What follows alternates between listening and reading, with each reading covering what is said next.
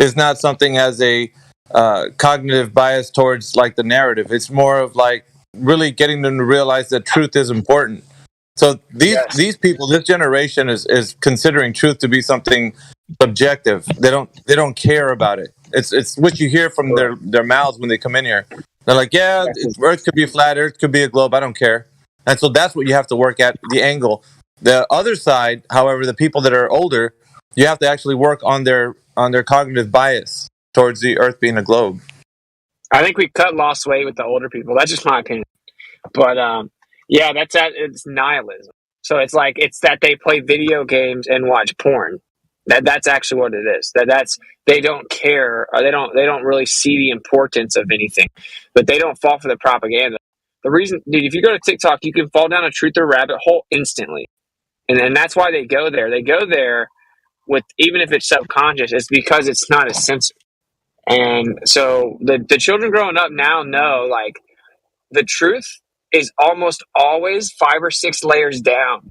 Like, they know that because I talk to them all the time. So I don't know. I think we're on the brink of something crazy happening, but you nailed it. The real battle is like getting them to actually care, right? It's fighting the apathy.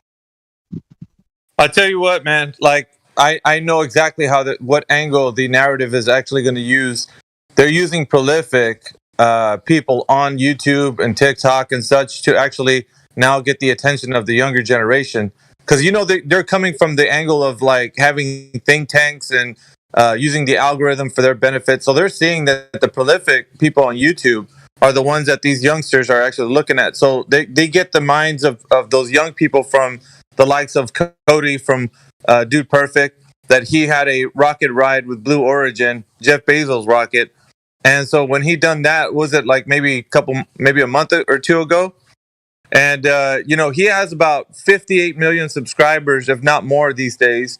And with that one thing that he done, he was like, you could see the comments just light up with the young people, so it's like they're targeting, their target now is not like the way we used to think back in the day, where they used to say, well, to be an astronaut, you need to have all the right stuff. Nowadays, it's just your regular person who's, extremely popular on YouTube. You get him on a rocket ride, and so people can think that space, going there, it's just everybody can do it. So they're doing a lot to actually insert themselves into the social medias and make that be the place where they're going to start, making young people converting over to the narrative. I do think that you guys are like really underestimating the ability of like younger people to discern bullshit from like truth as well. Because often, like, yeah, sure, maybe he's got like 30 million views or whatever on this video. But at the same time, like, loads of people are going to be there watching it going, oh, this is a load of shit, right? Loads of people are going to be watching it going, this is like mainstream BS, or however they conceptualize that. And there'll be some people who believe the authorities anyway, but that's kind of their personality type. They're going to do that regardless. I actually don't think that what you're saying is having a huge effect actually is. I think probably what's going on is that those people who already have an authority-based follow mindset are then imposing that on the next generation of authority-based follow mindset people. But everyone else is like, this is really weird and creepy, or why are they pushing it so hard? Yeah, what Miggy's talking about is apathy, though, right? Crypto. That's the way I see it. Yep. When you look at, but I think apathy is a lot easier to fight than like the emotional kind of defense of a position. So apathy is a lot easier to fight, in my opinion. But they don't even know. They don't even know it, though. That's the thing. They don't even realize this philosophical choice that was made a long time ago is affecting them now. Well, that's what's good. They don't realize all you have to do is make that realization click in their brain, and everything else takes care of itself. That's why it's actually way better now than it was 20 years ago. Yeah, yesterday there was a gentleman that came in here, and he was like, well, I know NASA lies. He's like, and we're talking about the shape of the Earth conversation, and he just was like, well, the rest of it, I don't really care. I was like, bro, that's cap. That you're in here, right? Like, I mean, you already know, like, I know that that the reason why you clicked the link or you actually wanted to be here is because there's more to it. It's like, And so after just having a longer discussion about it, he actually came around and he was like, "Yeah, you're right. I am here because I'm curious about it." So it's it's just kind of like I don't know. What do you want to call that? Like bravado, or just like not letting that wall down and just say like, "Hey, you know what? I am kind of curious. Like, what's going on?" Like further than just NASA lying or some other kind of agenda. They do want to know. Like that's Well, yeah, but younger people just always want to be cool, right? So that's where it's like flat Earth has to be cool, which is why first thing Kai told me was we need more pretty girls pushing flat Earth, and we do, and we need more TikTok presence. Which I'm about to jump on TikTok, but I'm 31. You know what I'm saying? We need. That's why I like mentor Caleb and Derek so much. I like every time they ask a question, I just drown them in info. Like, I'm sorry. did we lose with it? Yeah, maybe. But no, he is spot on though. It's like if you're the like cool rebel guy, then that's way. Okay, so let me put it this way. I was going to come at this same point from a different angle, right? So there's a bunch of guys I know in a separate community who are all into like weightlifting and they're all into like bodybuilding and various kinds of like bro culture, right? And there's a joke on there, even though they all believe the whole NASA thing, right? They always joke about how like the I effing love science meme, where it's like some nerdy guy and he's got like a NASA shirt on and he's got like twig arms and stuff. These guys who are into like quote unquote bro culture, they know instinctively that the people who are like adherents to like the NASA narrative are kind of nerds and they're kind of lame. They know that instinctively, even though they think it's true. Right? So I don't think it will be that difficult to push that a little bit further and say, yeah, these guys are nerds. Not only are they nerds, they're actually following something they don't even know to be true. Come and join the cool rebels over here. We've got cookies. That's actually not a hard narrative to push. Crypto, do you know the Fresh and Fit group that's getting really popular as of late? Yeah. I've seen a few that yeah, they're pretty decent. Right? Yeah, we got in contact with the people from their crew, their production crew, and they came in. We did like a bit of crossover pollination. We went over there and talked to in the Discord, and they came over here. We got the attention of some of the guys in there that actually helped, produce the show. And so we came in contact with them, and was it a couple of days ago? We got them in contact with David Weiss to have David Weiss come on the show. So we kind of connected David Weiss. David Weiss was listening to 24/7, and so we got a hold of him, and we connected them here in this Discord.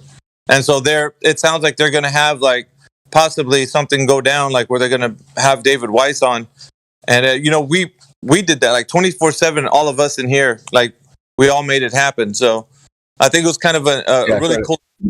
So I don't know if you guys know that, but that's what went down a couple of days ago. We had David Weiss kind of agree that he's going to get in contact with the Fresh and Fit group, and that's going to be funny something. You say that because Sneeko is one of the main guys that goes on there. Sneeko, the streamer, and so Sneeko just did a stream with who Nick Fuentes is, right? Everyone knows who Nick Fuentes is. Yeah, well, I certainly do. I don't know if these guys do, but I do. Okay, well, yeah. So Nick Fuentes, Sneeko, and then this guy named John Zerka did a stream. And John Zerka is the guy that debated with me on Modern Day Debate, and just like insulted the Glovers the whole time. But he's pretty funny. He's like really popular on he got kicked off Twitch, but he was really popular. So they were doing a stream, and they bring on this other dude, and they start talking about flat Earth. And Nick Fuentes is like, so he says, wait. Nick, do you believe in the or he asked the other guy, John asked the other guy, do you believe in the moon landing? And he's like, of course we went to the moon. And he's like, oh my God, like basically saying he's hopeless. And then Fuentes is like, this is the most blue-pilled normie ever. And he says, and the guy says, wait, Nick, you don't believe in the moon landing? And Nick says, jury's out, man. I don't see sufficient evidence that we went to the moon. And then he's like, wait, the earth is round though, right? He's like, I've never seen the earth. So long story short, Fuentes wouldn't touch this subject with like a 10-foot pole for many years. And it's actually a tactical decision because he already talks about such polarizing subjects He's really dwindled down his audience, and if he was to throw this wrench in it, it would just not be tactically smart. But Nick Fuentes is in Kanye West's presidential campaign. So I'm saying all this to say that, like, I already have a connect in with these people, and John's actually like telling them, like, oh, you want to have a flat earth debate, or you want to hear the best flat earth debater, he points to me. So what's going to end up happening is, like, I'm going to get integrated into that arena. And Dave Weiss is awesome. That's my homie. But I think I can relate to younger people a little better, But so all I know is that that's about to happen. If we spill over into the Nick Fuentes, Kanye West, Sneeko arena, which is the Fresh and Fit arena as well, then it's going to take off overnight. I mean, we are on the brink of it being a totally different paradigm where you actually won't be able to keep up with managing the server. You'll have to contemplate making different rooms. And yeah, that's what I was thinking about, man. Because like the influx of, well, we were talking to the guys from Fresh and Fit, and they were kind of happy to kind of connect this because they said their producer right now, he's already of the mind that the earth is flat. So he's kind of like giddy about like having flat earth content. And so like if we were to actually have that happen, where there's a connection between that and us, then we're going to have like an inroad into it. And like there's nothing mainstream can do to prevent this from actually going viral. It's going to go nuts. It's going to go bananas. It's already going crazy on TikTok. Yeah, that's right. This is what I was saying. Sorry. You're good. Yeah, this is what I was saying before, like people being glued to their like devices or whatever. That's actually a good thing for us, because what can the mainstream do about the Fresh and Fit podcast, like other than just take them down? And then that'll look hella suspicious. Like they've been talking about these kind of like edgy topics for years. The second they start talking about this subject, now they just pull the plug on them. Like that's going to look hyper suspect. Suspicious. Well, they can't do that. They can't. So that's what's so beautiful about flat Earth, right? So like that's why I'm still on YouTube, because I just talk about flat Earth.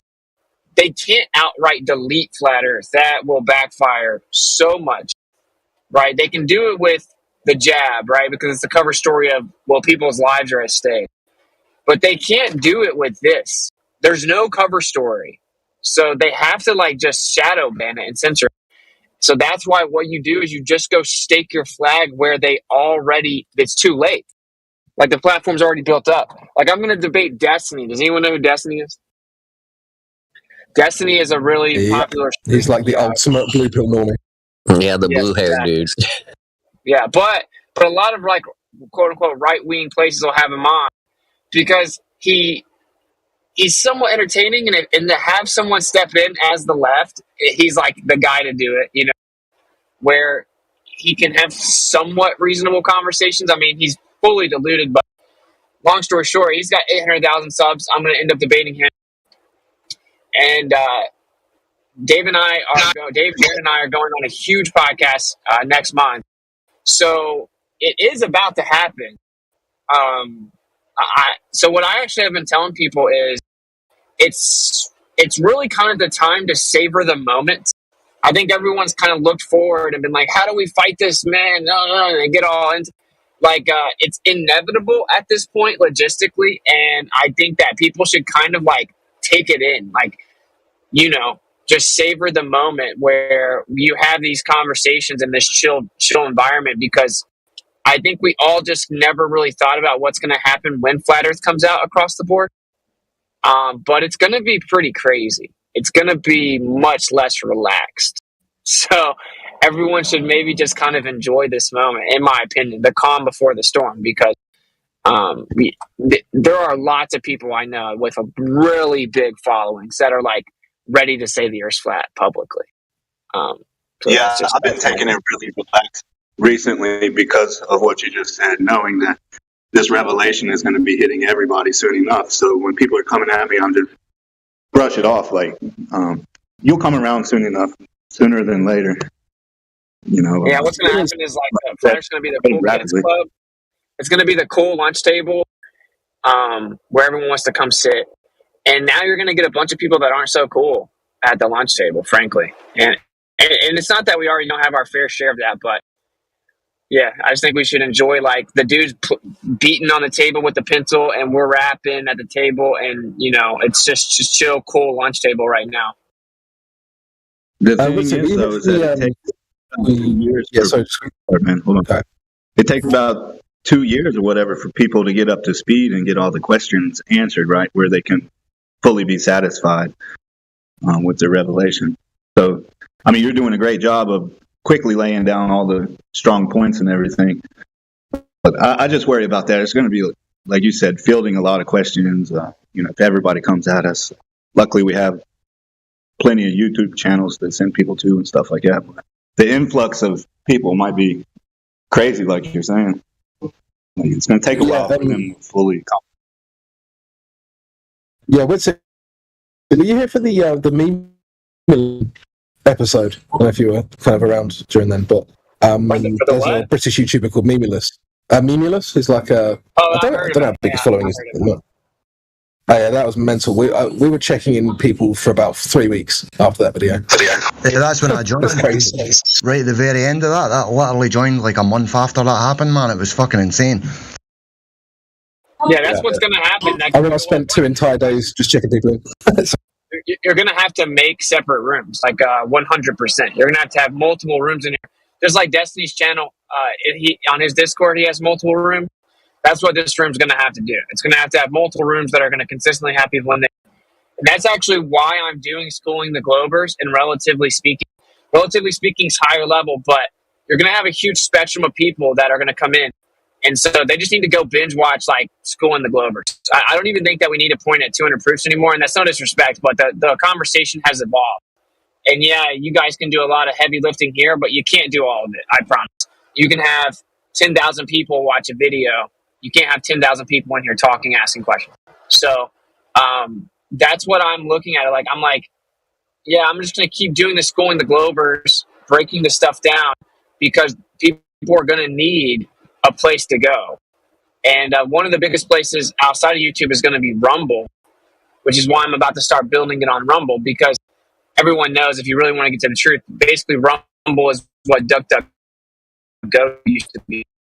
So, that's how we should actually maybe pump the brakes a little bit and kind of organize, because I don't think we currently have the infrastructure to handle it. Does that make sense? I mean, it'll take care of itself, but it'll be a bumpy road if we don't prep. What about Odyssey though? That's meant to be quite open as well for any kind of information. Yeah, Rumble's just way better, user interface and stuff like that. But yeah, Rumble's like the popularized version, I can bring it on, bro. I can't wait till this place gets flooded, man. What? You still in here? Is Winston staying here the whole night? I just left myself logged in. Okay. Yeah, I went to sleep pretty early. Well, I said early, 2:30. I've been trying to get people in here all last night and this morning, because they're posting so much stuff on Reddit, and these threads blow up, 5,000 comments within 2 hours or something. So I'm in there fielding the comments, low-hanging fruit, stuff like that, and then dropping links like, come here and discuss this stuff. I'm not sure if it worked yet, if anybody moved over here, but I've been trying. It's easier to... Well, look, there's something else that... Well, this is what I'm saying. I will say this, okay? If I used to push this server really hard. Now I don't push any Discord servers. It's just because I never think about it. I'm happy to do that. And even Earth Awakenings, but I can push both servers. But, everyone just has to kind of set their pride aside, in the sense that these people are going to come in. You're going to have a huge range of people that are just like you were when you first heard it. Because, I mean, a few of us were like, wait, what does that mean? And we were pretty chill about it. But a lot of us were like, that's stupid, and that's just natural. So I think you don't want to push people away. You want to be super chill. And yeah, you can't let them run around and interrupt and stuff, but you definitely don't want to be ban happy or mute happy or anything like that.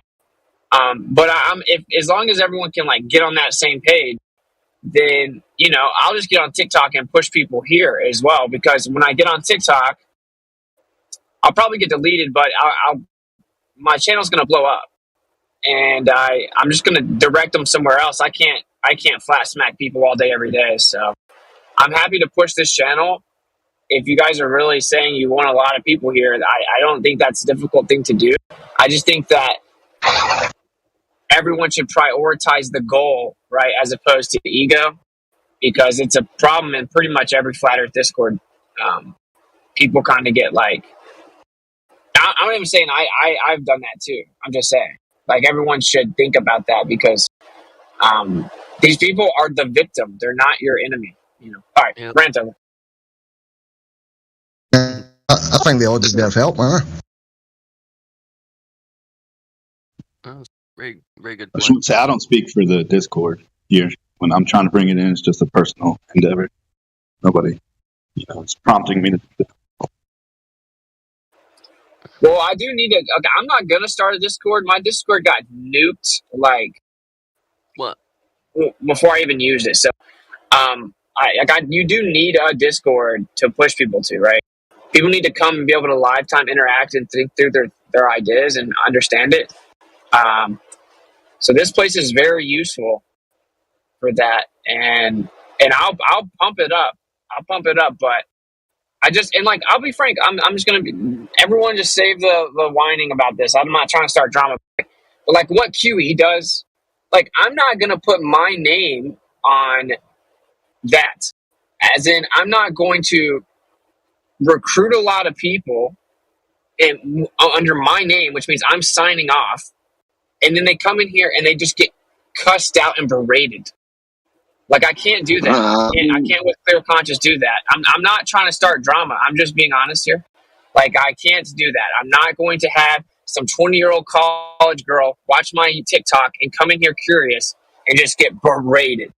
And so I think that does need to be prioritized, as in, like, the approach needs to be smoothed out. Yep. I'm just being real. I think we are relatively chilled now. I mean, we did have a couple of people that were excessive when it come to banning, but they're gone now. I think generally we are quite civil and chill. Sometimes it gets a little bit out of hand, but I think relatively we are quite chilled. Sure, yeah, that's Have inevitable. You guys ever thought about? Oh, I'm sorry. I was gonna ask you guys if you ever thought about, when new people come in, instead of letting them fire off question after question, if we gave them homework to do and say, hey, look, if you're really interested in this subject, look up, who measured the earth, and give them all those bullet points and say, now you leave, go find out that information and come back and let's have a conversation. And then that'll weed out a lot of people that really aren't interested in learning. Yeah, that's a 3 That's actually a points. really good idea, dude. I don't think that was.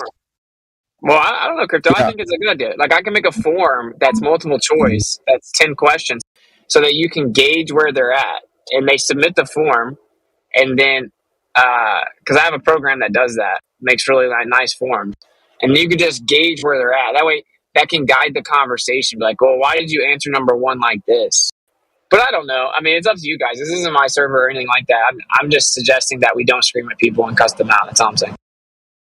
No, I think the reason that I don't think it would work is the following reason. We've both been talking about trying to be like the cool kids at the cool table, right? The rebels and all this stuff.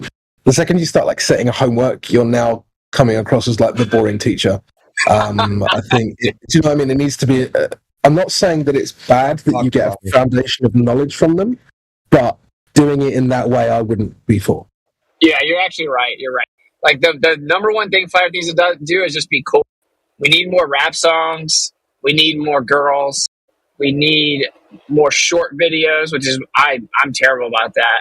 We need more like high level graphic design and production, and like dope beats behind our videos, and like funny.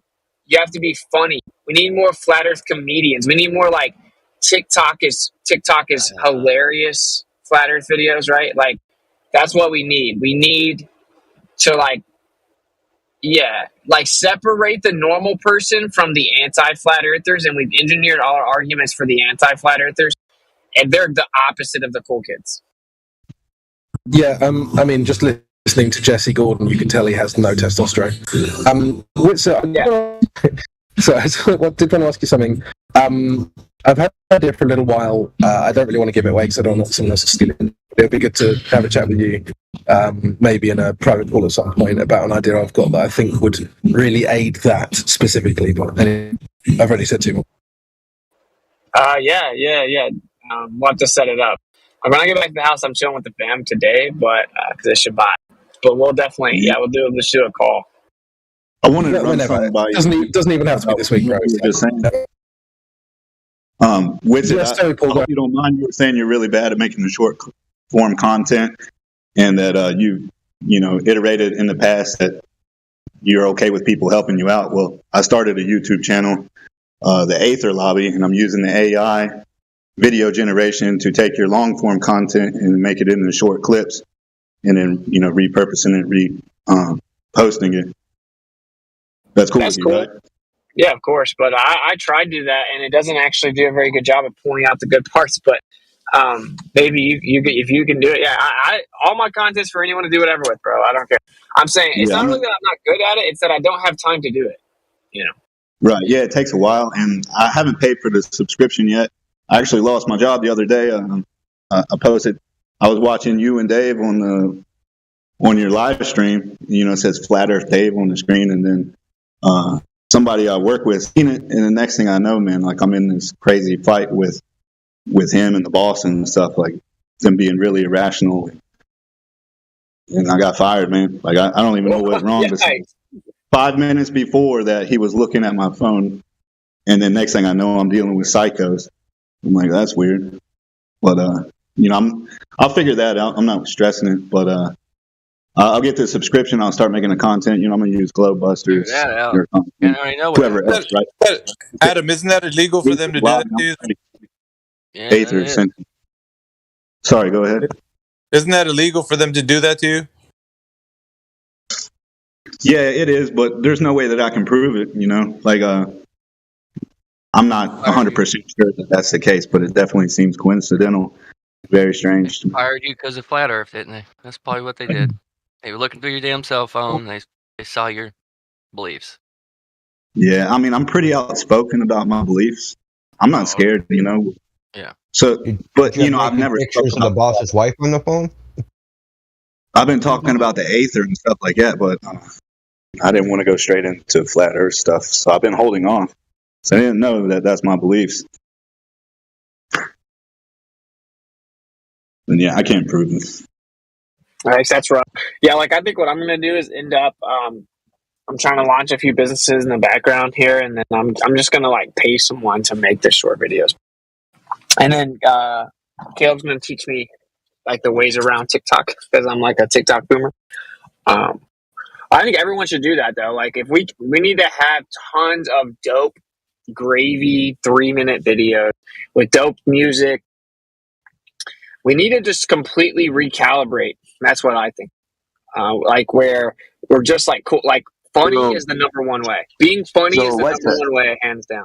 Indeed. That guy, Simpcord, that gets called Clipcord now, he's good at making short content, like loads of good sound effects, and it's quite funny the shit that he does, man. He just got gold just a few days ago, but he'll be your man for making short form videos for you, man.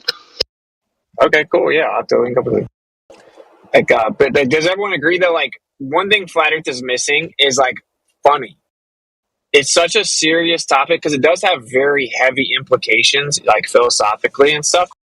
But like, it's actually a beautiful thing, Like I'm a flat earther and I love life, and in my real life, I'm literally never not making a joke. And like, I just think life is great, and I have a beautiful girl, and I just want to grow some food, and like, it's not the end of the world. Like, I think that it's such a heavy combo that we need to really lighten it up.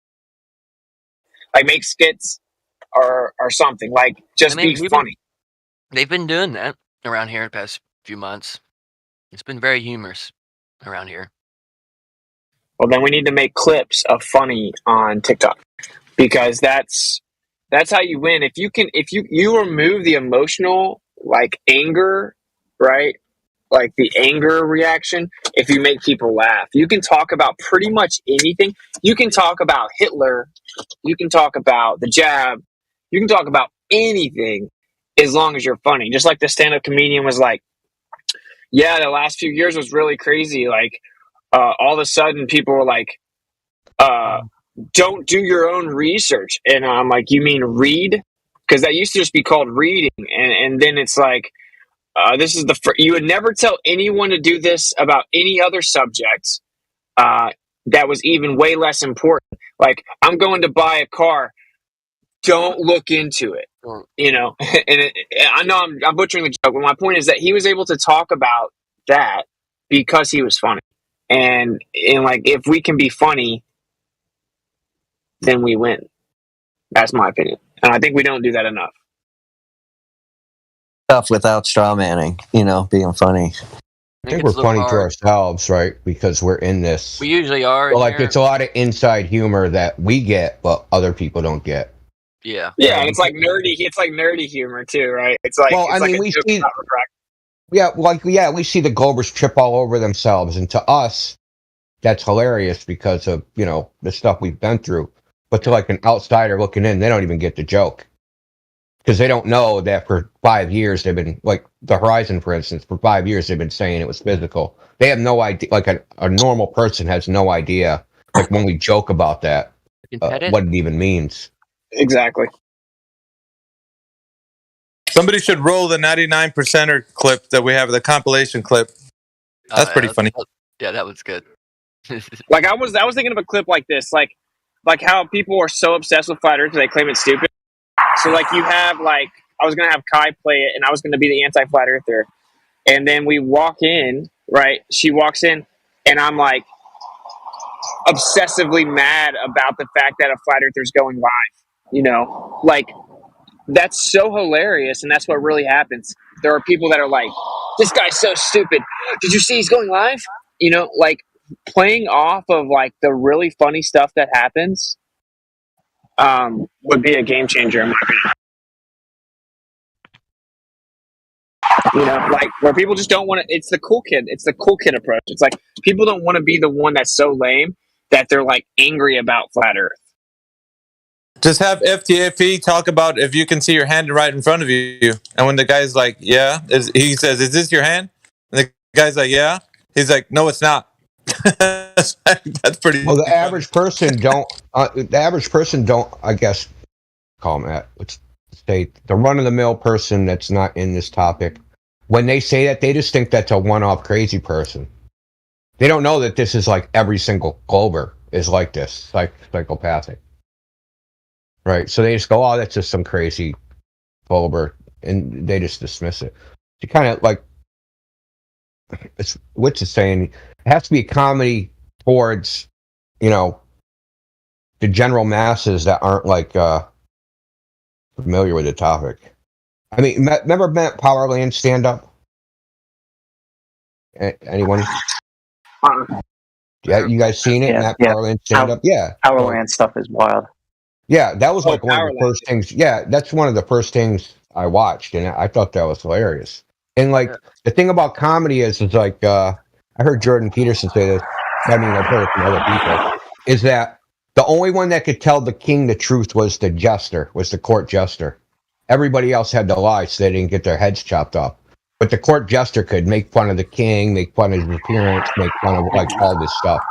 Right, for comedy, and everyone would laugh, and the king couldn't chop his head off. Right, so we need to take that same that vein. I agree with you, though. Freaking TikTok makes me fucking cringe. I hate TikTok. Yeah, but it's just you can't get it. I know, man. You got to go to where the people are. Like you can't be like, I'm making a restaurant in the middle of the ocean, and god damn it, if they don't come, that's their problem. You can't do that. Yeah, exactly. Freaking middle of the ocean. Restaurant in the middle of the ocean. And I understand why they don't care. They look at it like the boomers don't get it. Because when you go to TikTok, if you start watching the right videos, you will just like get lost in gravy. There's so much like incredibly interesting stuff on TikTok, and you're going to get like a real concise presentation with visuals, whether that be the old world or whatever. So I get why, from their perspective, they're like, oh, they just don't get it. You know, TikTok is super lame in lots of ways. Like all the what they're doing today, they're dancing to this song or whatever, right? But yeah, that's not the shit that bothers me. The shit that bothers me is the algorithm and how the algorithm, the interaction between you and the algorithm is the algorithm's feeding you what it thinks you're gonna keep swiping. That's its motivation, right? That's how they programmed it.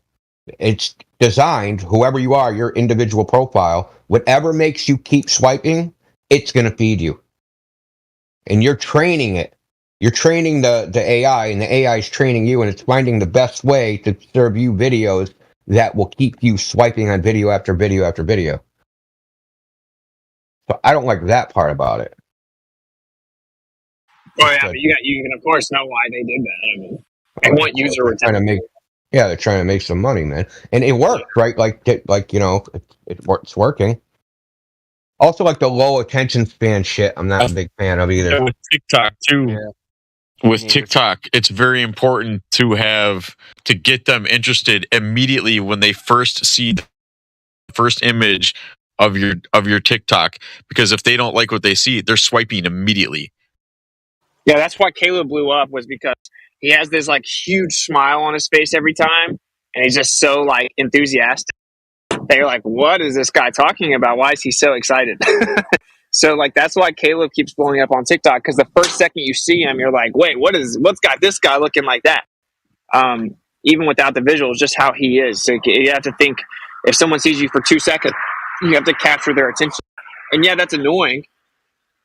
But it's just he always starts with a question or a provocative statement.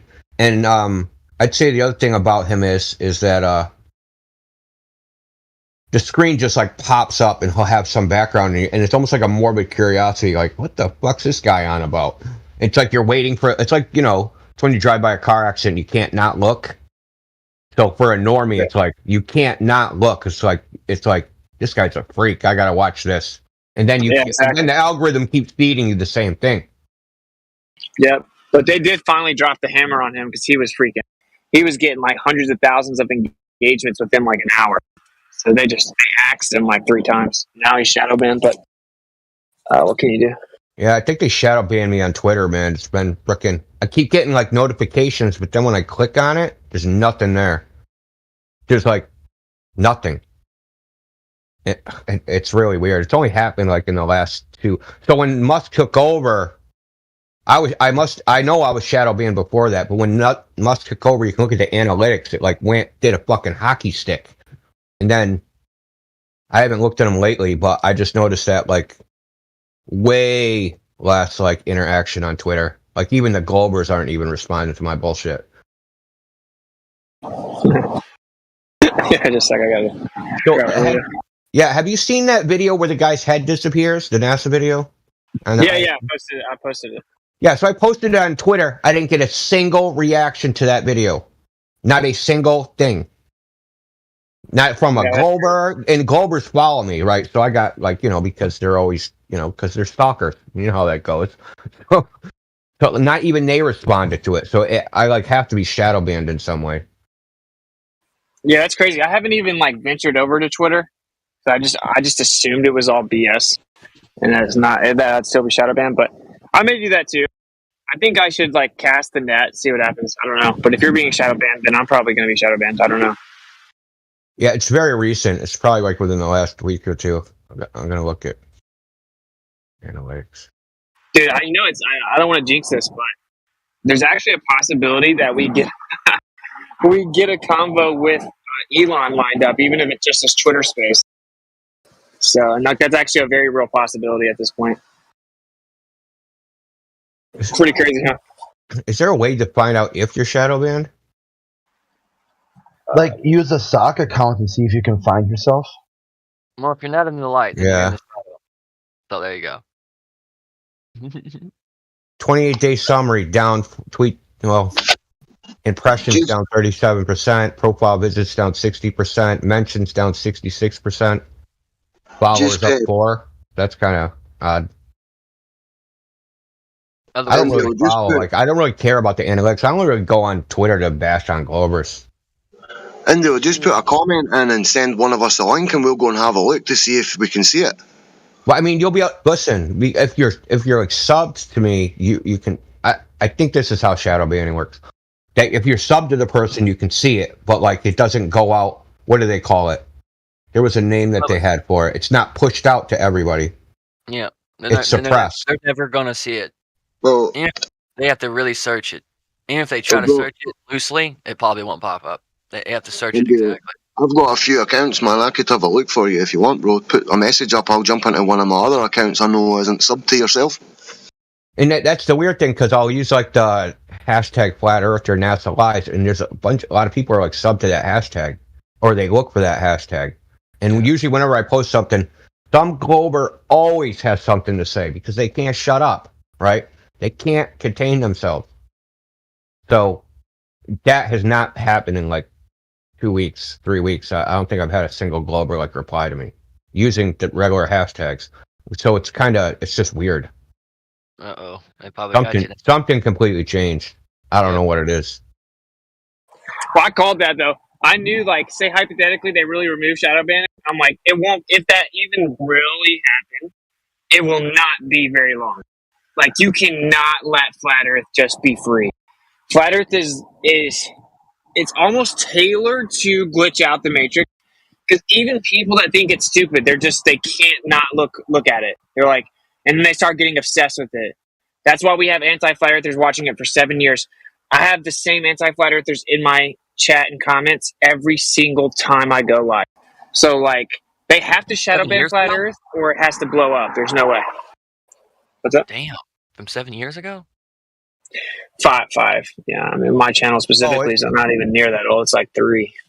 Yeah, if you look at any of the comments of like Nathan Oakley, it's like the same people that have been hanging around for 6 years, same people, making the same stupid comments. The ranting stuff haven't figured it out yet. Damn.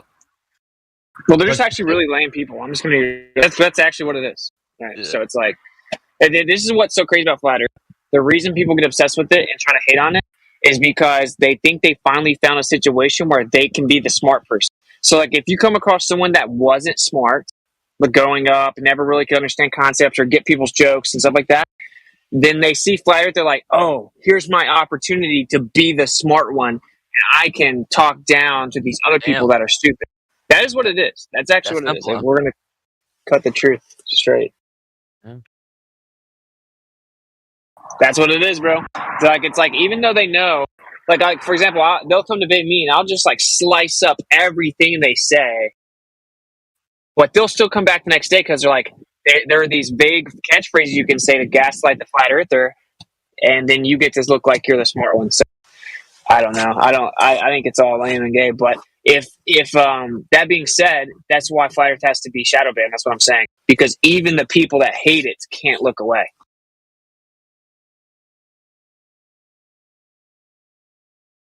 What's interesting too is you ask them, what is it? Why you filled with so much emotion, so much hate? Can you tell me what you're mad at? And they can't do that either. They can't even tell you what Flat Earth is, but yet they spiral out of control over it all day, every day. Get them to say they don't know. They can't admit to what they don't know. They don't know. That's a big one for me, man. If you can't get someone past that point, I can't talk to you. It's really hard. But they're great to recruit new people, though. Like, when people see people act like that, they're like, "What the? I don't want to be anything like that guy." Definitely had my mind. They're treating us like one world, lying and deceiving people. That's why they're full of hate. They think we're the odd ones out. Well, the globalists aren't really growing. They're just like the leftover rejects of third wave atheism who just got trounced in your early 2010s. So they tried to get a quick win to stay relevant, and they picked a fight with Flat Earth. And they got roasted again. So they're going to eventually just die out, and then, a new social movement will come along, or, or something else will get their attention. But yeah, it's interesting because they think they've seen this episode. It's all entertainment for them. But every day they'll cue in to say the exact same thing they said yesterday. And nothing changes that. Give them like a fake launch. They still do still spiral ball flat Earth. Give them Elon Musk to entertain them. Maybe run as a Republican vice president for DeSantis. Nothing changes. They're still laser focused on flat Earth, and they can't get off it. It's their own fault for why they're this freaked out. They made it up in their own mind, a version of something that no one else is even talking about, which is why they can't articulate it, because they lack an education. They can't articulate their ideas because with education comes articulation. So they have an idea in their head that they can't express to the world because they lack the language skills to be able to do so. So they spiral. They act emotional because that's what they do know. They do know that as a baby, when they cried, their mom gave them the cookie. And that's what they want now. They just keep crying till someone gives them the cookie. Yeah, I've said before that there's plenty of lame douchebags out there that will fit that perfectly. But then there's maybe I'm being overly cynical, but I'm sure there's something deeper as well. People like Matthew, for instance, he makes no bones about it. He says it's up front, doesn't he? Why he's here. He's here to dissuade new minds. So they keep making these comments under these videos, and they're not really even talking to you. That's the reality of it. So I've been looking into all these dark magicians and white magicians and all that, and it's very interesting. You know, the dark magician, he tries to control others, but in doing so destroys himself. I'm going to keep reading up on it, and then I'll talk about it a little more. Sounds about right. Yeah, that's actually a very good point, though. Like, that's what happens. They're not talking to you. They're just trying to be seen by the other people and convince them away. That's why they talk right past you. They never acknowledge their reputation because they don't actually think they can debate like a well-researched flat earther. They're just trying to posture for the new person. Yeah. Right. So. And it really sucks when they don't even like hear what the hell you're saying. Like they'll be talking, and you'll be talking, or one of our guys will be talking, and they didn't even hear the question. It's actually a pretty brilliant tactic, right? Because a lot of people go to the comment sections before they watch a video. So, or like right at the beginning and pause it and go read. So what this one guy's example on my channel for like a year now, he spams like 7 different comments, big, long, drawn out things. And they're like, it's like, there's the illusion that it's relevant to what I said, right? And how I'm wrong about everything I said. And he's like, we measured the aberration this way, this year by this much. And Witsit said this, and he'll blatantly lie about what I said, blatantly lie about it, and then send like a big long paragraph. But it's like, if the person didn't watch the channel or the video and goes and reads it, he's like, oh wow, this guy just smoked him. I don't even have to watch it, right? He was wrong about all this stuff. And he would spam and spam and spam. And then I would just respond and refute everything he said, and he would never acknowledge it. So then I told him, like a week ago, I'm like, look, you just lied about what I said in the time zone video. You blatantly lied. You said I ignored that there were these time zones, and literally in the very sentence you're talking about, I specifically talked about them, showed them on the screen, and pointed them out. So you're just blatantly lying for the people that read it. So either concede that you lied and that you're wrong, or I'm going to hide you from the channel. And I was like, if you don't respond, you're also going to get hidden. Because this is after like a year. I'm saying all this to say that when I finally hid him, so when you hide the user from the channel, every comment they've ever posted disappears. And he got so triggered, he made a different stock account, came in there and was like stalking everyone else's comments, replying, talking about it. And I'm like, oh, so this proves the theory, which is the reason that you're here is to try to dissuade other people that are interested. And that's why you're so mad that all that work you put in for a year to do that is just gone overnight. So, like, you have to kind of know what you're doing with it. Why the fuck do they care so much, man? If it's that stupid and we're that retarded, why the fuck are you constantly in comments making fucking bullshit statements? It's like they hear a couple of words and then they just jump on a couple of words and they make up stuff. Yeah, which I do the same thing. We get all these like alt users that keep coming back over and over again, and I know it's an alt. I'll right in front of them. I'll delete all their comments on the server. I've seen that. Yeah. So don't come like listen. You come talking that smack, dude. You're just wasting your time. You're talking into the air because I'm gonna just delete all your comments and it's gonna be like you were never here. So if you're gonna come in lying, saying stuff that isn't true, talking about us, talking crap, like it's not gonna. No one's ever gonna see it. You're literally wasting your time. So just come in, be honest, and you're fine. Bro, what's crazy in India too is what they do is they go around then virtue signaling, claiming that I'm censoring them and that I just want an echo chamber. But in reality, on my channel, I specifically tell my mods not to ban Glovers.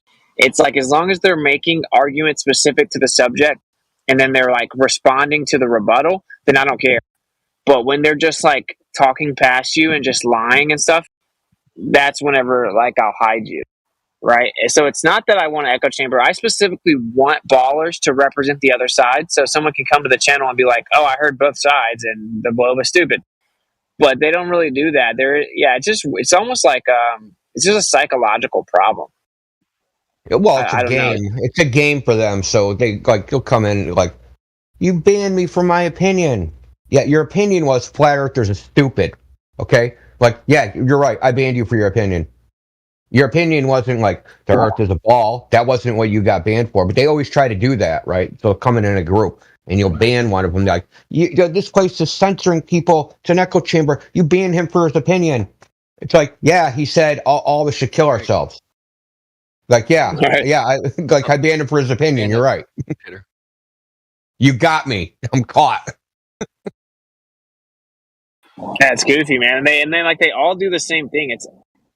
I don't like the word, but it's almost like demonic. It's like this weird thing. It is weird that it's all like the same tactics. You can go on any of these social media platforms and they all do the same. Like there's the arguments, right? We know all those arguments are the same, but the tactics, right? The propaganda tactics, the manipulation and the gaslighting and all that stuff. So I'm sure you've dealt with this gaslight, right? So Flat Earth is going nowhere. Flat Earth is dying. You're just wasting your time. Nobody even cares about what you're doing. Like, so they're gaslighting, right? So why are they doing this? To like discourage you, to get your morale down, and like it's just a game. It has nothing to do with the topic. It has nothing to do with anything. It's just their opinion to discourage you, right? And like, this is a tactic I've seen played out over and over and over again over the period of 5 years. This can't be just like some random thing. But where the fuck do they come from? How the fuck do they get the information that you've just put a video up? They're not sub to you. They're never they've not got any other way of finding out that you've just put a video up. But they still, that guy TJ, he's in almost every time I put. He's always asking for a map. He's like the fucking reward is now 1.5 million. How the fuck does he find out when I'm putting a video up? So Pancho, like the comments thing, right? So there's certain Globers, right? So like if I go to different like flat Earth channels and I'll see the same Glober in the comments asking the same question. Oh, there's no flat Earth map, and then there'll be some other Glober, and like in every comment section of every freaking Nathan Oakley video and every other flat Earth video. Oh, there's no flat Earth model, and like it's like they get assigned a task. Like, this is what you're going to argue about. Go in all the flat earther comments and make the same argument 50,000 times. The same freaking conclusion that game too. So TJ or whoever has been assigned to you to ask you for a map over and over again. Panto. He's been asking me for fucking 3 years or something. 4 years, maybe more. And he's not sub to you? Nah, he's not sub to me, man. There was another guy, I can't remember his name, but he was constantly in my comments as well. I had to fucking hide him as well. But that TJ dude, he's never been sub to me, and he's in, like, I've had maybe fucking 8 or 9 YouTube channels, and he's been in every one of them. He's your personal agent. Look at it that way. At least I must be doing something right. Fine, fuck. Bro, I got so many agents, man. Like, if anybody needs something, man, hit me up. I got like 5 or 10 of them. Yeah, maybe next Everywhere week you when go, if I everywhere you get go to the bored, store, there's probably 5 or 10 of them watching you. Freaking weirdos, man. get some rope with some CIA agents. It's really weird because it's like, well, this is I'm aware enough to actually realize that what they do is somewhat effective, right? And that's why I eventually hide them, because it is somewhat effective. What it does is it like tickles that part of the subconscious where they're like deathly afraid of being a part of a group that's so uh, counter to the mainstream consensus, right? That's the main thing you're dealing with is fear, Yeah, fear of not being accepted, and so that's why that tactic works. It actually works because that's its it just purpose. throws gas on it. Yeah, exactly. Yeah, which I said this years ago, man. That's its purpose. Its purpose is to go in the comments and abuse flat earthers so that anybody that even considers it knows, like, listen, dude, we're gonna beat the shit out of you if you become a flat earther. Don't even think about it because you're gonna get abused like these guys. So Exactly. it's like they're trying to send a message, right? And that's what they say, right? Like the mafia, it's like, let's kick this guy's ass and we're gonna send a message to all the other people. That's crazy, bro. That's why only the real ones pop up out of it, right? But it backfires to an extent. There are a lot of people that are like, oh, when I saw all the intimidation tactics and the lying and the gaslighting and all that, that actually made me look into it seriously. But I feel like the numbers are probably really skewed. I think most people are just kind of weak, and they don't want to be like the group that gets made fun of. Yeah. That and the well's poisoned. They get everybody ill, so. Well, yeah, we've had plenty of people come in here. Like there's like, you can tell that there's no way, no matter what information we give them, that they're gonna be like, oh yeah, now I'm a flat earther. Like, there's no way, just because of the social repercussions, they'll never do it. Their lives are defined by what people around them think of them. Yep. Oof, man, that's bad. Yeah, that's a sad way to live, man. But hey, you know what the funniest part is, and I keep saying this. So a lot of these people, they're super afraid of not being part of the majority, right?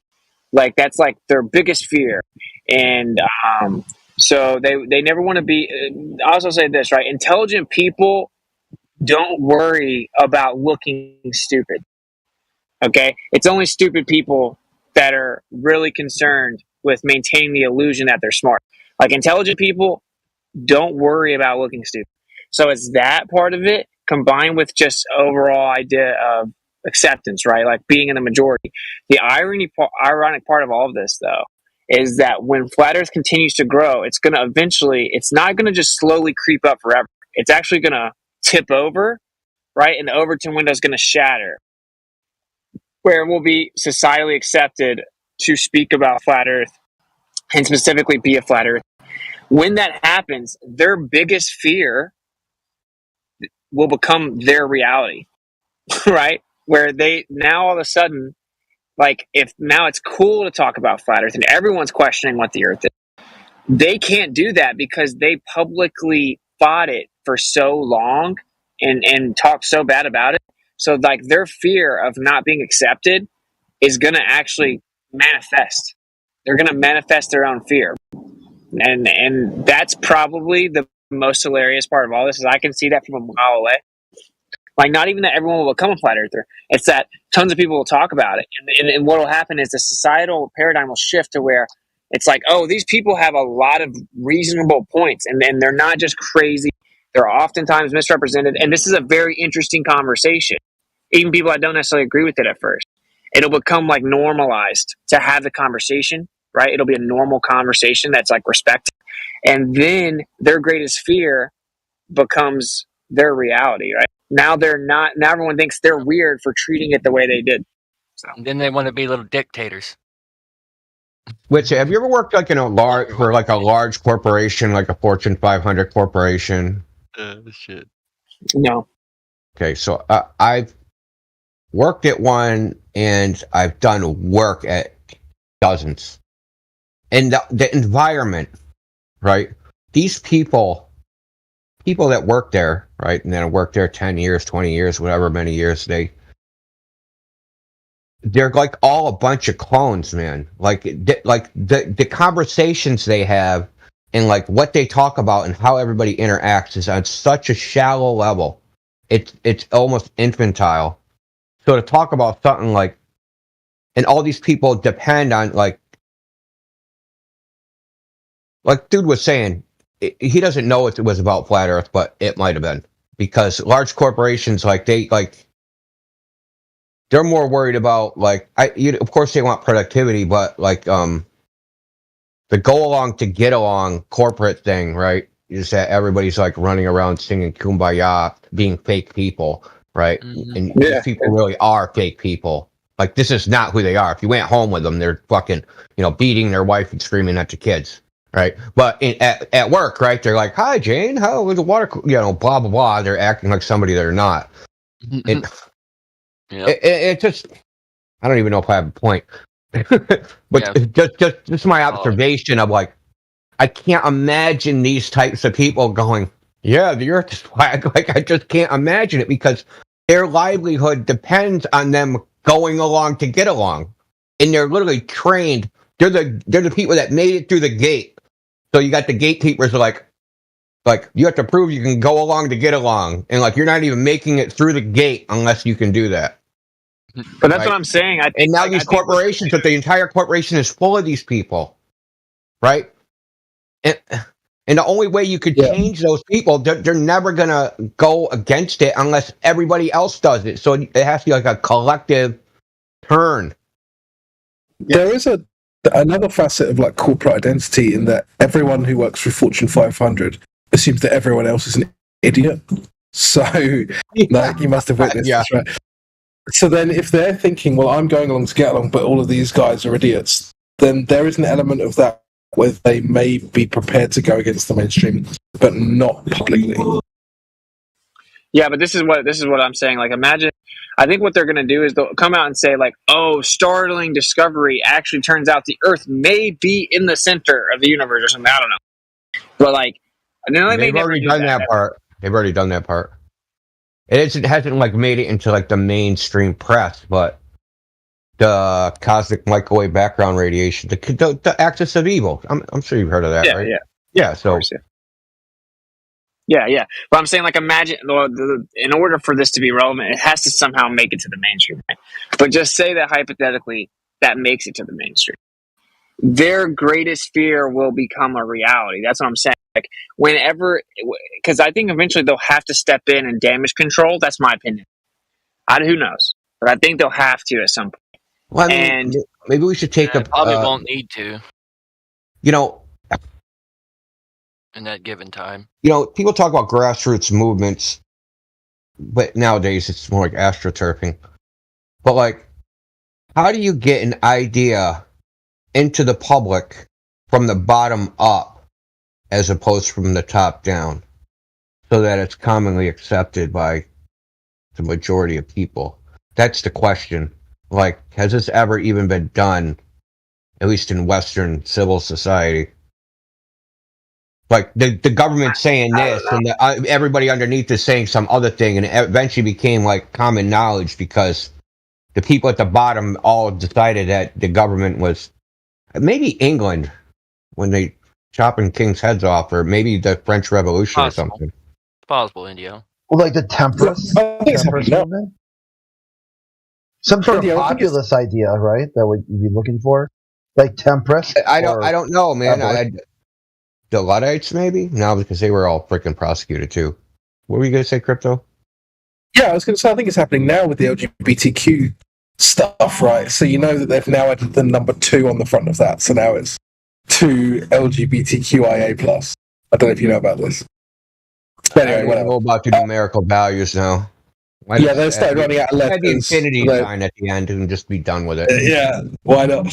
So yeah, they started running out of letters. They put a number on the front. No, not really. What? It stands for Two Spirit, apparently. What the fuck that means? Regardless, I think the vast majority of people don't buy into this at all. Yeah, so I read an article on Zero Hedge how, like, all these corporations have done these, like, virtue signaling nonsense campaigns. And all those companies have basically tanked. Target, Bud Light, and people are mad about it. Like like people are voting with their feet, right? They're voting with their dollars. Like, you fucking promote this, don't want nothing to do with you. So like, these corporations are at like, do we satisfy the terrorists, or do we or do we try to make money? And it's eventually going to come to a head. Corporate is going to have to turn on them, because they've utterly failed at getting people to accept, mutilation of children, basically. I mean, it was just as an example of like where something's being imposed from the top down, and the people from the bottom up are going, nah, I don't accept this. I'm not buying into this. Yeah, I under. Reality. But I'm trying to think if that's just like an outlier case because what the topic is, because it's pretty basic human biology that there's only men and women, and that's pretty basic common sense that you shouldn't be talking about children about sex way before puberty, right? Yeah, I agree. Yeah, sure. But I mean, to be talking like, but these are like, it's not as, it's more grounded in like very base, anybody understands it, as opposed to like flat Earth versus globe Earth. And it should doesn't the obviousness of the conclusion that you should be doing this just reveal the hubris of their like mindset or whatever? Yeah, I mean, like, we could try and tie. I mean, I've tried a couple times in this. You see, to tie them together, right? It's the same thing, right? You're basically denying the reality that's in front of your face to accept the concept that someone on high told you, "Oh, you're wrong about that. It's really this." Oh, boys and girls, no, you're wrong about that. There's more than boys and girls. I'm a scientist. Yeah, I mean, I remember a guy going on TV in England and literally saying with a straight face that there is no genetic difference between men and women. And the presenter was like, yeah. I'll see if I can find the clip. And the presenter was like, was this guy on crack? Like, you could, like this. It was like the face of disbelief. Like, you're saying this on television and you're not embarrassed. Like, are you serious? But I think the thing is, right, is that this also leads to a wider culture of disbelief in these establishments, because they're saying all this bullshit that everyone knows is wrong. And so it's like, well, okay, I can't trust them about that. What else can't I trust them about? Yeah. Well, flat Earth is blowing up to a degree. I know that. I mean, we've gotten a good amount of people. We had that Fresh and Fit come over here. We went over somewhere last night, and we actually got treated normally. I mean, there was a couple psychos, but, they were, relative to the psychos that come here, they were actually pretty tame. It's Princess Leia said it best, though, when she said, the more you tighten your grip, the more star systems will slip through your fingertips. The more it's like they're trying to squeeze sand, and the more they're trying, the more they reveal themselves. Yeah. Yeah, I agree with that. But this is about like leveraging the current state of affairs, right? The current state of affairs being, I don't believe what you're saying about gender stuff, and I don't believe what you're saying about the Mexican beer germ and the Fauci ouchie. That's turning out to be a bunch of horse shit. So, like, yeah, what else are you lying about that's obvious? Right? Because even the Fauci ouchie thing, it's pretty obvious that, like, if you take a couple days to make a thing, and then give it to people and experimentally, and then you're saying, we're going to give it away. It's so valuable, we're going to give it away. Yeah, like, yeah, even people find that hard to believe, or normal people. So this is, like, thing is, we have to overcome a longer time frame and tradition of indoctrination than those other ideas, right? Because the globe concept has been around for a long time, and like, it's not just like we deal with teenagers, but it's also their parents, their grandparents' parents, like going all the way back multiple generations. We have to get like 5 generations away till the average person even considered that the Earth was flat. So it's like we have a bigger hill to climb. Is all I'm saying. Well, you say that, but they're doing a lot of hard work. Santa. We believe in the globe before we believe in Santa Claus. Sorry, it goes back real far. Yeah, I mean, you say that, India, but they're doing a lot of the work for us. They're coming up with these unbelievable lies, and I mean unbelievable in the kind of true sense that they aren't actually believable. You know. Come on, man, Uranus smells like farts, man. That's why I always drop on them. Did you know the moon was inside the atmosphere? They're like, no, that's fucking stupid flat earther shit. And then I, show them NASA saying it. And then they're like, it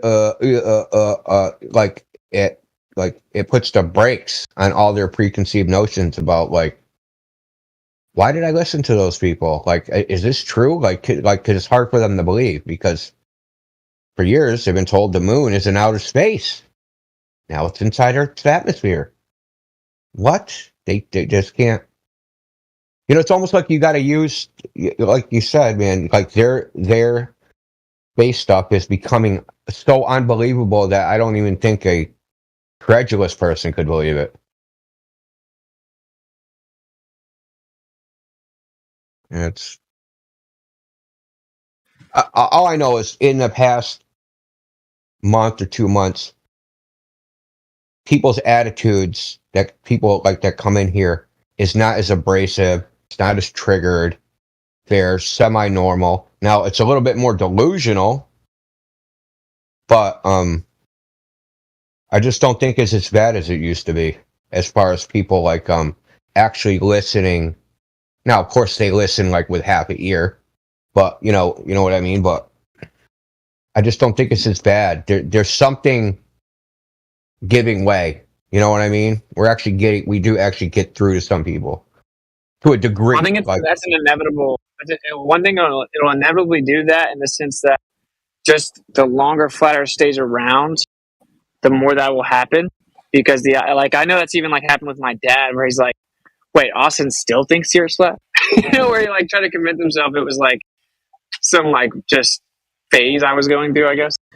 And so I think that combined with more prominent people mentioning it, or even just having a discussion about it, changes everything. Like all the younger people like look up to people. So like say Joe Rogan's talked about it seriously, he won't. But like if they hear these people they revere say it, then all of a sudden that shatters their whole like you can't be cool and talk about flat Earth. So I think that more of that's happening, and the fact that it's been here for so long and it's not going away. Yeah, the desensitizing effect. They get that initial shock and revulsion. Now there's like getting desensitized to the idea. It's like the Rodney King thing. Like you just keep showing the video of him getting beat till it's like doesn't even look that bad. Oh, that ain't that bad. By the 290th time you've seen him get beat, doesn't even look like a beating anymore. Looks like they're giving him a massage. You think cool? They say, well, but what does it matter? They say, okay, so it's flat. What does it matter? I still got to go to work tomorrow. They've beaten people down to that point too, where ultimately it really doesn't even matter. They're in such control. I still got to go to work tomorrow. Yeah, well, that's a good point. That like the idea, right? It doesn't matter. I just have to go to work anyway. Well, yeah, that's why it matters, because you think that's what's the most important thing in your life is to just run the rat race.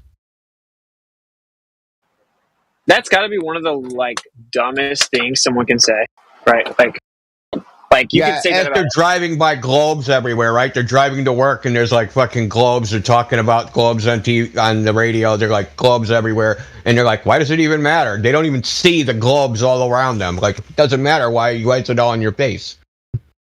Yeah, like it's like you could say that to anything. Like, did you know? It turns out that scientifically speaking, there has to be some type of intelligent designer. I still have to go to work tomorrow. Like you could say that about anything. It's like.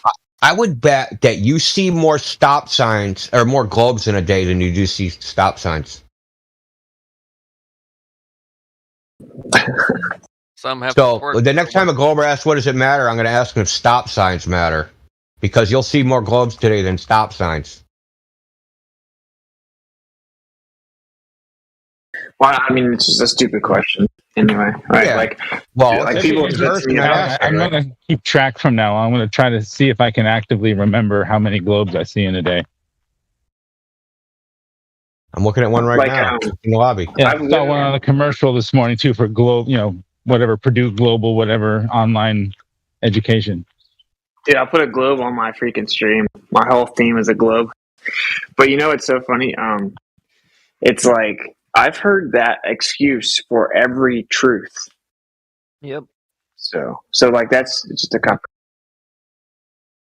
Well, personally, I don't remember them saying again about 9/11. What they say about 9/11 was I've heard it doesn't matter. It doesn't matter because there's nothing you can do about it anyway, right? Yeah. That like you're just bend over and take it. Yeah, because you still got to, they're still going to, I've heard that excuse for 9/11, for JFK, for anything. Just to not even look into it further and just, well, what does it matter even if it's true? Yeah, just the what does it matter line, right? Like, they say that with everything. It's just an excuse, bro. But I mean, I'm saying, like, even with the is there a creator conversation, how could anything matter more than that? So it's but they've been weird. But they've been conditioned though. Like, it's like when people say, like, how does it matter? Like, that's in their mind that they live on even if they're not interested in the subject, at the back of their mind they think they're just an amoeba on a rock barreling through space. So it kind of forces that apathetic view of everything else. There's interesting and easy rebuttal to that, though. You just say, well, if you're falling for this lie, you're going to fall for the next lie. So just be aware that they're lying to you. That's that. And they might think, oh, that will affect me. Like that, if they think this current lie doesn't affect, it's cool. The next lie might. You're breaking up for us. Who is that? Is it Crypto? Sorry. Yeah, breaking up for me as well, bro. So, how about now? That's better, Crypto, man. Yeah, so they're saying, oh, how does it affect me? Well, maybe it doesn't. Maybe it does. Who knows, right? I think it does. But just because this current lie doesn't affect you doesn't mean the next one won't. And they need to be aware of that, But imagine how deluded you have to be like, oh, so they lied about the earth and drew a giant circle around you for the slaves, like a playpen, and no one knows that they're in a playpen. And no one knows what's outside the slave circle. What does that even matter? Who cares? I still have to go be a slave. It's like, what the? It's so dumb. What? That was so good but simple.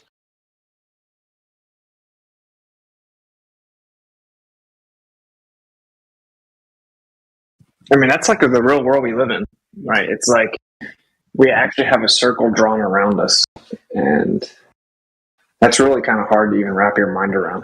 It's like insane. It's like a movie. Well, my circle out here is pretty peaceful, so other than a couple things, private.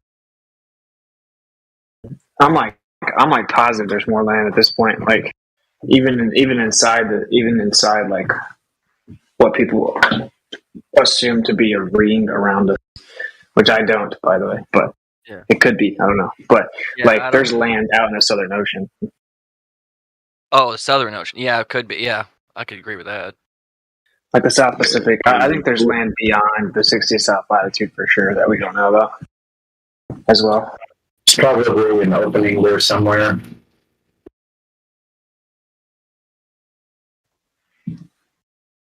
Why would we ever just jump to the conclusion that it's just like a finite ring around us? Because, like, why would we ever think that? Like, what evidence do we actually have? It's been programmed into our mind as well, man. So they're programming the flat earthers as well. That's right. It's a flat Earth. It's a flat Earth net. It's another page. Yeah, I kind of go with there is one. No, I mean, yeah, there may be one, but how do you know that? Like, you can't just go past it. Like, yeah, you can. I will confidently say you can. Of course, it's my opinion. But there are people that claim to have done it, though.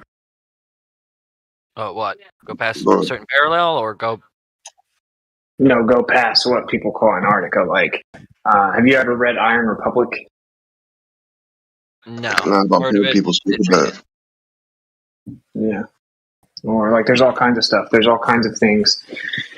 So I don't know. I mean, I certainly don't know the answer, but I think honestly, though, we may underestimate just the magnitude of how big this was. There's probably an inner Earth around those edges, entrances, going to the underground. If I had the resources, man. Sorry, bro, let me go. Hey, bro, I spoke over you, mate. Sorry.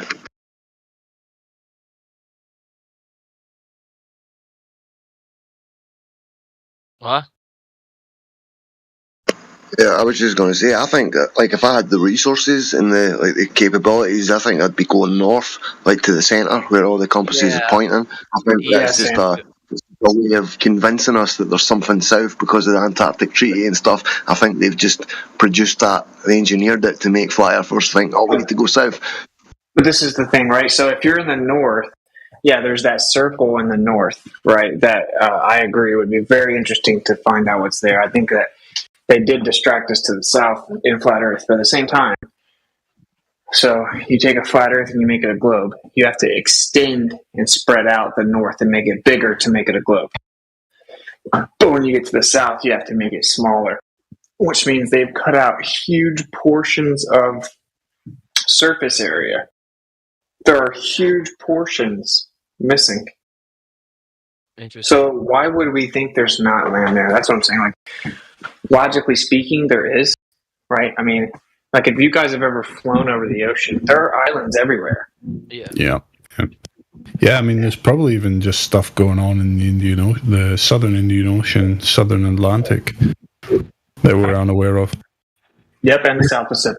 Like there are huge portions that are just cut out. I think everyone should make sure they look at where they take the flat map and make it a globe. There's that GIF that like wraps it and turns into a globe and vice versa. You have to stretch out the north.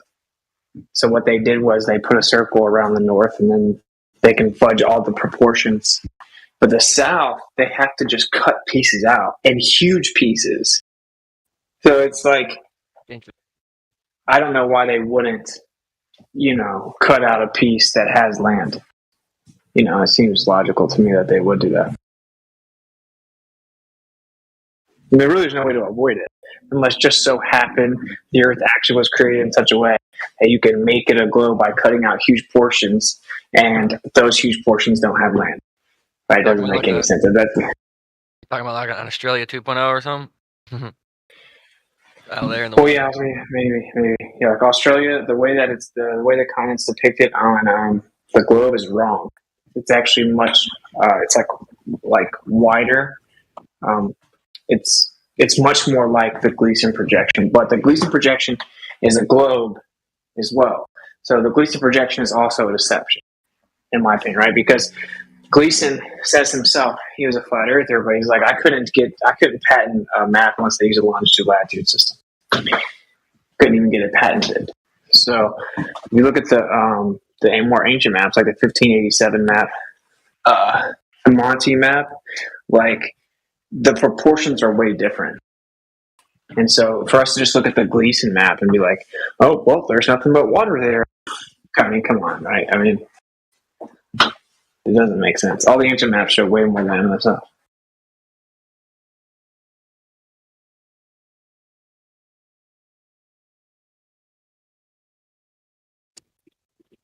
Well, a quarter of the circumference is about 6,000 miles. So from the equator to the North Pole should be 6,000 miles.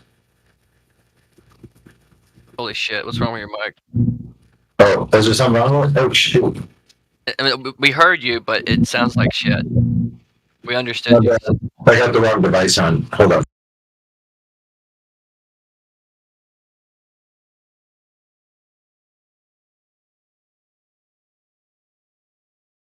Damn, I couldn't tell if that was Sunny. Freaking voice was really deep. Raspy and breaking up. I don't know, that was weird. It was an aggressive voice change.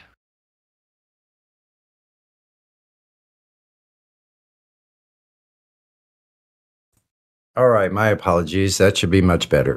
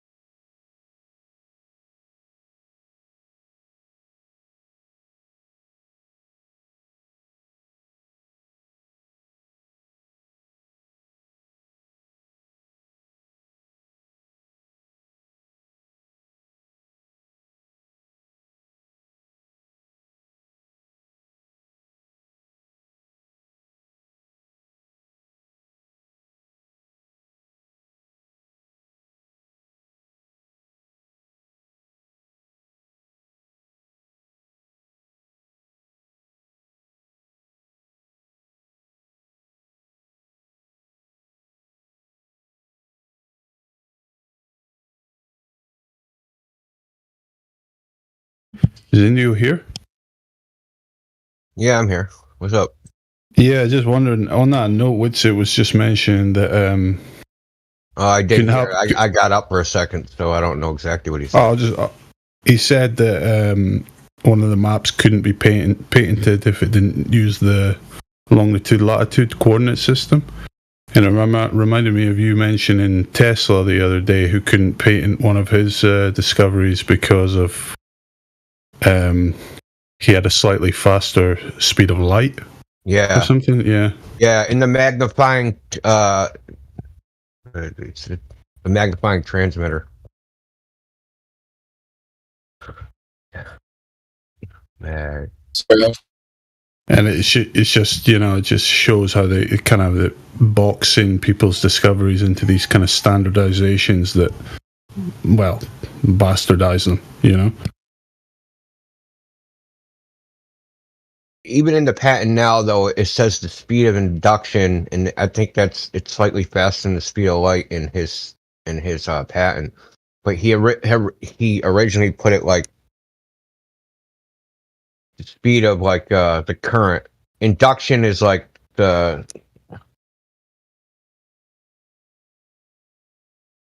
so when you have a changing electric field, you will create a magnetic field, and that transfer of energy from the electric to the magnetic is called induction.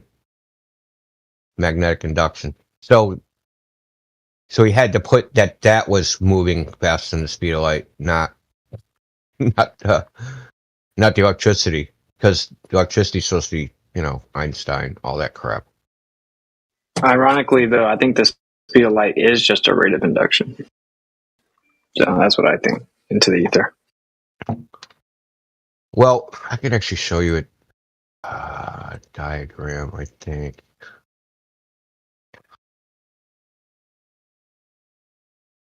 I could find a diagram, but the thing is, he talked about it. So he got sued. He was in bankruptcy court, and he had to testify in his bankruptcy, and he talked a little bit about it.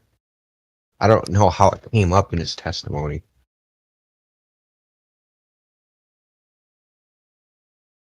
I think they were trying to like the other side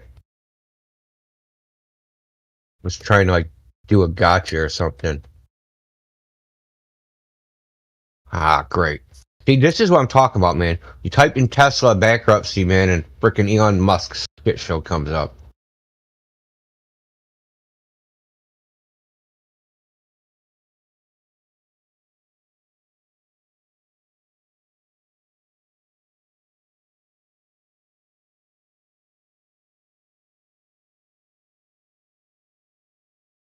See if I can find it.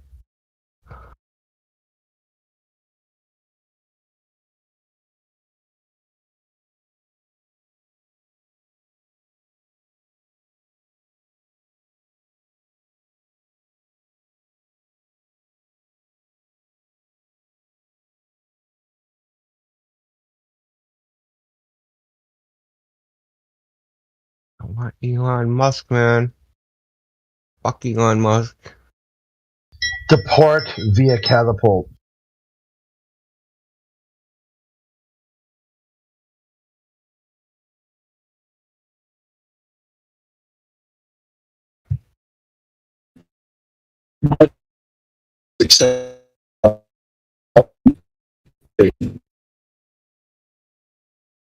He's overstayed his welcome. Time to go.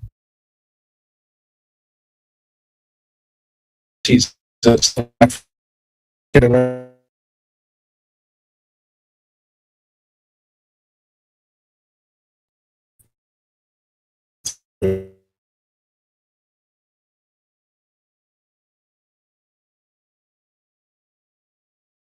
Yeah, okay, so I have a picture of it.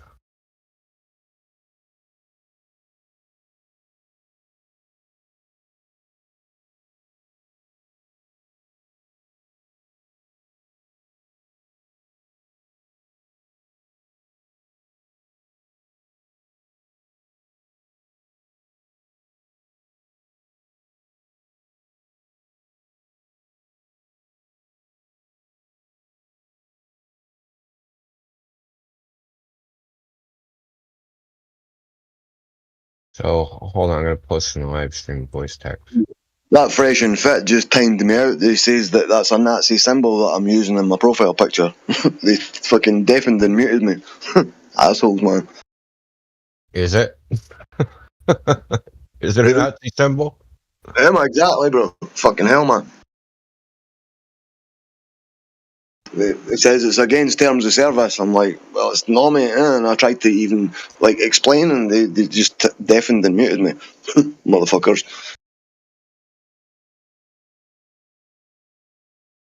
So this is a diagram that Tesla made, and it's in the Electrical Experimenter in an article he published in 1919. This is a year after general relativity made its debut. But special relativity, that's the problem. So if you look at this graph, right, if you look at this little diagram, if you do this calculation, the electrical current will run over the surface of the Earth faster than the speed of light. And his argument is that, well, it's moving, like if you go from, like, say this is the North Pole and the bottom's the South Pole, it'll go from North Pole to the South Pole at the speed of light. But because electricity basically comes in from the side, it's actually not a flow of current, that the surface area will, the surface charge will propagate at faster than the speed of light. And he had that in his patent, he had to take it out. So he put the speed of induction.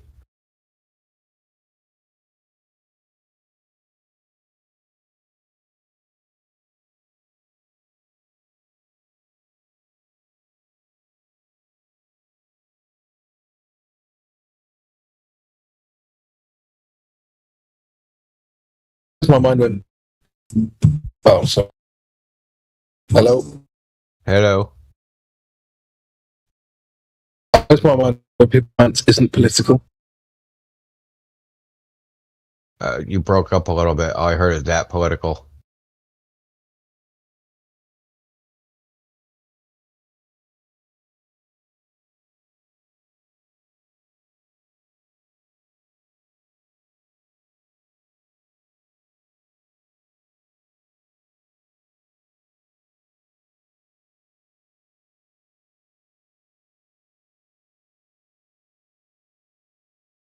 Oh, wait, you think it's funny when people assert science and put it's 100% political?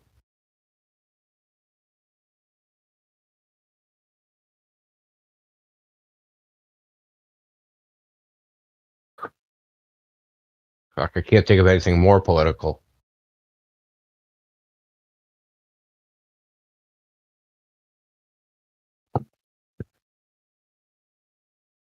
So Niels Bohr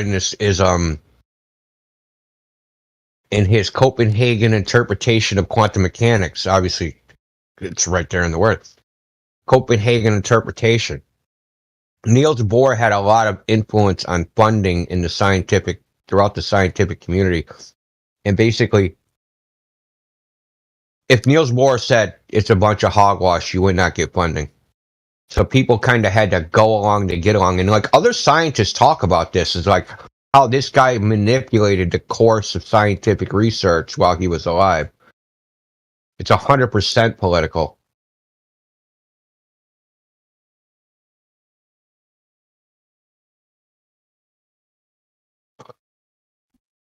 Yeah, and if there was a way to find out who the backers were, they're the same ones, no doubt, that are purporting this whole thing now in the schools and everywhere else.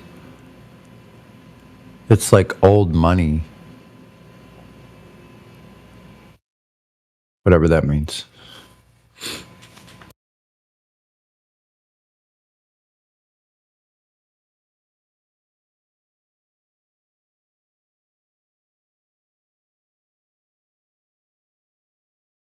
Because the rest of us got no money, no ability to pay debt.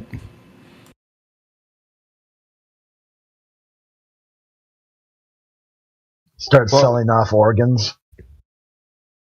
Well, also Bohr came up with the Bohr model of the atom, and like he needed people to because when in the infancy of quantum mechanics, they were like they were trying to interpret the experimental results, and like Bohr basically famously said, just shut up and calculate. Don't think about it. It works. Just do the calculations. Be quiet about it. So in other words, just... And he had problems with a bunch of people. I mean, there's like a whole history behind it of like all the people that were involved with quantum mechanics, Paul Dirac, Edwin Schrodinger, they all had problems with this guy. But he kind of like, he was kind of like, he beat the drum and everyone had to march by it. And we're still marching by it now.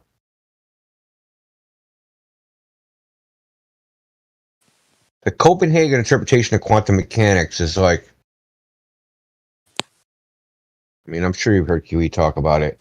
That's How just different one. is that from the standard model? Or is that the standard model? That is the commonly accepted explanation of how quantum mechanics works, wave function collapse. Mm-hmm. That you shoot a particle, it could be anywhere. You can't know its position or its momentum. The better you know the position versus the momentum, the less you know the other one, and vice versa. Right. But it doesn't exist in any physical way until you try to observe it.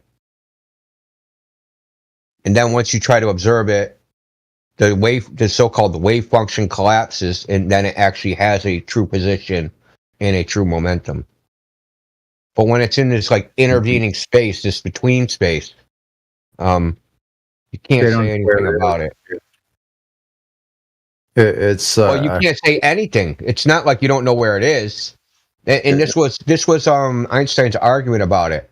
Einstein, it's called the EPR paper, the Einstein, Podolsky, and Rosen paper, that they said, or Einstein said, I refuse to believe that the moon's not there when I don't look at it. Right. Boys, good. I got a mic check. Yeah, your mic's good. Is that right? That fresh and fat. They're just ignoring me, I take it. Motherfuckers, man. True, I'm going to keep trying anyway. They're hypersensitive like we are, because I talk to those guys, so like they're really like on the lookout for trolls, man. So yeah, I was trying to be civil, man. They were just speaking over me, man. Then they definitely fucking muted me on the other account, like. But I'll try again. So see if I get a customer. Can I get a link to this up? What's that? Can I get a link to this up? Okay. Sorry, oh, you spoke at the same time there, boys. He wants a link to the server. I'll post it in the live stream. All right. Thank you. Yeah. Just put flat earth at the end of discord.gg/ or whatever. Just put the whole one word, flat earth, and you'll be able to get it, my friend. Yeah. What? So the fresh and fit don't know about ancient, what the ancients knew about the skies, so they don't know anything about that. No, it looks nothing like a fucking swastika. They only knew it was a swastika because I explained that it's an ancient symbol and ancient civilizations have used it, and it was invented in World War II. And they just went, oh, well, that's terms of service, we're going to have to fucking deafen and mute you. So it's like, all right then, man. Yeah. So basically, because they're retarded. Emotional reaction, man. Yeah, they. It's the same with fucking politics. They've kept me in fucking their jail. I've been in there like 3 weeks almost now. You know, it's funny because if you talk to the producer of their show, they're flat earthers. So they wouldn't like. I don't know how they just have some moderators in there that are just totally anti-flat earth. They don't know anything about it. They're still talking about send a rocket up, send a rocket up. We'll crowdfund it together. We'll get Glovers and flat earthers to send a rock. What a dunce! Oh well. I try, man. I've got to try. Rocket up. They're just not up to date with the flat Earth debate. Yeah. Well, I don't think they if know. they were, they would have realized that all of these things have all been addressed. Yeah, they don't know anything about the argument. Yeah, that's true. And they'll use anything to basically win, and that's a win against a flat earther, basically, if they mute and deafen. You know, we went over there and kicked their ass, dude. You know how we do it. Yeah, we do. So they don't even know why they think what they do about flat earthers. They're only concerned with one thing over there, and it's nothing to do with truth. Assholes, man. That's okay. There's lots of mindless people wandering around out there. They don't know their ass from the hole in the ground. Yeah, we know that.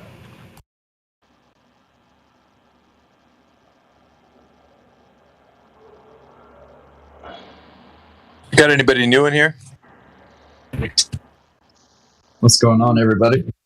Good evening. Hey, it's Edward back again from yesterday. What's going on, Edward? Hey, who is that?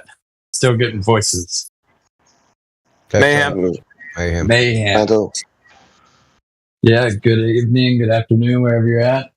And Sunny. Yeah. Indio, Mayhem, Sunny. Definitely back again. Yeah, my friends call me Miggy, though. My name used to be, well, the handle on Discord was Miggy. Oh, but I did hear him say that a bunch.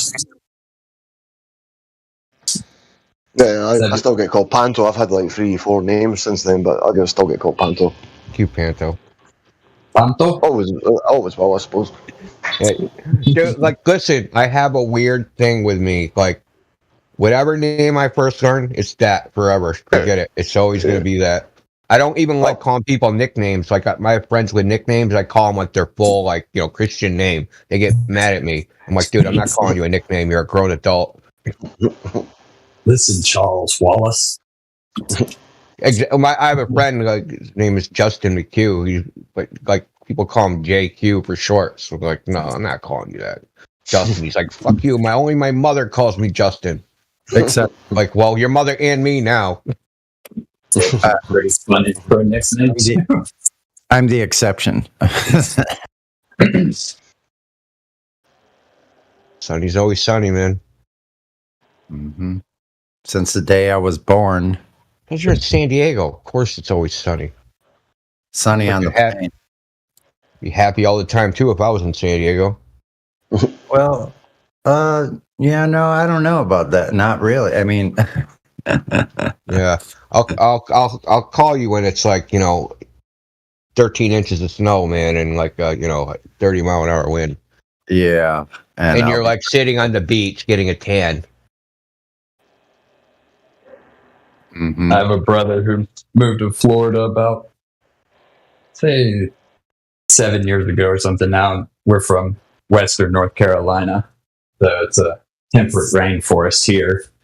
So he makes sure to. He's almost a sadist or something. The way he must check the weather here to then send me a picture of him in shorts while it's like last night. It got down to 45 or 50 randomly. So yeah, woke up to one this morning. He's very happy. I wouldn't say he's a Satanist. It's just like when you live in Florida, you're like, why do people live where it's cold? Yeah. Sadist, sorry. Yeah, yeah, he said sadist. Satanist. But yeah, as I've gotten older and realized how much the winter's lack of sunlight, that kind of stuff messes with me, and I'm actually aware that that's what's causing it. It is one of those, what the fuck am I doing here exactly? Especially working remotely. Because there's no alligators there. That's why. I got like a grow light. I turn that on for light therapy. It's a UV light, and I think it definitely helps. It's been gray quite a bit here, actually. You guys think it's sunny? It's been like Washington State weather here for the last 3 or 4 months, literally. Whereabouts are you? San Diego. Oh, okay. Oh, that's way out of. It seems like, I don't know if that. I've got a friend and coworker in Santa Barbara.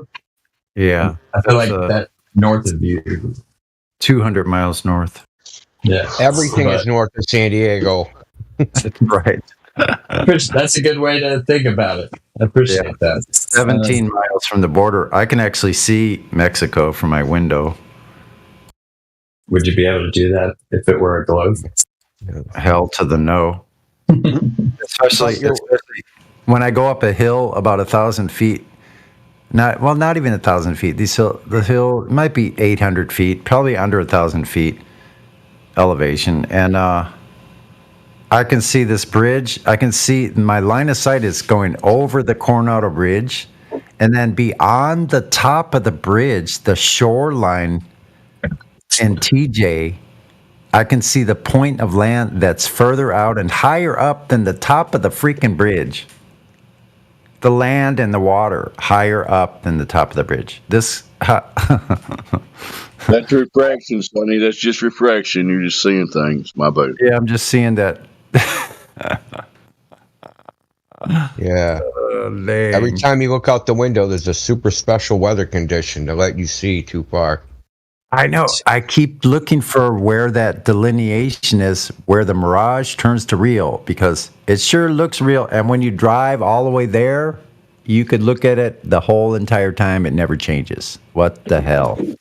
I think you got to alternate opening your eyes, and then you can like figure it out. You just blinking. Yeah, So you when blink left and right, left and right. When you blinked, then it changed from a mirage to real. You just didn't notice it.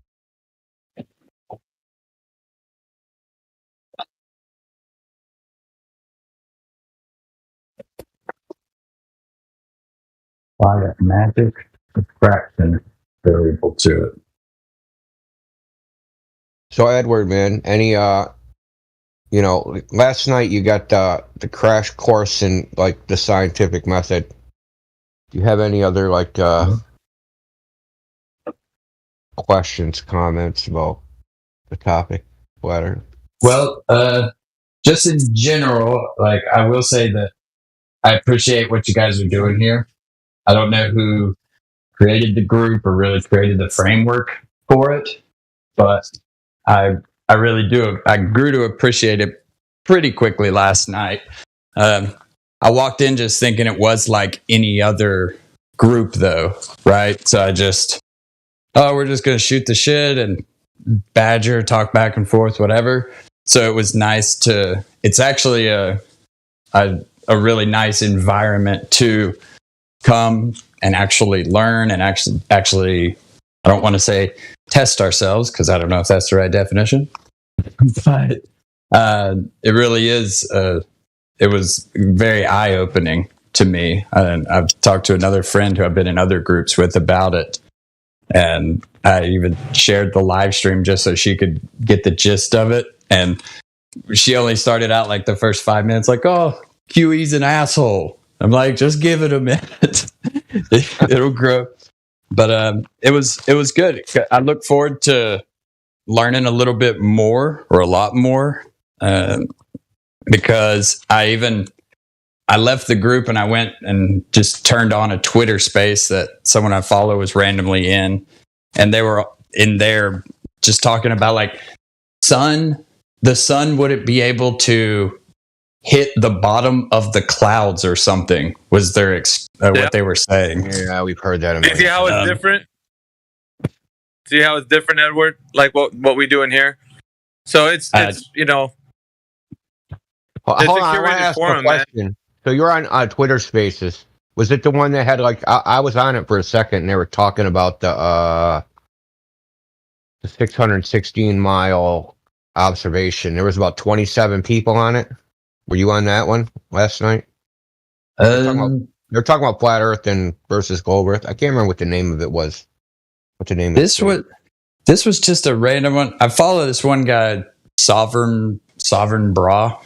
He's actually from out there in Santa Barbara, but it was like he joined another one. There were a few people in there, 20, 30 people, but it something happened where the co-host changed it. It wasn't like about flat Earth versus globe or anything specific though. That just seemed to be a topic that was brought up right as I was joining and ending right as I was joining as well. But they had posted a picture of like a circle with a sun and clouds. Like, how does it possibly do that? But no, so it may have not been the one you're talking about because they didn't speak about that Crete photo or video at all. All I know is when Twitter Spaces only comes up on my phone, so I looked at my phone and I saw it on there. They were running for about 5 hours, and I only listened for about 5 or 6 minutes, and that's what they were talking about. I'm sure they switched subjects. There was about there's 27 people in it. So there's 27 people listening and 10 talking, maybe. Was the host something like Rad Chat or something like that? I didn't. Because there's tons of Twitter Spaces going on at the same time. Yeah, I know. Right? But did they have like a Flat Earth Friday Twitter? Oh. And like get whenever that pops up on Friday, I get it. So I'm thinking it's the same thing. I'm thinking we're looking at the same thing. Possible. Yeah. I mean how many Flat Earth freaking Twitter Spaces could there be on a Friday night? Like, think about it. Well, and that's fair. It was great though, because after leaving here, and I addressed one person in the comments of that space, and it was very simple, like, where are your experiments? Where's your hypothesis? Blah, blah, that type of rigmarole, repeating that somewhat. They went psycho, huh? Did they go psycho? They sent the 10-minute video that's Bill Nye, Neil deGrasse Tyson, and that astronaut woman. I don't know her name. And maybe she's a scientist and not an astronaut. Her name is Michelle Thaler. Yeah. So it was clips of them three just making claims. And of course, the very first one is, if you look out on the ocean, you'll see that a boat disappeared. And that was the one that we went through with the Nat Geo thing, step by step by step. Yeah. So it's like, fuck, how do I tried to send the guy a couple clips, like try and find stuff. It was 4 a.m. or something. So I'm just piecing it together. Like, this guy's an idiot anyway. It's probably not going to help. But, and then, so it was nice, really, honestly, to go from the environment here to the environment there, just to see, and it kind of reinforced that idea of what it's like out. I say out there like it's a place, but just out in the world where you can be like, no, it's round, duh. And it was nice to do that as a very quick reminder. This place kind of holds people accountable for what they say. So it doesn't you can't just be on another forum where they're the moderators and they're the admins. And like, if they don't like what you're saying, they'll just be like, oh, shut up. You don't know what you're talking about. Mute. All right. So we're going to move on. And so when they do that, those other platforms is their playground. They don't have to be held accountable to anything they say. And here they do. You can't escape the fact that you're going to have to answer the question. And so that's why most of them don't like being there, because they're held accountable. So it's a great way for you to refine your argument. So like, you were looking for a way to kind of what it's like, and that's what it's like. It's refining your argument so that you can understand how to dissect what they say in a logically consistent point, so they don't run away. And efficiently. So, and there's a good chance that the video you got sent, that they never even watched it. That happens a lot. They'll send the video, they don't even watch it. Because a lot of times what I'll do, and what we do here, okay, let's go through that video point by point. What do you think the strongest argument in that video is? And we'll go with that first. And then they're like, oh, you didn't watch it. The Oh, thing you is, know they did it. We've watched most of these videos. So almost anytime they post something and they're like, here's evidence of the globe, like we've already seen it. So we can ask them questions about it because they've never watched it. And that was So, it. yeah, Because check I it out, asked for specific evidence. Like, give me some specific evidence of what it was. And his reply was a video titled "Evidence of that the Earth is not flat." Like that's even how it was titled, somewhat. Yeah, of course. So you could tell, like the first thing that popped up on YouTube. It's anti-flat Earth propaganda. That's all it is. The guy who was in here was an aerospace engineer student, was having a conversation with us. His handle on here is FinBob. And when he was having the conversation with us, he posted something that was anti-flat Earth propaganda that he just really quickly searched on the internet, posted it here as a rebuttal to what we were saying. And then he didn't even know what it said in the specific citation. Of course, we understand McToon, who he is and what he's about. But he posted something from his website or his links. And so when I started to read it to him, like, because I read a little bit of it, then I'm like, you don't even know what it says, right? Yeah, you might want to tell him who McToon is. McToon is like a well-known, at least to us, an anti-flat earther. So he makes anti-flat Earth videos, debates flat earthers, yada yada yada. And he has a website of things disproving flat Earth, right? So a bunch of links. So this dude, FinBob, as Miggy was saying, posted a link to an article on his website and didn't even know what it said in the article. Of course, and which it really is fully propaganda. Yeah, that's all. It doesn't have to be based in fact. The person that made the website, MC Toon, hasn't even read his own shit. Yeah, so look how bad it is. Yeah, look how bad it is. McToon doesn't even know what he's talking about. And then he's handing it out to people who then again don't even know what he's saying. So how far removed are they from the truth? Like they're so confused, man. All they look for is something that's confirmation bias for the globe and anything that's against what we're saying, and then just post it. You see, there it is. I posted something. Now rebut that. It's like, do you even know what it says? Yeah. Tell me what. Like, and do anything. we hold them accountable. Yeah, we hold them accountable, Edward. Here's the thing, because you don't ever get to actually do this in other platforms. So in here, you can actually tell them, okay, what does that citation say that you just posted? And you hear them say, well, it just refutes what you say. No, I want you to tell me what it says and what the method was that they're explaining. Explain it to me in simple ways that you can. And so when you do that, they don't know how to respond because they haven't even looked into it. And you find out how much people are stuck in this like cognitive bias, bro. Like you really start to realize the depth of how much somebody will hang on to that information. The Earth is a globe. Like it's crazy. And just playing telephone, like parroting it without any sort of critical thought at all. Yeah, there's another one, right? So there's a web page or there's some website. There's this is actually posted on a couple. If you Google flat Earth debunk, it'll come up and say 7 reasons why the Earth is round. And they'll come in here and they'll post it. And as soon as I see the link, I go climb a tree, and they're like, "What?" Number 3 in the list says you can prove the Earth is a ball by climbing a tree. I shit you not. That's how dumb the shit in this article is. And I'm like, climb a tree. And they'll go, what? I said, yeah, what you posted. It says climb a tree.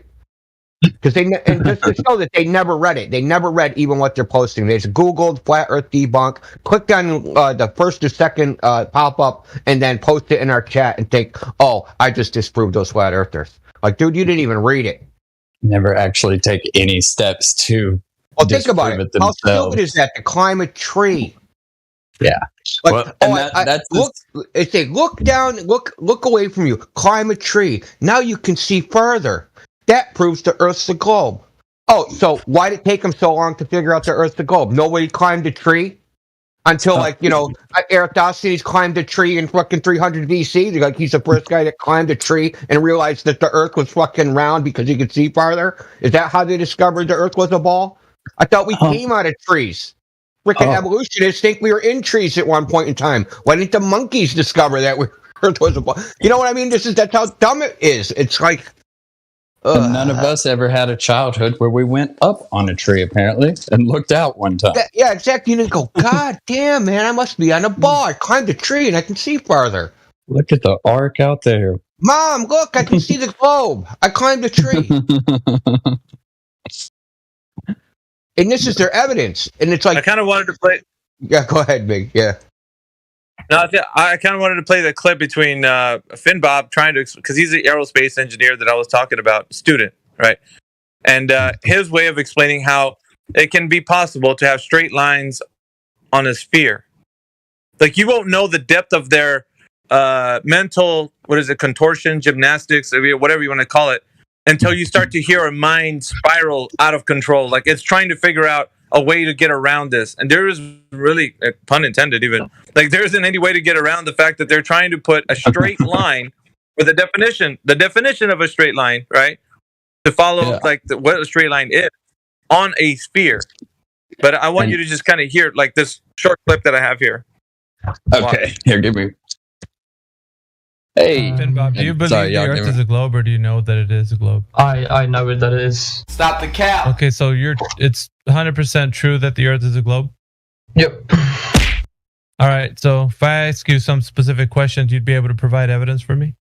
I could look for some. Again, I don't come into these mindsets knowing all the information for the proof of the globe on top of my head. It's not what I do for a living. So I could look for some. Yeah, but that's contrary to what you just said. You just said, I know that the Earth is 100% true, that it's a globe. Now you're not saying because of evidence that I've seen, but I haven't chosen to remember that specific evidence for years in the future where I might encounter people. So something in your mind that you know is to be true, you don't know it to be true 100% because now you don't know what or recollect what that information was about. So essentially, that important information got lost somewhere in your mind. Well, it's not that important because I don't. Information that supposedly supports the claim that the Earth is a globe is lost somewhere, right? Well, like you're losing, like your license or your wallet or something, your keys. You lost that, like because the vast majority of the people in the world, kind of accept what science say through rigorous method. People don't really have to think about all the proofs of Earth being a globe because people don't really have to think about it, like, ever. Well, right now you're thinking about it. Right now you're thinking about it. And you're saying that thinking about it, you can't think about it. You know it's 100% true that it's a globe, but you just don't know how. I've seen... You see how that sounds very contradictory? I've done experiments years before testing other things. I can't recite those experiments word for word now, but I remember doing them. What's the scientific experiment or evidence for the Earth being a globe? Well, I wasn't on about specifically testing the Earth being a globe, but you can. There's photos that you can do geodesic surveying. You can find spherical excess. Spherical excess. You can do all these things. These are buzzwords. These are buzzwords that you're saying. I bet you don't know what they are. I just bet they are. I know what spherical excess is. How do you measure it? Please explain what spherical excess is. So spherical excess is when triangles are plotted on a non-Euclidean surface, like a sphere, and the internal angles of that triangle are greater than 180 degrees. All right. How do you get a triangle on a curved surface? By plotting 3 straight lines on a curved surface. 3 straight lines on a curved surface? What? Yes. You hear yourself? Yes. How do you get a straight line on a curved surface? A straight line is the shortest distance between 2 points, and you can plot that on any surface. I know that. I know that. No, but how can you do that on a curved surface? You plot the shortest distance between 2 points on a curved surface. It is a straight line.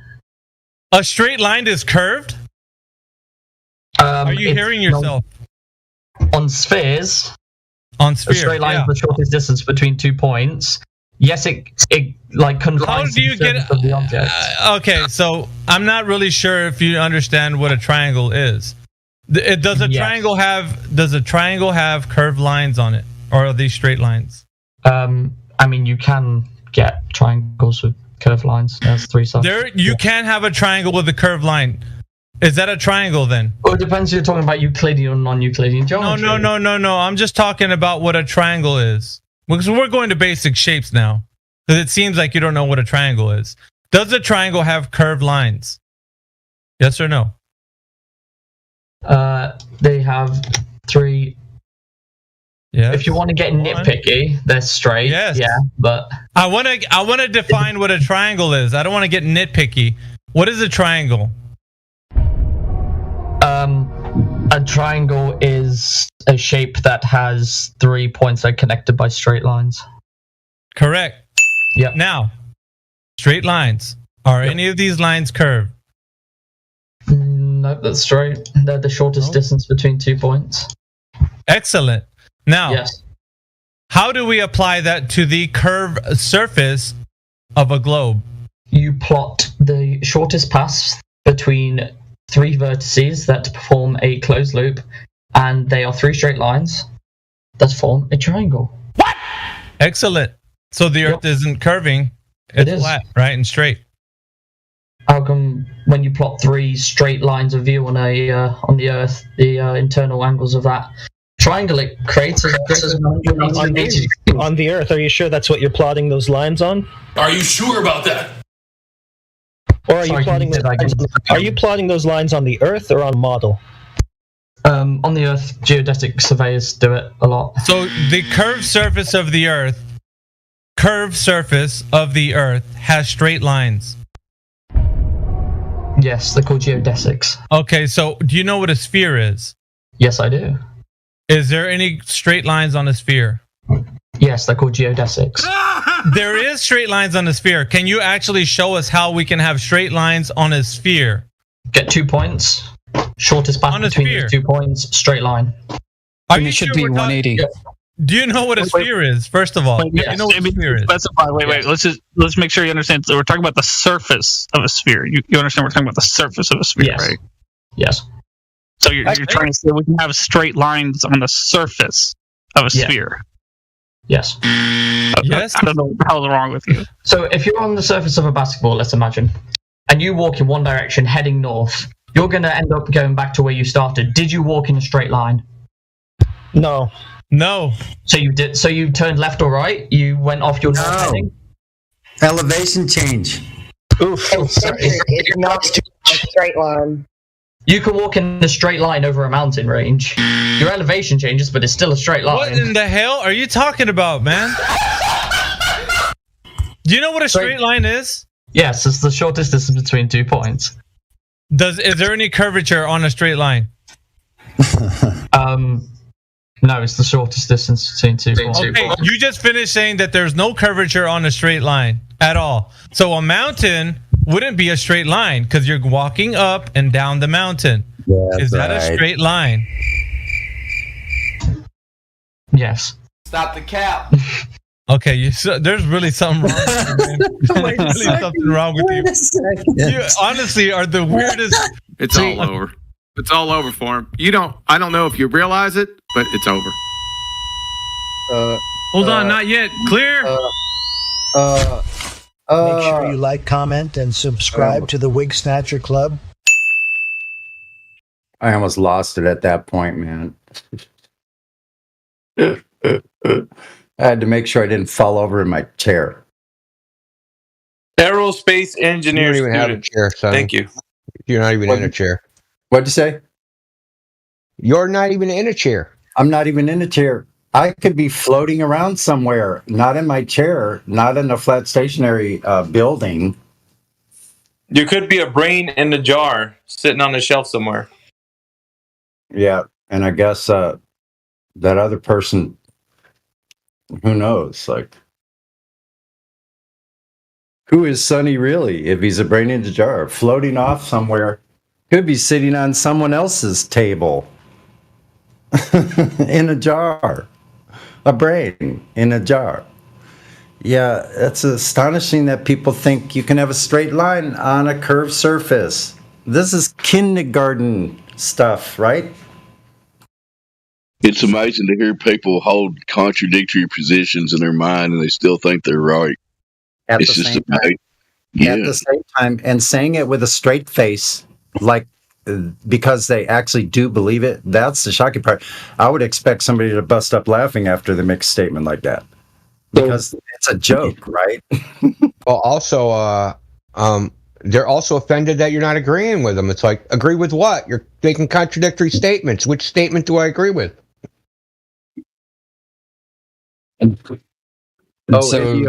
Sorry. You just don't understand. Oh, right. I don't that's even understand orbital mechanics. That's why. What about a straight line on a curved surface do you not understand? Right. They don't, though. That's it. I think it shows the failure. Again, the definition of a straight line is not the shortest distance between 2 points. That is a property of a straight line. That is not the definition of a straight line. No what would you say the definition of a straight line is?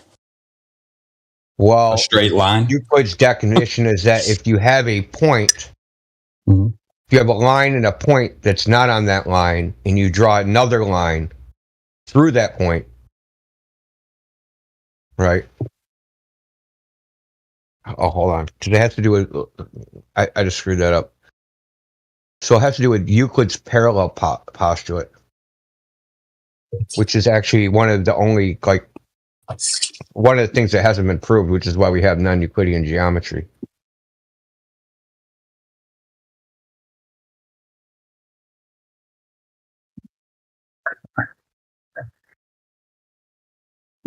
I think it's direction. Right. I think it has, if there's 2 points. I have to look it up. I forgot. I got it. I'll post something. Here it is. I mean, in their paradigm, isn't curved. See, they used to call it a right line. They didn't even call it a straight line. They used to call it a right line back in the day. 1 second. Let me copy that. Which sounds weird, right, for us to say that, like nowadays. But back in those days, in the 1600s, 1200s, whatever, they called it a right line. They didn't even call it a straight line. Here it is. You have a straight line falling on 2 straight lines makes the... Wait a minute. If a straight line falling on 2 straight lines makes the interior angles on the same side less than 2 right angles, the 2 straight lines, if produced indefinitely, meet on that side on what... That's really confusing. I don't know what the fuck this one's saying. That's bizarre. Can't they just make it English? I understand that. Here, let's see what this one says.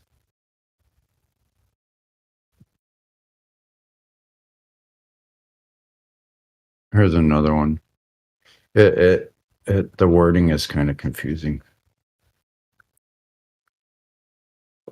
Well, according to Math is Fun, straight line is a line that does not curve. Euclid defines a straight line as a line which lies evenly with the points on itself. Yeah, but they define level as curved from mean sea level, right?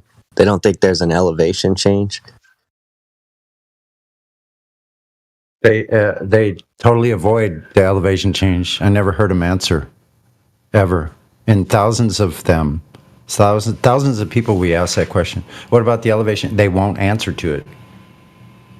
I guarantee they'll go to another question right after that. They'll never answer it. So I don't know what in their head makes them go to these places where they just cannot answer the question at all. Well, if they think mean sea level is like a curved line around the sphere, yeah, there would be no elevation change. From one point to another, there would be. So I just ask anybody here, do you know what the difference between a curved line and a straight line are? Do you know the difference between those two? Yeah. Yeah. So why would there be something so hard about like that explanation for somebody who thinks the Earth is a globe? If we can agree, all of us, like, you know, common sense, we would say like, okay, draw a straight line and then draw a curved line on a piece of paper. You would be able to do it. Anyone could. But then when it comes to like actually plotting something on the Earth, it sounds like, well, it's a whole new concept now. Like we got to think about this. It's like, what the fuck is different? It's the same shit. Yeah. You're going to either be going over a curve or you're going to be going straight. Dead straight, like dead record. It's like there's no curve or bending. You know what I'm saying? Like it seems like I don't know why. It just seems so much work to actually get that common sense understanding out. Okay, well, I'm going to give you a common sense definition. I got it. Straight line, this is from something academy, whatever. Straight line is defined as a line with no curves in the coordinate geometry system in mathematics. So a line that extends to both sides until infinity, which has no curve. No curve. That's the fundamental straight line. Shortest distance between 2 points on the line. And it's not a freaking curve. Dang. Well, here's basically their logic string. Since we already know it's a globe, we're going to take this straight line and imagine it's on a globe. That's it. Yeah. That's all it is. Well, I don't understand how they don't understand that you would have to go through the ground. Like, how did they not get this? Like reverse engineer it. What's the definition of a curve? Right.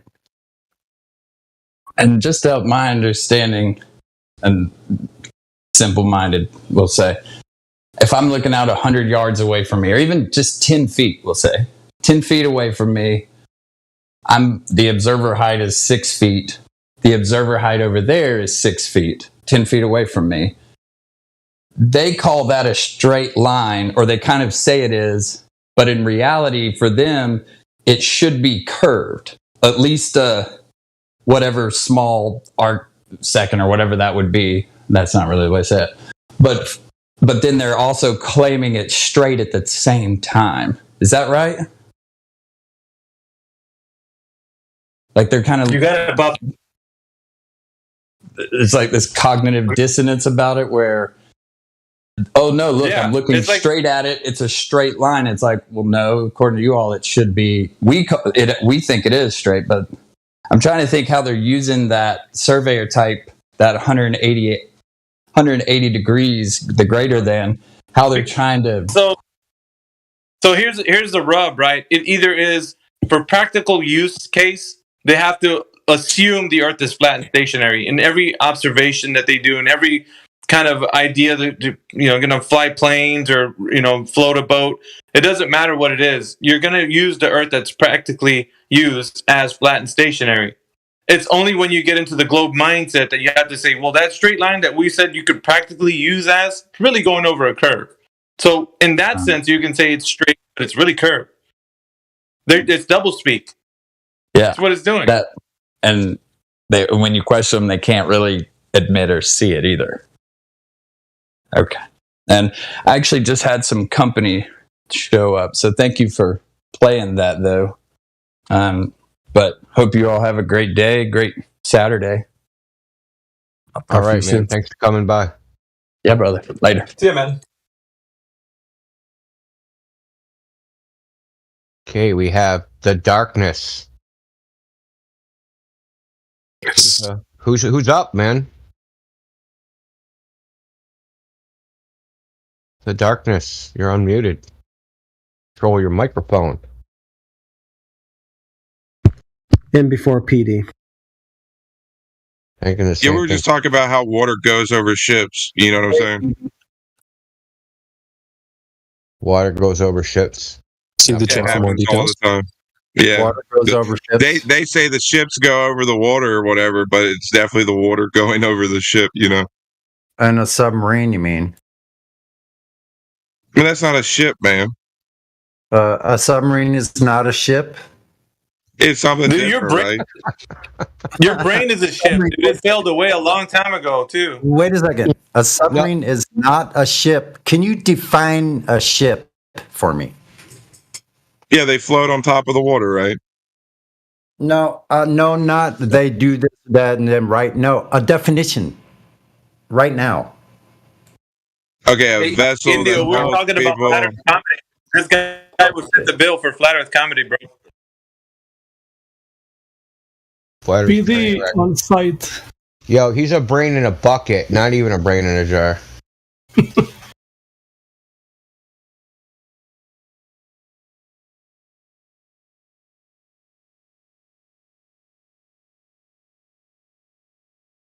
Yeah, the shit this guy says, man.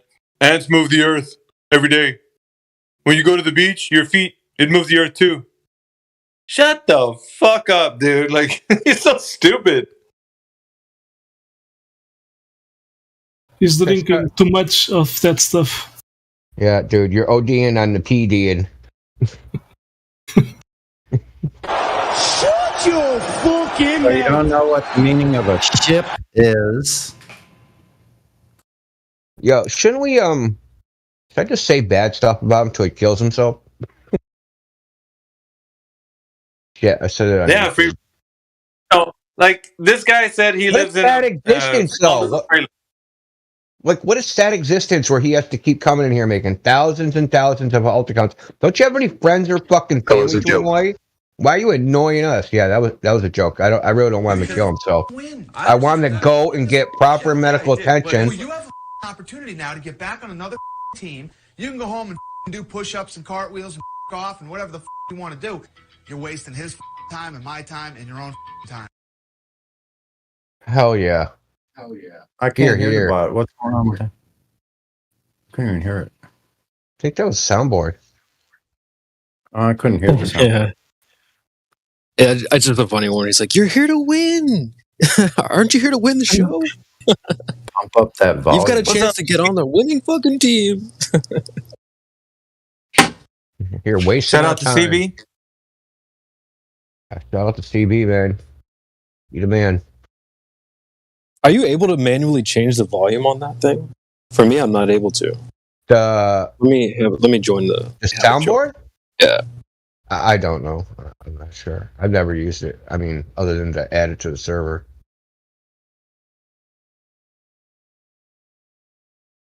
I mean, serious. What a pathetic existence, PD, that you have. Whatever your real name is. Right? I know this is just an act and a LARP, but really, you know, I'm going to do my best. Go seek a mental health professional or a religious, guru or something, and go get some help, man. You've been at this for like a year. Years. You've created thousands of accounts, dude. I hope you're using a script and you're not doing it manually. He's drunk too much yellow Gatorade, man. His body's already transformed. Yeah, that's what he OD'd on the pee. Yeah, he's OD'd on it, man.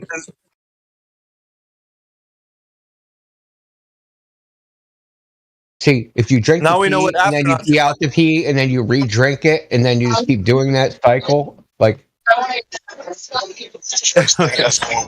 concentrating it. What's the first thing Eskimo parents teach their kids? Don't eat the yellow snow. Oh, he's like, fuck, dude. What do they call them when you buy him off the ice cream truck? He's gotta stand out front of his house, man, that sells that shit. Don't go where the that was it was called on the ice cream truck. Don't go where the Huskies go. Don't you eat that yellow snow. Do do do do do do do do. Dude, it's Memorial Day weekend, PD. Don't you have any friends or family? Don't you have anybody? Or are you like alone somewhere in a boarding house in a smelly ass room that stinks of your fucking BO, Cheeto dust everywhere? Yeah, I actually know where he is though. He said it one time when he was in the chat. He's in a trailer. He's in a small little trailer out in the woods, and he smokes weed all day. So he's kind of like one of those types. That's what he does. And so he's got internet connection. He's out somewhere in the woods somewhere in his little trailer, like hippies or I don't know what you want to call those guys, but that's what he's doing. And he's got nothing but time. Yeah, he has a ham radio and like God, when he's you not... actually are crying. I'm not crying! Not! Honestly, now I just feel bad. Usually I just blow up whatever's in my way, but with you, I've gotten kind of attached. It's sort of like putting down old Space Yella. How is that a thing?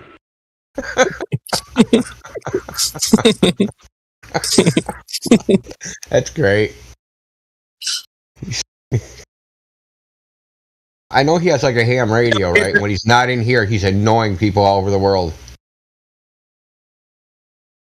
Yeah, people in Tokyo, like, they're upset with him already, man. They don't want him on their frequency. Oh, PD, once again. Ah.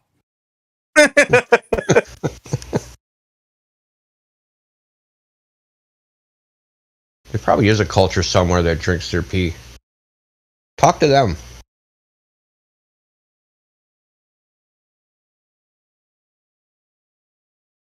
What would that convention Just look like, like, think, dude? think Like, about you know, it for setting- real, though. Setting up like the drink. Yeah, think about it for real, though.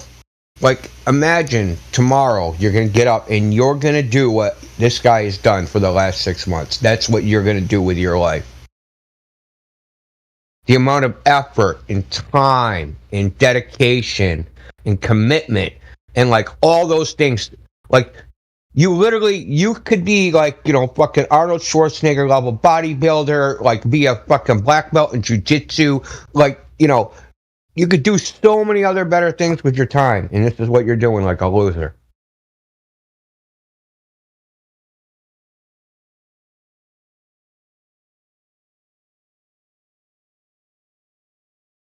Now remember, I didn't call you a loser. I said you're acting like a loser. Stop acting like a fucking loser and go do something productive with your life. I know I sound like your parents and what they've been telling you since you were like 10 years old. But, you know, maybe if you hear it from another person, it'll sink in.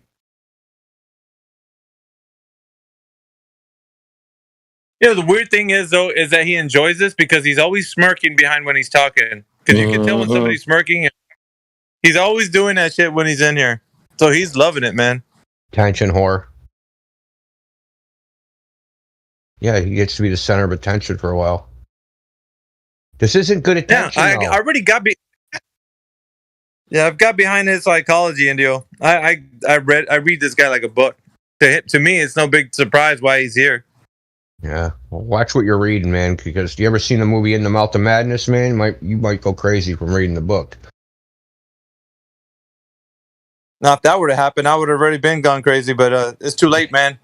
Because you know my style, man. You go to the bathroom and you're like, "Damn, I'm thirsty." You know something's going.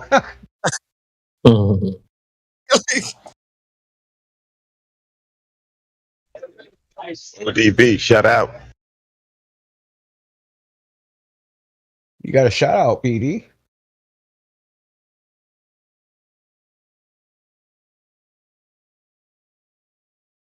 Or do you think he's just here to like keep constantly throw like a wrench in the gears, just to like stop the steam rolling?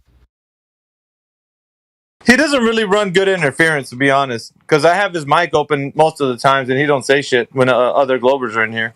Every now and again, he kind of just gets the umption to do it, but he doesn't really like. He doesn't make it a point to be like really trolly. Except for when we talk to him, then he just engages. Like you hear him say all kinds of weird shit. So I use him for content whenever it's needed. I'm just trying to figure out like where's the upside in this? I just can't figure it out. Like, what is he getting out of so much effort? Unless like your life goal is to like, I'm gonna spend the most amount of effort to do with the least amount of benefit. I mean, that's kind of turns like, you know, normal human motivation on its head. Because, you know, we try to put the least amount of effort for the most amount of benefit, but like you're doing it in reverse. You're doing it wrong, PD. You're doing it backwards.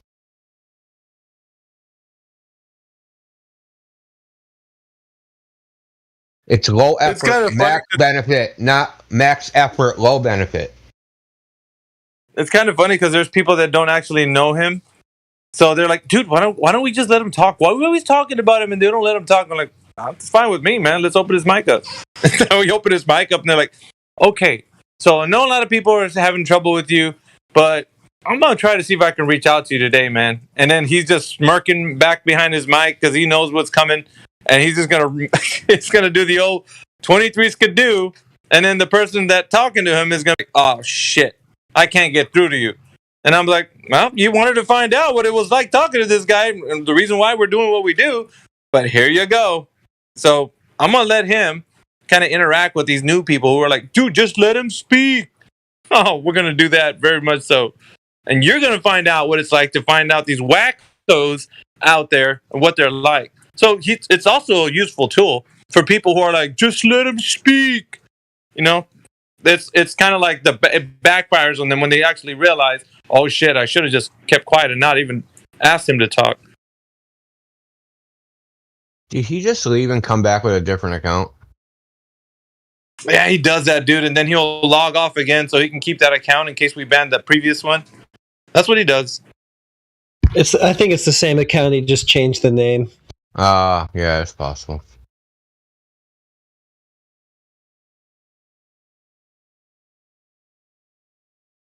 I just looked at the screen. Earth is not a plane. That's him.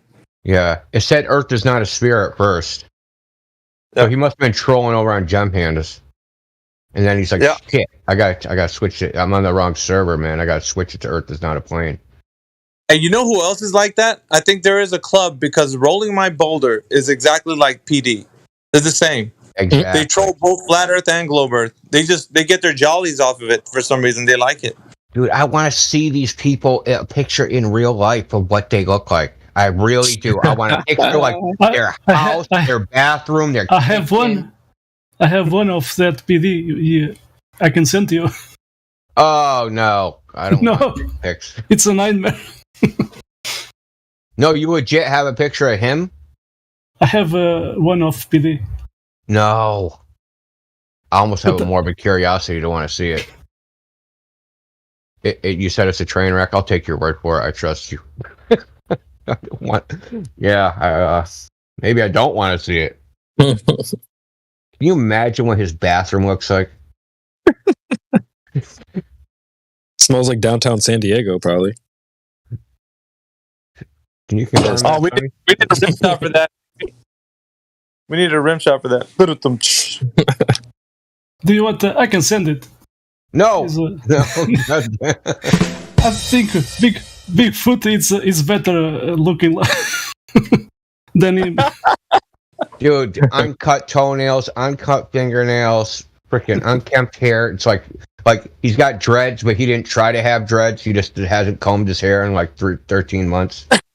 And you're painting him all fucked up, dude. Like he's just like he's like a vagabond, like elevated vagabond or something. He's like, if you were a homeless person, this would be like times 10, like homeless. No, worse than a homeless person is someone that lives like a homeless person but has a home. That's worse.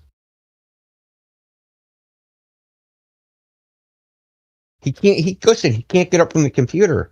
Probably got a bucket under the desk that he just pisses in.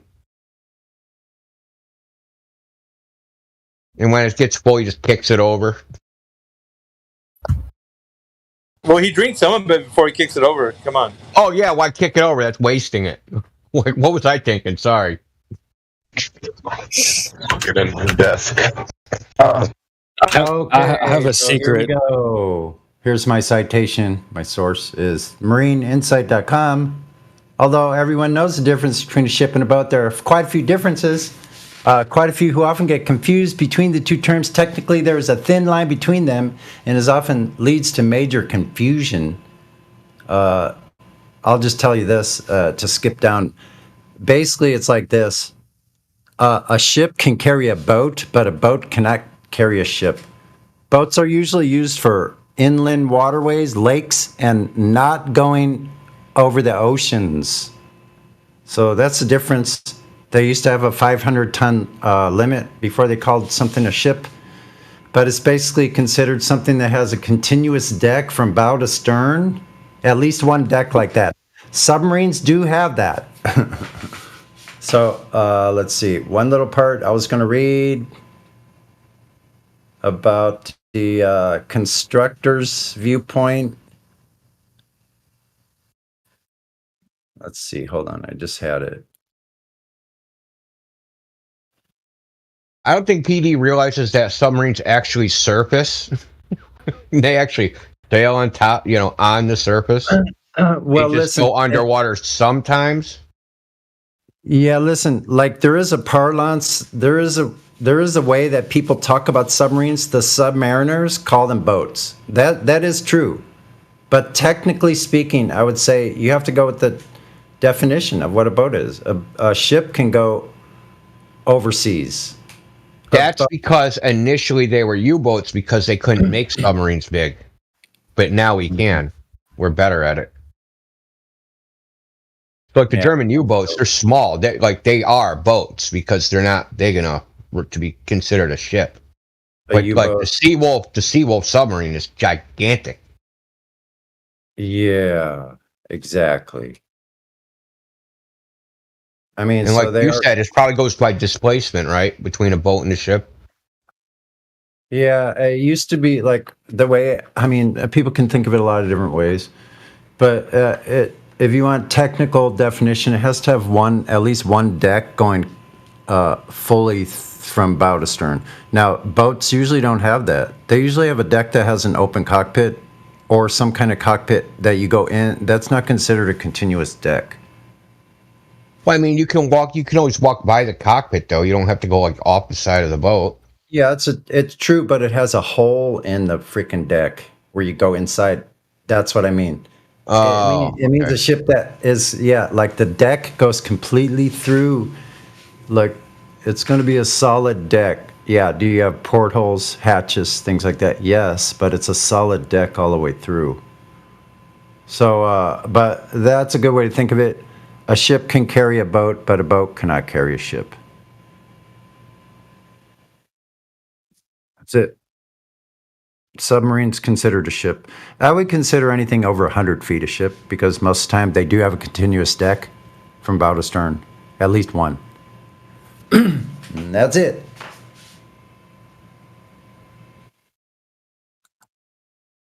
So I hope that cleared that up. I'm still trying to get the image out of PD and his life out of my head.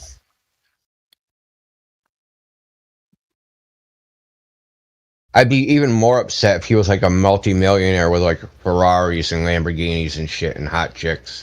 And this Ain't no fucking way, bro. Ain't no. Dude, you'd freaking die if he was like a Bitcoin millionaire or something. We gotta get him on Fresh and Fit, bro. Oh my god. Yo, what did Earth is not a plane say? I see he's muted. We're talking about him because he's a person that's made thousands of alt accounts, and that's not an exaggeration. And he talks about drinking his own piss. So yeah, he's muted. His nickname is PD for piss drinker. He advocates drinking pee, says he goes to the Garden of Eden, that the Garden of Eden is not a place, that he is the only personal mediator of God, and he's in the Garden of Eden. Yo, Earth, you in the Garden of Eden right now, bro? Give me an apple, bro. I need some of the apples. Do you want to let him talk to? You want to talk to this guy? We'll let you talk. Yeah, the Garden of Eden is the whole entire Earth, and he's the only one there. Oh. Yes, this is what he said, yes. Oh, shit. And he can carry Earth in a bucket as well. I never told y'all. Maybe he is God, guys. Maybe he is God. We did a freestyle together. I've only played it like one time on the live stream. Forever ago. Do you think God laughs at the jokes that some people say that are funny as fuck? Oh, of course. He's the one making half the jokes. No kidding. I bet he's laughing his ass off. So, Spanko, look in the live stream voice text channel. It's the channel right above this live stream. So that's the guy. These are just a small subsection of times he's been sent to like our punishment channel. These are all different accounts. These aren't the same accounts. This guy. Yeah, and if I go in the ban list, he's had a Discord ban. So these are like in server bans, and we have the Discord ban. That's probably 200 accounts or something. Yeah. That's all. That's just one example. That's just with that one name. He uses other names too. Oh, it's P Drinker. Yeah. Doesn't he use the real flat earther or something like that? Yeah, pure water, freaking soap. You know, like you can always tell, dude, every time. Yeah, It's something to do scary with how water you can sports. identify it. Yeah, dude, you have a weird fetish. He has a bathroom fetish. That's why I just want to see his freaking bathroom, dude, because I bet you it's a pigsty. Biohazard. A tub filled with piss. And he doesn't use soap, so can you imagine? Oh my god, okay, it smells so gross. Well, that's just a confession that he never goes outside.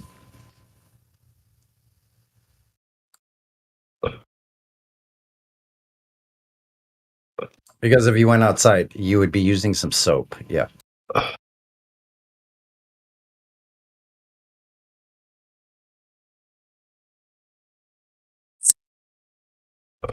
Should I play this Oh time? my god. I just got a ping from that Love Speech server. The debate stage is open. The first topic of debate: TradCon versus Red Pill. Question: What con? What's the question? Traditional conservative. Yeah. Oh. Initially That's kind of an open-ended. initially said income inequality, but he just changed it. Income inequality. What the fuck? Is that the survey you went on last night? Yeah. Did you recorded that? Yeah, the recordings. It's unlisted on my channel, but the link is in the VC. What the hell is it called? In here? VC, live stream locker room. Okay. Yeah. I'll repost it. It's not that far up, so I don't have to repost it. It's at 9:38 last night. Banco in the panel here was with us over there. He's hanged out in that server. Banco, if you want the link to the recording last night I made, I'll send it to you.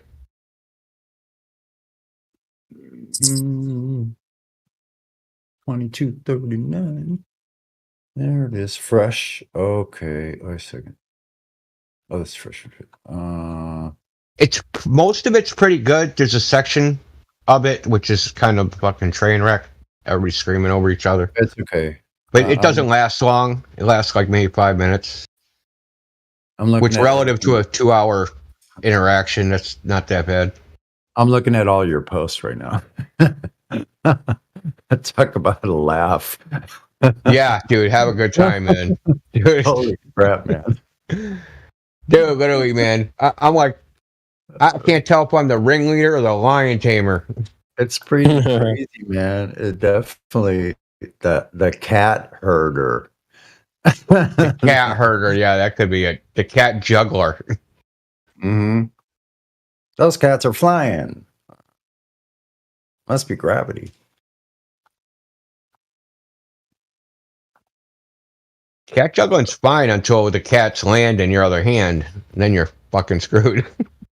Yeah, the directionality of the nails, the claws. Yeah, exactly. When you try to throw them again, like they ain't going anywhere. Yeah.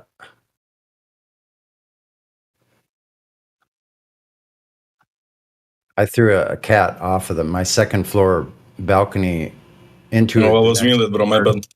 for peeing on my front door. This cat started peeing on everybody's front door. Yeah, do you want that? No, I'm good, bro. I do.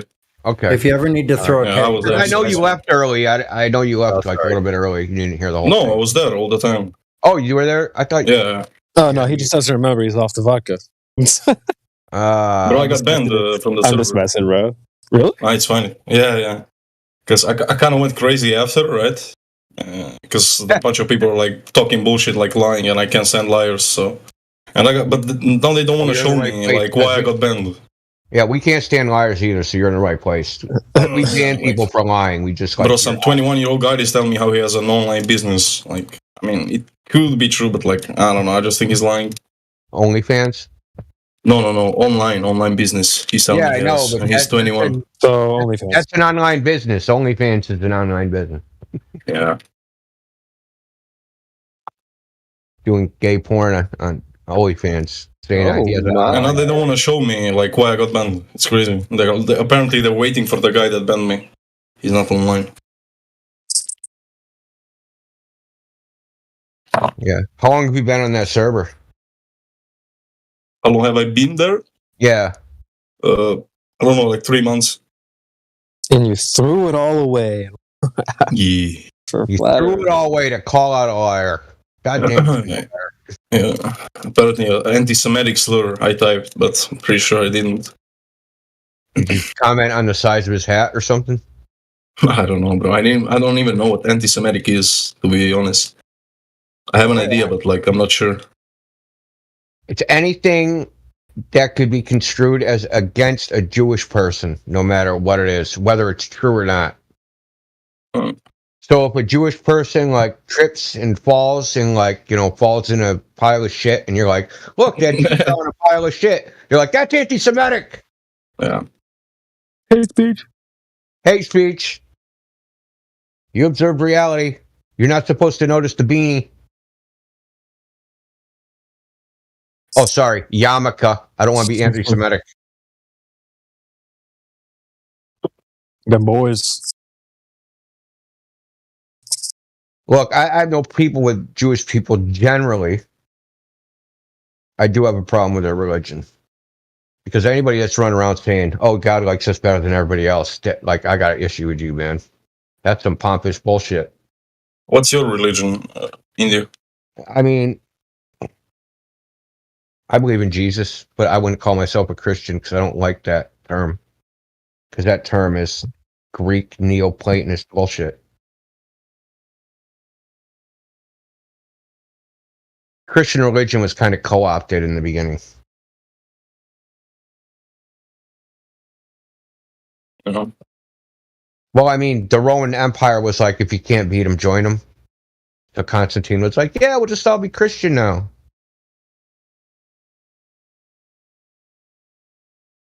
I believe in Christianity, but I don't like practice it. Like I always say, like I believe it in my brain, not in my heart. Because like I sin a lot, I smoke, I drink, I do bad stuff. Yeah, one thing has nothing to do with the other, really. I believe in Christianity. Jesus was risen from the dead. Yeah. And like as far as like any organized religion or formal religion, I think that's a bunch of shit. I follow what it says in the scriptures. I don't follow what people say or tell me I should interpret the shit as. Doesn't say in the scripture, oh, let the guy over there interpret this for you. It's written for everybody and they'll read it and they'll, I believe, read what they need to see. They'll see what they need to see. It doesn't have to be told to them what it means, what they're saying. I can't stand that shit. That's like TV news. I always ask the atheist, why do you think Jesus was this? Why do you think Jesus is the most famous man on earth?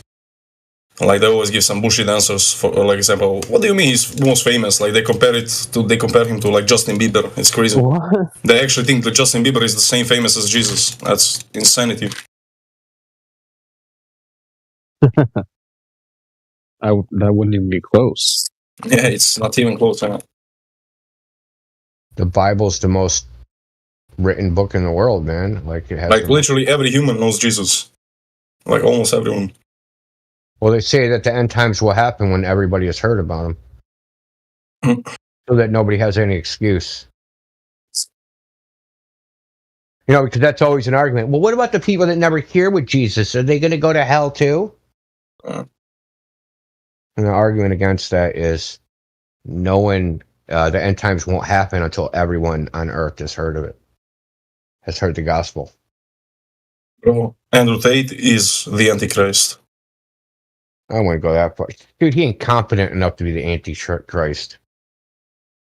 No. Who did he say? You said Drake? Who? No, Andrew Tate. Andrew Tate. What? Andrew Tate's the Antichrist. Yeah. Haram! Oh. That's haram. Look, next time you're arguing with a non-Christian, Just ask him this question. So when Jesus died and was resurrected, hundreds of people witnessed him after he had died. After he, stopped appearing, the Romans prosecuted people. And they basically made them recant that you saw Jesus or die. Why would hundreds of people die for a hoax? Right? If you were just hoaxing that you saw Jesus, why would you die for that? No. It doesn't even make sense. It's over 500 people saw Jesus after his death and resurrection. Why would they die for a hoax? Because they could just say, no, I didn't see Jesus. And they would have lived. That's all they had to do. That's why the whole, Christian persecution happened.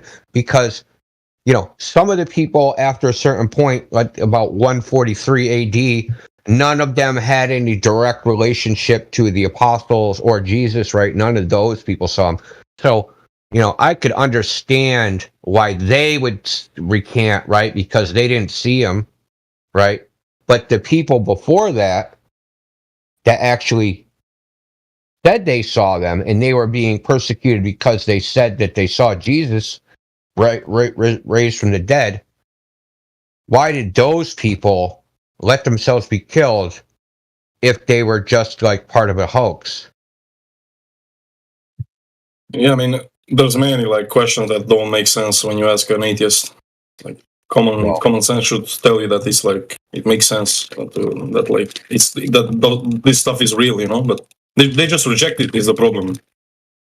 They just reject. They don't like the idea of anybody being the boss of them. That's really what it is. It's all ego.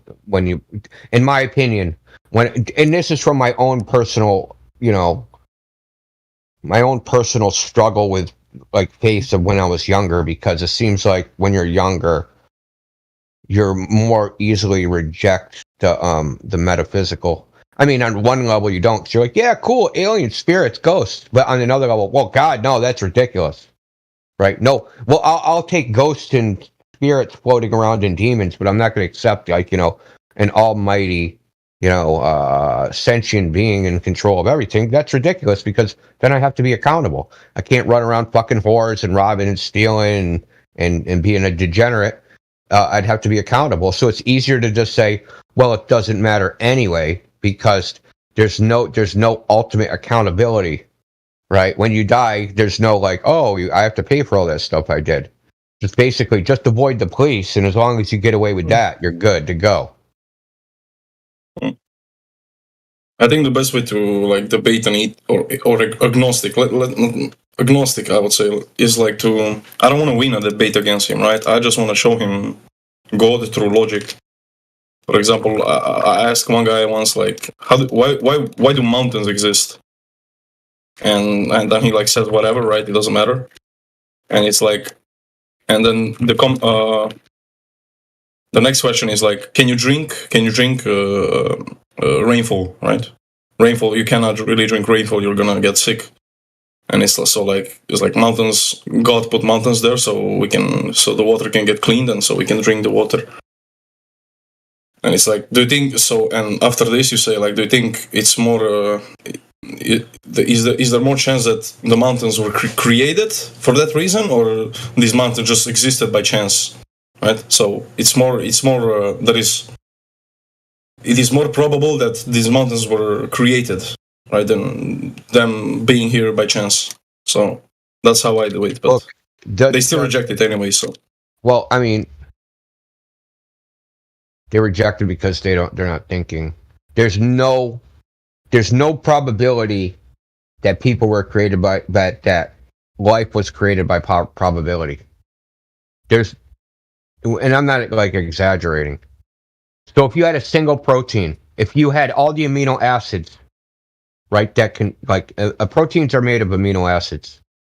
Now, if you had all the amino acids to make a protein, and you put them all together, and let them go at it.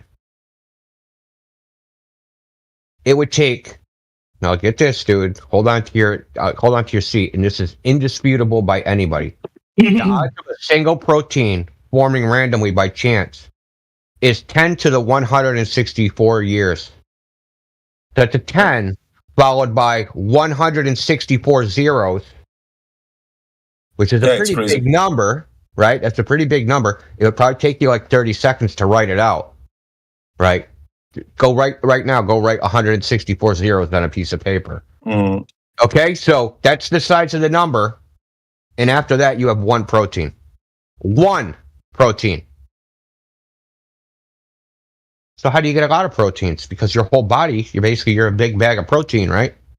So where do they get all the proteins? Yeah. They don't like. There's millions of proteins in a single cell. So like, where did you get all these? You can't even get to the fucking basic building block of life by randomness. It has to be created. But when I deal with atheists, I just troll them. Because there's data, right? There's something called the General Social Survey, and it was done in America. It's been done for like 40 years, where they survey people and ask them what their beliefs are, what this is, what that is. So someone is taking the data, and turns out that most people that are atheists are clinically retarded. No, like for real, dude. Like clinically retarded. That means their IQ is below 83. That's something like 70% of atheists have an IQ below 83. Wait, 83 is already retarded? No. It's called clinically retarded. Yeah. You're like, that's like 2 standard deviations from the norm in the wrong direction. Yeah. So hold on, I'll post a diagram, and it's from the General Social Survey. I'll post it all as in the live stream because this is how I troll it. So the funny thing is, right? I'll post this graph, and they'll say, "Oh, that's a bunch of bullshit. What's your source?" And them just asking that proves that they're a low IQ atheist because the source is right on the graph. It says GSS 19. What does that say? GSS 1972 to 2012. They don't even see it because they have their low IQ. But I just say to them, yeah, you just proved which side of this frickin' curve you're on. Right? You're not one of the smart atheists. You're one of the dumb atheists. Because I can't deal with atheists. I just troll them, man. Like they're like clovers. There's almost no point in dialoguing with them. They're out of their mind. Yeah. They're legit insane. But yeah, like legit. Think about it. Just say, oh, some sky daddy created the universe out of nothing. That's ridiculous. Well, they think nothing created something out of nothing. Yeah. Which is fucking retarded squared.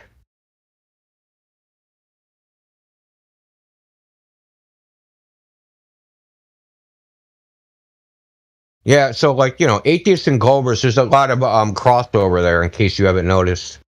Yeah, of course.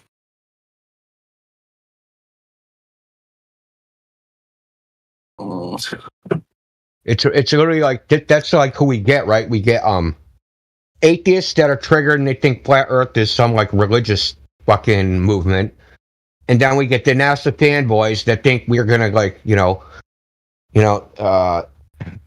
we're gonna fucking hold them back from going to Mars because flat earthers exist. How this would be accomplished, I have no idea.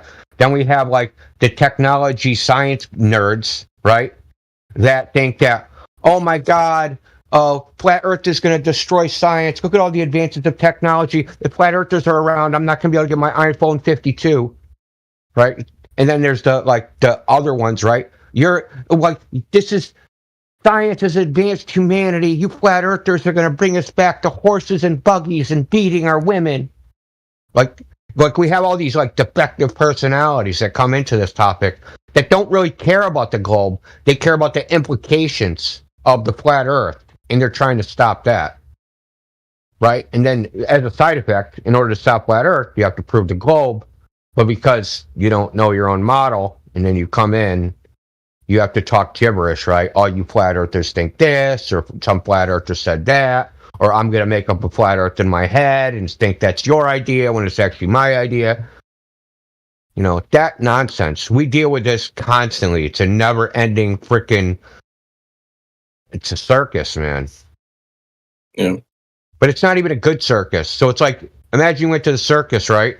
And all the people that are in the circus, the people in the audience decided that they were going to do the roles of the people in the circus without training. So it's just a train wreck.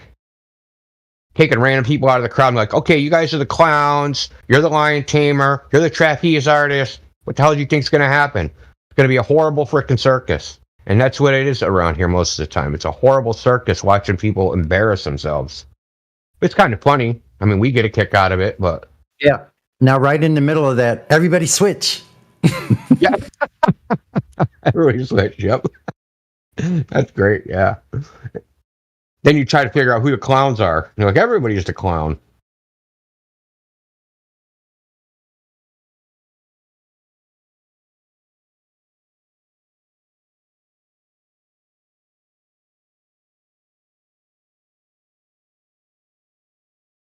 And you're banned. You said you're banned from the Fresh and Fit server. Yeah, from Fresh and Fit as well. Yeah. Would you call someone out over there too? What do you mean? What did you say? You call someone out over there? Call someone out for lying over there too? Like, why'd you get? No. Basically, the first day I posted my picture and I was like saying like no one here is winning a death battle against me, right? I was trolling them, and then this is like, and then they tagged some guy and like they were saying, look, you have a challenger, and then the next day, like I joined the Discord again, like, and I thought it was that guy, right? And I started trolling him, like saying like, bro, I'm beating you up, like, and stuff like that. And there was this one guy, I was typing to this guy, and this other guy is like reacting and like to my comments and shit all the time, and I was like, bro, why you meat watching? And when I said that, I got like matrixed. I got like put in jail or something. And there I was, and then in that Discord jail, I was like for like, I don't know, 30 minutes, and then I just completely lose it because like those, I don't know, it was just the whole situation was weird, and I just call him an incel, and yeah, then I got insta removed. Yeah, a lot of Discords are pretty like. Sorry, they're just full of soy boys. They're just full of little bitches that can't take anything, and they just fucking cry at any drop of the hat. Yeah. I mean, look, I know. I mean, I shouldn't act like that at the end of the day, yes, but like, I was just trolling, you know, like, I don't know. No, people are. It was clear troll. Yeah. Listen, if I did what I do here on other servers, I would do nothing but get banned 24 hours a day. That would be it. Just ban. Because I don't like. I grew up in a different era, man. Where like, I grew up in the 80s. We weren't bitches. You know what I mean? To me, like, if you say something to somebody, they get offended. But like, it's just normal for me because when I was growing up, nobody would be offended by it. Nobody would take it like, you know, like it's just like normal. To me, it's normal to just like to have interactions in a certain way, right? You know, like there's certain lines you don't cross, right? You can rib people, but there's like you don't cross lines. You don't talk about their family. You know, you don't make like comments about their sexuality or their girlfriends or like, you know, there's certain lines you don't cross. But every other freaking topic, dude, you just like slam people. Oh, you fucking think the Earth is a globe? You're a fucking retard. You know, you know, without being like too mean. It's like just normal stuff. But like nowadays, the kids that are like in their 20s. Dude, you say anything crosswise, dude, it's like you just like they're literally like women. They just start crying, man. Yeah, it's crazy. Like whatever happened to stoicism? Like, dude, it's like, yeah, hit me, I can take it. Not here. It's like, hit me, I can whine like a baby. Yeah. Bunch of bitches. Getting an order of protection. Yeah, exactly. They're getting a restraining order on freaking Indio for freaking calling them a pussy. I've had to tell full-grown adult men, just put on your big boy pants. Are you gonna fucking use your words now instead of just fucking crying?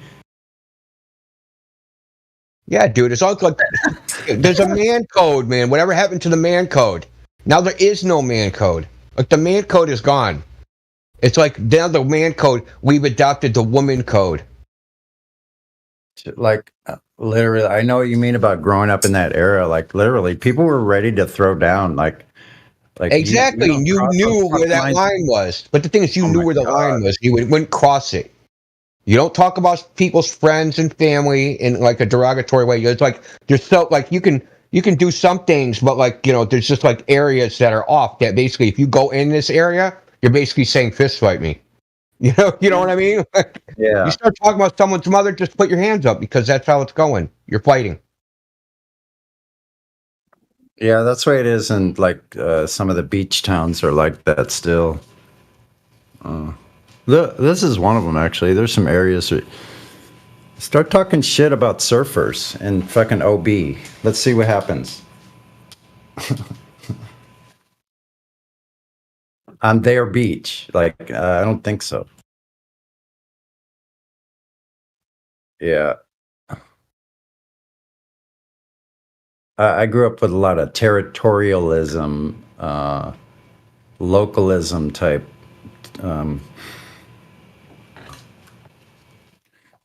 Yeah, these young kids, you'd be like, yeah, your mom's a whore. She sucks dick. And they'll be like, yeah, you're right. She does. I watched her do it. And they'll just like, they'll play along with it.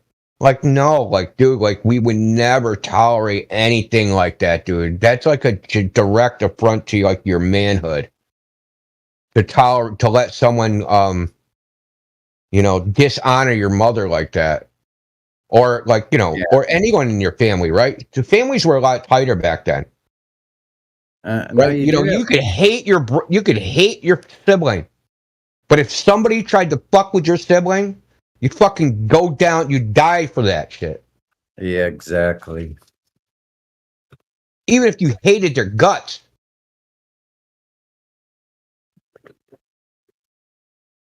Like, listen, I'm gonna protect you right now, but I hate your guts. And as soon as I'm done kicking his ass, I'm gonna give you the ass beating they were gonna give you. Then you beat up your own family member, and then it would all be cool. Like, well, you wouldn't let somebody else do it. Like, that's the thing. Nobody else gets to do it. Like, if there's gonna be any violence in my family, it's gonna be by us. Yeah, but you would literally die for your sibling, though, too. Also in the same foot, like when needed, like. Yeah, there's no honor anymore, man. Just no honor. The whole concept of honor and honesty and doing what you say you're going to do when you say you're going to do it. It's all that shit. It's been replaced by this. It's been replaced by this relativism. It has to do with. It's the whole globe thing. It's just another projection from the globe into the other areas. It's everywhere. It's this relativism. Oh, it doesn't matter. What I believe is it's the only truth.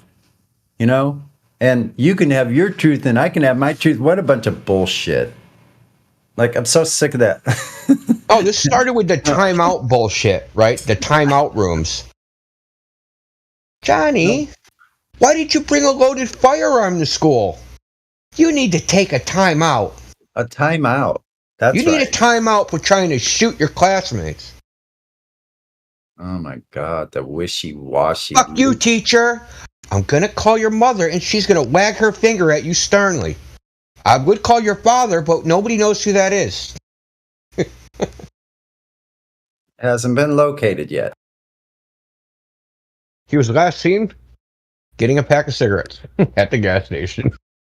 Oh, shoot. You had to go there. Yes, I did.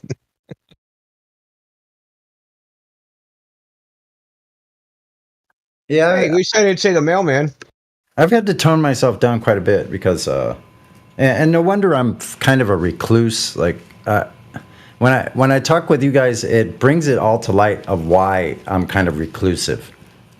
Because I have to. You're out of place in the world. That's the problem. I fucking have to be. Listen, if I really interacted out there, and I do at times, and I'll go out there and play music for people, and I shine when I do that. Like That's where I do best. Like sitting, having conversations, just like the bland, just superficial talk. Like I never liked that much, and like I would confront people, and so like I had to tone myself down. Otherwise, I'd be in a confrontation every fucking day. Literally. I could be in a fist fight every day if I wanted. I do miss words like accountability and loyalty and honor and discipline, and those words kind of have been removed from our lexicon, not applied and correct for an individual. And, we don't have these sort of practices. And, in my opinion, I have to stand on what Indio is saying. I grew up in the same era, basically, and things have changed. I mean, I guess this is progress. But, I'm a sticks and stones sort of dude until you cross certain lines. You shouldn't put your hands on somebody first unless you're defending yourself. If you get into playing the dozens, have a thick skin. We know lines which you don't cross. Indio mentioned a few of them. Yeah. And there's a way to be able to say what you want. But words have now been weaponized where you can't even, we've always had certain words that were, like buzzwords. But now words have been weaponized where you can't even offer an opinion that's differentiating from the current narrative without being offensive or being, assaulting someone all of a sudden. That's crazy. And that's why it seems really strange to people when QE comes and says, shut the fuck up. Like what you say, like some of those people need to be told to shut up. I mean, that sounds kind of rude, but not really, because I don't mind. Damn. I want to say this, like being our age, like we're a little bit older, all us, Indio, you and I, and several others in here.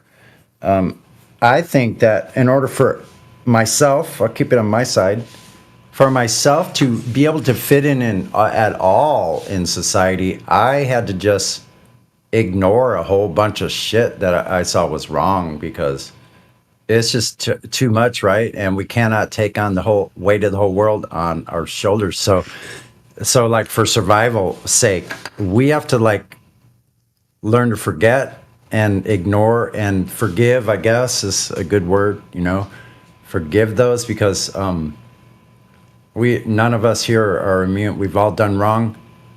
But in having these conversations about intellect and honor and I don't know, those kind of things, I mean, I think they do need to be called out, even in public, if necessary. If the timing's right, like I can have really bad freaking timing sometimes, but sometimes it's right on key, and I think sometimes there is a time to say something, to speak out against ignorance. Yeah. I mean, how revolted are these kids, right? Like they've grown up in the era of like, you don't have wrong think. So even having the wrong idea is offensive. It's very disconcerting to them when someone is going right at them, like in talking about like them directly, right? Saying things that are it's worse than like having the wrong idea. It's like, we're talking about how fucked up your brain is, dude, and how messed up it is, and like how you're like how you're analyzing this problem is seriously deficient. But it's everyone gets a trophy generation. So like they've never been criticized, especially criticized harshly. Because, but in the era I grew up in, like, listen, I remember going to school and growing up, like in my 20s, like, dude, you just sit there and crack on each other constantly. You're constantly just fucking with each other, constantly, right? But no outside group can fuck with you in here, boys. But you just fuck with each other all the time. So, like, to be like he was saying, thick-skinned, right? I can take, people can say whatever about me, but there's lines I cross where I'm like defending. It's not even like it's defending my family's honor or the honor of people I love. That's when you cross the line.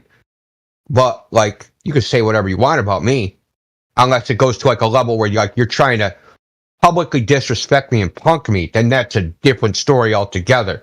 you're trying to bring shame on me personally, then you're gonna fucking reach a whirlwind right there, bro.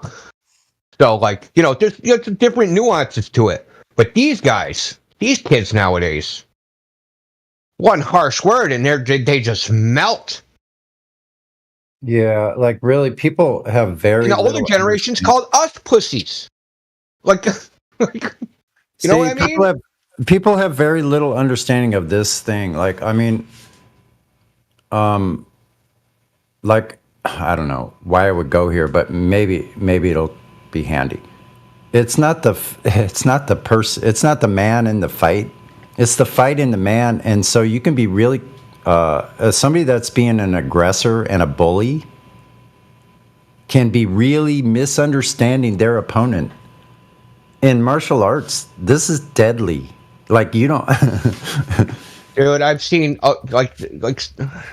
You don't ever underestimate I've seen people your of all opponent. shapes and sizes get fucked up. All different ratios of people. Yeah, like it doesn't like, you know. Listen, I remember competition, right? There were winners and losers, right? In competition when I was growing up, right? If you won, you got awarded for winning.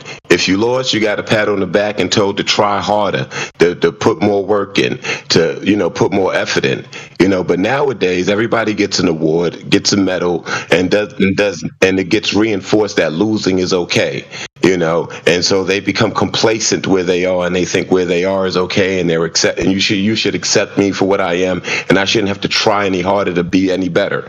We didn't grow up like that. We grew up with you have to try harder every day. You try harder every day. You learn something. If you make a mistake, you accept your mistake and you learn from your mistake, and you don't continue to do the same mistakes over and over and over. Right? That's insanity right there. So, you know, we grew up with a different measure and different message. So, I think when you grow up and you're rewarded for, you know, coming in last, that's sending the wrong message, perhaps. Well, you barely got rewarded for coming in first when I was growing up. Like, say you won the state championship in football. They'd be like, congratulations, you won the state championship in football. But, you know, not the college championship. If you won a college championship, like, you know, it's not professional football championship. Like, there was always, like, this thing of like, not like you don't get too high on yourself. You achieved something, but you haven't achieved, like, you're not at the pinnacle. So, you know, keep it real, right? Keep going, because you have more improvement to it. Because there is an actual top to everything, right? And like having these like little sub leagues of like championships, you're not actually at the top. You're at the top of, you know, I'm the first place loser. That's what we used to call it. Yeah, you're first place loser. You got like out of all the people that came in second place and under, you're the top of them. Who cares? You know what I mean? Yeah. So sorry. Yeah, exactly. Get better. You know, get motivated. Get mad. Get angry. So like on what you want. So when you go from like a rough family, where like I had a very very strict father I grew up with, like military, like worse than that, worse than my drill instructors, like worse than that. So it was a rough place. But then at about 12 or 13, I decided I'm just going to be on my own. So then you have other rules that apply. Like then it's the streets in the neighborhood that determines those kind of things. So you learn a different level of like, this is the real freaking world, and there's dangers out here. So you're either going to be dangerous so you can protect yourself, or you're not. And the ones that were not in my age didn't do very well. So like what I realize is I have to tone myself down, because I can be a very dangerous individual. Like I know I could be deadly. So I have to be really careful of that, because I don't just like use that, but like that's just in self-defense in like the physical form, you know. But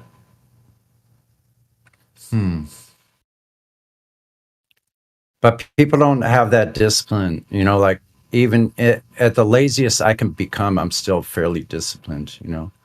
And I think that's what's lacking, and a sense of wrong and right. It's just like now that seems to be something that's just nobody sees the benefit of that. They just want this relativism once again, right? Yeah, we've gotten away from the idea of having principles, right, and then living your life by the principles and letting the chips fall where they may, right? Now it's like it's all the ends justify the means. So the only standard is like, did I reach the end I want? And it does not matter how you get there. Whether you changed your principles, had principles, fuck the principles, whatever, doesn't matter. The only evaluation is it the result that I wanted? And it usually is always material. How much shit can I gather? How much things can I get? Like, you don't take any of that with you. And so, yeah, it's just materialism. That's the dis-ease. Well, almost all that stuff is for ego, right? It's for like, oh, I have higher social status than you. I have more stuff than you. I have more money in my bank account than you. And like, I have all these things. Yeah, but nobody trusts you. Everyone hates you. Like, nobody wants to invite you over their house. No one wants to be alone with you for 5 minutes. Like, nobody, like, you know, they're not going to call you for their wedding or for their freaking funeral, or, you know what I mean? Like, nobody likes you because you did whatever you had to get ahead, and you just like left a trail of human wreckage. Yeah. The level of indoctrination and social engineering and social contagion that this generation has been afflicted with is different than what I grew up with. So there is something to that. I'm not really sure how much, but things have this is the progress. So hey, go for it. Progress to where? That's the problem. Like, where are we going? Who's driving this fucking ship? Here, listen, here's where I think the progress is, Indio and Max. I think it's in that we're having this discussion amongst ourselves right now. That's the progress. Yeah, I mean, I guess, really, yeah. I mean, think about that. Like Indio, you started this quite a long time ago, but all of us, like, I've been on here 3 years.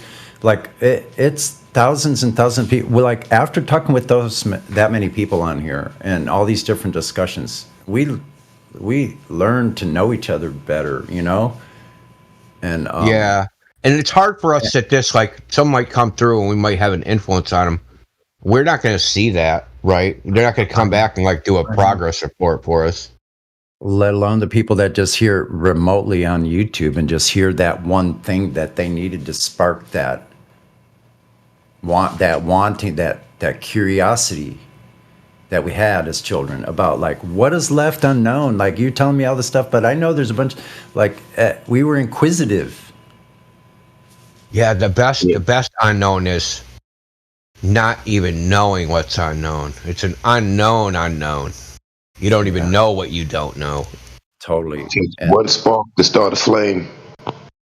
And so what I wanted to say about the progress is that, like, look, like Max over there on where you're at, and Indio, and I'm over here, and all the people in between and outside on the plane, you know, like, we're all different, right? So I think in here we get a chance to, like, get to know each other in a way where, like, we can transcend those problems that we maybe still carry with us that are remnants of our own bigotry, because probably none of us didn't grow up in some sort of bigotry in our families, right? On one side or the other, think about it, or from the other influences. But we still got these ideas ingrained in us that it's not going to go away after 3 years on the Flat Earth Discord.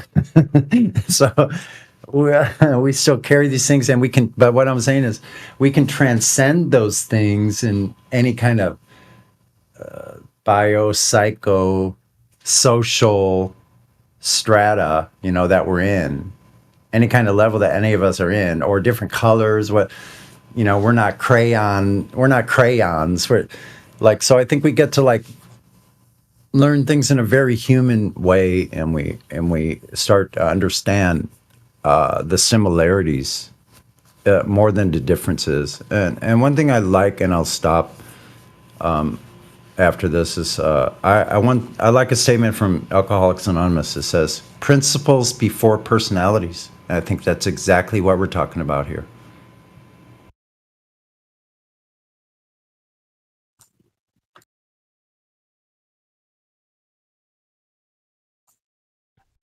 Yeah, I would agree with you, Sonny. I think everything that we're talking about is basically just a human condition, and people understand it more so if they're in the Western Hemisphere, and people over there in the other parts of the world, they could certainly understand the things that we're speaking of too, I'm pretty sure. Yeah. And hopefully this is, recorded for all time. I don't know if that's true. Like, nothing lasts forever, but this information isn't going to go away. Like, we know that. Brings a very interesting point about the information. Because we all have different information inside of us. Right?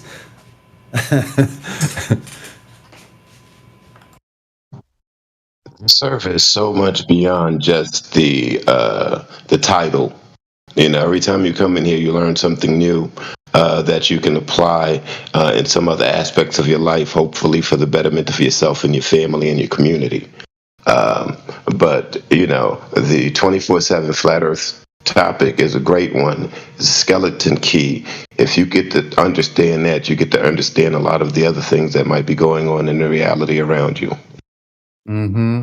And about stepping into that void of not knowing what you don't know. Yeah, it's scary a little bit. It can be. But it can be really exciting as well. So that's where I stand. Like, this has become exciting because there is so much more that we don't know and I don't know. And I'd rather be in I don't know, like there's some kind of weird thing around going on in people's minds where they're afraid to say they don't know something when in actuality we've shown here many, many times that they don't know.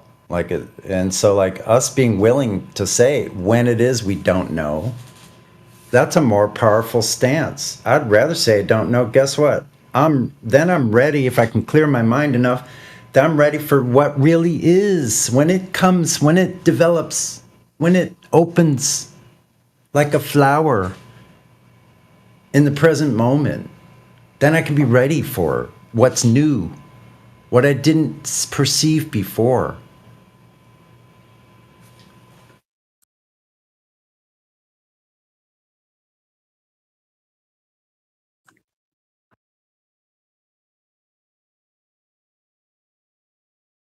So I'd rather be like, I don't know, because then I get a brand new world. I mean, it's the same world, but it is a brand new world. I can wake up and have a brand new day. A day where I'm not bogged down by my own bullshit. So when I become aware of my own bullshit, how effective is going to be a outside bullshitter when I encountered that? When I've already encountered my own bullshitter and put it in its place.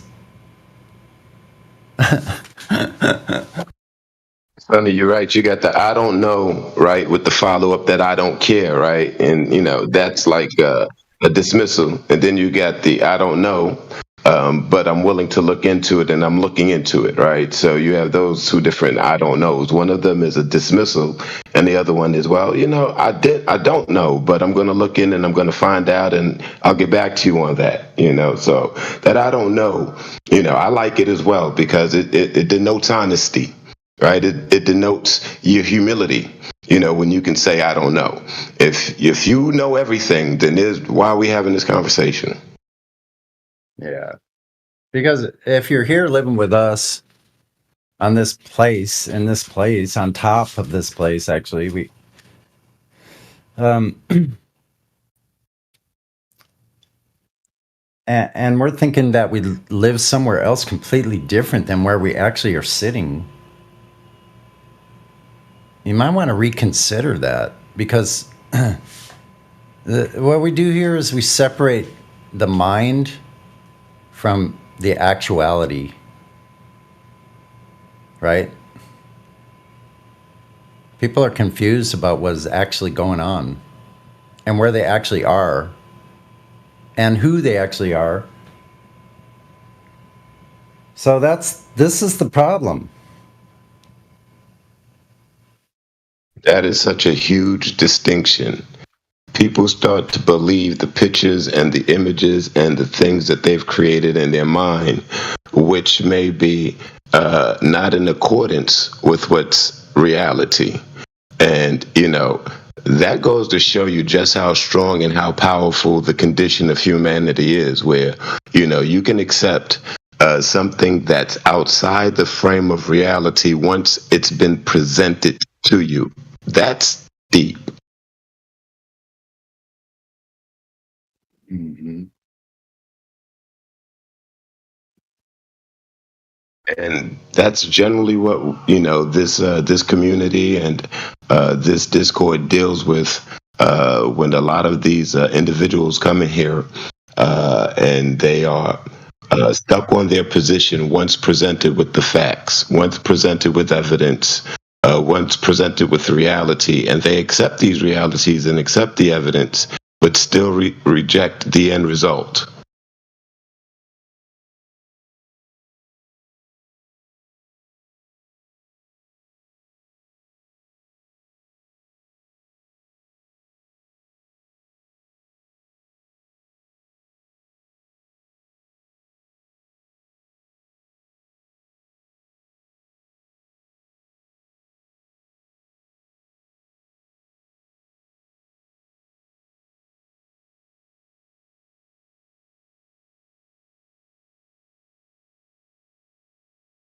Yeah, and it's a good Saturday morning.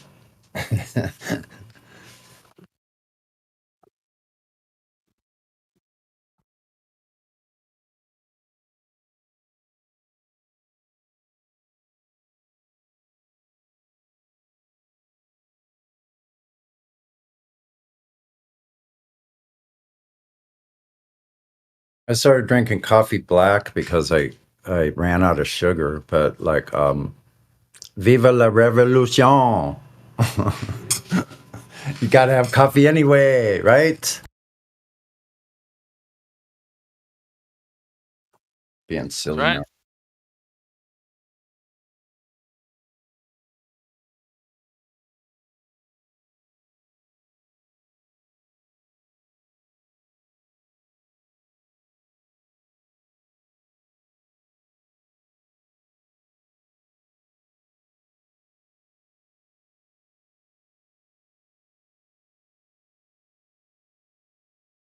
Yeah.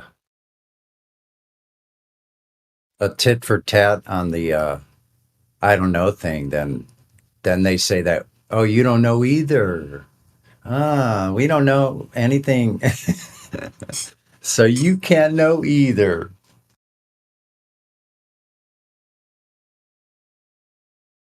And fortunately, the world outside there, Earth outside, doesn't obey those little made up rules.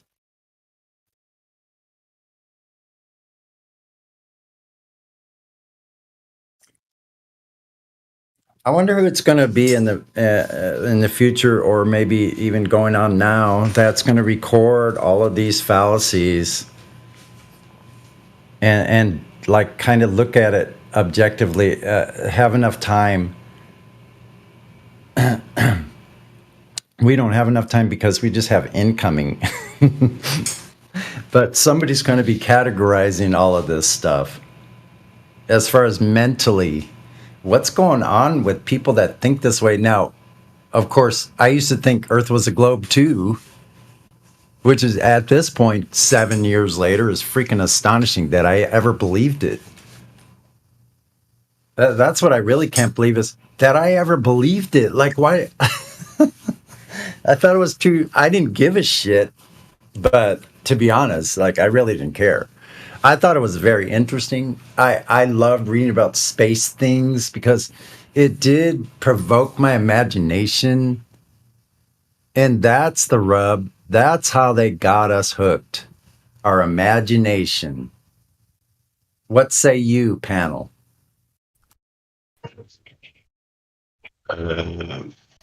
Yeah. they limit your imagination, though, and they don't allow you. They kind of put limits on it. It seems to me like they give you dichotomies, and it's this or that, right? And not allowing you really to have free thought without being influenced heavily by the narrative that's been presented to you. So it's really hard. I think you're right, Max. Like they tell you what the sun and the moon are when they have no idea. Mm-hmm. So, none whatsoever. They don't know how they far they are. completely stymie your imagination on that one. But I see where you're coming from too. Like they give you a whole void because what does your brain want to naturally do? It wants to fill voids, like missing information. So they tell you that you live in a void. So that's what's going to happen. It's going to make your brain want to fill the gaps. Maybe that's why these people are just filling the gaps like on the spot, like when they run out of an excuse, then they jump to some other. No doubt. It's really weird. Look, I still imagine what's out there with the stars and the other bodies that move. I still wonder what's out there. My imagination has not went away because we've changed. I've changed the paradigm that I now agree with based on information that I've accepted. So I mean, I still have a very vivid imagination, and I still think incredible things, just not impossibilities and things that have been falsified. But you can still have. The thing is, they don't let you explore. That's the thing. They don't let you really, take your imagination where you want it to go. So, with these things in place, it's, but we can still have healthy imaginations. There's no limit to it. Flatsy.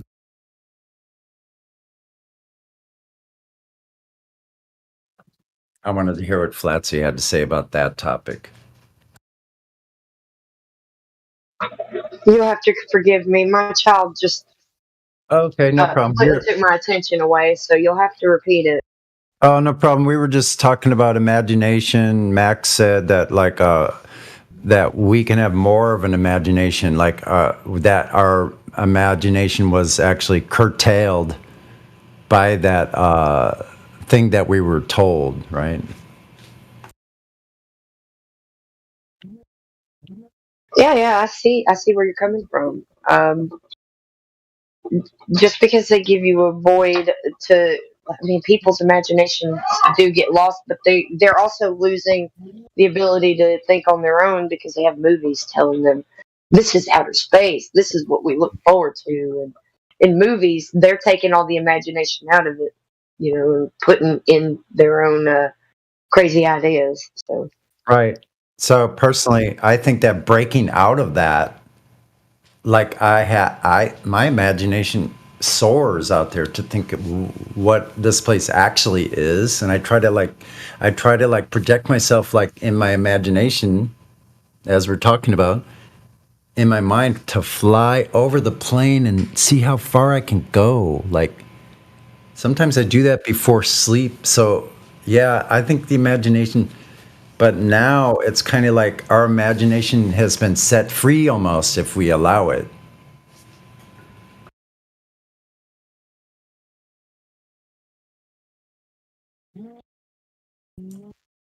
Mike, trying to speak up.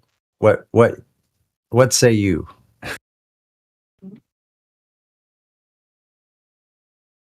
yeah, I have the ability to think about things with more clarity and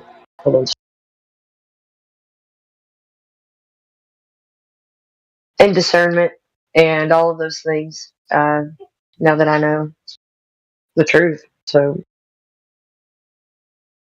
Yeah.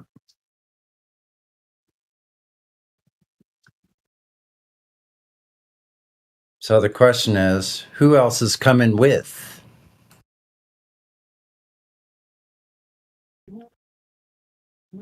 As ODG said quite eloquently,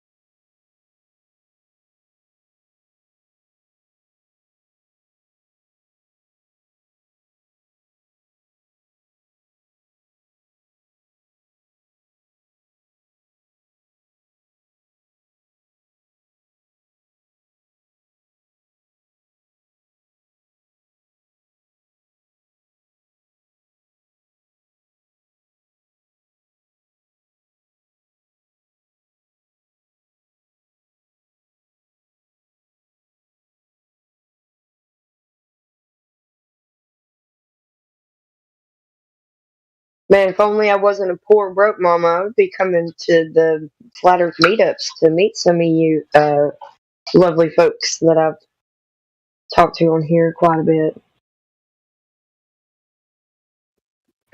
Man, I get a little depressed about not being able to meet you guys. I'm not used to knowing folks virtually only, you know, so it's weird. It is kind of, yeah, for me also. But still the best time ever.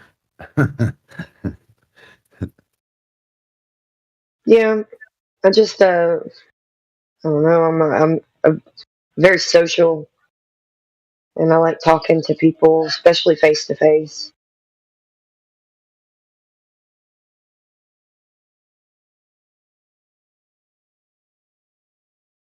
You're like, I think you might be like me, one of these introverted extroverts. Or vice versa. Well, I'm not. I never used to be an introvert. If I am now, it's because I have no choice but to be. Like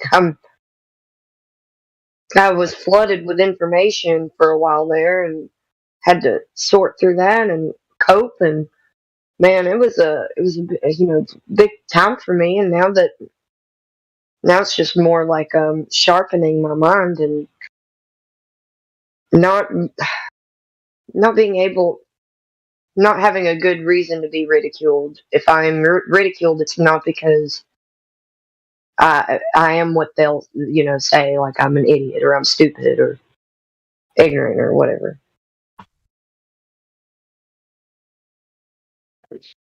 Oh shit, my mic's open.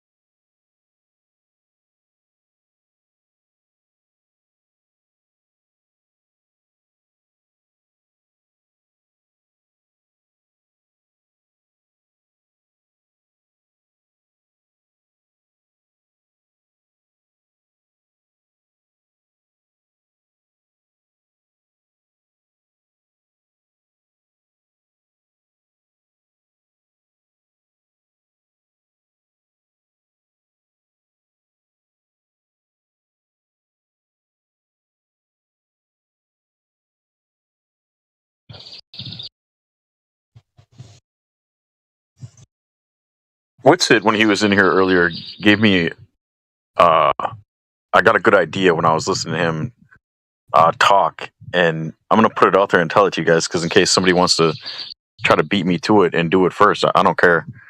Because the more the merrier.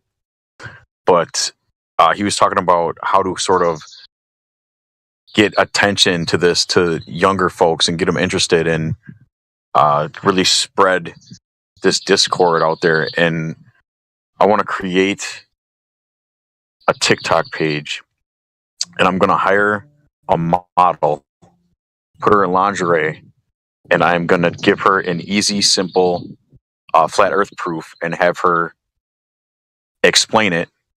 And I'm going to film it,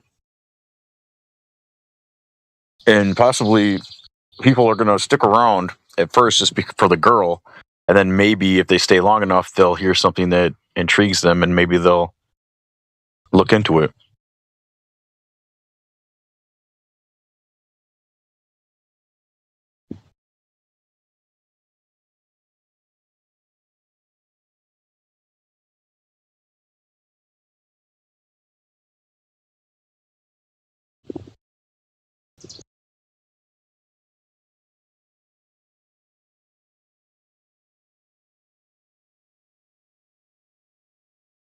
I've never seen anything like that that might could get pretty popular.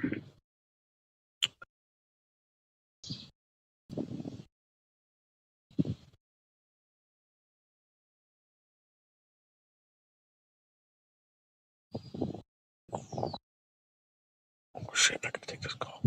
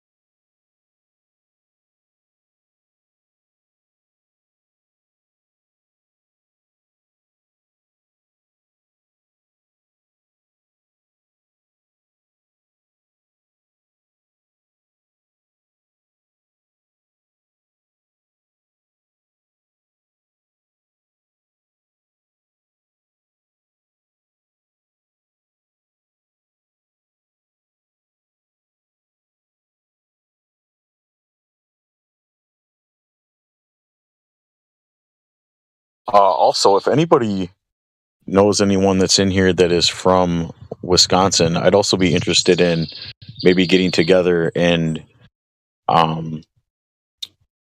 getting a billboard and put the Discord on a billboard. I'd be interested in funding that if anybody else would be interested in that.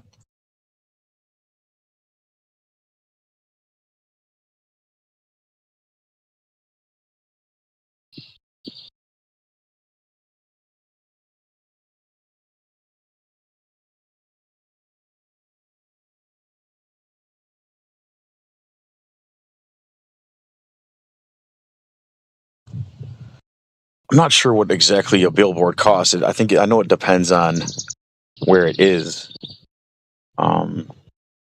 But I think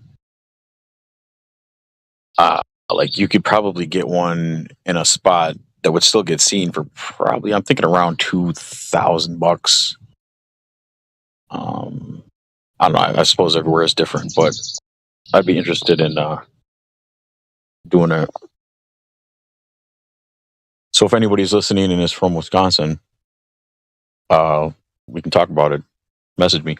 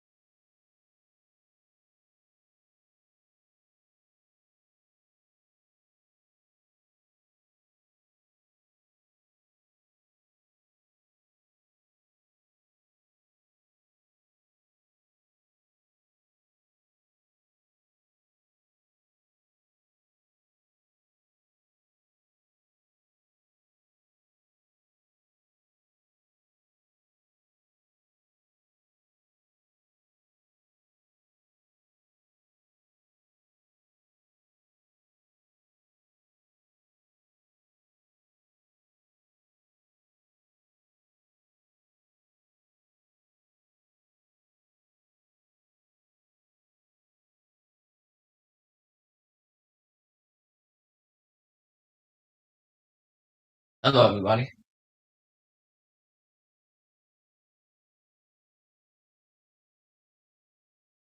Hello there. Hey, is there any moderators around? I'm from the FNF server. I'm one of the moderators there. Which server? I'm a moderator from the Fresh Fit server.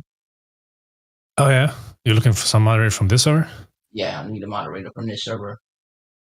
You can call Creation Bear maybe if he's there. I don't know. What's happening? Yeah, we're having an issue in our server with 2 of your members. And I don't want to talk about it in here. I need the people in the chat.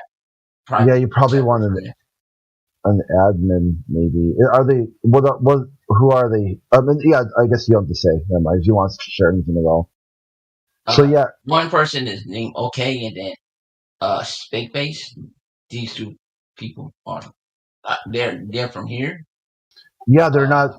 Yeah, I think they're just regular. You said A-OK? Okay, number. I'll tell you the time. Yeah, if you could send it to me. They're not, and they're not part of the staff at all. Moderator or admin. No, I know that. But they came in our server and started something with somebody that I can't have this conversation with in this channel. Yeah. Yeah, we probably, I mean, don't have any real control over, it was like, I mean, yeah, you probably want to talk to a moderator then for sure. Well, I was hoping there wasn't like some. The moderators and stuff know me and Dev. So Yeah. Can you do me a favor when they come around? Just tell them to ping us or whatever, and then we'll come back. We can come back later and address it at that point. We want to make them aware. Want to make y'all aware of what some of y'all members are doing. So, Yeah, but I think. Yeah. I think we got going on is the members you're talking about aren't aren't really someone who is a really part of the community. Well, then maybe I might want to get them up out of your community because what they did is a really bad look. I can't talk about it. Yeah, I gotcha. So, yeah, we're gonna deal with it on our side. Trust me, believe that. But we want to make y'all aware. So, something y'all might want to address with them yourselves. So, just let them know whenever they come around. Just ping me or Dad, and if not, we'll be back. We'll probably pull up later tonight, my time, US EST. So, can you DM me the 2 people's names? I'll put a note here so then when the next mod that comes in can see who the 2 people are, and I'll add that to the note.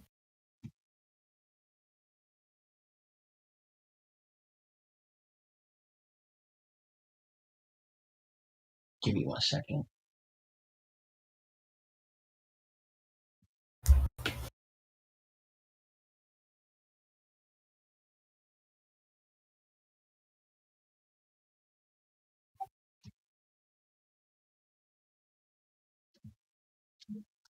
There you go.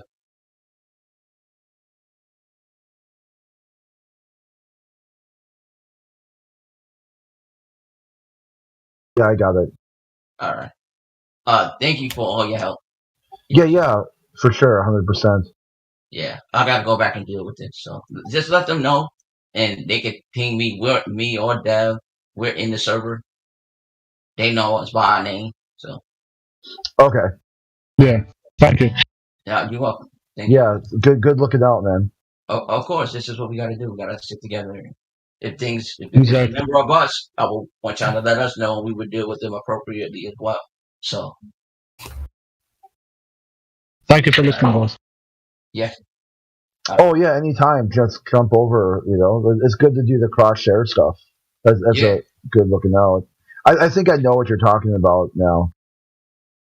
Well, this is like just happened like 20 minutes ago, so I don't know, but maybe it was up in here or something. I don't know.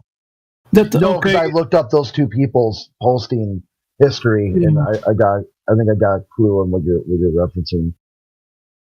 That account, okay, is a girl? A young girl? I think so. Okay. That's what I was apprised to.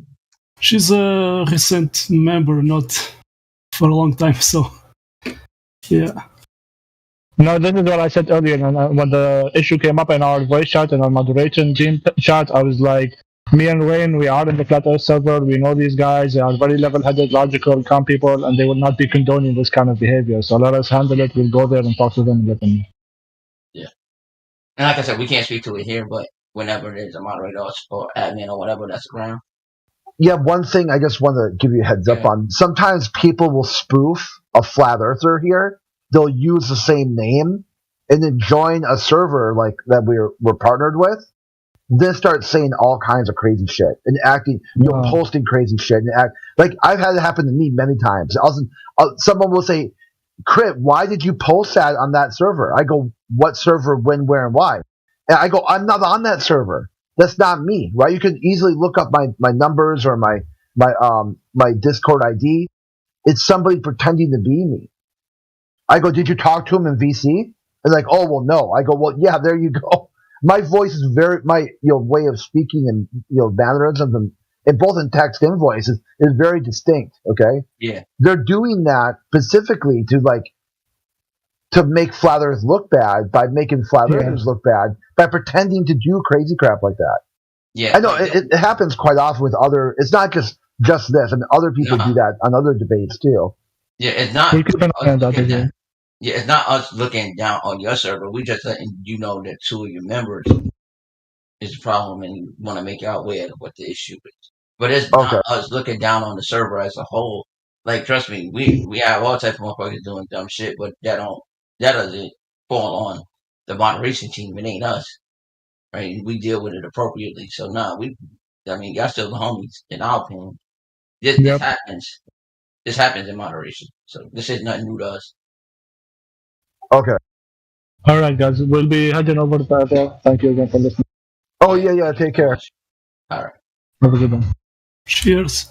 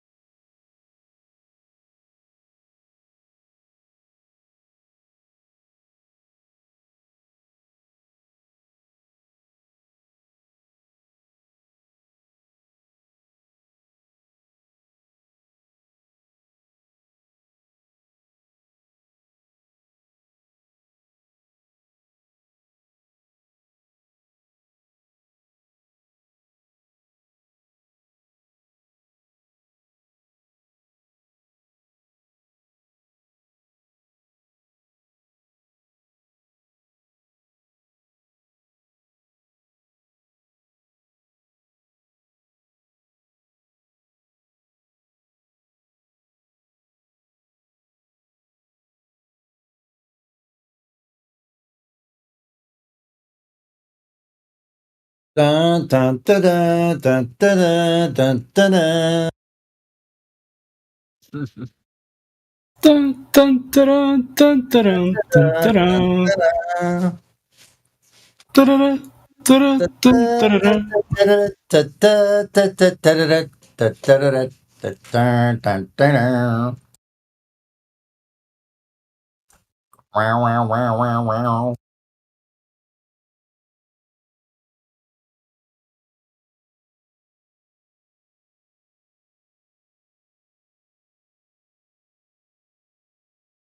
I don't know why the Star Wars theme came up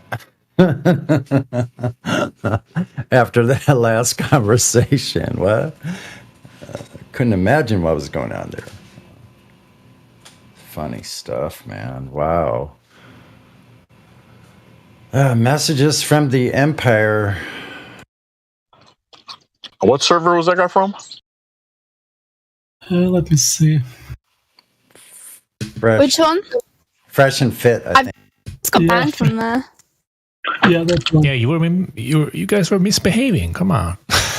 Yeah, they just came and told us about you guys. Oh wait, I am. Did they? I am. Did they say? Well, just that you guys were over there saying something about our server and representing here, which I don't see why anybody would do that. They're You're gonna go liars. somewhere I got banned because I asked this man with a 4 o'clock shadow if he was a man, and he got triggered. Post his profile in the chat. Like, look at this. Look at.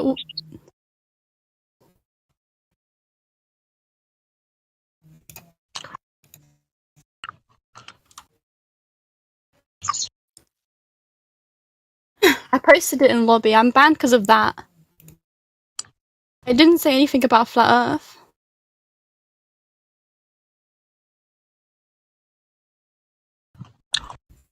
I was like, Lauren, are you a woman? And he was like, yeah, I'm a woman. I was like, okay. When I was over there, most of the people in there were all right, except there was a couple that I know there was one guy that he kept barking at people for interrupting him, and we don't do that over here, but he was constantly interrupting immediately to then afterwards, which was kind of funny.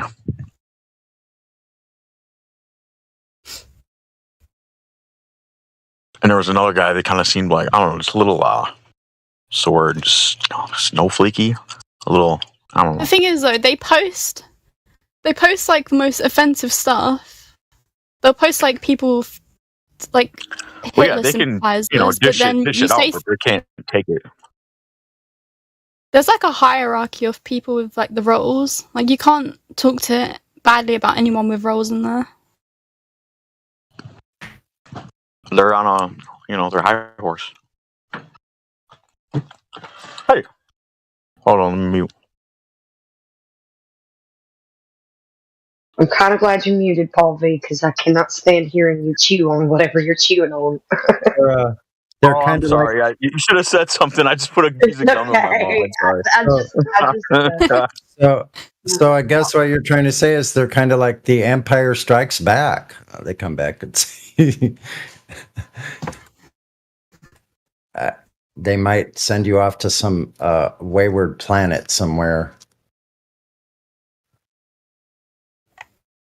Send them into the void.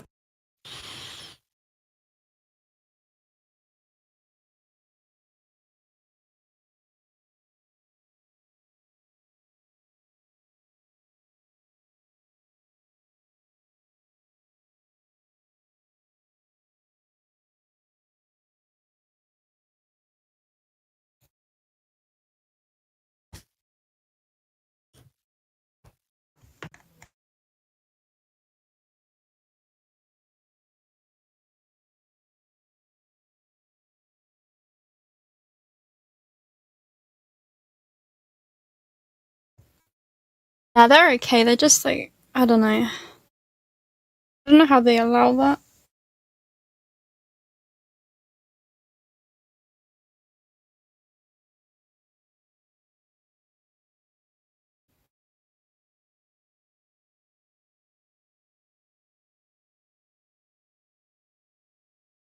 What do the server rules says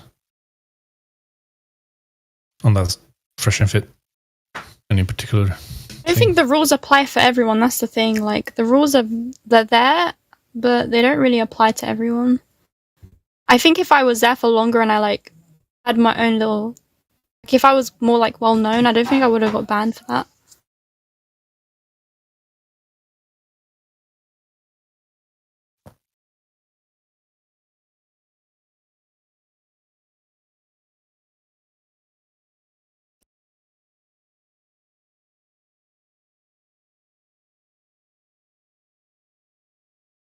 I'm going to give you a swift reprimand for that.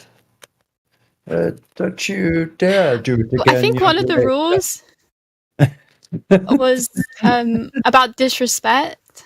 That's probably the one I broke, but that's kind of a stupid rule to have anyway, because Okay, anyone well, can claim that you're disrespecting them.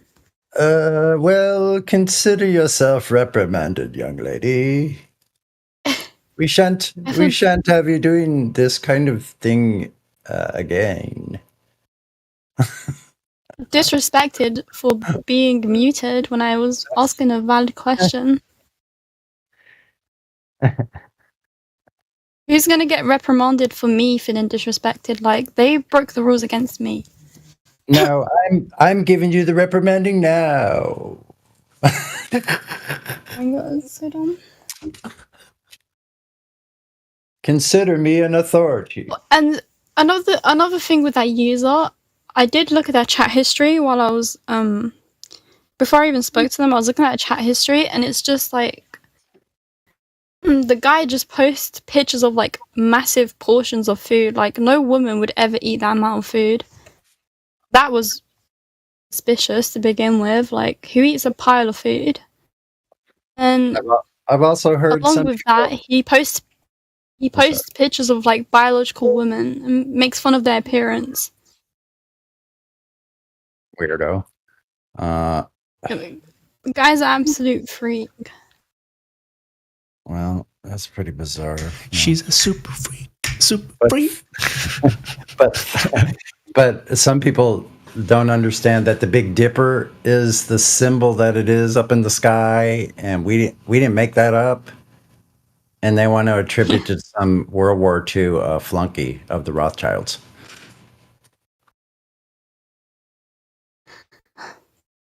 Sorry for the cryptic. I'm trying to stay vague, if you will. I'm gonna join the Duck Pond server. I'm joking. I don't like when they do that either, because how just because I'm in the server, how do I represent the whole server? Like, I'm just one of the users here. I've been here for, like, there's people that have been here way longer than me and have way better points. And why'd you just go off by what? It's almost like okay, India was telling us a story about how one city it got the wrong jurisdiction. It's like having another city come over and say, we heard that someone was committing a crime over in from your city. So we're here to let you know. That doesn't. So just because I'm in a server doesn't mean I represent everyone in here. It's kind of ridiculous. Or like, we're your daddy, and we're gonna like that. They need to tell. Yeah, that's parents. So true. Why did they come in here? They tried to tattletale on you to your daddy. Like, they think that we're your daddy. Okay, well, thanks for the raise, but no. Individuals are there, each individual. I guess they don't understand that part either. I don't know, man. I'm like confused. That's so cringe. I'm like having a hard time with that. I can't believe they've done that. They came. And out of all the servers, like, I'm in multiple. Like, why come in here? Like, who says that this server is like? I don't know. This is kind of weird. Very weird. Like, okay, well, you said they're kind of freaky though, so yeah, they are easily explained then. But that's a weird sense of appropriateness and inappropriateness that they seem to have that misplaced or something. I don't know. I'm just spitballing here. I'm not. This server is just paper. This server is my guardian. Okay, if you have anything you want to bring up about me, make sure you come in here and speak to all of my carers, my wranglers. Right. No, we don't have controllers over here. Sorry. You've got the wrong address.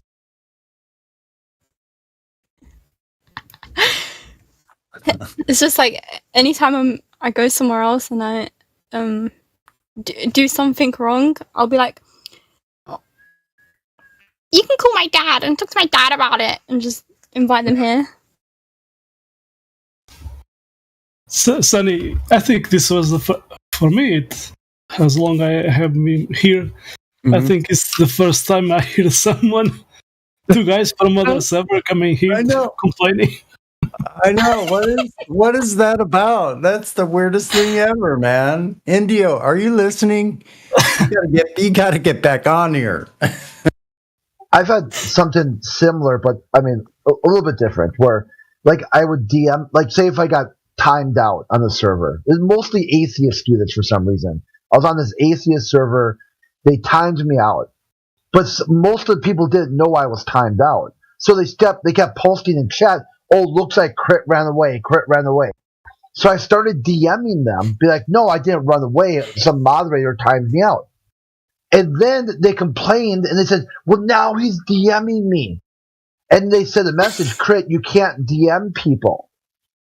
And I'm like, so I started DMing that person. Why can't you DM people? What's going on there? How do you think that you've got control of someone's DMs? I'm telling you, unmute me so I can talk to them in server then. If I can't talk to them in server, the only way to talk to them is now in DMs or a different server, because we share other servers together. So they said, if you DM anyone else, you're banned. I'm like, well, I'm going to keep DMing people, and that means I'll have to DM them then. Because now I will no longer be able to talk to them. If you want me to talk on them, basically I pared it down this. You want me not to DM people. I can if I want to, but you don't want me to. You also don't want me to talk in server. Those two things are logically contradictory, because I'm going to talk. So which one do you want? Yeah. Do you want me to talk in server, or do you want me to DM them? And they're like, well, neither. Okay, so then which one? I don't know. I feel like some people forget. Oh, real quick, okay. So after they banned me, then they start saying, ha ha, you're banned. I go, I don't care. I'll just talk to you in DMs. And they're like, oh, wait, what? I'm like, dude, you don't know how Discord works. As long as we share a server, then I can DM you anytime I want. And you said I ran away, I'm going to challenge your worldview. And I go, just to prove the point now, I have to DM you to show you how stupid you are. Because you thought banning me from one server would stop me from DMing you. To stop me from DMing you, you would have unmuted me on that server. Then I would have talked to you on that server. This is how bad their logic is. They think somehow they've got control over all of Discord because they're a Discord mod. They only control the certain servers or channels that an admin set up for them. Outside of that, they're just a user like the rest of us.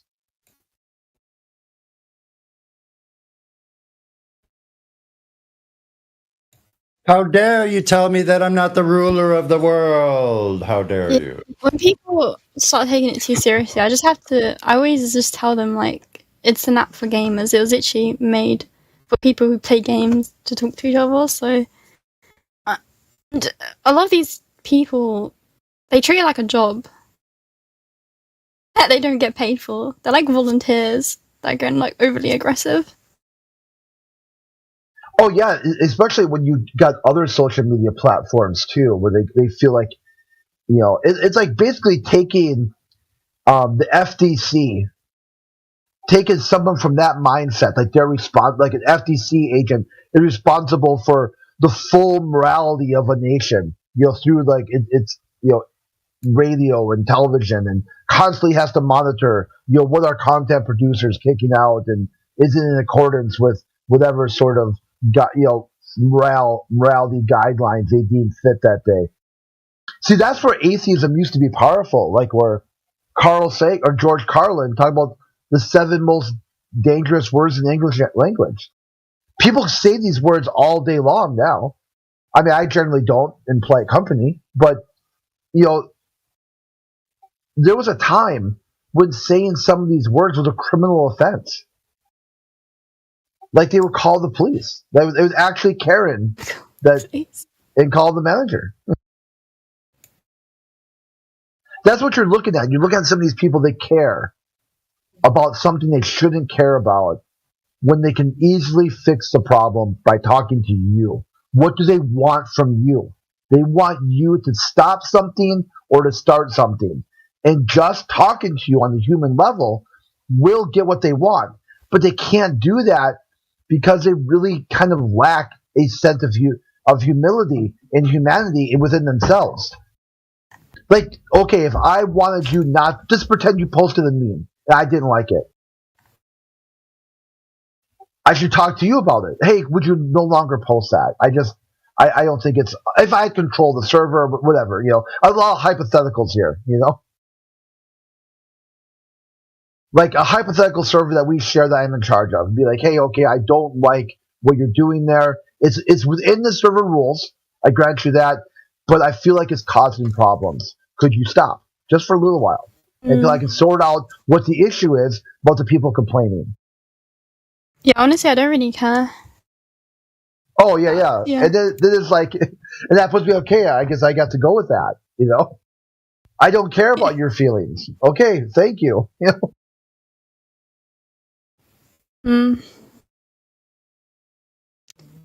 Yeah, the whole situation is just ridiculous. Like, imagine years from now, just thinking about what you were doing. Wow.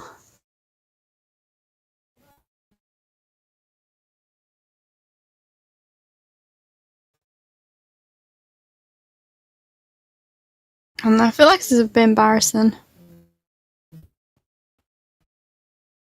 for them.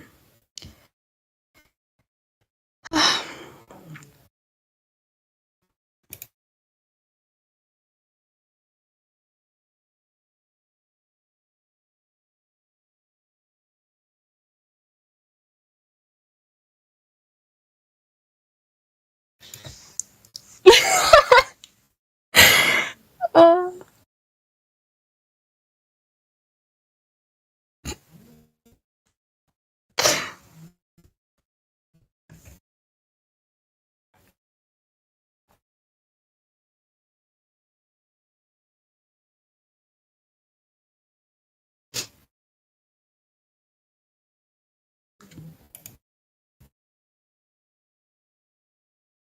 Mm-hmm.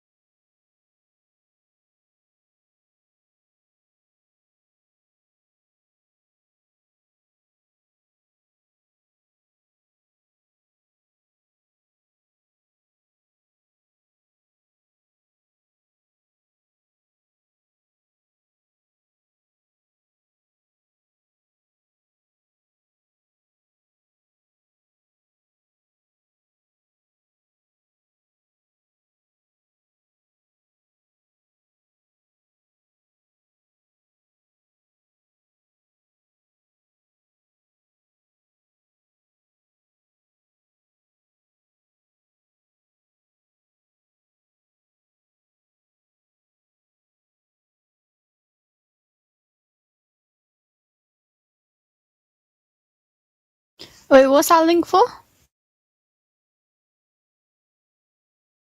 It's a Ballbusters live stream in 10 minutes. You click the link at YouTube.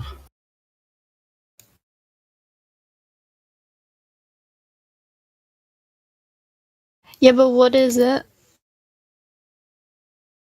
It quantum erases them or Yeah. anything? Oh. You will be there. Yeah.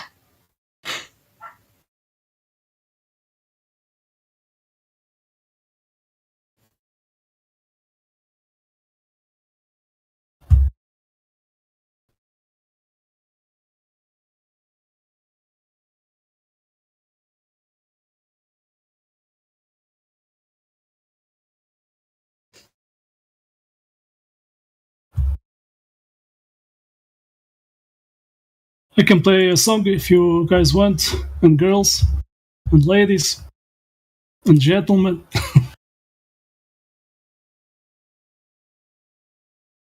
What was that? I can play a Flat Earth song. Do you want? Just to I don't relax. know. Is no one really online right now? I'm gonna play it.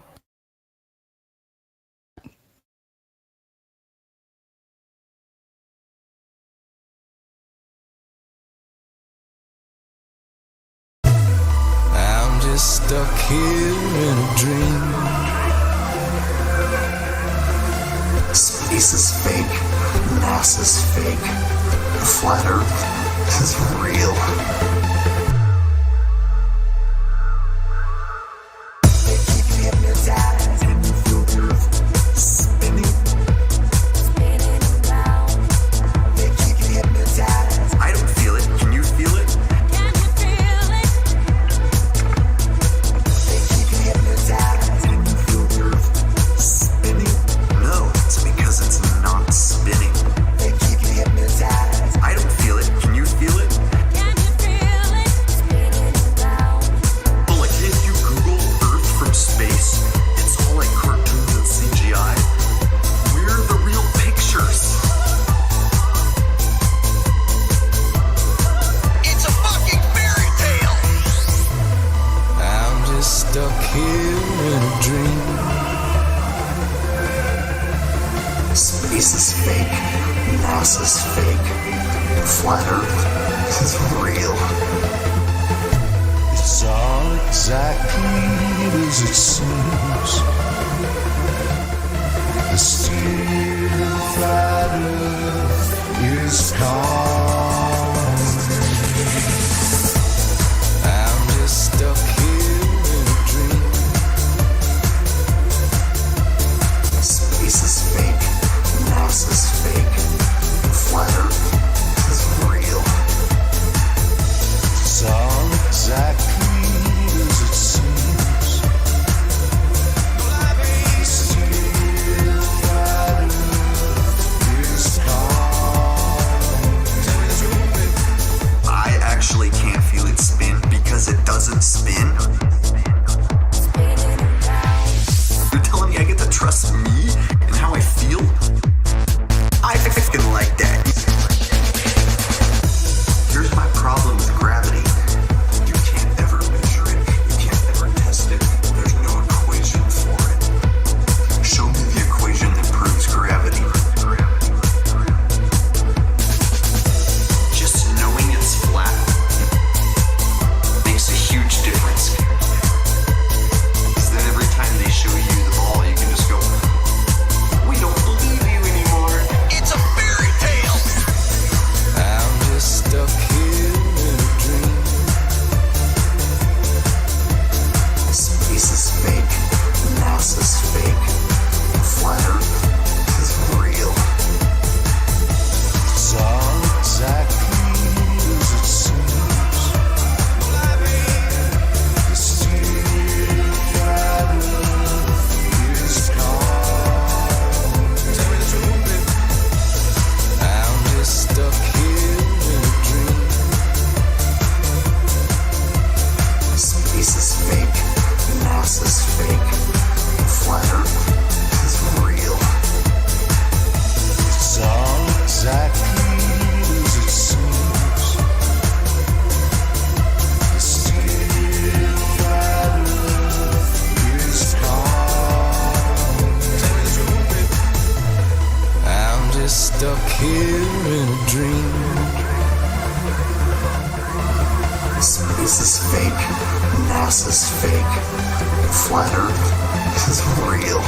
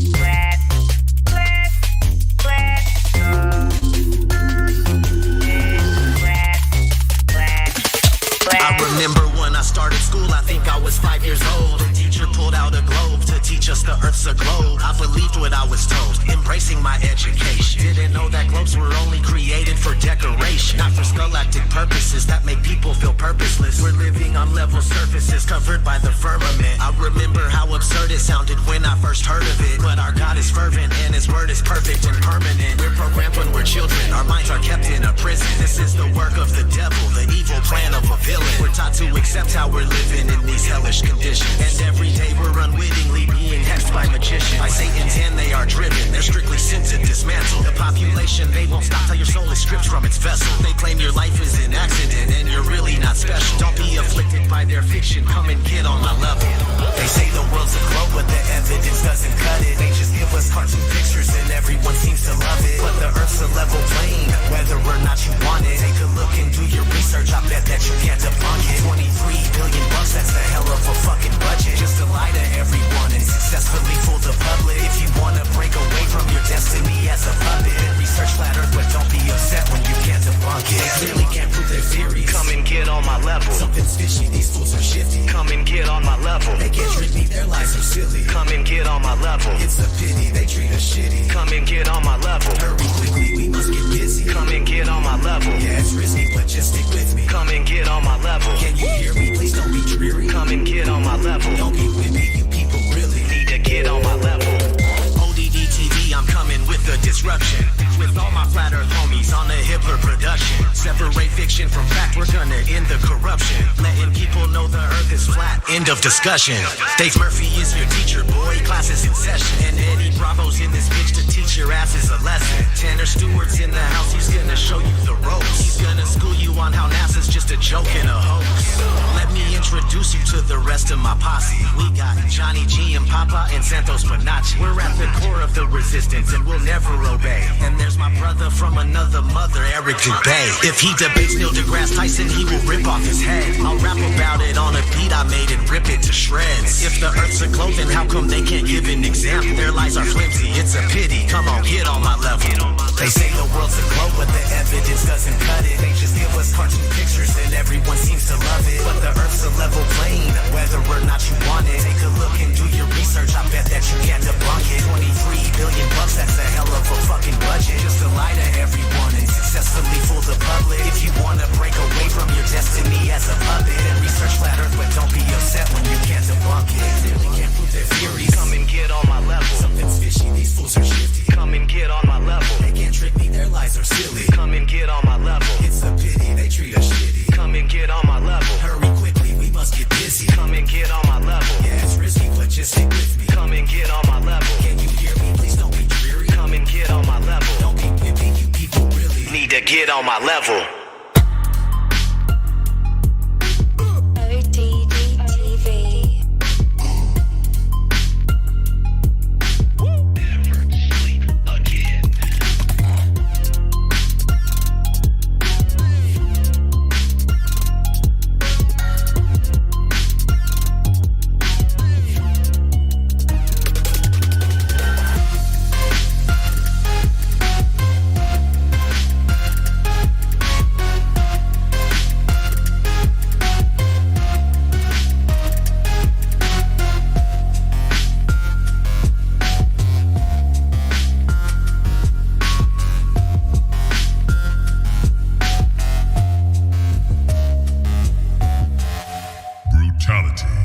Flawless victory.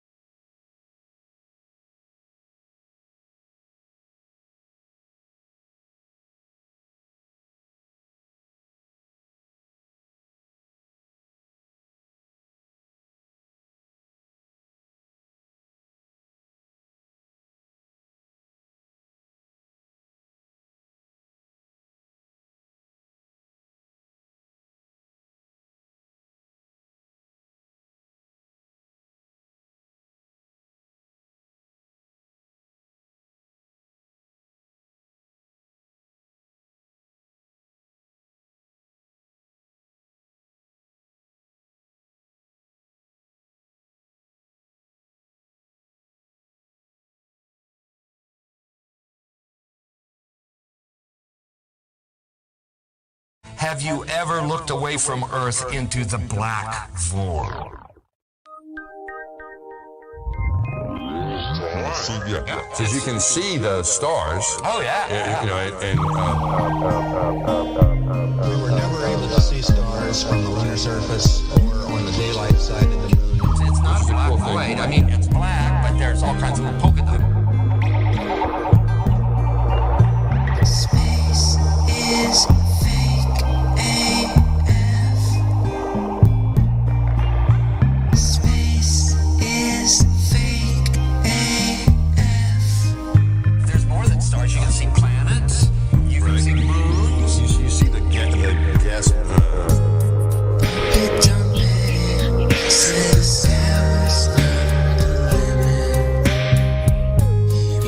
To the moon in another second, but we haven't been back since 1972.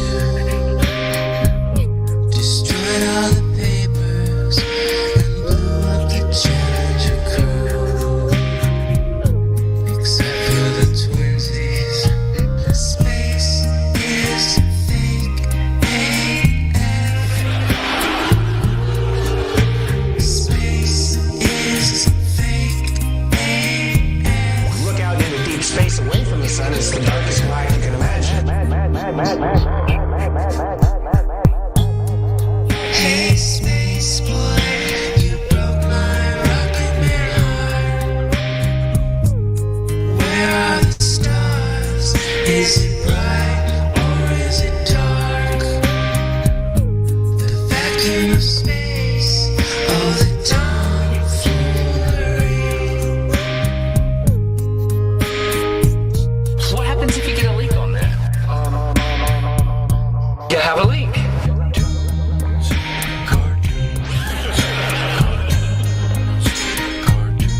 Debunk my bubble. Look, butterflies.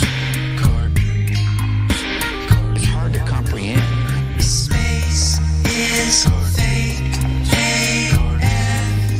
Two little bitty O-rings. Space is fake AF.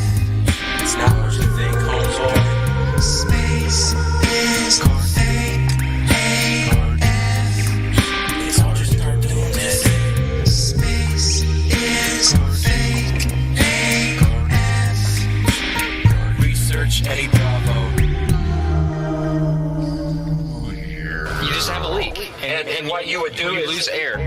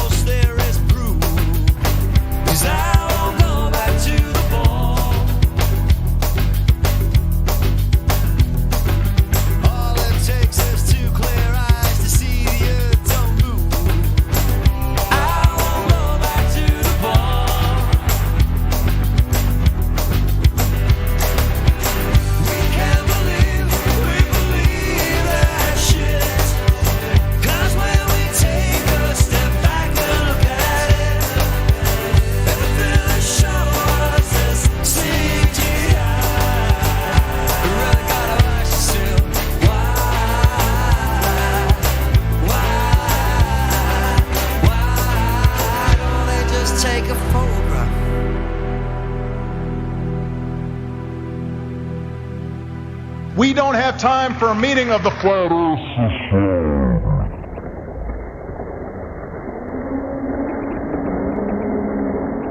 Do you suppose it is beyond us to produce a dual system of astronomy? The stars can be near or distant according as we need them. Do you suppose our mathematicians are unequal to that? Have you forgotten doublethink?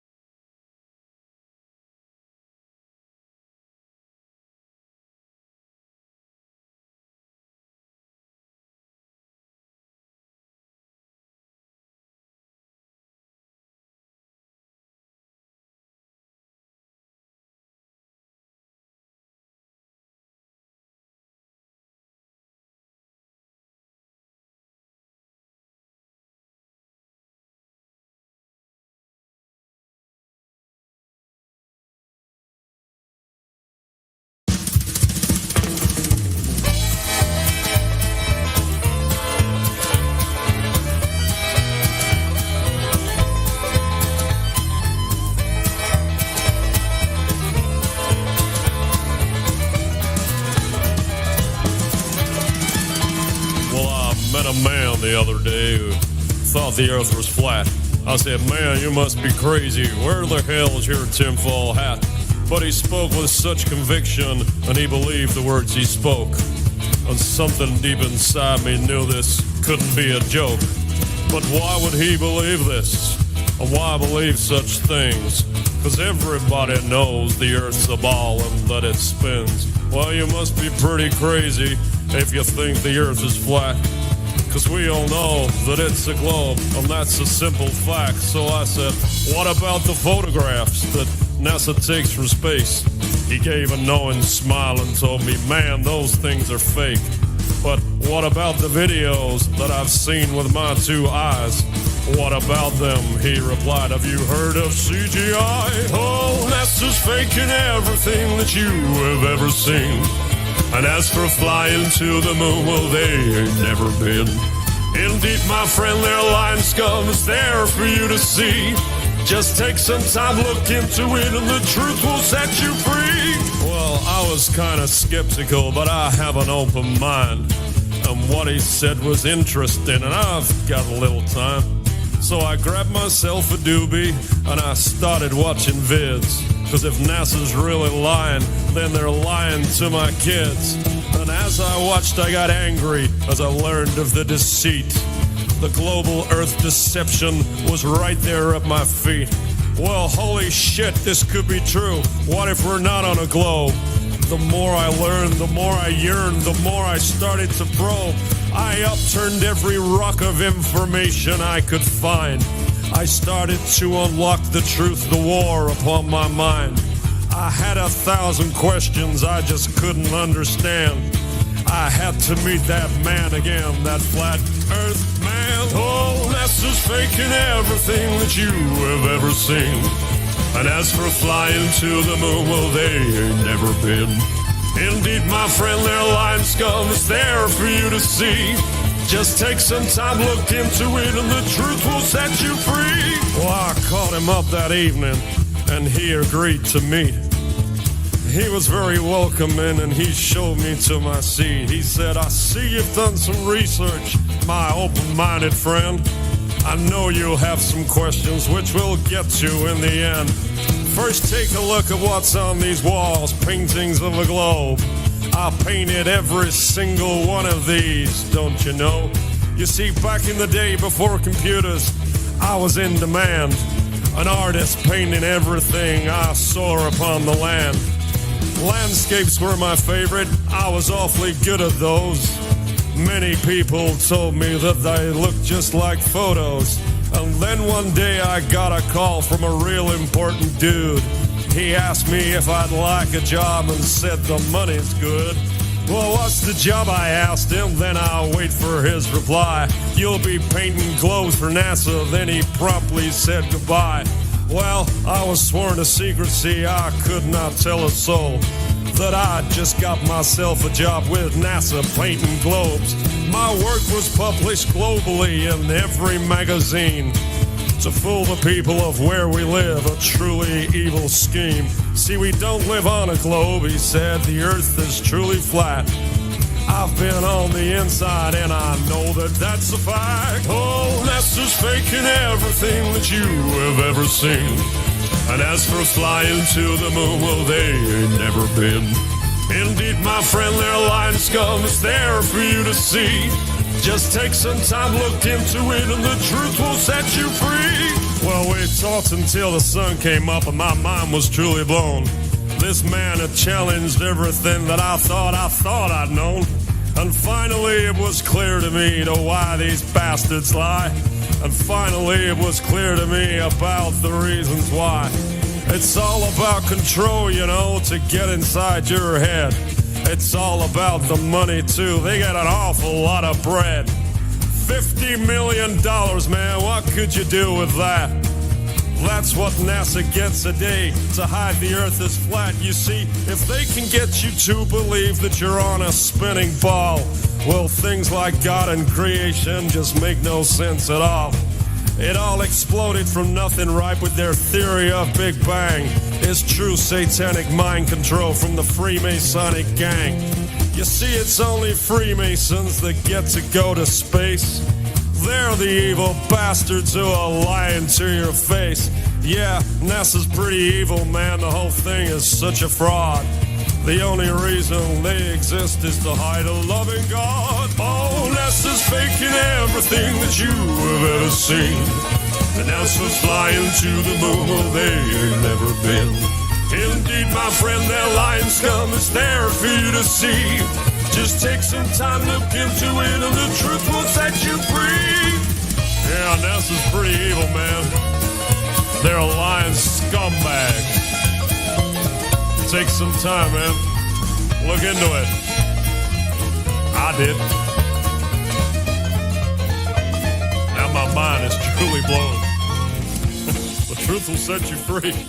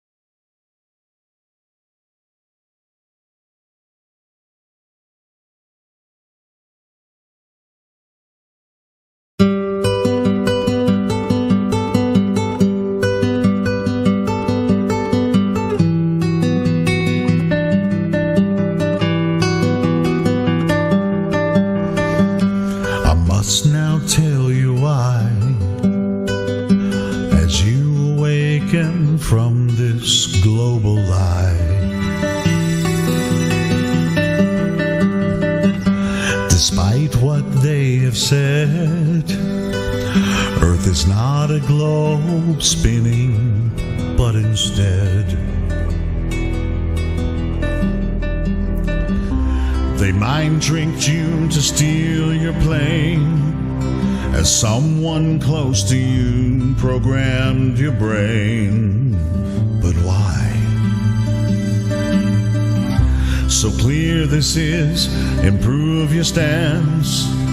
Space is fake, we are contained. Their scheme is over. The truth has just begun.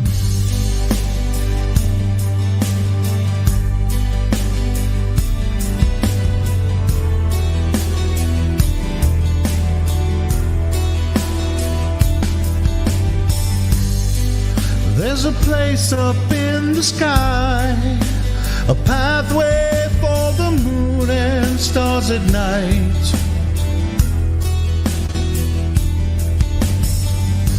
No parallax view to them, we're only using real lies, and truth is shared.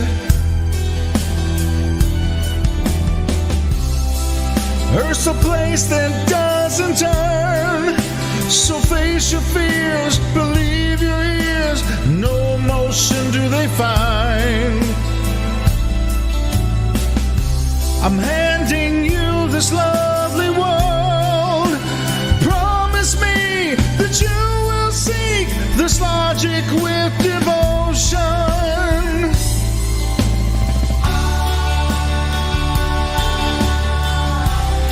I truly see your point of view.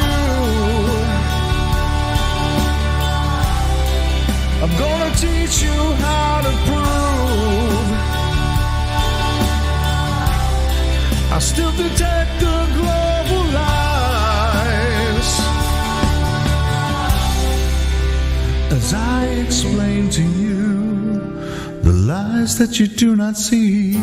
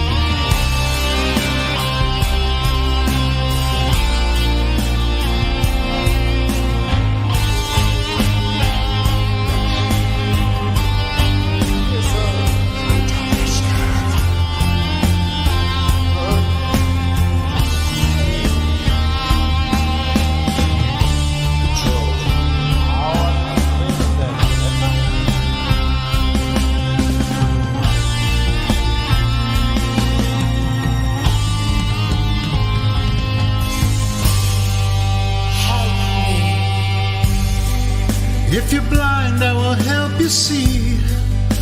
You must deny the vicious lies you believe.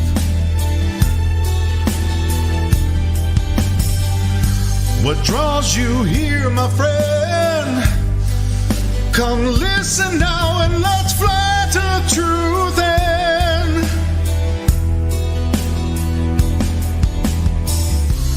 Giving advice for you to learn. Forsake the claims, let truth sustain your soul set free from lies. A heartfelt yearning to be at, lost in the illusion, using real lies. You will despise all the global lies, but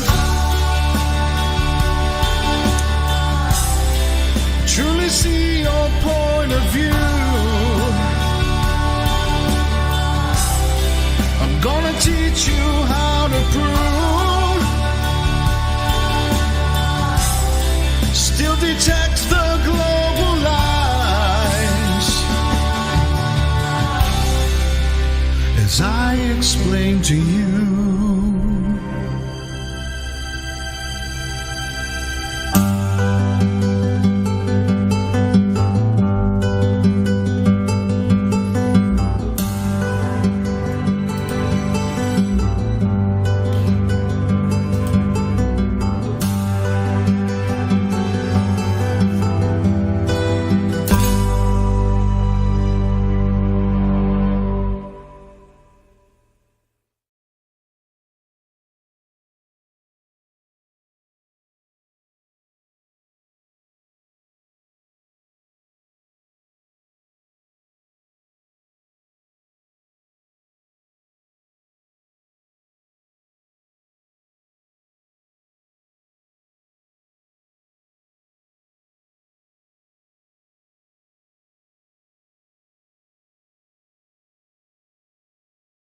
It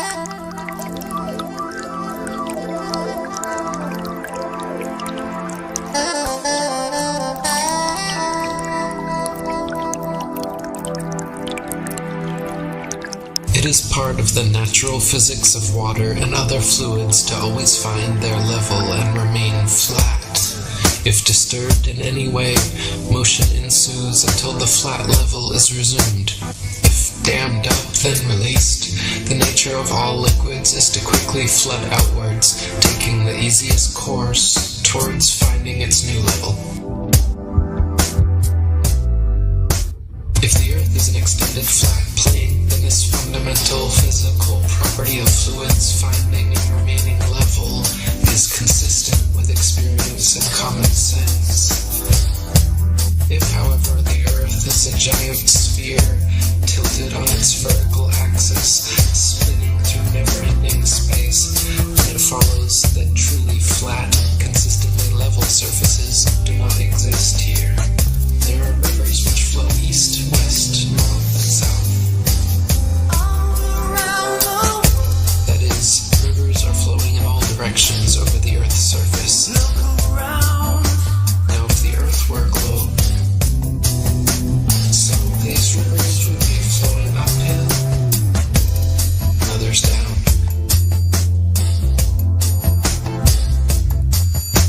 Some of these rivers would be flowing uphill,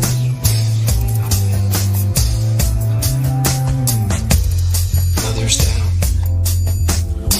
Rivers do not flow uphill.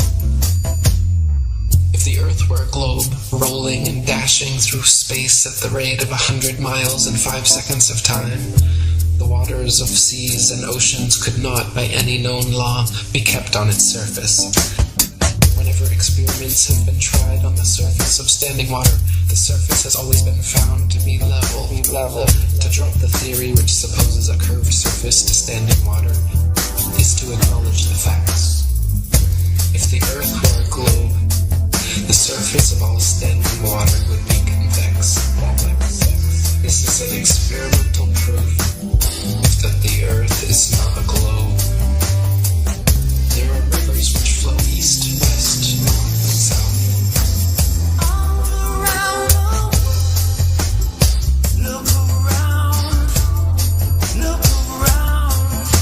Now, if the Earth were a globe, some of these rivers would be flowing uphill, and others down.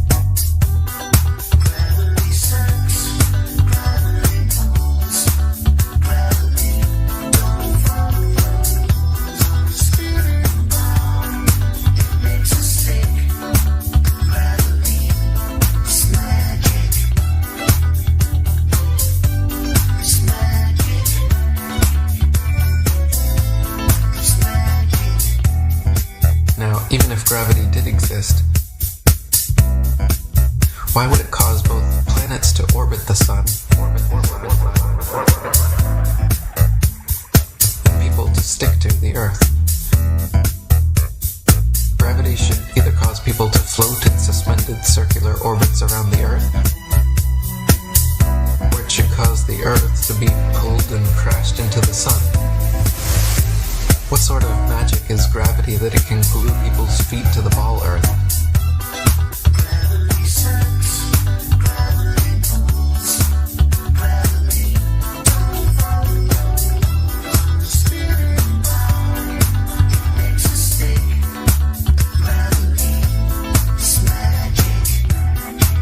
Gravitation is only a subterfuge employed by Newton in his attempt to prove that the Earth revolves around the sun.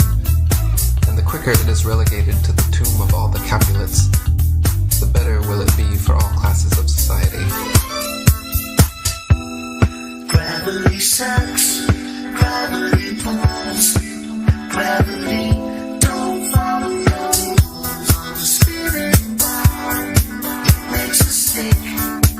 Gravity, it's a con trick. It's magic.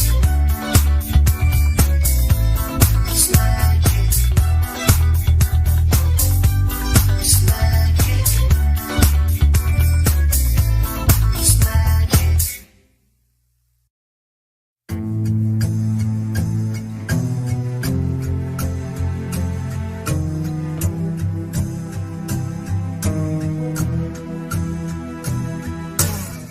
I confess that I cannot imagine how any human being in his proper senses can believe that the sun is stationary when, with his own eyes, he sees it revolving around the heavens, nor how he can believe that the earth on which he stands is whirling with the speed of lightning around the sun when he feels not the slightest motion.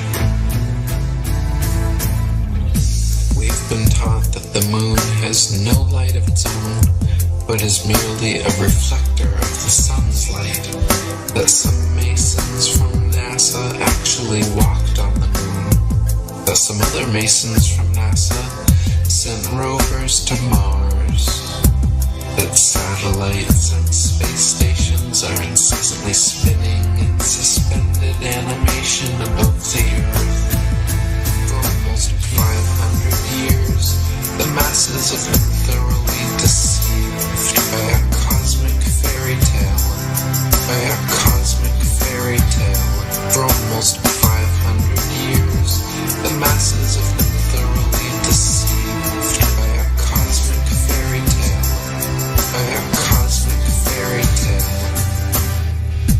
We have been taught that a mysterious force called gravity, a magical magnetism responsible for keeping everything from falling or flying off the spinning ball Earth, is just strong enough to hold people, oceans, and the atmosphere tightly to the surface, but just weak enough to allow bugs, birds, and planes to take off with ease. We've been taught that the ball Earth spins at a constant velocity, perfectly dragging the atmosphere along so we cannot feel the slightest bit of motion, wind, or air resistance. They say we cannot feel any of this motion because the magical Velcro of gravity pulls the atmosphere precisely along, and we cannot measure any of this motion because the stars are so incredibly far away. For almost 500 years, the masses have been thoroughly deceived by a cosmic fairy tale. For almost 500 years, the masses have been thoroughly deceived by a cosmic fairy tale. A sphere where people on the other side live with their feet above their heads, where rain, snow, and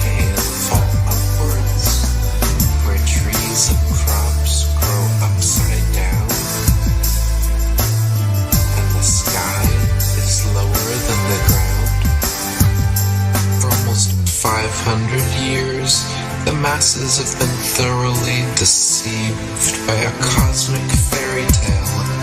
By a cosmic fairy tale. For almost 500 years, the masses have been thoroughly deceived by a cosmic fairy tale. By a cosmic fairy tale.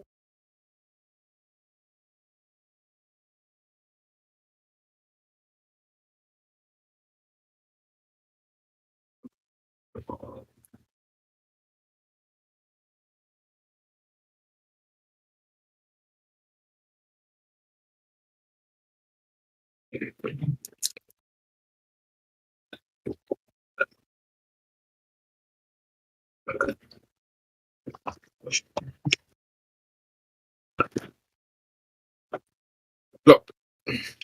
Plop. Plop. Plop.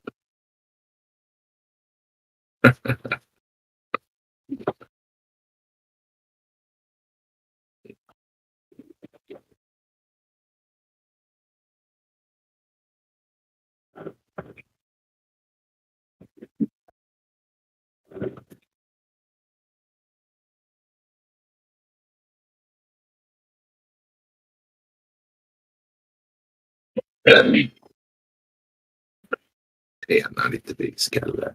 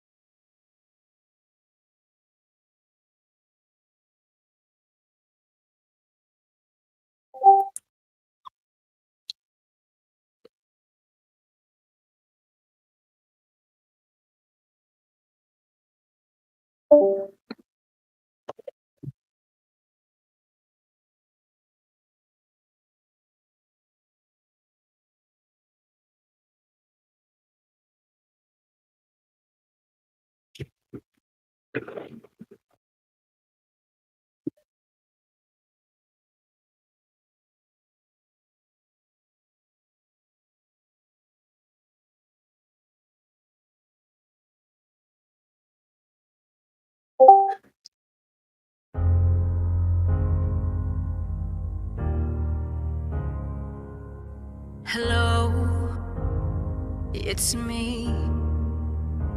You know, indoctrination started while we were still naive.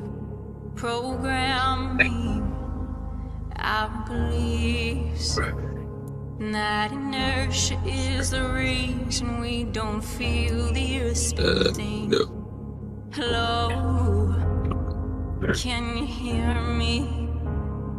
Did you ever stop to question the confession of gravity as a theory? Funny thing, force alone can be explained with buoyancy and density. The sun is closer than what they've told us, not 90 million miles away. Hello from the inside. I'm here to tell you not to lie. And there never was a space probe, and those planets you've left so wandering stars. Operation Fishbowl. There never was a South Pole. We're surrounded by walls of ice, and we clearly live inside of a glass door.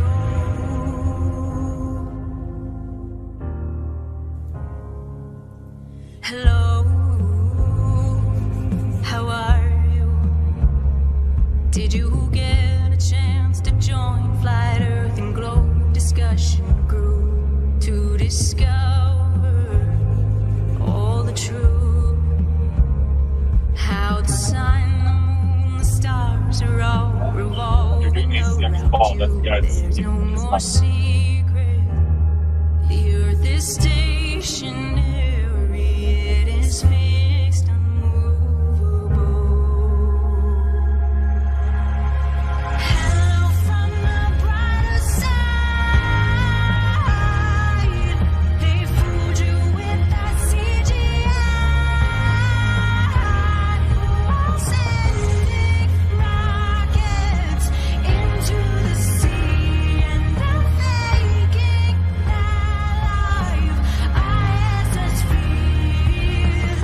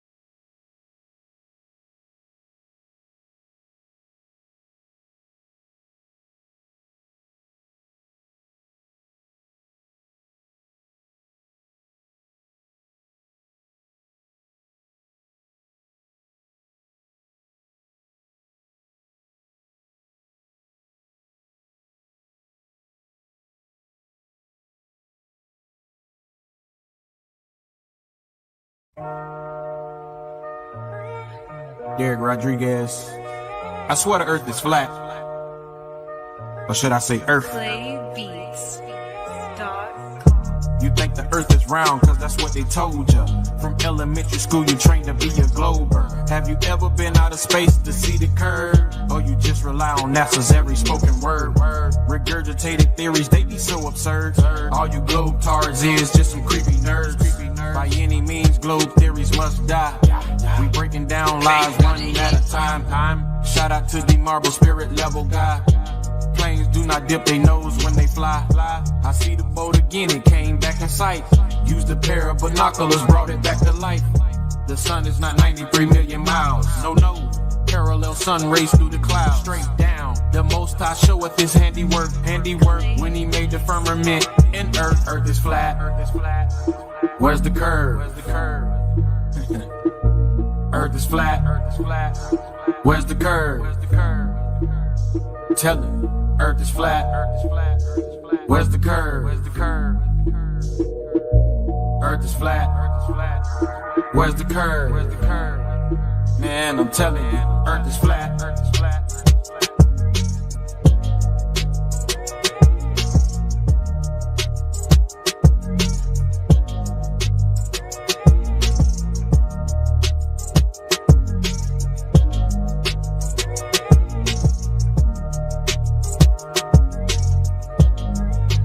Derek Rodriguez. I swear the earth is flat. Or should I say earth? You think the earth is round, cause that's what they told ya. From elementary school you trained to be a glober. Have you ever been out of space to see the curve? Or you just rely on NASA's every spoken word? Regurgitated theories, they be so absurd. All you globetards is just some creepy nerds. By any means, globe theories must die. We breaking down lies one at a time. Shout out to the marble spirit level guy. Planes do not dip their nose when they fly. I see the boat again, it came back in sight. Used a pair of binoculars, brought it back to life. The sun is not 93 million miles. No, parallel sun rays through the clouds. Straight down, the Most High showeth his handiwork. When he made the firmament and earth is flat. Where's the curve? Earth is flat. Where's the curve? Tell him, earth is flat. Where's the curve? Earth is flat. Where's the curve? Man, I'm telling you, earth is flat.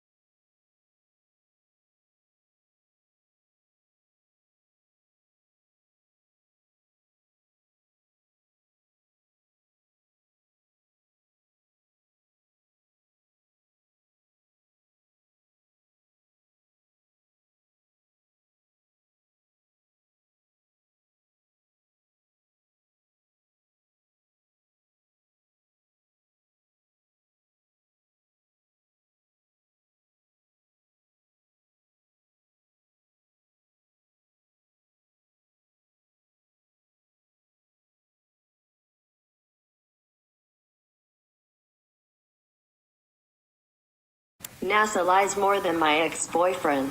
Oh baby, break up with that ball. Sorry little hoe, but you ain't living on a globe. Oh, all the things they taught you in the school, you gotta let it go. Like you can talk your shit, but then I'll flat smack you back with my rap. Call up gravity, like where the hell she at? Cause you need Jesus to see this, deceiving since Eden. Calling out the globers, they ran out of reasons. And 3 questions, we got your ball now gone, and you ain't done no work, but you just say we're wrong. But we know not to be lying and faking. Look what the hell they be saying. Look at the money they taking. They doing it off of Satan. Take a red pill with a shot of Jack. Oh, please don't call me back till you know the earth is really flat.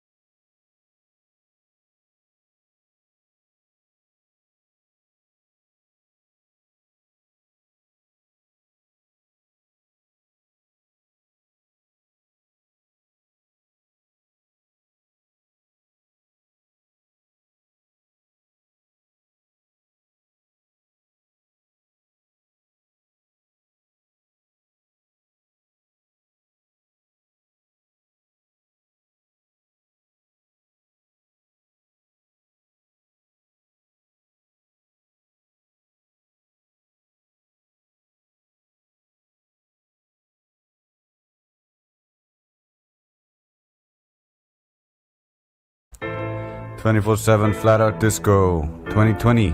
Shout out to Helio, Crypto, and Indio, and the Chocolate saying, to everyone else on the live stream, it's time to dream. Join us in this heresy. The earth is flat, visibly. Life is still a mystery. The name is Trace, but I have another name. They call me Love, Wisdom, Harmony. You see the fractal symmetry, just as it was meant to be. Our common shared destiny, the unity in you and me. Omnipresent divinity, occulted from humanity, manifesting all of reality. A working karmic synchronicity, life a harmonic symphony. Love is sincerity, dare to think differently for this flat earth epiphany. Join us in this heresy. The earth is flat, visibly. Life is still a mystery. They tell us quite merrily it's gravity, incoherently with insincerity. No evidence apparently, just appeals to authority. The fallacy there inherently, just imagine it vividly. All you get is imagery, lacking in validity, contradiction, inconsistency, pure and simple comedy, a globe model parody. That's all they have currently. No proof, no ability, it's the epitome of futility. Boy, you have my sympathy. A fantastical story from a scientific industry, repeatedly lying flippantly, science officially, pseudo actually. It's a religious ministry with scientific mimicry, truth fears no scrutiny. They tell us, you see into infinity, the method is quite finicky, science proves nothing sufficiently. A contradiction contingency, quite the travesty, a pseudoscientific blasphemy. The method lost no efficacy. Join us in this heresy.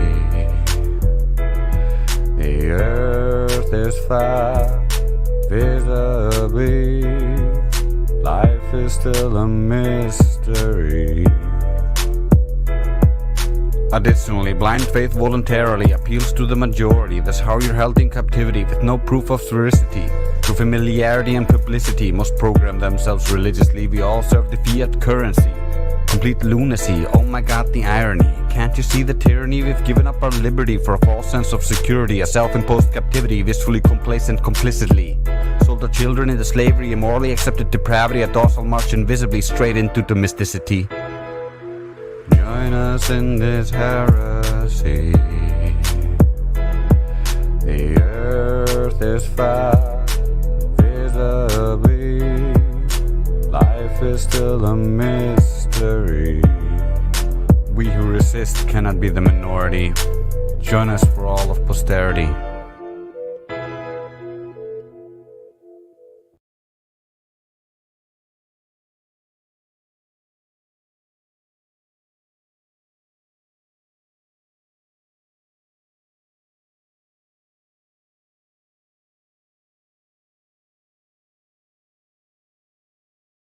Get Piget, how are you? Welcome.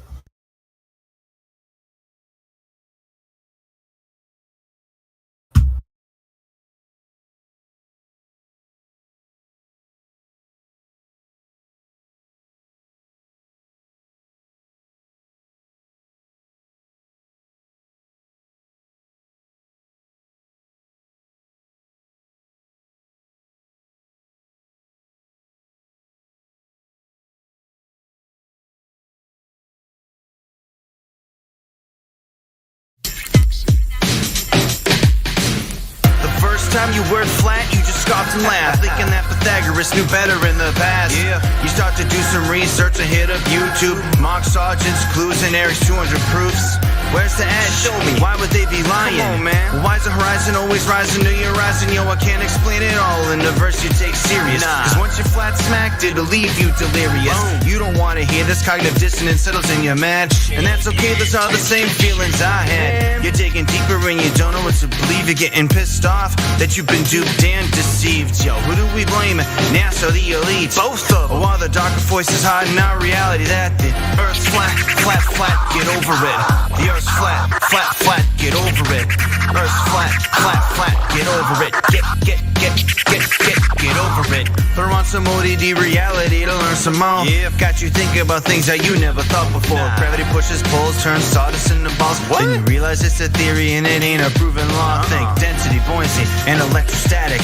It's a complicated concept when you first look at it. Seeing all them pics of Earth through a fisheye lens, cause that's the only way that they can show us that it bends. 70% of Earth's water, which is nothing special. But naturally speaking, water always seeks its level. Then you start to wonder why we can't have world peace when they all play nice with Antarctic treaties. Sure do. You start seeing celebs coming out as flat earthers. So you double check that you just misheard your TV, your phone, or your radio station. Got you wondering why flat earth's taking over the nation. Even this deep inside the rabbit hole, I have my doubts. But at the end of the day, I want to stand up and shout that the Earth's flat, flat, flat, get over it. The Earth's flat, flat, flat, get over it. Earth's flat, flat, flat, get over it. Get over it.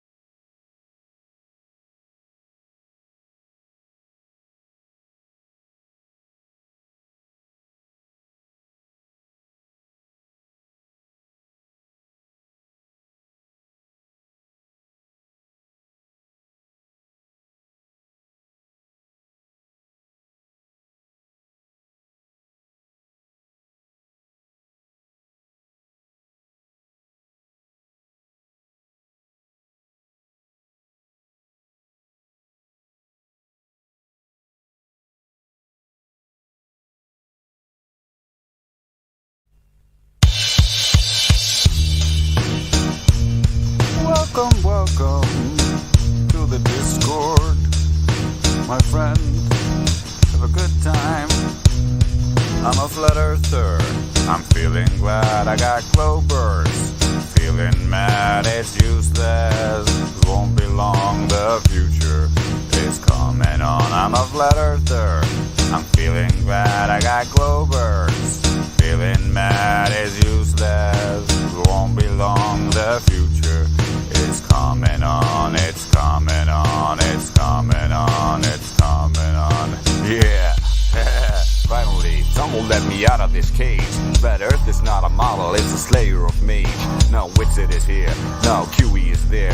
Even Sonic is creeping out of his smelly lair. Intangible, thought you saw the curve, but you didn't though. Panoramic view, flat horizon, it's so manageable. Telescope, try to cope on this slippery slope.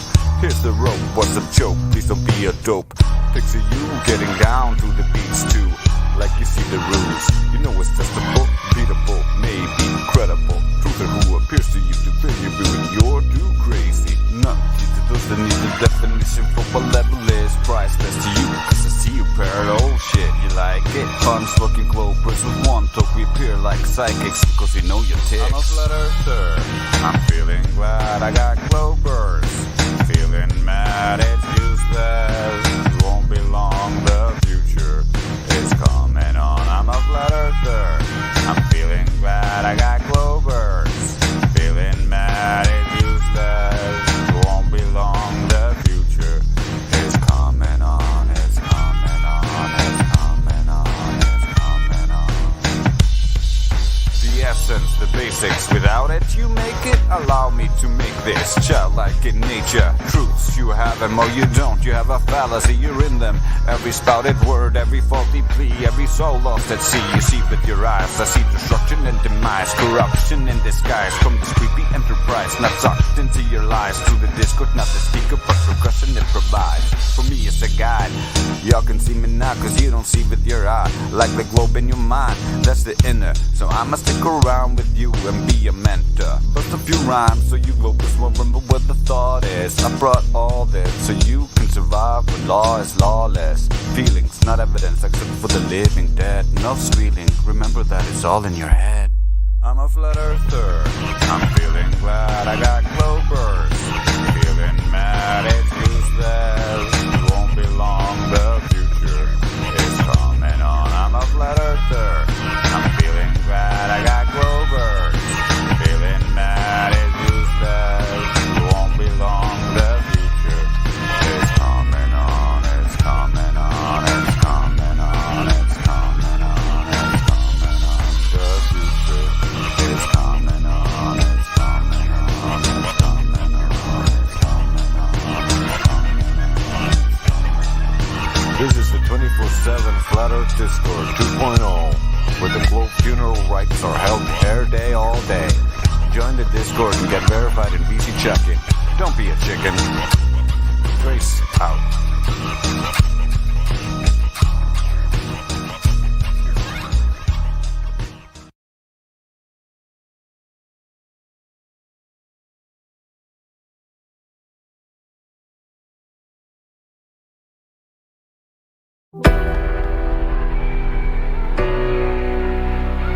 Open the scene, humankind panics from a dying planet.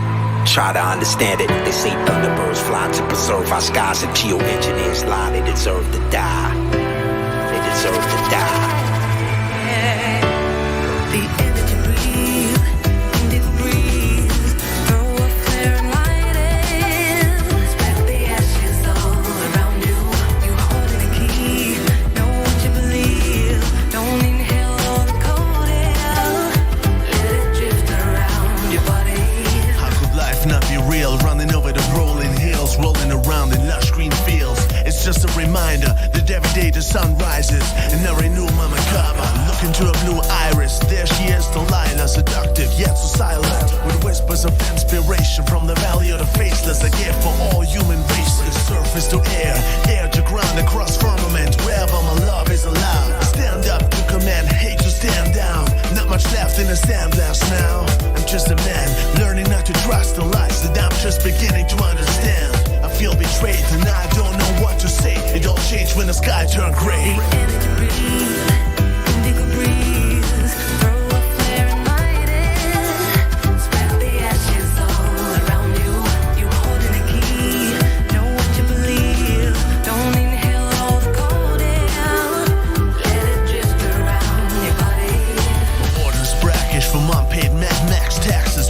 Make multiple passes, suffering from thunderstorm asthma, chest grabbing. This is madness, follow the white rabbit.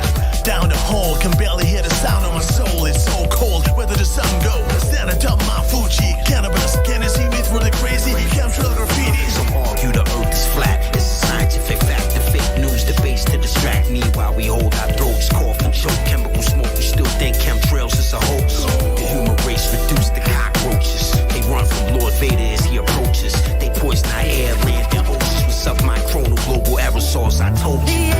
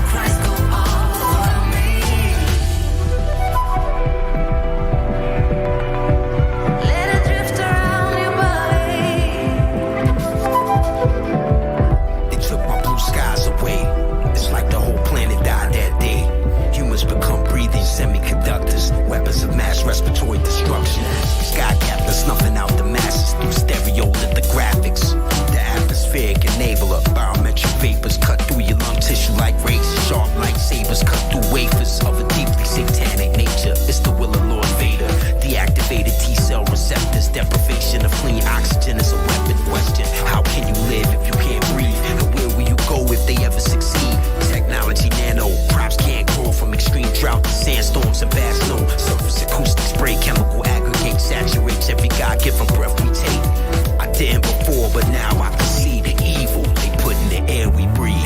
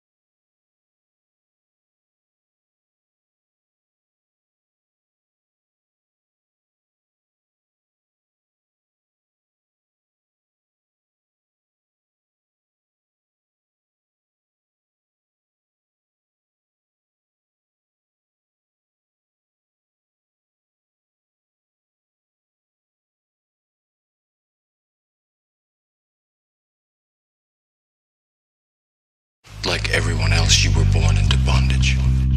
Born into a prison. For your mind. Buckle your seatbelt, Dorothy, because Kansas is going bye-bye.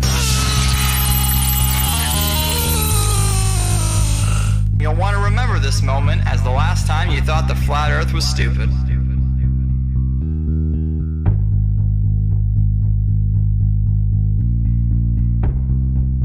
Hello everyone, this is ODD, and yes, I'm finally admitting that even though I don't like labels, I'm a flat earther. Based on my research for the past 10 months, our world is very different from the model that we are being taught by the authority on the matter. It took me a while to come to terms with this, and it took even longer to gain the courage to talk about it. It can be pretty embarrassing to go against popular opinion, but this is real. It's not a psyop, it's not a distraction, and it's not a bandwagon. It's a reasonable debate. It's thousands of people taking what we've been told and comparing it to what we see and experience, only to find out that they do not match up. Once you start digging into this, it becomes clear that there is no evidence for the speculated spinning ball that we supposedly live on, and everything points to a flat Earth. The flat Earth is much more than just reasonable. The one and only reason that it's reasonable to argue against the flat Earth is that we've all been taught otherwise our whole lives. We blindly believe something that A, has never been proven, and B, is pretty much fucking impossible. Thanks to people like Eric Dubay, the flat Earth has re-emerged and it has more steam than ever. Before I've ever even entertained the flat Earth, I knew not to trust the space programs of the world. Close examinations of NASA and other space programs reveal that things aren't what they seem and that we, the people, are being lied to. We have no real pictures of the Earth, and no matter how hard we try, we just can't find the curvature. Not only that, but flight paths make more sense on a flat map, and large bodies of water not being able to curve into a giant ball completely resonates. Forensically speaking, the globe model is so very unlikely that any good detective wouldn't believe a fucking word the globe says. The globe story is so full of circumstantial, impossible coincidences, which only prove that the globe is a fucking liar. We'll be going over that in this video, as well as other reasons why the world isn't what we're led to believe. I appreciate you tuning in. Let's get started.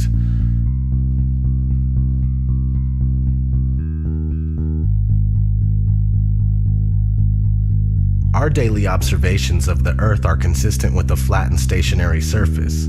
Most, if not all, ancient civilizations knew that the Earth was flat. The people of today would say that ancient cultures were ignorant and unaware, yet they accomplished great feats that we still can't accomplish to this day. The truth is that they had real knowledge, and some of us only have an education. But what is an education? Education is when you are told what to think and how to think. Those that are able to remember and regurgitate what they've been told on command are considered well educated. But there is a big difference between being educated and being intelligent. Just because you believe what you've been told doesn't make it true. In fact, the flat versus spherical Earth is a debate that has never really died. It's been raging for centuries. It was a huge argument as recently as the early and mid-1900s, but with programs like NASA, founded in 1958, the latter half of the 20th century was a win for the spherical Earth. It wasn't a question for the average person anymore. Though at the time the shape of the Earth was still up to be proven, NASA claims that they went to the moon and captured a shot of the spherical Earth as if they always knew it was indeed spherical. Those of you who think this technical difficulty was planned and think I'm scamming you, go do it for yourself. Because you're going to find the exact same thing. I got nothing to hide here. This is live on the air, okay? I'm going to zoom in on the Earth in Photoshop. Can you see the Earth? To image, adjust, levels, and I'm going to bring the levels over here. And I'm going to bring the levels up. Uh-oh. What is that? Why is there a square box around the Earth allegedly taken from the scientists on the moon in Apollo 17? And people wonder why I don't trust NASA. That's why I don't trust NASA. I mean, they're always out there saying, you know, Rob, everybody's trying to show you stuff from space and you keep rejecting it. This is why I reject it. These guys are liars. you know? What are some of the basic observations someone can make to ascertain that the Earth is neither a globe or spinning? We've been taught that we're on a ball spinning around the sun, and so to hear that you might be on a flat plane, motionless at the center of the universe with all the celestial bodies spinning around you, just as it appears, actually comes as a surprise. But it shouldn't, because our eyes, experience, and common sense all tell us that the horizon is perfectly flat, and we feel motionless. We don't hear ourselves whizzing by at thousands of miles per hour. No matter how high amateur rockets or balloons have gone up, the horizon rises to the eye of the observer all the way up, and that's only consistent with a flat plane. Their theory just gets more and more wild as time has gone on. And so, yeah, it began with the spinning Earth going 1,000 miles per hour, which is then circling around the sun at 67,000 miles per hour, which then they decided the sun wasn't a heliocentric model, but more of an acentric model, where they don't know where the center is, and we're just exploding out of a big bang. So the sun, we're spinning around the sun, and then the sun and us are spinning around the Milky Way galaxy, they say, at 500,000 miles per hour. And then the entire Milky Way galaxy, they say, is shooting off from the Big Bang at 670 million miles per hour, almost the speed of light.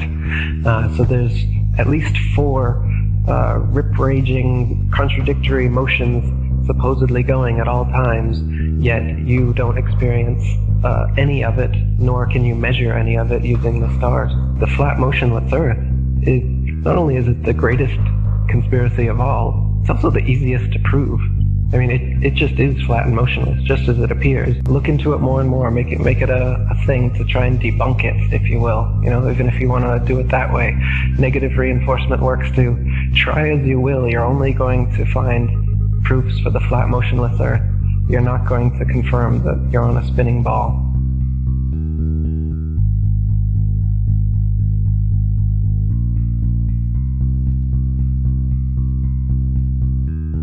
The curvature of the Earth eludes us. Either the Earth is much larger in circumference than we are told, or the curve just doesn't exist. People assume that there is a curve, but it's never really been proven beyond a reasonable doubt. Cameras with fisheye lenses, Hollywood movies, and NASA CGI are the closest we get to seeing curvature. The deception and the lies are just so pervasive, and they're just so deep that I swear it gives me a headache. The surface of water is always level. This is just natural physics. We know this, that water, if unobstructed and uncontained, will flow outwards, finding it the easiest course to maintain its own level, right? So, but the Ball Earth model claims that the oceans are huge 100-mile walls of curved water curving around the ball. That's ridiculous. They say that gravity makes this possible, but you don't see that. You go to the beach and you see a completely flat horizon. You see water just ever so gently coming up on the shore.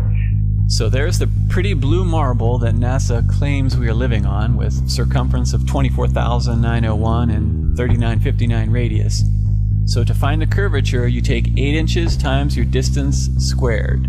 That's 8 inches times your distance squared, and if you don't square the distance, you end up with this, and this is not what NASA has shown us. They have given us a beautiful blue marble that we love. So you get 8 inches for 1 mile, 32 inches in 2 miles, 16.6 feet with 5 miles, so on and so forth. So what I did is I shot this pier, which is in Daytona Beach, Florida, and as you can see, between the water and the walkway of the pier is about 12 to 16 feet based on the height of the people and the railing. So I started at Granada, which is 4.92 miles away, and I shot this, and based on that distance and the formula, there should be 16 feet of curvature, but obviously you can still see the entire gap under the walkway there between that and the water. So in addition to that, behind that pier is actually a lighthouse, which you can see right above the pier, you can see the light. That is 16 miles away from my location. And I shot that lighthouse. Now that lighthouse is 175 feet tall, and the curvature from 16 miles away should be 170 feet. You can clearly see about the entire lighthouse beyond that pier. So like I said, there should be 170 feet of curvature, but there's none. And those hotels there are even further. Those are in New Smyrna, which is 20 miles. If NASA is right and there is, we do live on a ball, they're going to have to make up that curvature. If it's not in the 20 miles I'm shooting, well then that means it's got to be made up further on down the line. So you can't have it both ways. You can't say we live on this ball and then say, oh, you can't detect the curvature. Well, you got to detect it somewhere, because if it's not dropping here, it's going to have to drop even more down the lines in order to make that circle, that ball they say we live on. And it's pretty round. That blue marble they give us is perfectly round. Lighthouses are one great example. The Isle of Wight Lighthouse in England, it's 180 feet high and can be seen up to 42 miles away, a distance at which modern astronomers say the light should fall 996 feet below the line of sight. Why can you still see it? Another one worth mentioning that people be familiar with is the Statue of Liberty. It stands 326 feet above sea level, and on a clear day can be seen as far as 60 miles away. Now, if the Earth was a globe at the dimensions that they give us, that would put Lady Liberty at an impossible 2,074 feet below the horizon.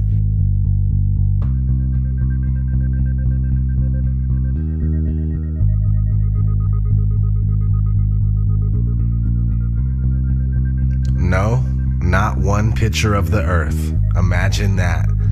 2016, and we still don't have a picture of our home. Thousands of satellites supposedly orbiting the Earth. Why can't we get thousands of pictures? One shot with the whole Earth in it. Hell, we should have a channel on cable that shows the Earth rotating 24 hours a day, every day. Nope. Let's listen to NASA's very own Robert Simon talk about how we get our fake pictures of Earth. In 1972, we saw our home in a new way. Apollo 17 astronauts snapped this picture. It gave people the first look at their home planet as a single entity. Last week, scientists at NASA released this. The shot is compiled from data from NASA's VIIRS instrument, which orbits the Earth about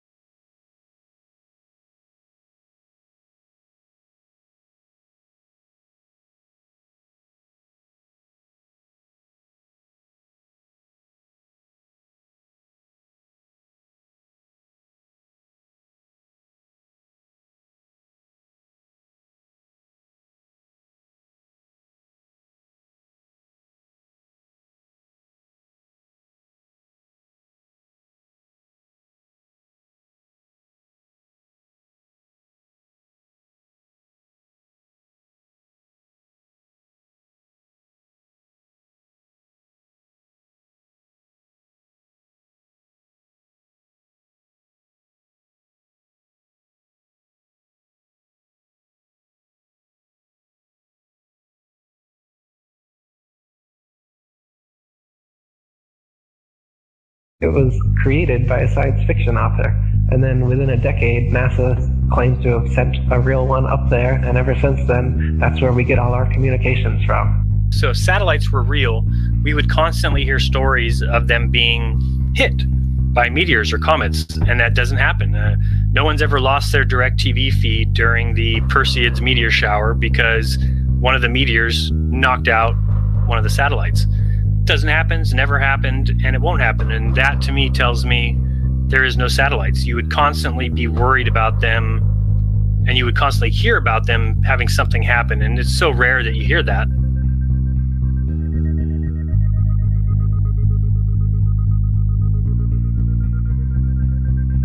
So you may or may not have heard the term cognitive dissonance. Cognitive dissonance is when new information challenges your beliefs and you just can't let go. It's just like that scene in The Matrix. No.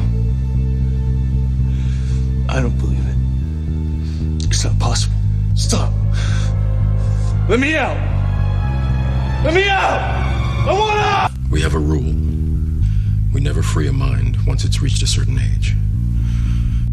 It's not easy going through this kind of deception and then realizing that your whole life was spent thinking and believing one thing when it's the opposite. Nobody wants to feel like they've been fooled, like they've been had. I'm a human just like you, and I never would have thought in my wildest dreams that I'd be on this kind of journey. This journey of realization and reckoning. This journey of putting everything I know to the side so I can absorb information that seems ridiculous, yet so sensible. It's time to say fuck it. It's not your fault that you were wrong. It's not your fault that you fell for a trick that the whole world also fell for. I'm right here with you. It's time to take down your mental barrier and recognize that we have a lot of work to do in order to find out what this place really is and why we're here. It's not to be slaves of the dollar. It's not to be slaves of the clock. Our reality is being manipulated and hidden from us. Please wake up and try to awaken those around you.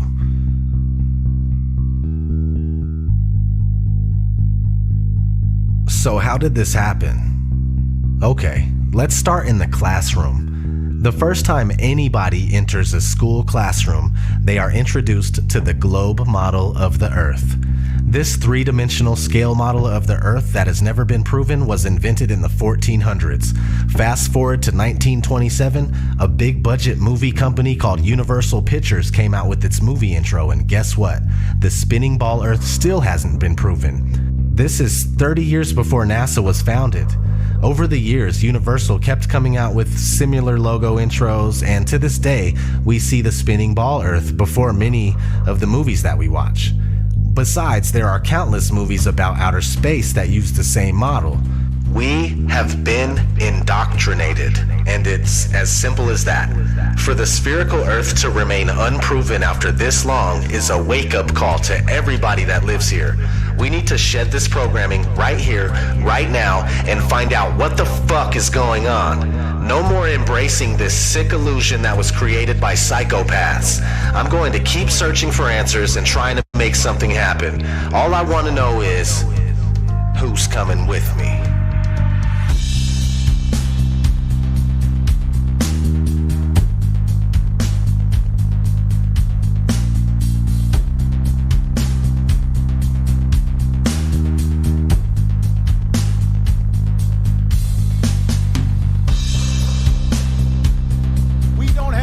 For a meeting of the Flat Earth Society.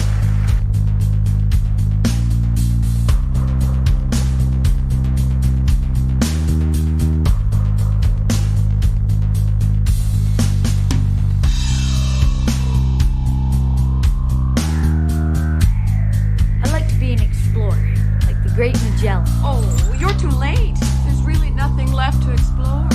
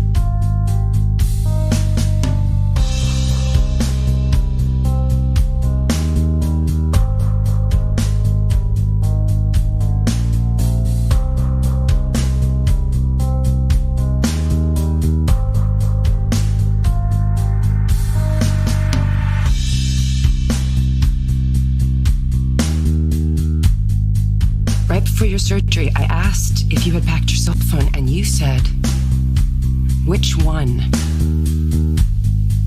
When? Skylar, I was medicated. I mean, I could have said the world was flat. You know what I think? I think you accidentally told the truth.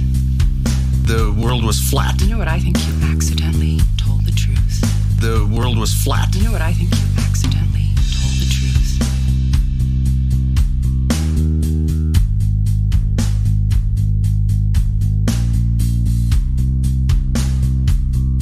Really, the evidence shows me that it's flat and stationary. There is much more evidence based on just pure analysis that it's flat and stationary.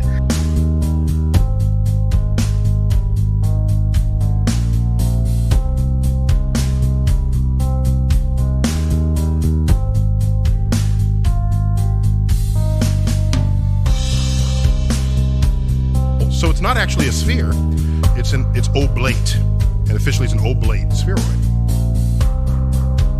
That's what we call it. But not only that, it's slightly wider below the equator than above the equator. A little chubbier. A little chubbier. Yeah. Chubby's a good way. It's like pear-shaped. Yeah.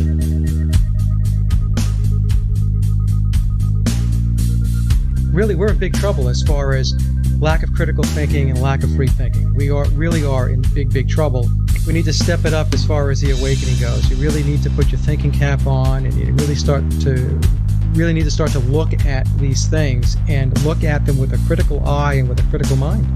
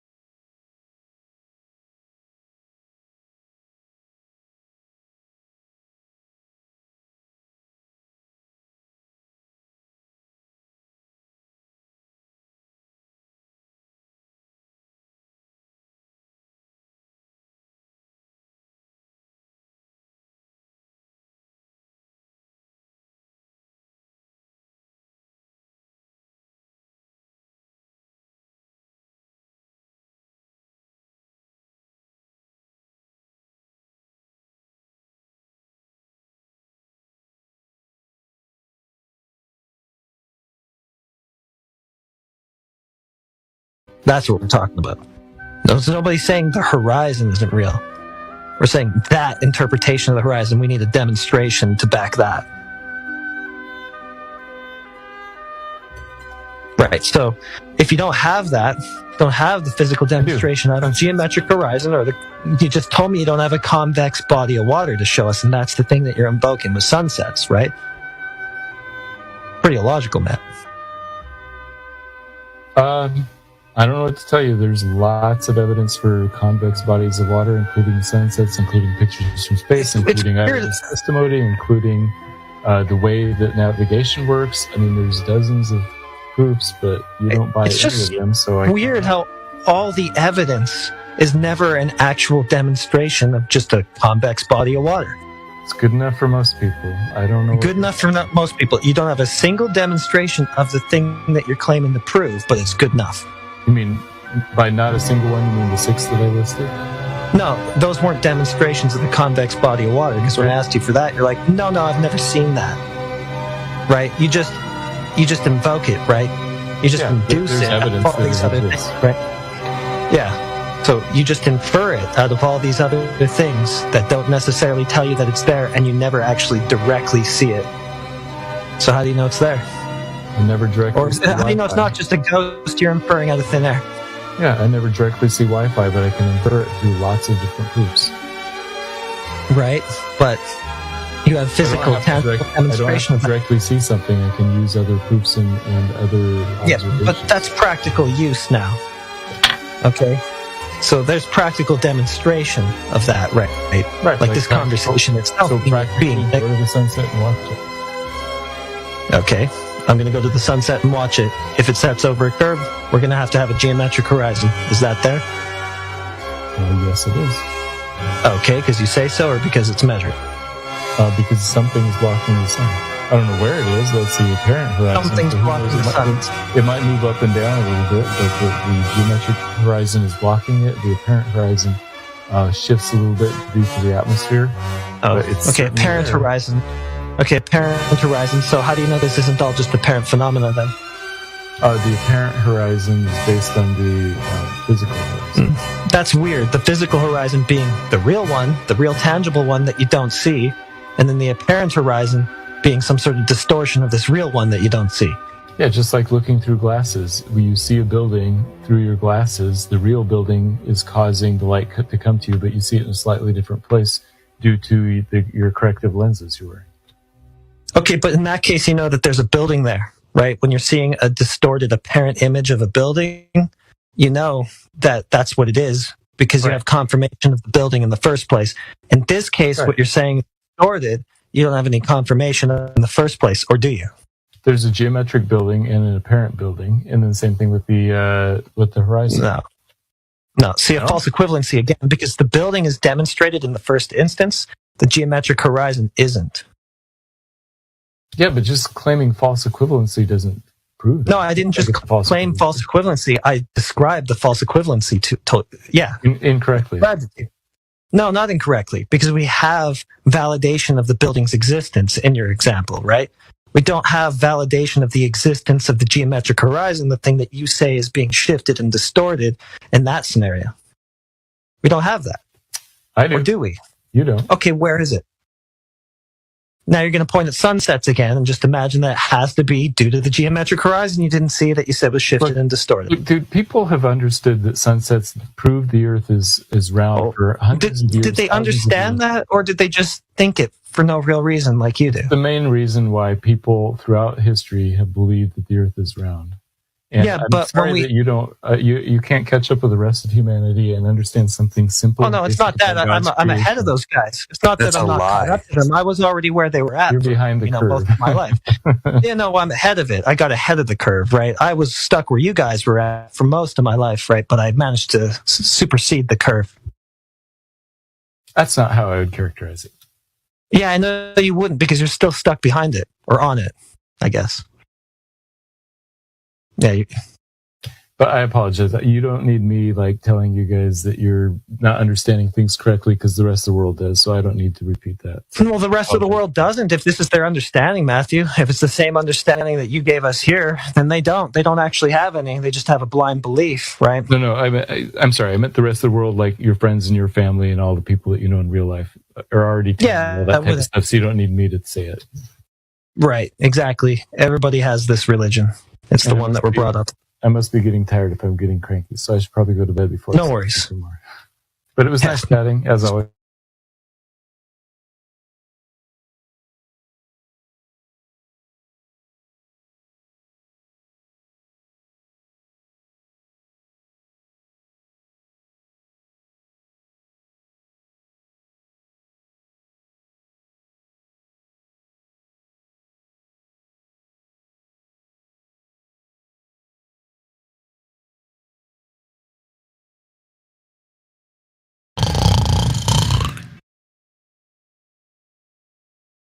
Chimp 610, the reality is that it's a globe. Haven't you seen the pictures from space? I'm going to repeat it again for any of you out there who's struggling with that. The logic and the acceptable scientific measurable proof that you must stand by is that you accept images and video as measurable scientific proof. Okay? Now, if you're willing to stand by that logic and standard of proving things objectively, you're opening up a can of worms to every other charlatan that's alive to start producing images of Superman, unicorns, Yeti, whatever it might be, fucking Loch Ness Monster. And you people who, push that will have to accept it, that these things are reality based on whatever image somebody can produce. You don't go to images and video. Science deals with measurement of substance, practicality, practical demonstration. Now, if somebody's offering you an image or a video that contradicts physics, chemistry, biology, the substances, somebody offers you an image that contradicts those, you don't ignore the substances. You throw out the image. It's as simple as that. So that should make it easier for the dipshits out there who think, my space pictures is real. Right? They're no fucking real because they depict something that is physically impossible. If you doubt that it's physically impossible, recreate it. Demonstrate the claims practically for yourself. That's what science is.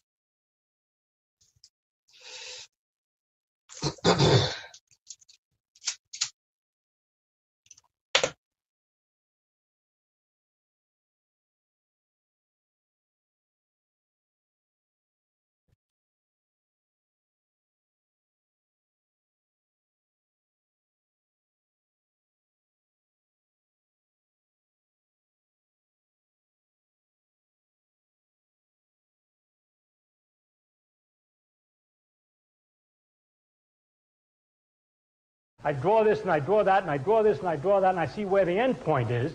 We don't actually sit down and draw 7,000 arrows and find out where the end point. We have a way of figuring out where it comes, just like we don't actually count 415 pennies and 287 pennies to find out that you owe me 702 pennies. We do it by another trick. These are the tricks of mathematics, and that's all. So that's the part I'm not going to worry about. We're not going to worry about that. So don't relax. You don't have to know mathematics. All you have to know is what it is. All it is tricky ways of doing something, which would be laborious otherwise. So it's true that in the years we have developed enormous abilities in mathematics, and it takes a long time to train the students, and so therefore they're very highly educated in that. But if you ask them why, now we go back to the Mayans, we ask them why. Why, when you fill up a tub 8 times with 365 day markers, it comes out that the Venus is up 5 times. They don't know. They don't understand at all. The more accurately they can do it, the fact that they know that they have to change it by 6 days and so forth, adds nothing to their understanding of it. The student who has learned all this mathematics and is able to make these calculations, not only of Venus, of the Mars, the Sun, the eclipses, and everything else, is a super priest. Doesn't know why any better. And if he would explain it's nothing but counting days, he would be reduced to the truth on the one hand, and to an honest statement that he doesn't understand it. On the other hand, and could tell somebody all about it who doesn't know how to count all these numbers so trickily and so cleverly, as this priest students knew. So, at the basis of this whole thing, first and foremost, people need to realise that people are believing they live on a globular Earth. A globular Earth that was formulated by a Big Bang, that exists in a medium that is a vacuum. The complexity that you see formed by pure chance alone, and that we evolved from non-living matter. Okay, now this is the majority of people's thinking in this day and age that's come through the education system. Now, when you question people about their reasoning processes, the reasons for why they believe what they believe, you come to a void with the majority of people. They start to stutter. You start to realise that people are regurgitating things. It becomes obvious to people like myself that people are part of a cult. It's a religious cult. It's teaching you existential questions, giving you narratives about who you are, your existence, where you are, how it came to be. And these people are professing that they are godlike, they have godlike powers, they understand the whole universe. They understand how life came to be. They understand the whole shebang. They want to give people the illusion that they are godly. Right? And that's just not the case. These people can't create a universe. These people can't create basic life from nothing. These people don't know their arse from their elbow. And I'm talking about the institutions and the avenues that these stories and narratives are coming from. You go and ask any of these people, all right, you know how the universe was made. If I know some aspect of my reality and I know how it works or how whatever, I could demonstrate that to you. As soon as somebody starts claiming to me they know how the universe formed, I say, right, go and create me a fucking universe then.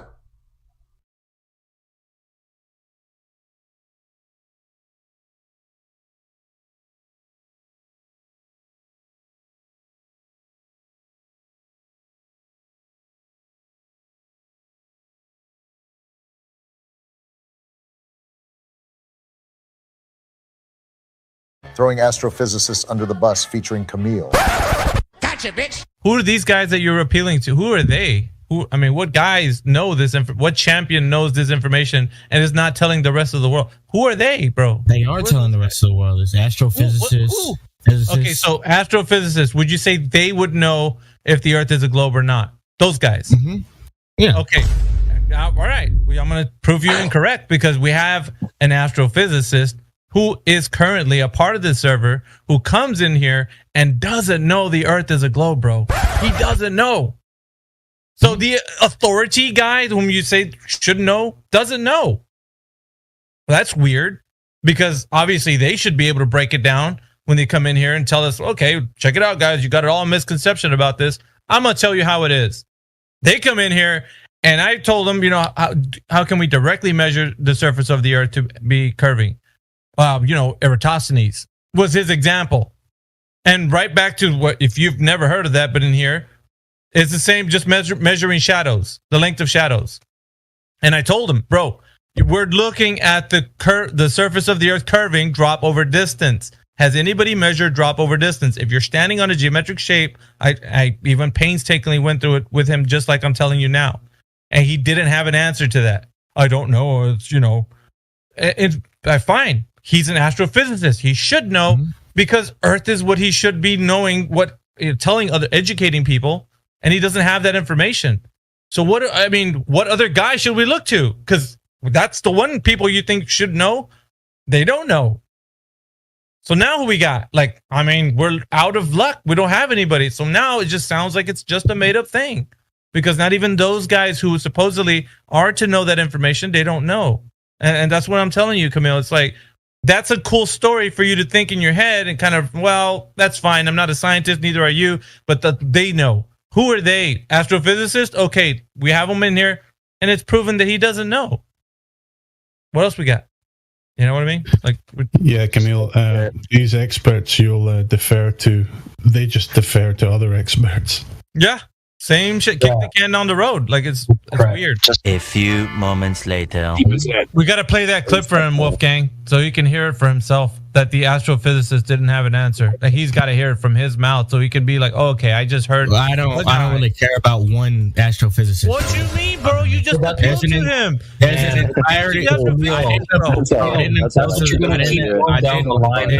didn't appeal to that person specifically. I was appealing to the entirety of astrophysics. Not that guy, some other astrophysicist. Yeah, some other people. Kind of like when you have I don't know if you know anything about studies. When you take studies, you get those studies peer reviewed, right, by other people that are in that field, so they can go through your methodology and make sure that you're doing everything right. That's the appeal to authority. So authorities appealing to other authorities then too. Yeah, 90% certainty based on an appeal to authority.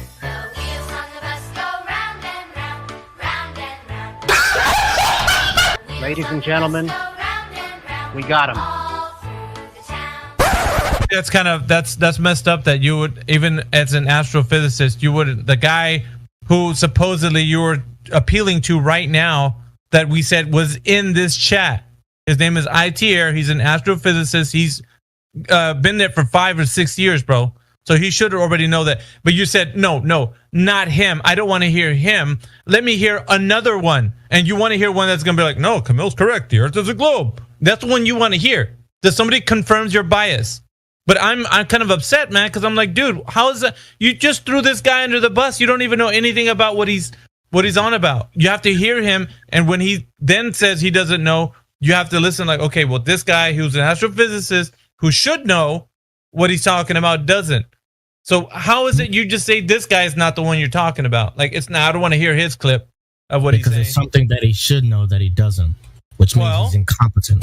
Which means that the field of science that he's in, he's not competent enough to be in that field of science. So anybody who doesn't agree with your position is incompetent. Is basically what you're saying. He said, "I don't know." Himself. Yeah. What is my position that he's disagreeing with? He should know that the Earth is curving at a set rate due to the fact that it's directly measured. Is that a disagreement with me? Yes, because you think it's 99% that it's a globe. How is this a disagreement with me? You think the Earth is a globe? What is he disagreeing with me on? He doesn't. He's saying that he doesn't know how. He's saying that he doesn't know. He's not making a claim. He's saying that he doesn't know. He's not disagreeing with me. He just doesn't know because he's incompetent. If I say no, but you guys both agree. You don't know, so you're incompetent. You guys both agree? Yes, absolutely. When it comes to this field of science specifically, yes. When it comes to astrophysics or physics or anything like that, yeah, I'm incompetent. I have no idea what the fuck. Camille, it's chill. Listen. That's fine. If you want to go and find another astrophysicist, I don't know, Neil deGrasse Tyson or something, that you think has proven it, you can show us what their proof is. if that's what you think it takes. But it's not even that, just that field of science. It's specific, it has to do with like a bunch of fields of science. But we're talking about the 90% of your. You said you're 90% astrophysicists can explain astrophysics, right? Oh, right, so now he can't tell you about the Earth. Hey, can I ask Camille one question, please? So we can't tell you about the Earth, Camille. Well, I kind of want to get through. Probably can tell you about the Earth, but he probably doesn't understand certain things in different fields of science, right? So, like, if you ask an astrophysicist about geology, he's probably let's not just write off astrophysicists altogether. I don't know. You've got a 90% confidence in something. That's high. We're saying, what's the confidence based on? I'm appealing to an authority. Okay, what authority? You're saying I don't know. The multitude. I didn't say that. I said the multitude of scientific things that we're talking about. That the Earth could you name one? Could you name one? I can name one. Astrophysics. That's a problem. Good one. What science is done in astrophysics? Can I just pop that balloon real quick? Go on there, Joe. I can pop that balloon. Astrophysics does not assume Earth's a ball. So when they do their observations, they assume Earth is a point at the origin of coordinates. So what the hell does that have to do with the Earth being a ball? Yeah, and you actually already just said before it has to do with the Earth. Proving a globe. Has nothing to do with the Earth. Nothing. It does have something to do with the Earth, because if you can prove, like I said, there's certain ways that astrophysicists prove that other celestial bodies are spherical in shape and they have a gravitational pull, which would mean that the Earth itself couldn't be that much different than those celestial bodies. Okay, so give us the reasoning for that. So you just made a claim. Now give us the logic behind that statement. Bro, I'm not I don't know that much about regardless, you said if the other things in the sky are celestial bodies that pull things into a ball, then Earth must also be a ball. What's that logic? Yeah, what's that logic?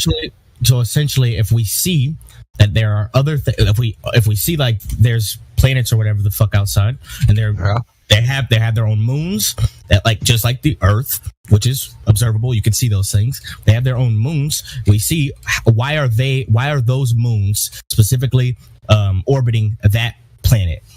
How do we prove that? So you asked the question. Awesome. How is that logical evidence of what you're saying? Because if you get the answer to that, you would get the answer as to why our Earth. Give me the logic behind this statement, dude. You're asking me to explain to you. You're asking me. Yeah, I'm asking you for the logic behind it. No, I'm asking you to explain the logic. I'm not asking you to explain astrophysics. The logic. Planets are balls with moons. Therefore, Earth is a ball with a moon. Stupid. No. Answer the question. What's the logic? Because you're using a logical fallacy called a non sequitur. It's like me saying, "Oh, look, all I see is trees. Therefore, I'm also a tree." Either way, you'd have to demonstrate the claim to be true by measuring the surface of the Earth to say, yes, we are like those things in the sky. We can't just say those things in the sky are spheres, therefore we must and can only be a sphere. We must demonstrate that we are physically and measured to be true a sphere. How do you know you're not a tree, Camille? Because you look at your body, right? You don't have leaves, you don't have bark, you don't have a tree trunk, right? Oh, but so we can look at the Earth, and it's measurably not a ball. Is it different than other planets, though? Yeah. Before you came in here, it's not a planet. I'm just wait. I'm just asking you. Wait, you don't even. Bro. Let me talk. I came in before you did, fool. Chill out. All right, bro. The dude. Okay. I'm trying to talk to Indio, not you. Anyways, so I was talking to him, and he was telling about the astrophysicist that came in here, right? ITR, the guy that we all know that comes in here. He was saying the guy's incompetent, so he doesn't know what he's talking about. So that authority figure, that astrophysicist, doesn't count.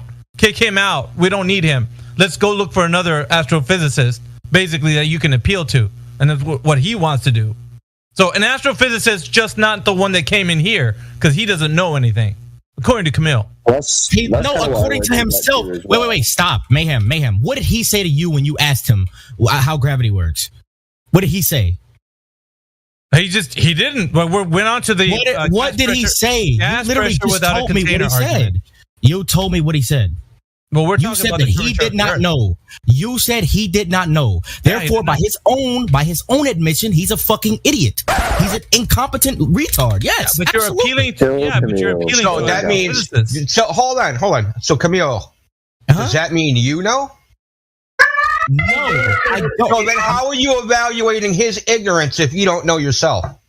Because if you're in a field of science that is literally based off of studying these certain things, you go to school for fucking forever to get a master's degree in astrophysics to be an astrophysicist. If you do that and you don't even understand basic gravity concepts, I don't know what the fuck is going on. So you do know. So you have to be an idiot. So you do know. How gravity works? Yes. Yeah. How does gravity work? Tell us. And the explanation that we get from people or from physicists that how gravity works is a bend in space-time. That things with more mass tend to have a more pull because they're bending space-time. That's the question. That's what they tell me. No, you just mixed and matched Newton's model with Einstein's model. There's no pull in Einsteinian gravity. There's no pull in general relativity. There's no pull with space-time. There is no force. The space-time creates the pull. That's what you are. Wait, do you know? No, it's not a pull, dude. Google. Hey, go on Google. Go type in: is gravity a force? Real simple. Go ahead, Camille. Do that. Camille, you should understand that these are subjects that we've spent a good deal of time discussing. So, maybe just keep that in mind and ask. Gravity is the force by which a planet or other body draws objects towards its center. The force of gravity keeps all of the planets in orbit around the sun. Yep, that's in Newtonian physics. So now add general relativity. Is gravity a force in general relativity? Because there's no bendy space-time in Newton. There's only bendy space-time in Einstein. And Einstein, yeah. Sure. And it's not a force. You're not qualified to evaluate. I can't even. You don't know enough to evaluate whether the other guy knows anything. What did you just? Wait, he said that he said that he didn't know himself. If you say that you don't know something, I'm going to assume that you don't know it. Nobody knows. Nobody knows, dude. Bro, okay. Wait, hold on. You're saying that I can't verify if he doesn't know something. He literally said he didn't know. How else do I verify that? That's because he was talking about are you losing your mind? Okay, so if I say he doesn't know because nobody knows, you think people know, and you're wrong. That's your problem. You think people know. If you ask me what 2 + 2 is, and I say I don't know, and the same thing, dude. And then you say false equivalent. Well, he doesn't know. False equivalence. It's not the same thing, dude. 2 + 2 is an objective fact. I understand what you're saying. 2 + 2 is an objective fact. What it is. Okay. It doesn't matter where you are. It doesn't matter what language you speak. It's an objective fact. Okay. It's never changed, right? Since the beginning of time, it's always been 2 + 2. What causes gravity is not an objective fact. There's a bunch of theories. Okay, I'm going to finish my analogy so you can understand what I'm saying. It's a false equivalence, so no. It's not a false equivalence. You're just throwing around lots of explain why. No idea about. You didn't even. You just explained why it's a false equivalence, so move on. 2. If I ask you if 2 + 2 is 4, and you say you're not going to recover. Someone can prove their point of globing the Earth. If someone can show us proofs of it, please. Because we are going into a straight discussion of us giving proofs, but the other party is not putting effort in it. What? No, I'm still waiting for the appeal to authority, right? It was 90% confident. You said why? Appeal to authority. Who?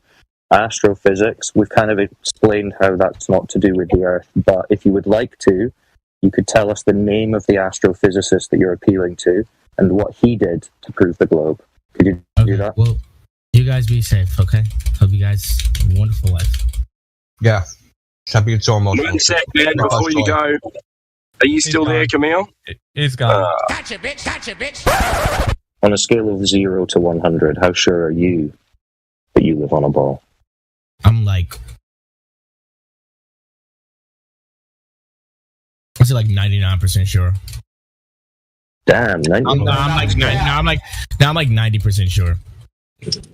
What's giving you the I was thinking. confidence? Look, I'm 10% sure. I'm 10% sure that it would probably don't. Right? Like, so what's giving you what's the main thing that's making you think 90%? Appealing to authority.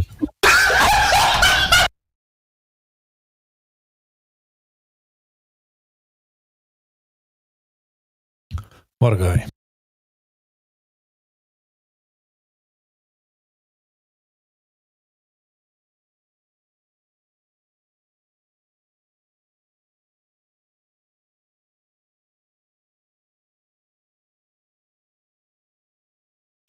Was that guy Camille? Is it the same guy from the Love Speech server? Kind of sounds the same guy. I was gonna say that too. I did recognize the voice. Yeah, Kanye. I think it's like the Kanye guy. It sounds like him. I think you might be right about that. Yeah, I think that's him actually. Could be wrong, but yeah, the fallacies, man. Fallacies. How you doing? Good, man. Good. I'm just laughing at how they all they love throwing their own teammates under the bus. I find that so funny. I mean, India and I were talking to that Love Speech server yesterday, and somebody in there did the same thing. They were like, I think it was the same guy. He was like, "Oh, well, you got to go to the top dog. You got to go to the astronauts." And so we bring up the top dog, top astronaut, Don P. And he's like, "Oh, well, not him. You gotta, he has helpers." And it's like, so in one breath you're hyping him up to be the guy, and then in the next breath you're throwing him under the bus. It's like, like they do that with the astrophysicists and stuff too. In one breath, you guys need to go speak to the astrophysicist, and then we go talk to him, and look what Camille did, chucked him right under the bus. Well, he doesn't know. So wait a minute, he was the person we were supposed to go talk to get the information. So I just find that mad funny. Yeah, I was in there as well for an hour or so. Then I had to go to sleep afterwards. It was late. Yeah, I mean, didn't miss too much. I was joking about how we basically jumped in a time machine and warped back to 2016 over there because it was just the same old arguments. So where's the ice wall? It's like, is that all you got, dude? Yeah, I heard that part. No. So there's an edge, where's the edge, and so on. Mm-hmm. Same old. So sloppy. Yeah, it's funny that they're not interested in curvature. They're just interested in other ideas and whatnot that we can't even prove ourselves anyway, or verify. I mean, this is not possible to go there freely anyway. It's almost like they just don't want the globe to be falsified. Notice when it comes to some flat Earth, they want to invoke all these strange ideas and attach it on. Oh, so that must mean ice wall. So it must mean infinite. So it must mean you should always see the sun and all the stars. They're trying to attach all these goofy ideas onto some flat Earth, but they don't realize the implication of their own current worldview. You know what I mean? They don't know the ideas attached to that. We brought up the wobbling, and they're like, "What? You just made that up." Yeah. And then the other guy, what was it? Talking about the sun and the space. He had the idea of Earth being in space. So yeah. Also, I mean, that's probably one of the biggest weaknesses, is they're trying to insert flat Earth into outer space. Like, yeah, they're trying to. I made the joke the other day, but it's like they're gathering around a freaking PlayStation and they're trying to insert a disc, like Halo into it. It doesn't work. They're not compatible, but they do the same thing with flat Earth and outer space. They're trying to insert this disc into outer space and hope it'll load up, and they start, they get errors because it doesn't load. It doesn't work. They're not compatible. But that's way common, this idea, like, oh, so then it must be a flat planet in outer space, and why is it the only flat planet? It's like, we got a lot to learn, dude. It's not a planet at all.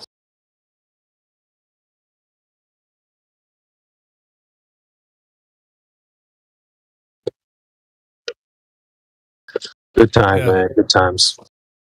Yeah. I mean, kind of chill, I guess, but the questions were just horrific. They didn't even know their own model. I don't know. Did you hear me call out that other guy, Wolfie or whatever? I was like, "You're a fake flat earther." Yeah, I caught that. Yeah, I was like, "Oh, that's interesting. Let's see what's his response." I'm still a little suspicious. I'm curious to hear Indio's thoughts on that, because we both were like, all right. Because, it's funny, because they tried to defend him so hard. And I called him, I was like, you guys are trying to defend the fake flat earther instead of defend the globe. Oh, dude. But, yeah, I mean, they were, I don't know, he just had this vibe to him, like, yeah, everything we're saying is facts. It's like, dude, what? Even when we're in this panel on 24/7 Discord, if like crypto or somebody's making a good point, I don't jump in like, yeah, man, get smoked. It's like you're doing too much, man. Like, you're not coming off very, very genuine. Yeah, it was. The way he was arguing from the point of view, from the side he was going at, I was kind of. A little suspicious. Yeah, a little. Yeah. If he's I don't know how long was he in flat earth. I don't know when he started being in a flat earth, but yeah. But I got a point. Like I understood that he was looking into all of this stuff. All what we have seen already, like the videos, flat earth stuff. We're just bringing them up, but the problem is being able to verify all that is really hard. The flat earth stuff. So they must think we're gullible. I mean, it's like he wants us to be like, oh yes, flat earther, he's with us. It's like, if you're saying crazy stuff, man, like I'm not just gonna buddy up with you just because you call yourself a flat earther. Yeah. No, I think he he didn't understand that part. Like, just automatically because you say you're flat earther, we tag team like. Straight away, you're gonna earn trust and exactly. Yeah, interesting guy though. And the other guy, what was his name that brought us there? Spanko. Yeah, he said he got banned after that conversation. Like, damn, dude. Yeah, it was. I think he was all over the place. He was talking too much. So they kept saying he was off the vodka. I thought that was funny. Yeah. Weird. Oh well. I mean, at least they had they gave the chance, to have a chat, so to say. Basically, it wasn't great because they didn't know the model. To be honest, they were just asking questions. Okay, if this and that, if flat, why not this? Just ideas, bringing ideas in. They had a flat. Huh? They had like a flat earth in their mind that no one else was representing other than themselves, and then ask you why their idea doesn't work. Correct. Yeah, basically. To me, that's like top 5 pet peeves. I've got like my top 15 or whatever, but that's up there, man. That one is way up there. Because they treat it's like this isn't a freaking pawn shop. You're not just gonna roll in here and try to pawn off some sloppy idea of a flat earth that you think I'm gonna buy. Sorry, I'm not buying it. Like your little paper mache goofy ideas of a flat earth that aren't worth any value. It's not a freaking pawn shop, dude. I dubbed it like pin the tail on the donkey. That's what he was trying to do. Oh, so flat earth must be like this. No, dude. No. And we were talking to somebody yesterday, Indio, more specifically, some younger kid from Bangladesh. He's like, so if flat earth is outside, then when I go outside and I see the sun go down, that means it can't be flat. But what I heard there, because we're trying to tell him the whole time that flat earth is outside. So what you just said was, if flat earth is outside and I go outside, then the earth can't be outside. It's like, dude, you don't make any sense, bro. You don't make any sense.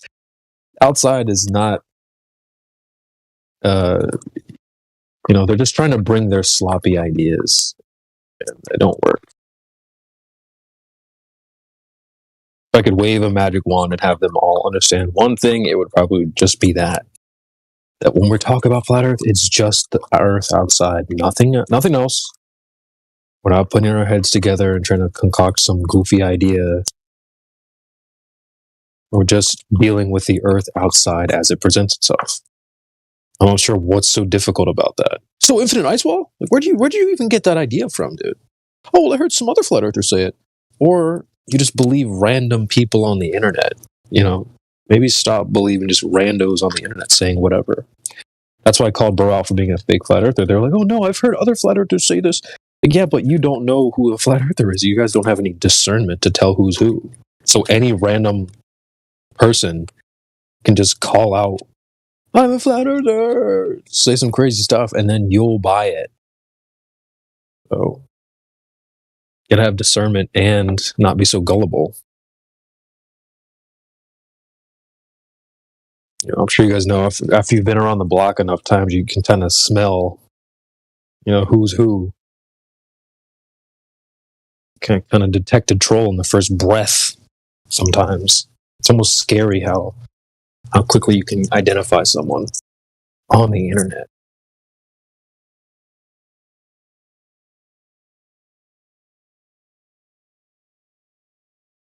Someone was in the chat today like, what have you learned? And I was like, all right, fine, I'll answer that. They'll give me 5 things you've learned from Flat Earth or whatever. Well, one of them is that skill to detect someone's intention, sincerity, their level of, you know, genuineness. That's a skill that I learned here. Not that I, you know, was completely lacking, I guess, but it's like that. Those types of skills build up. Speaking, you know, a little bit of public speaking. If anyone who jumps on the mic, you'll know.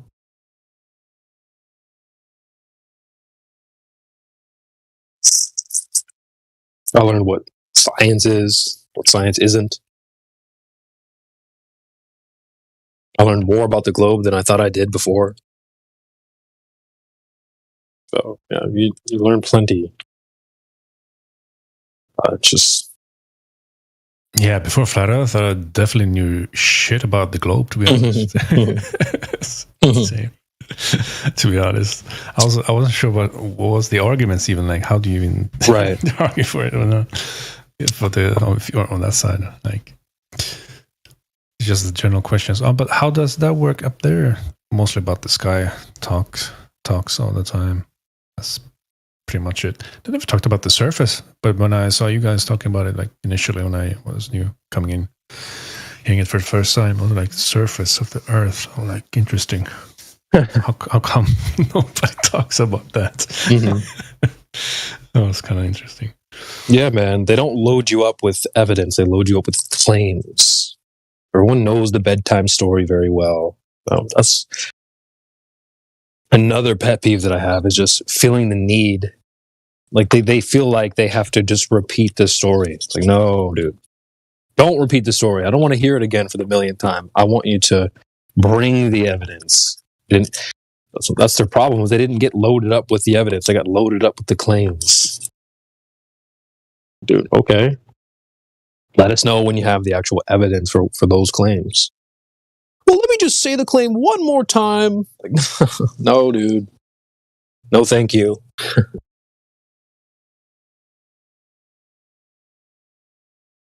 Half the time, they don't even know the claims. Go ahead, Crit.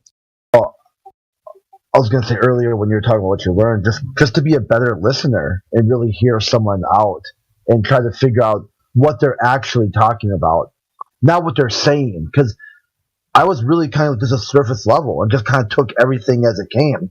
But a lot of times the globalists, they're talking about flat Earth, but what they're really talking about is their depression or like their disconnect with their family and friends or something along those lines.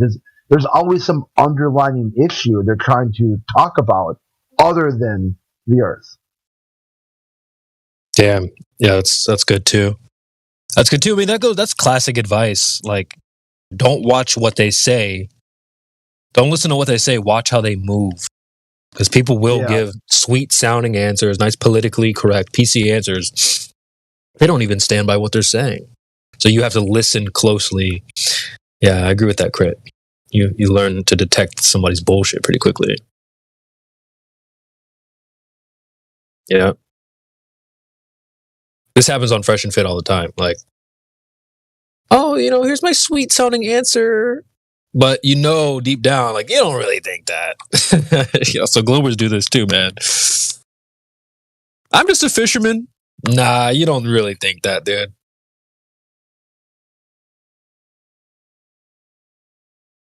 I don't know if you guys caught that conversation, but they'll come in here thinking they're going to dunk on flat earthers and then fall back to, well, I'm not a scientist. Yeah. Okay. You don't really think that low of yourself, dude. So yeah, that's classic advice there. Watch how they move. Don't listen to what they say.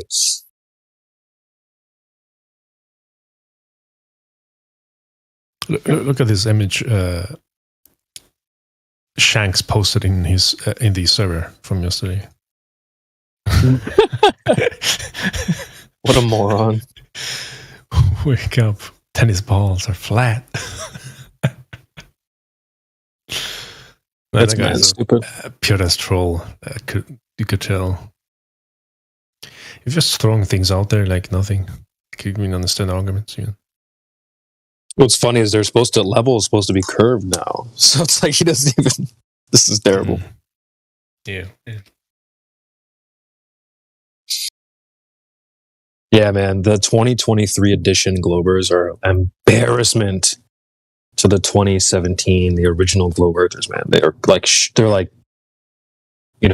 friendly fire type of thing. That's annoying to me as well. The so-called supernova still hasn't gone off, huh? Was that supposed to happen? Yeah, it's like all week. Watch the sky. Supernova.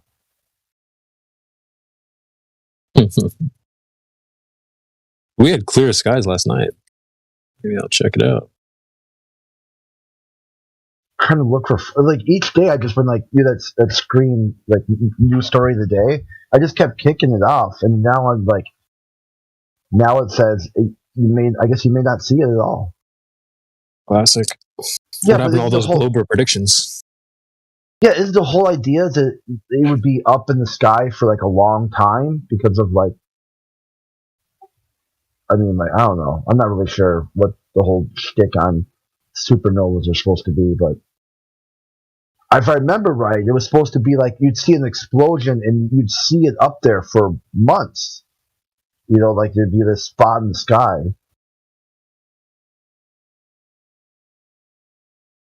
Right, because the light's taking, forever to travel. 8 minutes from the sun.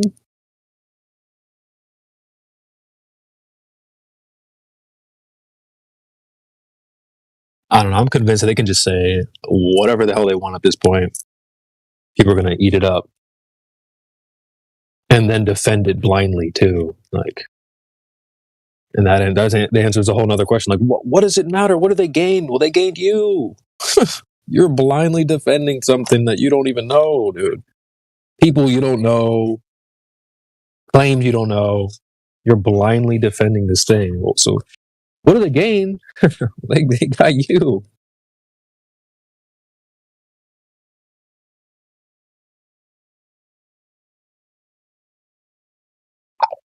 What does it matter? Well, dude, none of us here in this panel are going to fall for some shit falling from space. Space junk.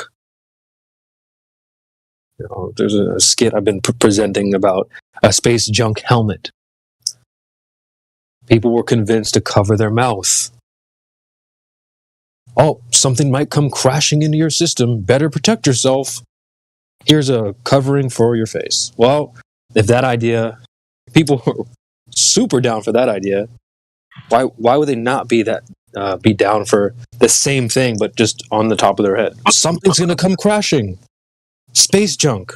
Protect yourself. And if you think I'm kidding, Give me 30 seconds. I'll play a clip. But it's crazy that they're still wearing the stuff on their face, though. Like, it's still happening. Yeah. Yeah, I just saw someone in their car with it on. But yeah, so it's like if they're convinced to do that, and they'll do it happily.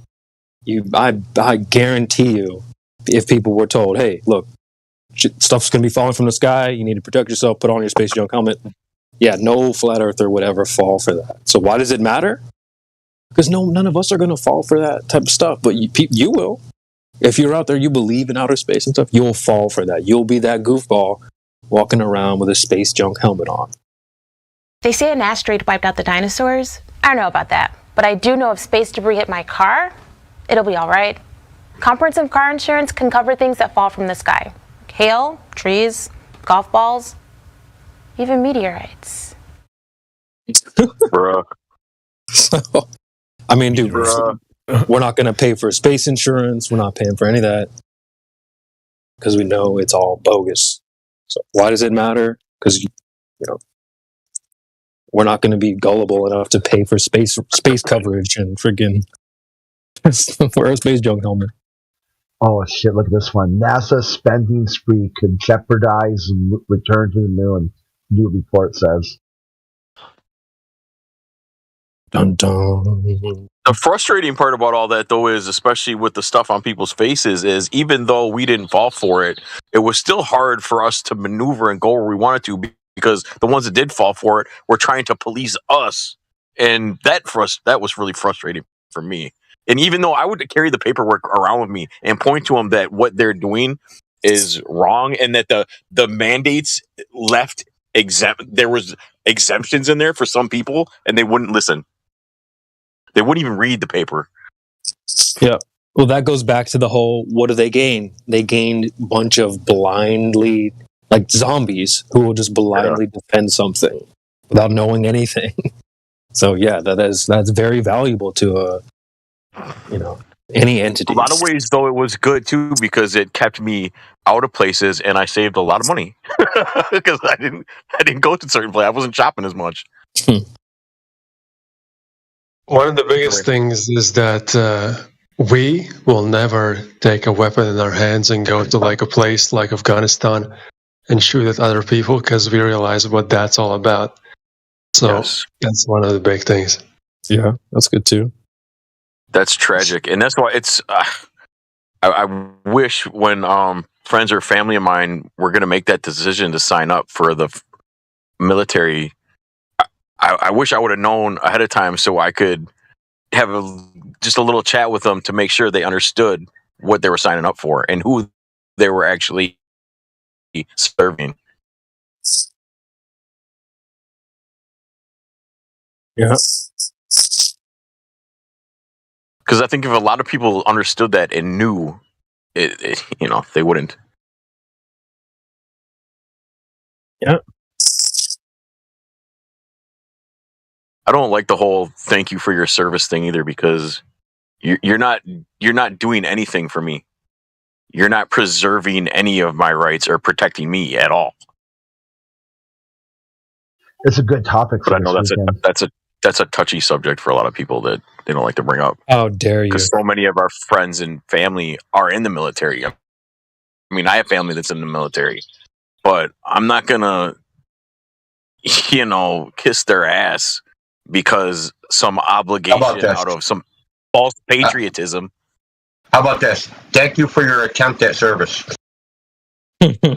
Yeah, I like that. Yeah, you get a "you tried" sticker. That's all you get. Thank you for what you thought was good intentions. Right. Let me know when you run out of booze. I'll buy another one.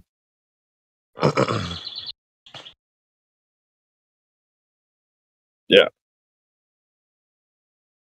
So there's a lot in the right place. They're misled. Sorry. Yeah, no, you're good. You're good. Well, they're fighting for an ideal that doesn't exist, right? So they're like brainwashed. Like, I'm fighting for America. I'm fighting for freedom. I'm fighting, other than the people that just go in the military to it's a paycheck. Because there's that too. Like, there's the people that have no other option. You're like, shit, man. It's either like, I'm working at McDonald's or going to the military, or I got to go in the military because this is what they did in the old days. You can go to jail or you can go in the army. I'll take the army, please. Yep. Some people might want to be able to kill too. I wonder if they actually want to shoot someone.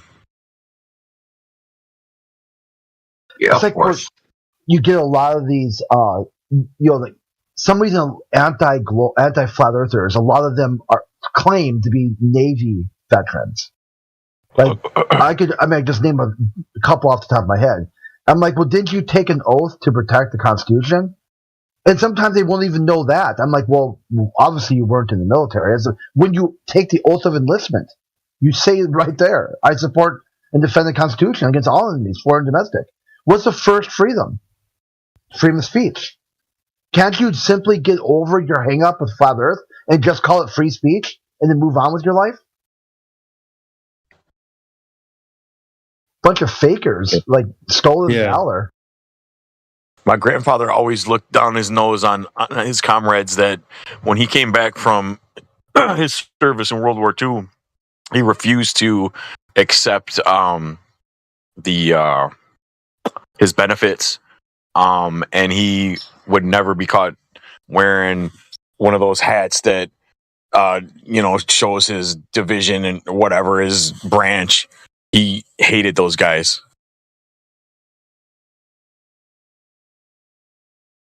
Yeah, you gotta pay for your medals. Do you know that? Yeah. Yeah, you gotta buy them. So I got a friend, he's got a bunch of medals. When he found out you gotta pay for them, he was like, keep them.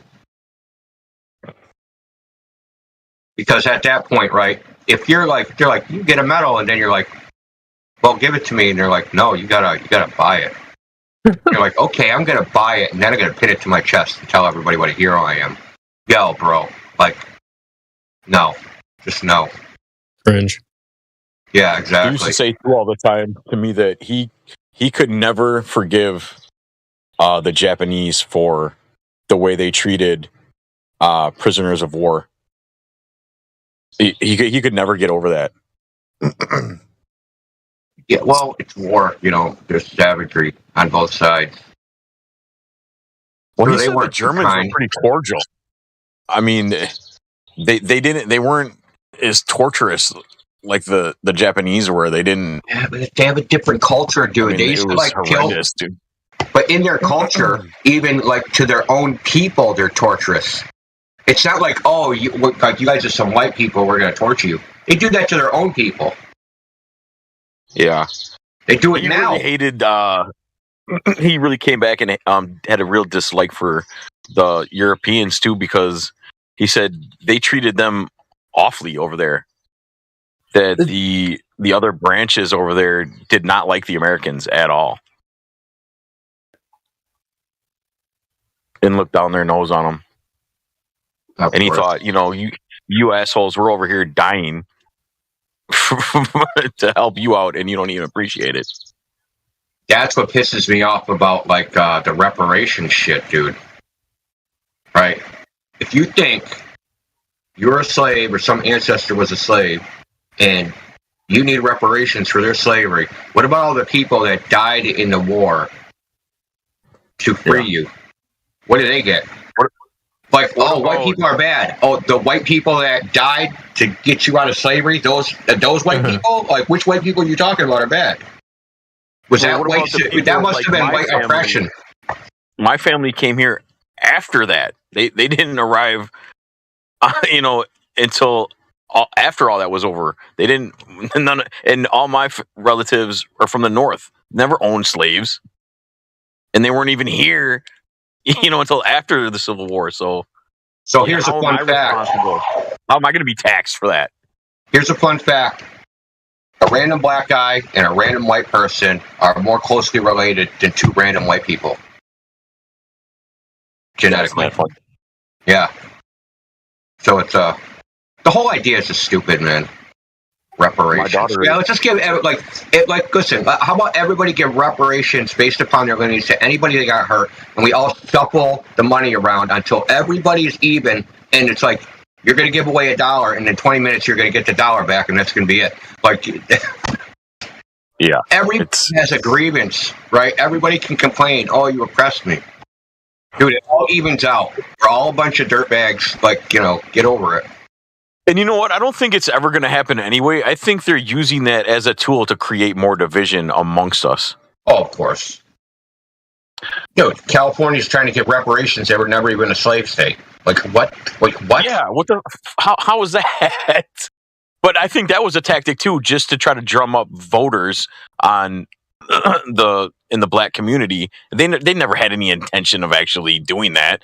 They just said it so that, the black population will... Did he cut out? Yeah, he cut out, man. Shit, I timed out. Black people got him. Yeah. Fucking black people. Black FBI agents. Obama got him. In World War II, like, a lot of people don't know this, but Japan never signed the Geneva Convention. They were not a party to that after World War I. And even more so, they saw surrendering as a fool's, like, someone surrenders, they kind of lose their right as a combatant. They gave up, like, type of thing. Like if you surrender instead of fight it out to the end, you're kind of like a dirtbag and deserve to die. Also, individualism isn't in their culture. They think of, like, humanity as collective. That's why, like, killing an individual like, at least at that point in time, it wasn't as, like, crazy as in, like, with the Western world. They have different, I don't know about now, I'm just talking about then. They have different ideas about, like, individuals and individual rights and, like, that sort of thing. And justice and all that stuff. Like our philosophy is better than 10 guilty men go free than one man get convicted. Their philosophy is better to kill the wrong guy to keep the peace. Yeah. You see what I'm saying? It's like the collective idea, right? It's better we'll find a scapegoat. There's a murder in the town. Nobody knows who did it. Everybody thinks it's this guy. We're going to kill that guy, and everybody's going to go back to picking rice or whatever they do.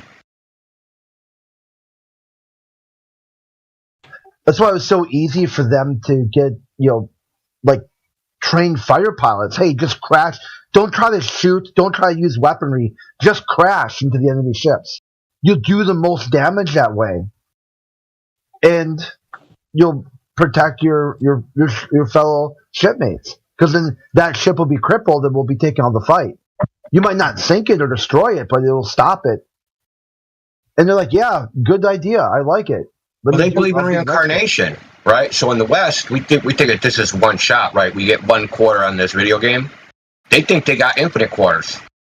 So, like, why do you care about your individual existence if you think that you're just going to come back as a fucking something else? All right?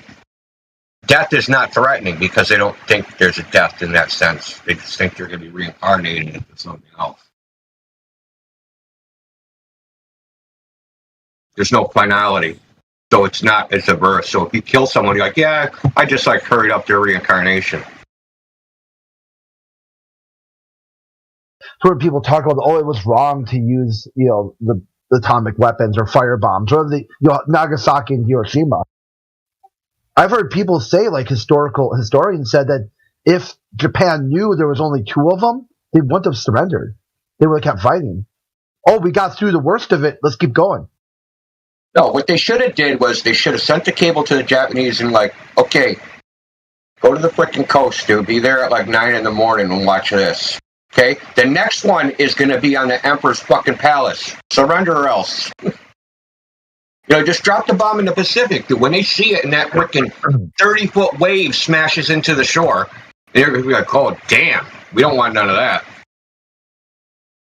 Yeah, I heard some people take the argument, too, that they weren't sure it was going to work like intended. So they said, watch this demonstration of power. And it's like, wah, wah. I'm waiting for the frickin' nukes aren't real crowd to come flying in here. Yeah, I know. That's why I was trying to skate around, like... Dude, I mean, there's a possibility nukes aren't real. There's a possibility they are real, but that's like a bet I don't want to check out, dude. I don't want to like put my money on that bet and be wrong. Mm-hmm. Hey, nukes aren't real. I don't need a bomb shelter. Oh man, I got a fucking 3 million degree sunburn. How'd that happen? Interesting, because the way I always heard it was that it's just not real the way they present it. But I guess that's possible. I mean, some of the nuke videos look fake as fuck. I'll admit that. But some of them look real as fuck. So, like the Bikini Atoll nuclear bomb blast. Have you seen that? Yeah, it's the one where the frickin' makes like a frickin' column of water that shoots way up in the air. And the column is huge. It's like fucking like a half a mile or a mile across. It was the first hydrogen bomb test. So the first thermonuclear. For me, I think it's the one that got the biggest evidence is the shadows, kind of like the flash, like explosion that where you see the person, like the whole wall is burnt except for right where they were standing. In like I think Nagasaki, there's still walls, or maybe it's Hiroshima. One of the two. They've got like an area where there's like kids walking to school, and there's like just a line of shadows. Yeah, I'm not buying that. I just don't. I think that's freaking. That's cap, dude. Okay. I mean, because I was like, yeah, if it's, yeah, you could say it could be easily fake. I'm saying, because real, because it isn't like it's a fucking parallel ray light source, right? That's gonna leave a fucking outline like a cartoon. Don't work like that. Well, I think like the heat was so powerful that it just turned the person to ash, and then hit the wall, but it hit the wall at slightly less heat source or whatever. So the blast radius isn't even that big, technically. Like there was still, I've seen images of like there's still buildings just sitting there. Right, they didn't even get destroyed. Like that's the thing about the Hiroshima and Nagasaki evidence. It's like there's some that shows like there's not very much damage, and then there's others that show there's a lot of damage. And then like, you know, it turns out, I read something a while back, don't quote me on this, but that the cancer rates were actually exaggerated, that there wasn't any higher incidence of cancer than any other place. They're just higher than the Western world because they eat more fish in Japan. So they compared their cancer rates, right, to the rest of the world. It said, look, the Nagasaki and Hiroshima, they got higher cancer rates because that poisonous freaking radiation. But they didn't compare it to other Japanese people. Japan apparently, this is my understanding, like I said, don't quote me on this.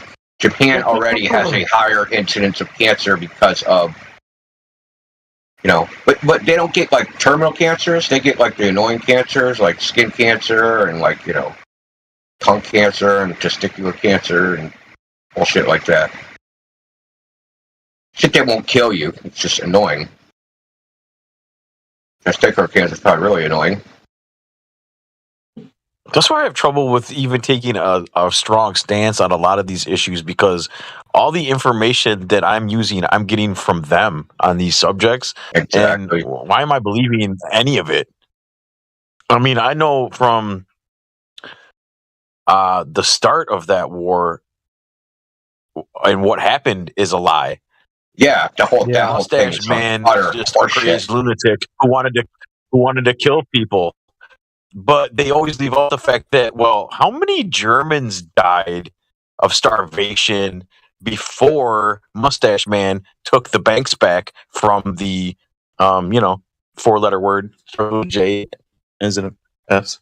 Well, I've never figured this part out, right? Japan attacks the United States, and the United States declares war on Japan and Germany. Like, what the hell did Germany have to do with it?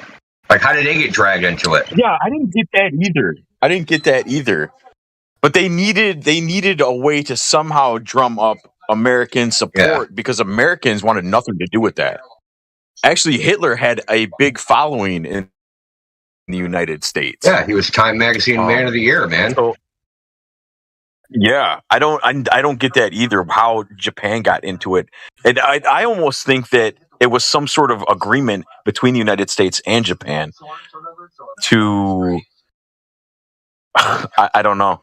Because I don't know. I always think that there's. They knew Pearl Harbor was going to happen. They had broken. Absolutely. It didn't come out till after with the war, but they had broken their codes so that they could hear them talking about it, and they broke their codes. They knew what the fuck they were doing. Not only did they break their operational communication codes, they had cracked their diplomatic codes. So the diplomatic traffic was encrypted, and diplomatic radio traffic was like, it's not encrypted in the sense of that we think about it, but it scrambled. Let's put it that way. And they had cracked that, and they still knew what they were going to do, and they still let it happen. Don't you think it's entirely possible that it was already prearranged and they knew it was going to happen, and then the code breakers are already doing their jobs, and that's why nothing was done, because it was part of the plan to begin with? Yeah, there was like congressional hearings about what happened because they were trying to pin the blame on somebody, but all this shit got whitewashed. So Congress investigated how it happened, but it was like they convened committees, investigated, and then it just like fizzled out. They like ended up like having no finding or something, or the results got. I mean, I'm not super familiar with it. I just know a little tiny bit about it. I know that because they tried to like initially charge whoever was in charge of Honolulu, Pearl Harbor, at that time. They initially tried to throw him under the bus. But apparently that didn't work because he had too much information and was basically throwing them under the bus. They're like, oh, yeah, he's going to throw us under the bus before we throw him under the bus. Time to shut the fuck up and bury this. God damn it, I keep fucking... Did you guys hear any of that? No. I keep losing connection. Well, whatever. Doesn't matter. If you just aim at the satellites a little bit, if you actually go outside and look at the satellite dish on your house, if you kind of get that same angle, that should help you out a little bit. Dude, how can you see a satellite? It's because there's no air between him and the satellite. No, I mean, I've got a dish on my house right now. You just kind of like angle it up, so similar to the dish that's on your house. Yeah, you'll get perfect connection. Dude, CB, remember that yesterday? There's no air between you and the sun. Yeah, bro. That's that was so crazy. Dude, he argued it for like 10 minutes, man. He like... I was trying to get the moderator to help him out. I'm like, dude, help your dude out. He's saying there's no air. No, between him and the sun. Let him finish. It's like, what? Finish what? Being wrong? Like, yeah. Yeah. I went outside and I watched the sunset, and there was no air between me and the sun. I held my breath. I live in a hermetically sealed freaking chamber. Their minds are in space, bro. So his like position was in space. You know what I mean? He was like, well, from here to the sun, there's no air. Well, you aren't there. You're here where there is air. No, he looked at a solar system diagram, and he's like, that's me pointing at the Earth. Yeah. Right? There's the sun. There's no air between the Earth and the sun, so there's no air between me and the sun. What did you say, bro? You were like, open the door to space?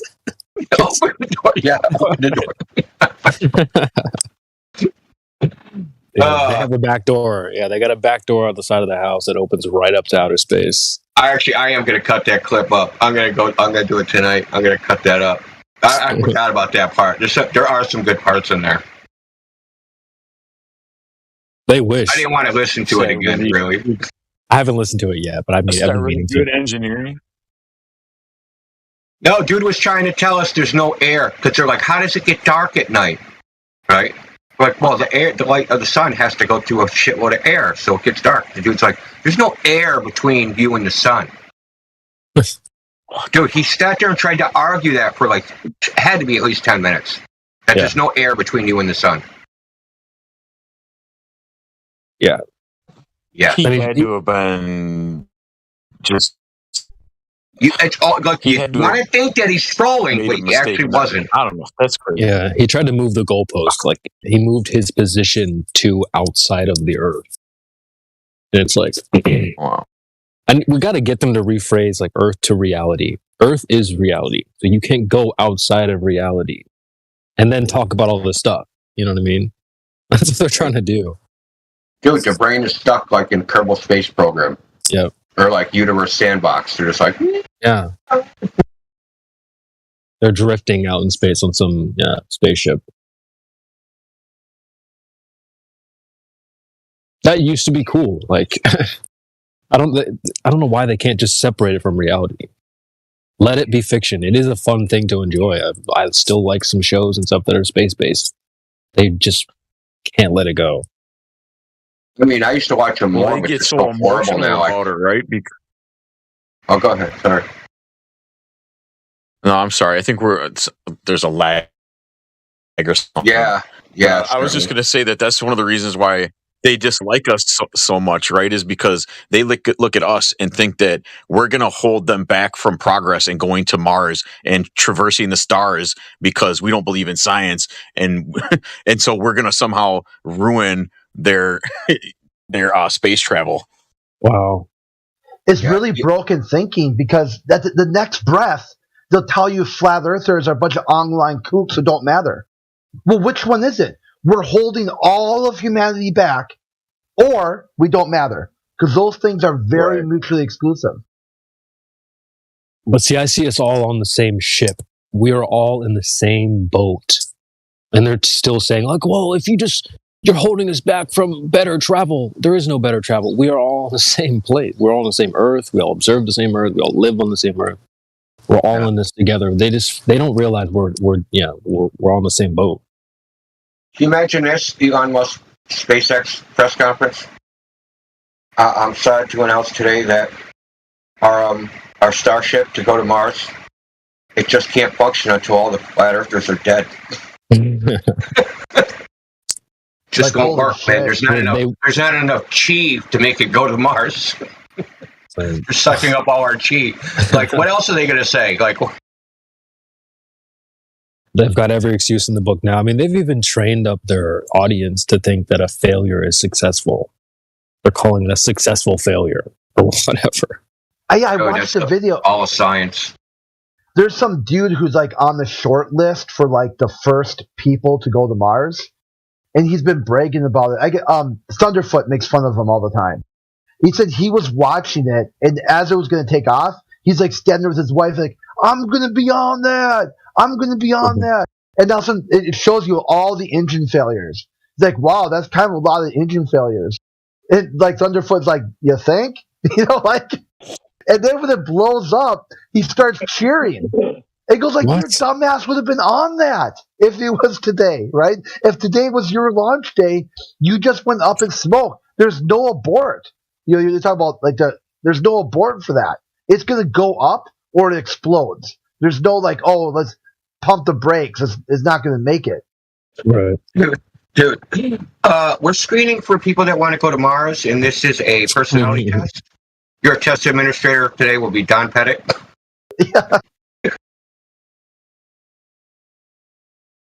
There is probably some truth to that, like finding out who's a sucker for this stuff. I can literally picture them applauding the explosion. Like, how crazy do you have to be? He's like literally applauding to his own death. He's like, "Oh man, I'll be a hero now if I blow up in the rocket. They'll put a plaque at NASA, and like everybody will love me. I'll go down in history as the guy that frickin' blew up all over Florida."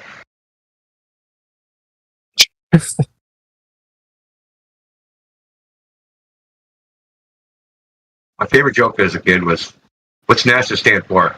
Need another 7 astronauts." I've actually never heard that one. You haven't? Man, that used to go around back in Challenger after that blew up.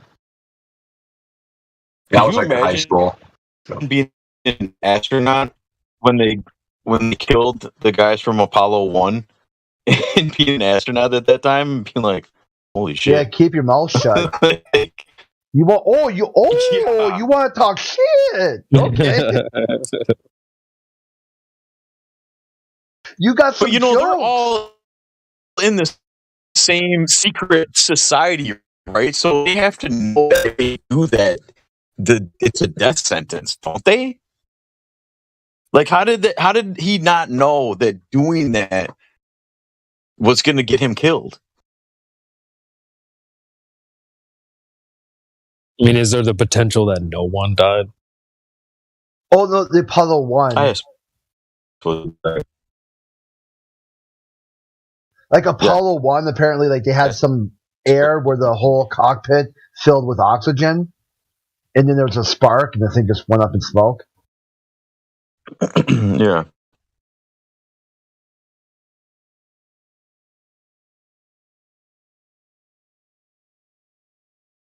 But how can something I wonder about? Remember the space shuttle? Not Challenger, but the other one that disintegrated. Columbia. Yeah. All, like the first two, right? The first two shuttles are the ones that disintegrated. Yeah, the ones I think the first one was Atlantis, but it didn't fly. Like it was a mock. Like it was supposed to be like test off for landing or something like that. Like it. So the first two shuttles, the Challenger and Columbia, both had escape things. And want to know when they took it out of Challenger? Right before it blew up. It was in every mission until that last mission that it blew up, according to them. So, but the Columbia one, that to me, whatever that was, it just seems like so out of place, right, from their normal storytelling, because it kind of like came out of the blue, and like they just show like this fireball across the sky, right, and then they like cordoned off like all of Texas. And we're like arresting people. Like, if you find a circuit board on the ground, you better not keep it. Like, you're going to go to prison for stealing government property. Like, they were acting very strange. Like, the news. It was cringe, if I remember. You know how they milk tragedies? They reported it, but they weren't milking it. You know what I mean? Yeah. And then they had some time-lapse photography that they showed. I'm like, where the fuck what took those photos? You know, like, yeah, and it was kind of weird too. Like all the that's what I thought too. It was like advancement of the NASA police, because really all they did was bust people at the gate for having drugs, like drug sniffing dogs. Oh, you got pot, you're busted. And now they've got an actual investigation. Who's selling what on eBay or other black markets, and they can try to track down these components and who found what where and how much they selling it for and whatnot. It just really expanded NASA's policing powers too, which I thought was like, okay, a SWAT team. Oh yeah, that's their name to fame. Like their SWAT team is the best SWAT team ever. Oh, it has to be. It's NASA. It's automatically the best. Dude, it's like their guns. They have laser guns. You know that, right? Yeah, they got the phaser set for stun. Space Force don't have nothing on NASA's SWAT team. Space Force are just like ranked amateurs.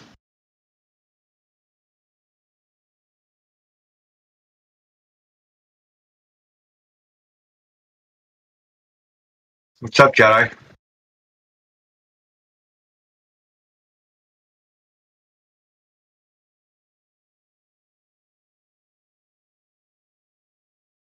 And meditation practice. I was gonna say, yeah, he can't crack his meditation right now, India.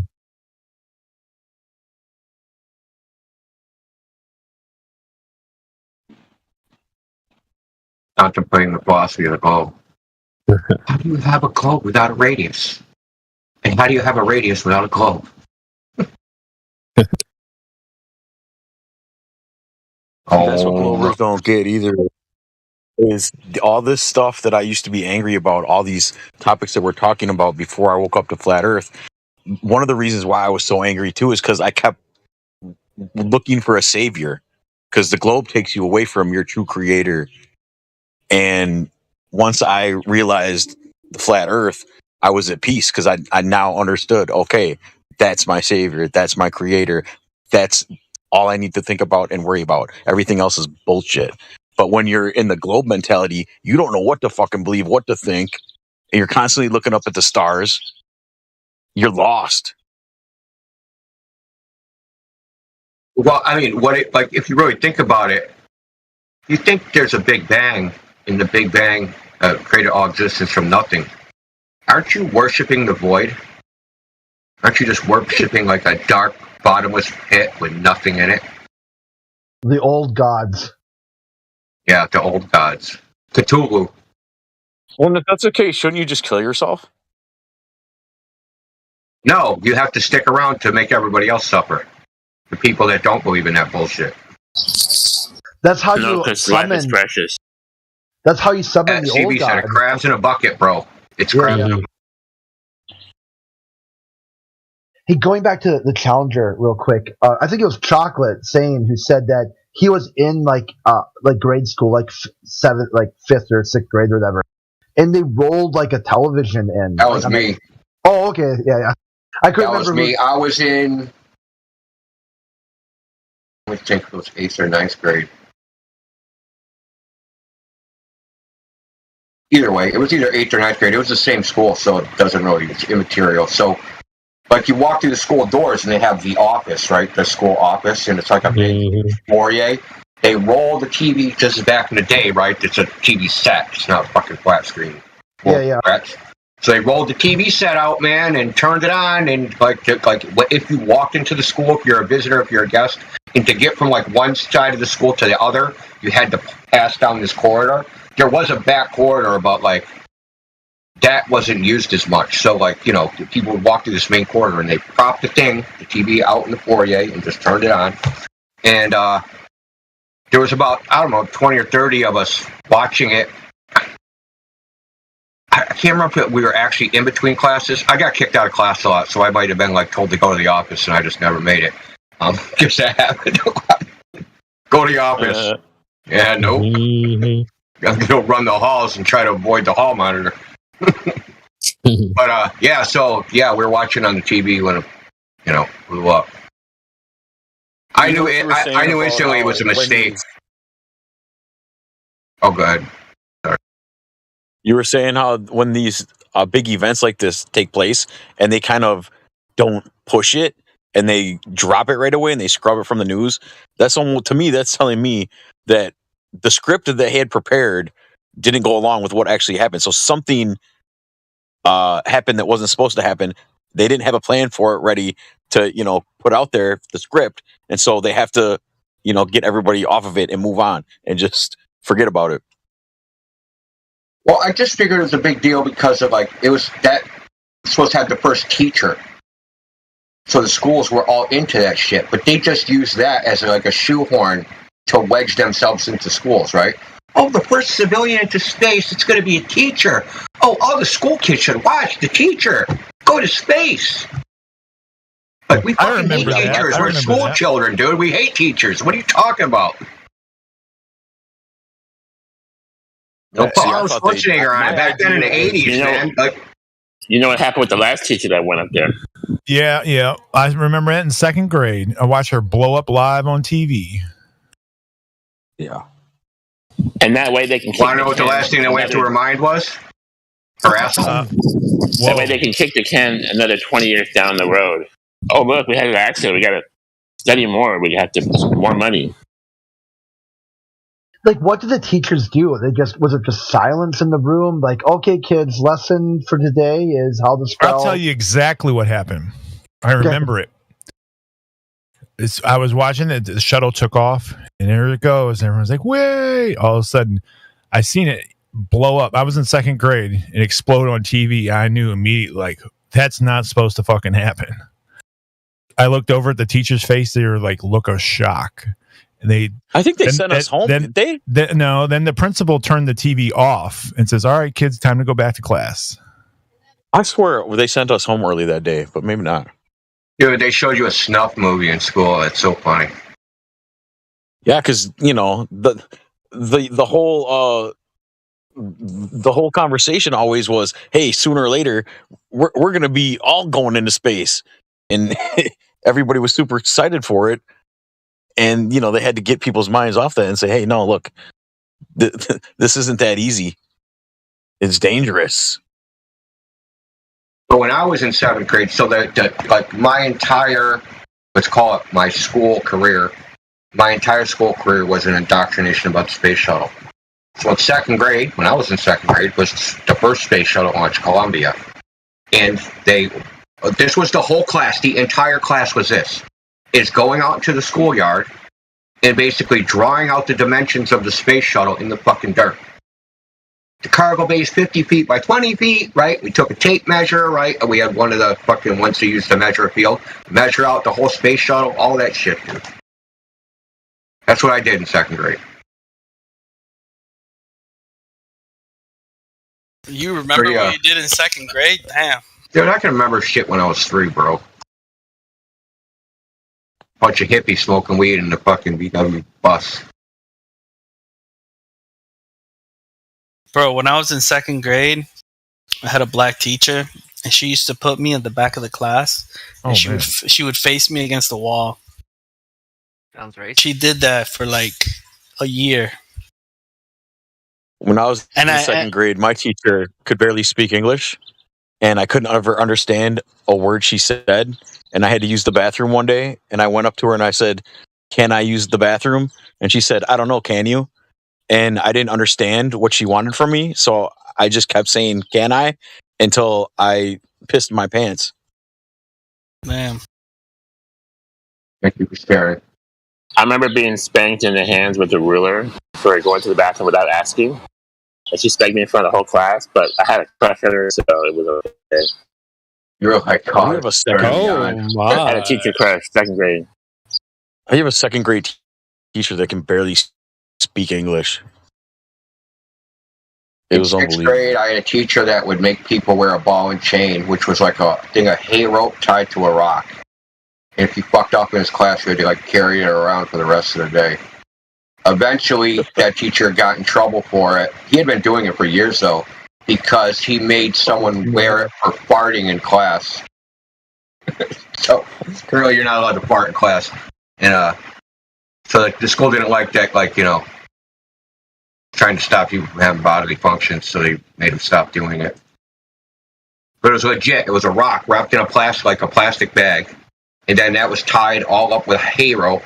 And then he tied the hay rope to your ankle. And you had to carry it all around, or you got detention. So it was like an alternative punishment. The thing about farting in class is a natural bodily function, so you can't stop people from doing that. That's not a I mean, this kid used to do it on purpose, so I understand. He would like try to rip them as out as possible. Mm-hmm. I had friends like that too. Oh, this person wasn't my friend. He was just a kid in my class. I eventually got out of that class, so luckily for me. I see what they're doing. Blurring the line between... I'd rather not. I'm sorry? Are you talking to us, Elijah? Yeah. I'm trying. Go ahead. You sure? Can I go? Yeah. I should have permission before I start talking. We're going to change our minds. Stop it. It just sounded like you were talking to someone off mic, like in hot mic, whatever. Do I sound clear?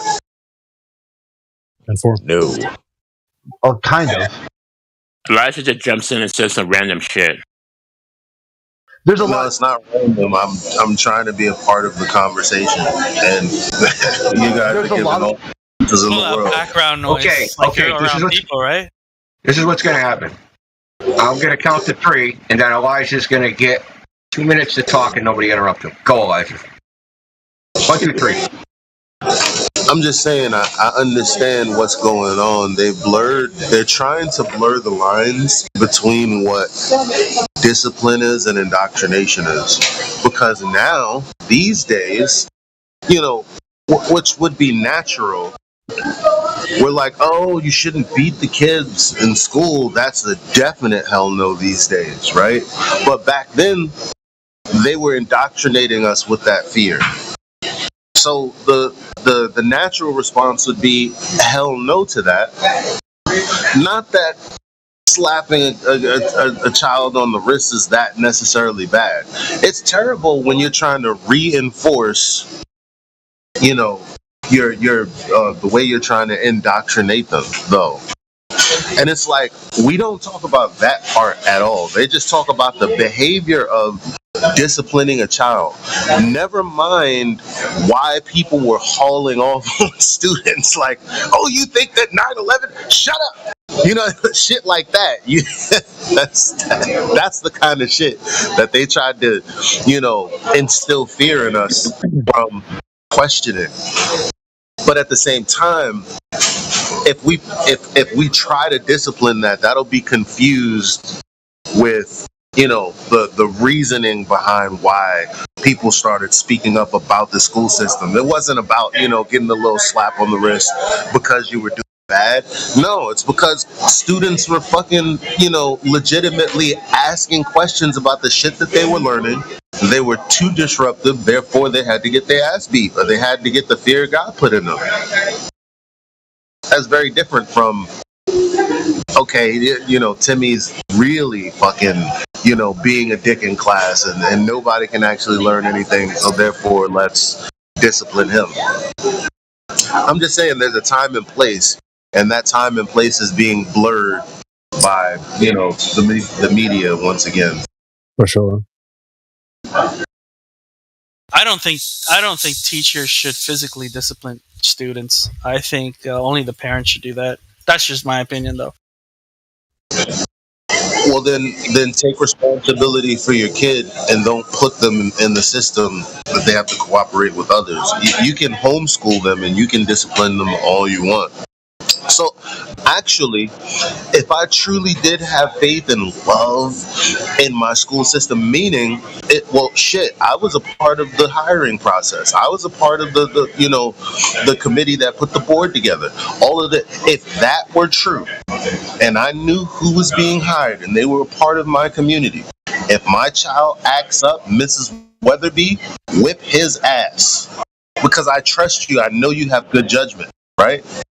That's different than some random stranger that just for the sake of the rules of going to this structure, I'm going to give them full autonomy over my child. I wouldn't do that. See what I'm saying? But we want to send our kids to these fucking places with these random people that could any day decide to be, some crazy teacher who didn't get laid the night before. They got cheated on, and now, they're taking that shit out on my child.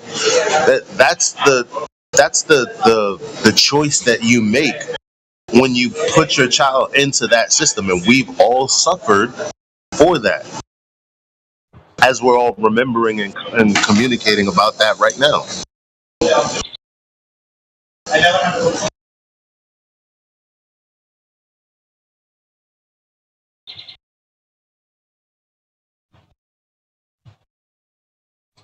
It's such a different time now too, with the way school is today versus when I was in grade school, because I was raised, and I think the majority of people my age were raised with a little bit more better values, to where we were taught to respect your teacher. Whereas today, I don't feel like kids are getting those lessons of respecting people like teachers, to where they themselves are the abusers. They're physically abusing the teachers now because they don't have respect for anybody. Well, this time doesn't call for respect. It calls for dissonance and disrespect. To be honest. Like back then, it's because of our respect, regardless of the nature of the information, we were just to be respectful. And that's why we're dealing with the Globers that we're dealing with now. It's not that they're Globers, it's their psychology that's fucked up because of the system that you just said. And I agree that this is what we did. We just sat down and shut the fuck up. Yeah. Yeah. And then, don't backtalk or question too much. Respect the authority of your teacher. But today, though, too, the kids not respecting their teachers, I don't think it's coming from a place of where it should be, though. It's just coming from a total lack of disrespect and upbringing. It's not because the teachers in the system deserves disrespect. Well, what's the biggest thing that's missing from the family? It's the father, right? Like, a lot of these kids don't have fathers. Or at least they have fathers, but they're just not active in their lives most of the time. Thanks. which is why so many men that grow up without a father resort to violence so quickly, because mothers don't know how to discipline a boy like a father does. A father can put that fear in you without putting his hands on you. But a woman doesn't know how to do that. So she hits a boy thinking that that's how you discipline him. So that's how he learns to take out his frustration and anger when he becomes an adult, is to hit. Actually, that's correct, because I remember my mother trying to spank us, and she would use a spatula. It wouldn't even hurt. But my father put that fear in you. Totally different. That is so 100% true. Like, as you said that, I remember, from my daughter being like, I don't know, 5-6 months to whenever, these little periods that she would like have this type of defiance. I never had to put my hands on her. I just look at her like, I know you know better. I know you're not fucking with me right now. And she kind of just understood. Right. But her mom would have to, I'm going to pop you, or at least threaten. I'm going to pop you. I'm going to pop you. I never threaten her. It's like, by the way I'm looking at you, either it's coming or it's not. You decide, but it's coming. You should know what to do. Right. The mom, I can't say the mom. Like, in general, I just know my mom, my daughter's mom, and the moms around. I know that they have this that they will do exactly what you said. They'll threaten them, they'll hit them, but the father figures, it's just like, yeah, no, what are you doing, goofy? And they'll just stop. Like, what? Not growing up without a father. Yeah, I used to, before I moved with my father, I had a hand problem. After I lived with my father, it was only 3-4 years of correction. I always thought about things before I did them, before I acted out. That's a God's honest truth. A real man isn't controlled by his emotions. Women, on the other hand, are completely fueled by emotion. But men, on the other hand, we're not. We use our brain and don't resort to violence like that. That's not a man. Here's the thing: a lot of times you'll hear people saying that men are also emotional, but that's not true, because when men become emotional, a lot of times they become violent, and there's only a small minority of men that are actually in prison. And so, I think men really, as a whole, we do control our emotions a lot better, for sure. I think there's 400,000 people in prisons in the U.S. I think it's mostly men. Yeah, but if you look at it as a whole, it's actually a small minority. It's more than 1%. Yeah, well. How many millions of men are there compared to how many people are in jail? I mean, there's 350 million people in the U.S. and 400K are in jail, so that's more than 1%. Let's not even mention the prison system. That's less than 1%. Something. Hello. We can hear you. Oh, I thought so. Let's not talk about the prison system, because the bodies in there are heavily inflated by by circumstances that aren't natural. Okay. But still, it's true. I mean, as a man, we do have emotions. When you see me controlling my emotions, you can tell that I'm fuming inside. Like, tears are coming down. Like, I swear to God, do not put any more heat into this kettle, because I will fucking explode and possibly kill you. Please stop. Versus someone that's just always just letting that out. You know what I'm saying? Like, it's a feel. Like, we feel the emotion and we're like, oh God, I can't let this out. There's a responsibility not to go crazy in here. Like that. So we have emotions. We do actively control them. Yeah, you just proved my point. Yeah. The men that are very emotional and that they can't control their emotions, a lot of times are in prison. That's just facts.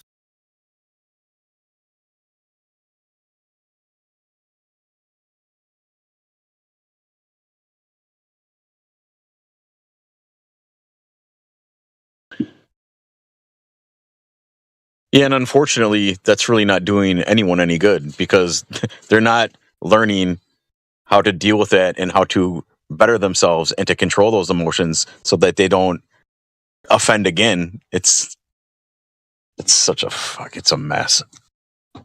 Yeah, you can't save everyone, unfortunately. So it is what it is, man. But there's a lot of people serving prison sentences that, in my opinion, don't.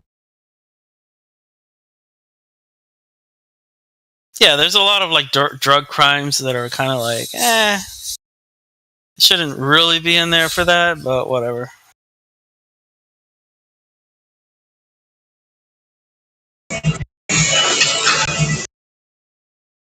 Yeah, the prison system is like, you know, an entirely different. I mean, I sort of hate when people bring it up because, I mean, prison is not what it's supposed to be, you know? I'm not saying there's no place in it for you know, the crimes that are committed, but it's nowhere near what it's supposed to be. For example, I heard the statistic that there are more black men locked up than all the women across the world combined. That doesn't make any fucking sense. Wait, what? So I don't even use like jail statistics because it just off that alone, it's like, no, it doesn't make any fucking sense. I can't even use those numbers because I don't know what's what.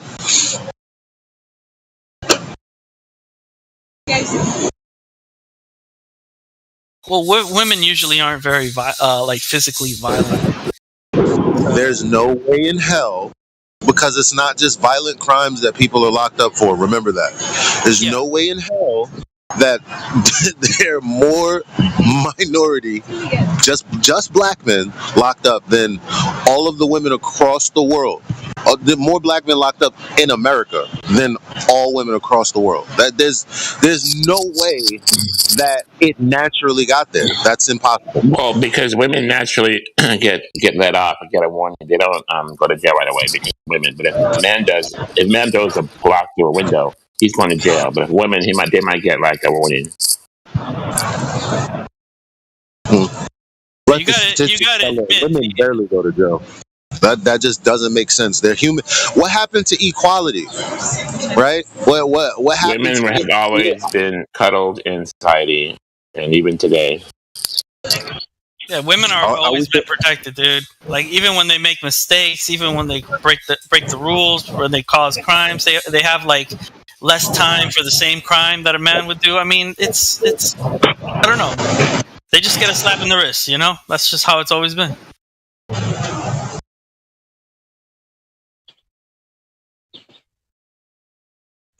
Yeah, no.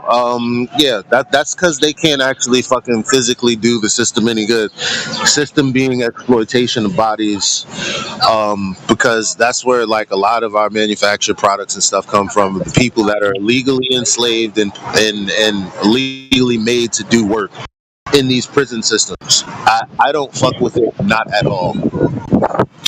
Leave them on the street. Let us deal with them instead. It'd be a lot better than what's going on now.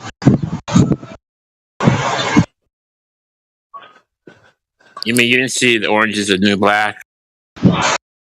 Women in prison, come on now. Right? That show, right? It's more like a comedy. But to be fair, they got this show called Wentworth. Oh man, now that is a women's prison that's worth that show is like the real deal. I love that show. Wentworth. You know what show I see becoming reality in the future? I hope not, but I feel like it. The Handmaid's Tale. I feel like that might be a reality in the future.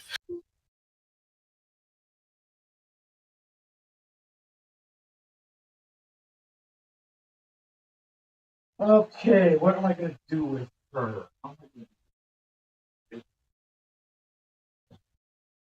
Oh, you're hot, Mike.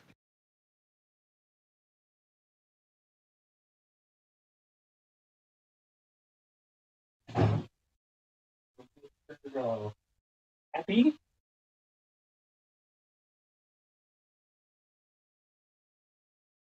Oh, my fucking back is aching.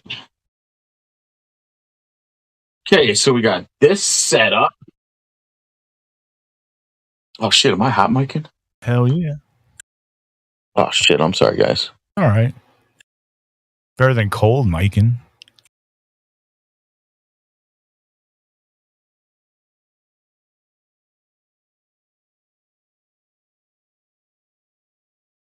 All right. I'm going to go get some more soy sauce for my scoochie. I'll be RB.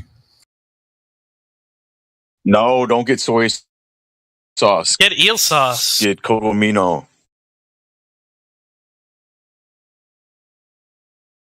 Cocomino tastes way better than soy sauce. It's way better for you. Oh, when I remember I started eating with sushi, I started eating it with eel sauce. Never again. No more soy.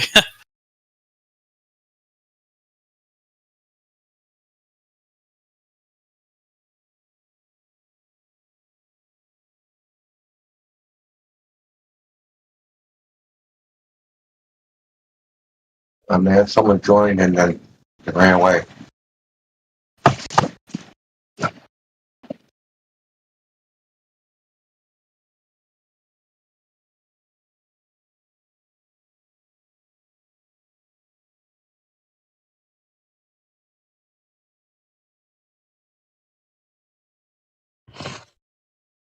Are you any of you guys out there dads? Yep. Babies, and you get the diaper bag from your fiance, and you can't find shit in it. Like, I can never find anything. I have to pull everything out of it. I don't know how she orders this shit. That's a shit test, man. Did it on purpose. It is, man. I'm telling you. Yeah, and then she comes home and she's like, "Why is everything out of the diaper bag? What? How come you? I don't know where anything is. Like, the fuck? There's never any consistency or order to this." She's checking to see if you can figure out what she can't figure out. Yeah, women will shit test you, man.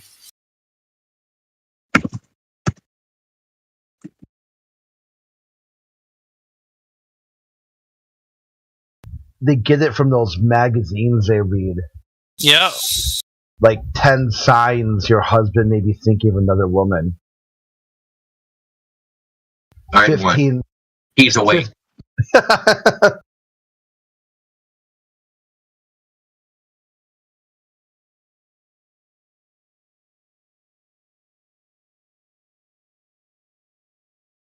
You know, having multiple women, it sounds like a good idea, but it is not a good idea. It is not. Yeah, you're right. Sounds good on paper, like, oh my god, I have so much options, so much, but it's just a lot of fucking drama. Yeah, it's like that. Like it isn't like you get double the headache. It grows exponentially. So it's like 2 girls is like the problem. So 4 girls, and then like 3 girls is the problem. Like 9 girls, it's just crazy. It's an exponential curve of nonsense. Yeah, I could see the appeal to having multiple women, but I've never felt that way. I've kind of always been okay with just one headache at a time.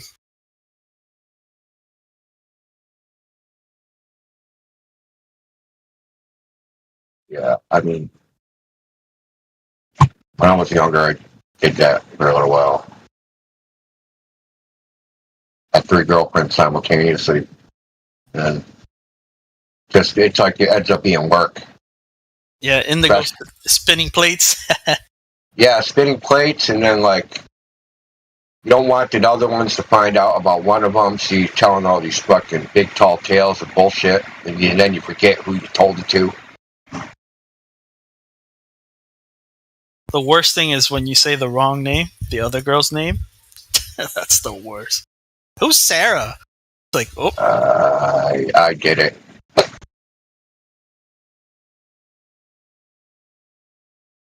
It was like in the movie Bull Durham, where it said, "Would you rather me be with Sarah calling your name out, or be with you calling Sarah's name out?" That's funny.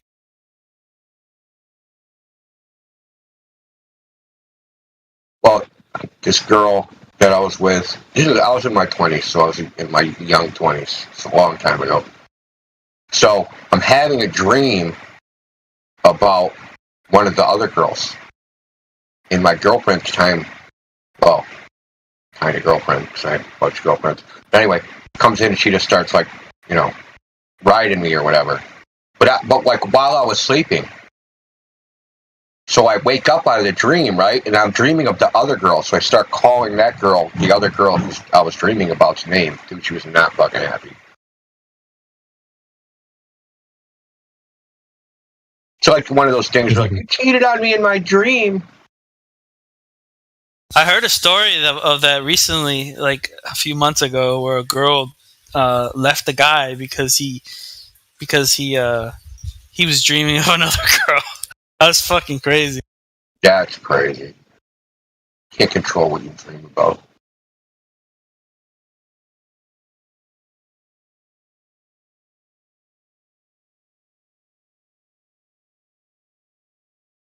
Did you watch Fresh and Fit last night, Indigo? No. How dare you? It was pretty. You better get it right. It was pretty crazy. Indigo. Yeah, it's Indio, man, not Indigo. Indigo's a color. Indio's a derogatory term for Indian. Let's see. Oh, did I say Indigo? My bad. Yeah. You're good, bro. You're good. I'm just giving you a hard time. Yeah, call me the derogatory term. Don't call me the color. Indio, my bad. Oh, I did. I watched it this morning. Yeah, dude. Oh, dude. What are your thoughts on that, Co? Bro, Zerko at the end there, dude. He hit the nail in the coffin, man. Tell you. I'm not gonna lie. We were supposed to get into Flat Earth with him, and that took a left turn. But I'm not gonna lie, dude. He's mad funny. I know he's probably not everyone's cup of tea, but he had me rolling. Here's the thing, right? He pointed out the craziness that girl did. Imagine you have a perfect guy, right? For 3 years, you're engaged, and you leave him because you want to move to Miami. Like, what? You just wasted 3 years of your life. Probably a possible decent suitor, right? Somebody who you could probably have a family with, spend your life with, Well, what was the justification for wanting to move to Miami? Just to be with her sister. Oh shit! She's like, oh shit! Supposed to be in the streets of Miami. Yeah. Yeah. If you're willing run the street, perfectly good dude. Honestly, I'd say he dodged a bullet. Honestly. Oh yeah. He dodged a bullet for sure. Yeah, and someone else in Miami is going to catch that bullet. Yep. Yeah, Zorka is freaking funny, man. Holy smokes. You know how you could tell it really affected her? Because at the end, she was like crying like crazy. Yeah. You could tell that. That's the last resort, because a woman's tears like that. I used to fall in them all the time. Like, oh no, anything but that. But now I'm like, hey, yeah, fuck those, because I know what led up to that. That seems like a tactic more than it is real. I don't care how you feel. Based on the information, you're a piece of shit. Don't care about your tears. Let me use those for my chicken sandwich. I need a little more salt. What if I find out these younger women, dude, they're crazy risk takers. No, maybe not like with their life and stuff like that, but like with their future, they're always swinging for the fences. Like, dude, Babe Ruth swung for the fences. He struck out more than everybody else, but there's also only one Babe Ruth. There isn't a bunch of them. So all you chicks can't be swinging for the fences, right? Oh, I'm going to go to Miami, take a risk, and maybe I'll meet some multi-millionaire yacht owner, right? Dude, the odds of that happening is like nearly zero. You're better off just staying with this dude and playing the lottery. No, here's the thing. You're partially wrong there because the chances are they will meet a guy like that, but the chances are that he ain't gonna take her serious at all. Yeah, he's just gonna run through it. I'm talking about committed. Yeah. No, she's gonna go there. She ain't gonna catch nobody, right? So it's like that's the goal, right? Is to go and actually attain it, not just go there and play around with it, right? So it's like going to the used car dealership, like the Ferrari dealership, right? And just test driving all the cars on the off chance that like you win the 1 in a million fucking giveaway, like they're doing a giveaway, like the 1 millionth freaking test car driver gets to keep it. And a man can tell when a woman is shopping herself to him, like it's immediately. I can tell that immediately, and I'm not rich, So these guys that they're going to, because the guy can tell that there's a unsuitable guy that she treated like shit, because they have these detestable, not they, but a lot of women, a lot of people, but a lot of women have this detestable, like, oh, this fucking guy, you're broken, filthy, and why the fuck would I ever listen to you on anything, advice whatsoever, unless you're my gay friend? I don't know. Ugh, you guys disgust me. But then, they'll turn around and fucking, bend over so backward that they can lick their own butthole for some dude with a little bit of money. We can tell. We can tell. Yeah. Don't nobody want you. Because when your actions are situational, we want somebody that's through and through exactly the way they are, no matter what life presents to them. Same as you do. We just want authenticity. That's it. You can't, there's no other way around it. You ever see those gold digger videos on YouTube? They're all fake. I know. But they are pretty funny. But they're funny, but they're fake, yeah. Like I give props to the girls that do some of the acting because they are like kind of going all out sometimes. Those are funny. I'm sure it does happen. But a lot of those videos are they pay the girls, unfortunately. I wish it was more like real, but it's not.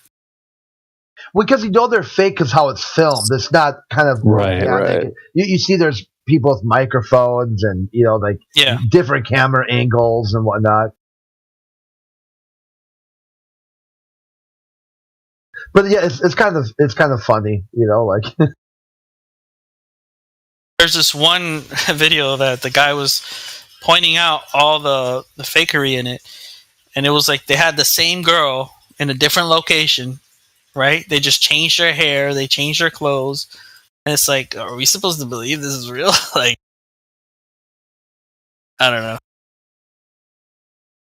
I mean, gold diggers do exist. It's just I don't. A lot of that is fake. Yeah, I mean the woman that I would look at, as a gold digger, I would say that there aren't many not many. I mean, there are more normal women than there are the gold digger types. You know what I mean? Like women just want stability and shit that makes sense. Yeah, for sure. Biologically, that's what they need. Biologically, I mean. Okay, just stop the cap. Women don't know what the fuck they want, so just stop. Well, no. That on one hand, that is true. I mean, because my ex, she wanted everything I was, but didn't. But we had problems. Because a woman could go from I just want a man that works hard and is faithful to this relationship is boring as shit. Yeah, that's what hardworking and faithful looks like. I don't know what. It's really exciting when I'm trying to fuck your friend. Yeah, you would do anything for me then. But knowing I'm not going anywhere or trying to get in any other pots, that shit is boring. You don't give a fuck about that. That's the guys they don't know. That's what, like I said, they don't know what the hell they want. Because they like, I hate making generalizations. I actually hate this topic. But women, first of all, there's the emotion thing and where they are in their cycle. That dictates a lot of things. But modern women don't do things which have any meaning. Right? They just exist. So they're always looking for like this instant gratification, like thrill me, entertain me, like the whole world has to be a clown, making them happy. Right? But that's not long term. That's not a solution. Now you might have made her happy at instances and moments, but long term, you can't be a clown for somebody 24 hours a day, 7 days a week. Yeah, that might be good for the first 6 months, but you know, as time goes by, right, and you've shared most of your experiences, you run out of things to talk about. It's like, you know, there's the mundane everyday life of boringness that, you know, that goes by. And the only thing that can fulfill that is having something meaningful that drives you. Like Elijah, you have this, right? You have flat Earth. You have like, you know, you have something. I would say this: don't get a woman with no hobbies. You need a woman that has, like, she has something, right? Volunteers at a soup kitchen. I don't know. Does fucking ballet, aerobics. You know, something. Has something. You know what's weird about that? That gives her purpose. Facts. What's weird about that is my ex had that, right? And then she's like, man, you know, I just want somebody that supports me, because the last guy I was with, he wasn't supportive. He was like, you're gonna stay in the house, do this, that, and the third, whatever. I got the money and all of that, and so I was supportive. I also worked and all of this stuff. And at some point, you know, she decided, you're my fun now. Like I hobbies for what? Like, you know. Yeah. So it's like, do they really have a purpose, or is their purpose to find someone that makes them happy? Because, like Indio said, they're gonna get bored with that and then decide that you're not making them happy anymore, even though nothing's changed. Well, the unhappiness is coming from nothing changing. But that's natural. Man knows that. I don't know, for whatever reason, women don't. I don't know, man. Well, she probably Shit's did those bored. I mean, the hobbies. same sandwich. Yeah, so what? I'm like, yeah, thanks for the sandwich. That'll fucking a woman will lose her shit. The sandwich again? What? Like, what? I made it.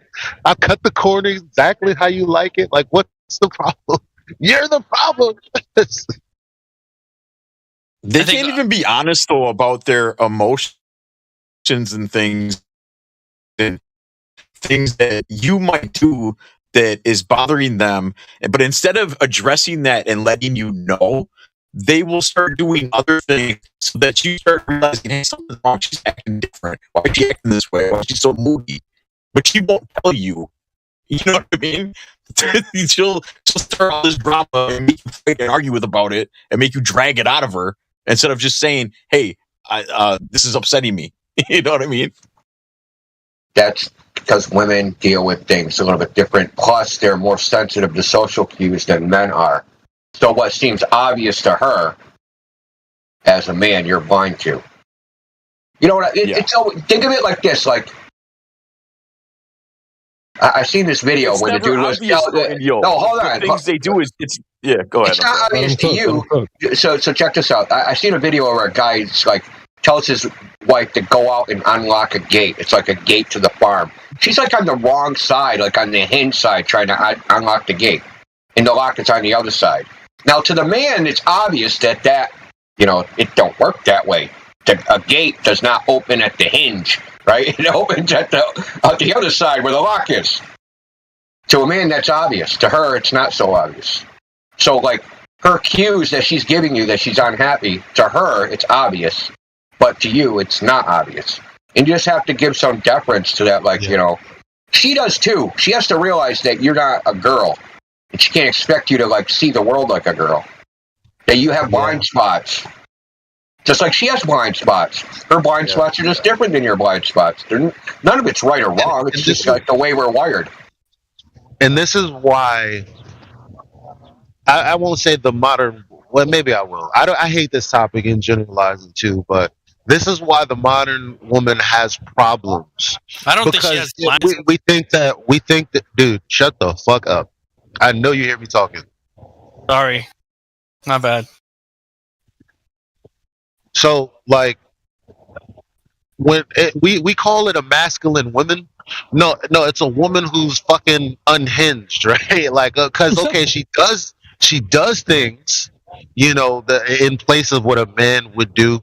But the thing is, all she is more of what Indio is talking about. So when she gets with a man, all the things that would bother a woman that a man wouldn't pay, like, what are you talking about? What's the big deal? She's just more of that. And if a man doesn't somehow bow to that, which is impossible, there's no amount of paying. I've tried. There's no amount of paying attention that you can have that's going to satisfy a woman. I've tried not to get into confrontation. You know, making sure I pick up everything, leave the seat down, wipe the seat, make sure everything. Like, there's always something. And it's like they're just a more hawked up version of that, rather than how a man would be with those things. Like, whatever, you didn't pick this shit up, I'm just gonna pick it up, throw it in the trash. Like, they don't become more manly; they just become more of the thing that we're talking about now. Yeah, it's not definitely. You're definitely right. It's not more manly. It's some weird, different thing. It's not female. It's not feminine either, or masculine. It's boss bitch. It's boss bitch. The new. That's it. Hey, can we put that on the spectrum? Can we add a little letter to the name boss bitch? Put BB at the end. Fucking new gender. Just think of a really shitty frickin' poor excuse for a frickin' man that's super emotional. You combine that with a no-fault divorce, and it's bad. Well, they say they became the man they became the man they wanted, or whatever, you know. No, like I actually don't like that, because they're not the man they wanted. They're like a shitty version of the man they wanted, and if a man that acted like them hit on them, they wouldn't go with it. You know what I mean? Yeah, no, you are right. You see what I'm saying? Like, if they're like suddenly transformed into a man of all the stuff they did because they're strong and independent. If they had a man that was as strong and independent as they were, they wouldn't go with that man. Yeah. Because they're a sorry excuse for a man. Sorry, they just are. And I don't think it's controversial to say a woman is a sorry excuse for a man. Because they're not a man, they're a woman. Right. And even at their best, they can't be a man, no matter what. Right. I mean, I don't care what you say about, chopping cocks off, dude, you're still not a woman. Yeah. Or a man, or whatever. You can have that shit glued on, I don't care. You're not a man. Yeah, it's like the ones that are like, I don't need no man, so they became the man. But, like, that's not... It's a shitty version of it, though. It's not even... Fucking scary conversation here. But that's what I'm saying. Like, a man, like, in my view, the most masculine man is a stoic man. A man of, like, they don't even speak much. They just do stuff. That has never been a woman with a whole bunch of babies that's trying to be the man. They're always hauling off on one kid, yelling at another kid. Like, manly men don't do that. Exactly. They think just being a man is just being aggressive. Mm-hmm. You know what I mean? Just being aggressive and forceful and whatever you want, just being pushy. Where to men, that's not being a man. A man is like, no matter what shit goes down, the fucking whole world cracks, the fucking earth opens up, and fucking all the people fall in it, and you're just standing there, stoic. Like, sucks to be them.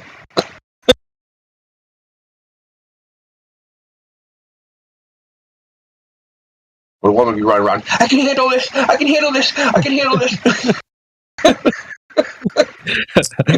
SpongeBob has a meme for that. Probably. I can post it.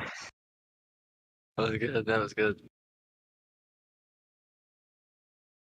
I'm not saying all women. I'm just saying all women.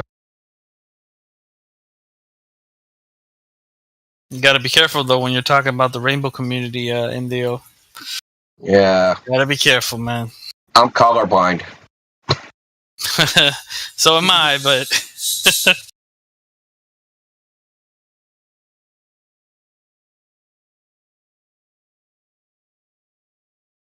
selectively colorblind. You know, but I listen. Women have their gripes too, and some of them are legitimate. Yeah, absolutely. But, and of course, there's a but to that caveat, right? well, yeah, actions have consequences, and a lot of the actions that they take, you know, there will Yeah, be. well, yeah, but the juice ain't worth the squeeze, right? So they're not getting the best version of men because men have to like walk on fucking eggshells just to interact with a woman, right? There's so many risks involved,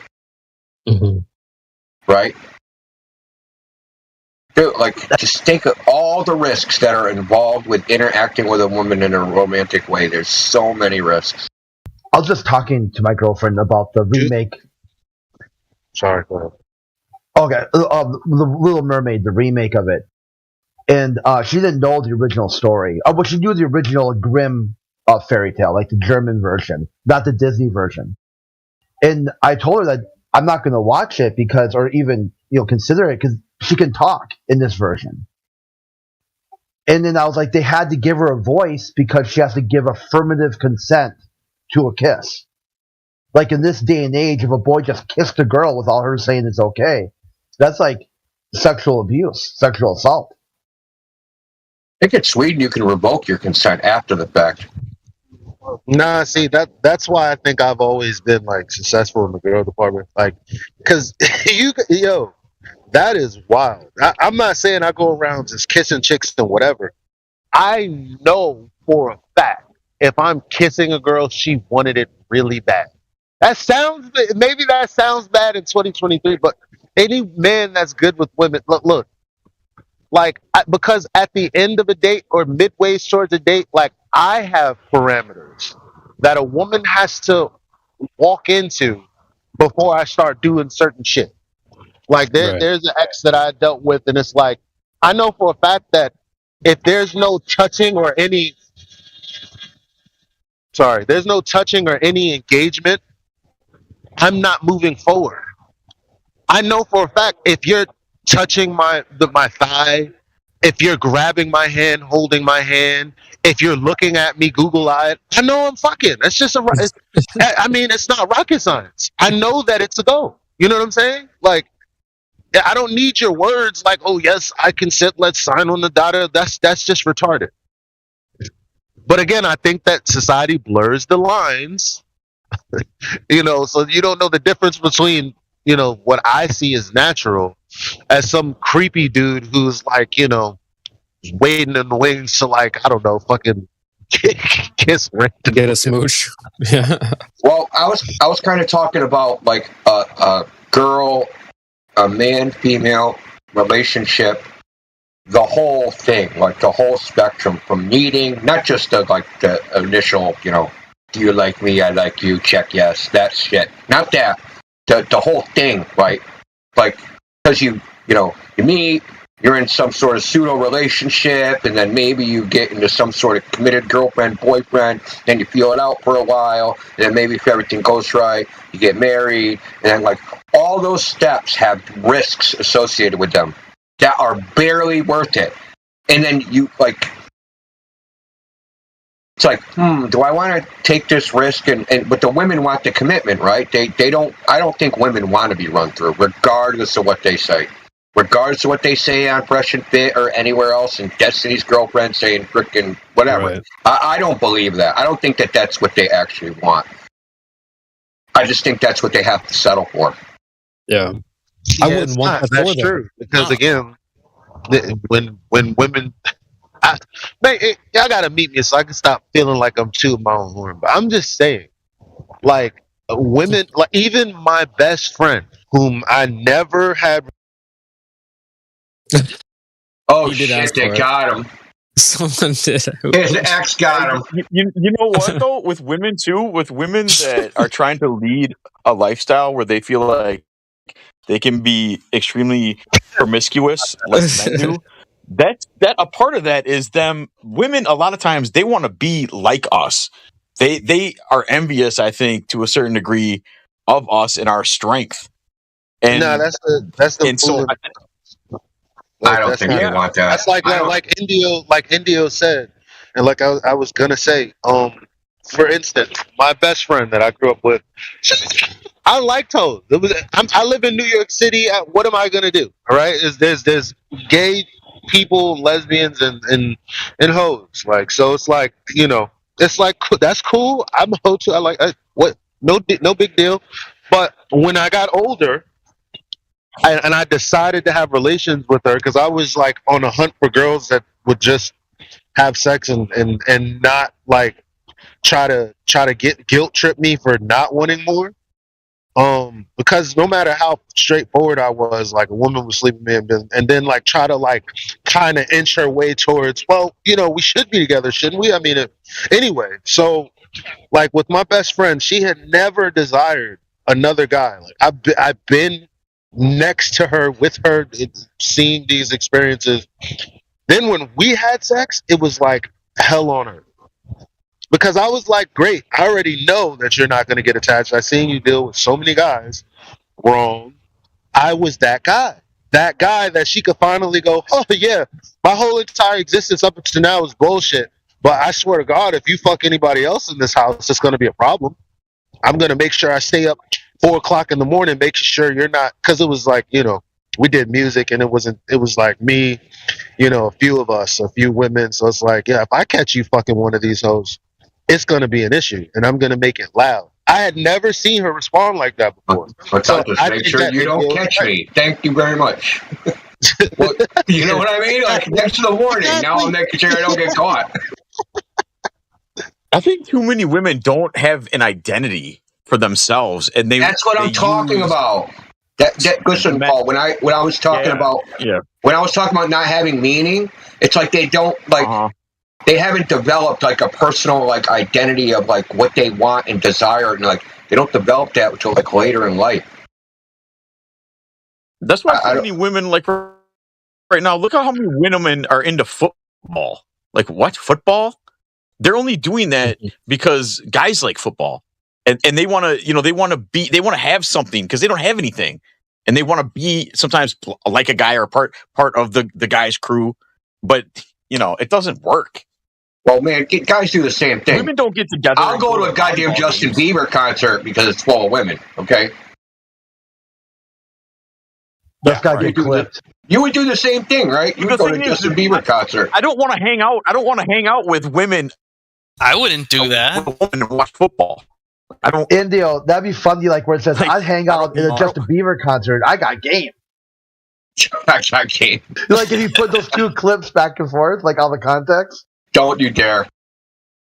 Like there's nothing a woman can offer a man as a friend that a man. You know what I mean? I would never want a woman friend. Why? Doesn't make sense to me. I could never be just friends with a woman. Why not? Well, I think it's the other way to find friendship as. We know that's not just friends. Yeah, if you're heterosexual, it's really hard. And she's attractive. Yeah, no way. Elijah ain't being friends. Yeah, and I'm just not interested in it because she doesn't really. Women to me don't really have that much to offer, especially one that. And there are exceptions. There are exceptions. I've tried to be friends with all the women that I've ever known. Like that's totally fine. Because why? I used to get so much pussy. I don't want to fuck you. We're friends. Cool. I look at you just like my bro. Like that. There's no problem with me thinking that. Like I have no problem being just friends because I'm not lacking anything in the sexual department. So you feel the same way when you're with a girlfriend than when you're with your guys, with your boys? It's not the same. It's the same exact. Well, it's a different kind of person. That's all. It's just a person who, I don't know, maybe they want to go get froyo or some shit. But I've had girls. That's the thing, though. It's not the same. Like when you're with your buddy and you see a girl, you're like, man, you can't say that to her. I mean, you could, but I don't know. You can't even horseplay the same way you would with your friends. You know, you can't even like fuck around the same way. Like, there's kind of like, I don't know, it's different, dude. That's what I'm saying. I don't wrestle with guys because I think it's gay. Like, I'm not. I mean, is this like a fucking mystery? Why is this a I don't mystery? mean that. I mean, just, you know, fuck. Yeah, it's not a mystery. People just don't want to say it.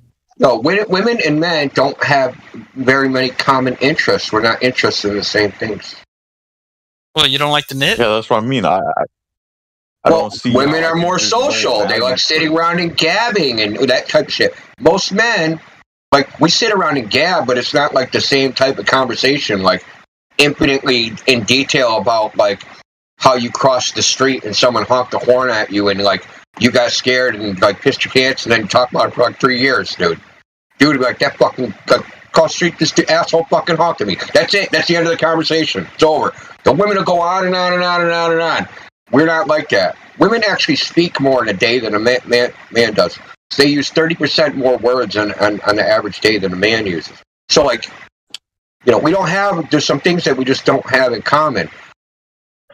You find things that you do have in common, and, like, that maybe something, there has to be a woman out there that knows something you don't know, right?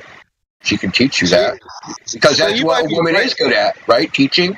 And like, you have to make it happen. It just doesn't happen on its own. It takes effort. I guess I gotta concede, because when I said no, I could be friends with women, but at the same time, my problem is that I can't be friends with that you're not attracted to because they're trying to. Well, I just choose not to be even if I'm attracted to them. I'm like, yeah, well, I'm not gonna fuck you, but something about that attitude makes them want to fuck me, you know. And it's like, so it's either way. I can't really be friends because there's a girl waiting in the wings to fuck. You know what I mean? And I'm like, fam, let's just be cool. Didn't you say you want a guy that doesn't look at you as an object? And they're like, yeah, but now that you don't, let's fuck. You know? So I guess there is no such thing as being friends, unless y'all are both like. I can be friends. I can be friends with my guy's girl, and I can be friends with her and chummy with her and treat her like she was my sister. But if she's just some chick, nah, there's no value in it. Yeah, I agree with you. I agree pretty much with everybody, but I think that there's like nuances here and there. Like, what does being a friend with a girl even look like? You bring her over to the fucking football game? This is not the right VC for this conversation. What are you doing? Oh, shut up, I didn't know woman. we got a new moderator. She's right, though. What's today? Saturday? Yeah. Go make me a sandwich. Okay, bye. You guys saw what happened to She that. didn't even ask you what I wanted on the sandwich. What a bitch. And you know what? When girls get around each other, what do? They sit and they talk about other people and gossip about everybody else they know. Like, guys don't do, like, if a guy friend of mine sat down and started talking about some other dude we know, I'd be like, bro, shut the fuck up. I don't want to hear this shit. See, you interpret that there. So you're interpreting that different than a woman interprets that activity, right? Of sitting around and gossiping. We all take it as like, why are you talking shit about that dude, right? Stop being a little bitch, man up. Like, you don't need to be fucking whining, right? But a woman if you got is a like, problem with him, if they're trying to figure out the social structure and get like information, like the CIA, right? And figure out like what's going on a broad viewpoint and where do I stand in this social fucking hierarchy of people. And like, it is gossip, right? Jane did this, Jane did that, but they're always evaluating their what they do and their behavior and their status and all that against everybody else's and what they're doing. Perfect example is a girl that has a boyfriend when she gets if she has a bunch of single friends. She's going to be single real quick because she's going to go try to fit in. Or those other girls are going to be so jealous that she found a good man, they are going to try to sabotage that relationship somewhere. That does happen. Women try to, like, the girl trying to fuck you, you know, all types of weird shit. Like, if there actually is a decent, desirable man that walks into the den of single women, it's never a good thing because now the social circle is being disrupted and the psychology isn't the same. And that's just what it is. It's the same thing that goes with guys though. Guys don't want their friends if they're all single and fucking a whole bunch of chicks. Like my you know how my friend has been trying to get me to come upstate to fuck girls for the whole 4 years I was in my relationship. He's like, "Are you serious? You're not gonna?" I'm like, "No, I'm seriously committed, man. I'm not gonna." He'd be like, "All right, well, bye." And they'll call me. He's like, "Yo, you gotta come up. This bitches galore." Da-da-da. And I'm like, "Nah, man, I'm not doing any of that." He's like, "Are you serious?" "Oh, you're a pussy whip, man." Now, So, Elijah, so think about how a woman would contrast that with that if a woman would try to get you to go upstate. So a man will try to sell you on the bitches. There's bitches up here, up in Troy. Come fucking bang all these hoes. What a woman will do will say, your fucking boyfriend's no good. He's a fucking loser. You should leave that guy. A totally different thing. It's a totally different dynamic. Yeah, for sure. How would you guys think of that, like office wife or office husband? Oh my! That's just cringe to me, man. That is the cringiest, dude. That like makes me want to go psycho and shit, like legit. Yeah, anyone because they doing that really should be love burned at the that stake. guy. Yeah, they love that guy, and you know what? That guy at work is the same guy as your man, just at a different time frame. What I mean is, you think you don't like your guy because you're bored. There's this new guy that gets you and everything, and you guys work together. But that's exactly the way you felt when you got with your man. Nothing changed. It's just you're bored now. Like, now you got this other guy that you think you're in love with. Guess that shit never works out unless they really did. Like, the guy was like shit and all of that. Like, but in most cases, you sleep with the office dude, and the only thing that keeps that relationship going is because you have this guy at home that you feel responsible to and don't want to let him go. And that single thing right there keeps your relationship on both ends going, because you have something at home and you have the excitement. Yeah, so there's the thing about the office shit is that they're only seeing that person in a very limited setting, right? It's only at work, after work in the hotel room, maybe at a bar, but they're not seeing him like what he's like outside of that scenario, right? What is it like to live with this guy? What does he do on a Saturday and a Sunday? Yeah, so the guy probably just you could just sit around and fucking do nothing, right? And I dare you, just try and be in a relationship for more than a couple of years and try to sit around and do nothing around a woman. Forget it. It ain't happening. I'm taking a break and just sit around and do nothing. No, you're not. Take out the trash, mow the lawn, clean the gutter. You're not sitting around doing nothing. But the office husband, he doesn't have any expectations to do anything. So he only sees these good qualities, right? But he can have a whole shitload of bad qualities, but she's never exposed to them. So she has a delusion about who this person is. That's what kills relationships too. A woman's delusion of you, like their expectation of you versus the you that's just that you've been presenting to the woman. It's like, well, I thought you were gonna evolve or change or do something at this point, but it's like, what do you mean? Like, what does that even mean? That you didn't like me from the beginning? That makes no sense. But that's just how it is, Women never. It's something that you said earlier for who we are and our flaws.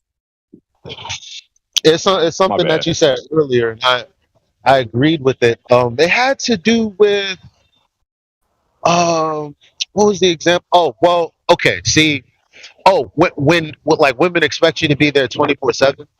Look, that's true. So I had vowed, you know what? I'm gonna build my business. I can't do that and try to court a woman. I just decided that wasn't possible. But you know what? I did it anyway. I'm like, okay, maybe I'm crazy. I met this woman who's also motivated, works hard, all of this. And I'm like, okay, she's busy. She got her own thing. I got my thing. And that's cool, right? So it went from, I live at my house to, why am I at this chick's house all the time, right? Because every time I was home, hey, why don't you come over? I made salmon. Why don't you come over? I made baked chicken.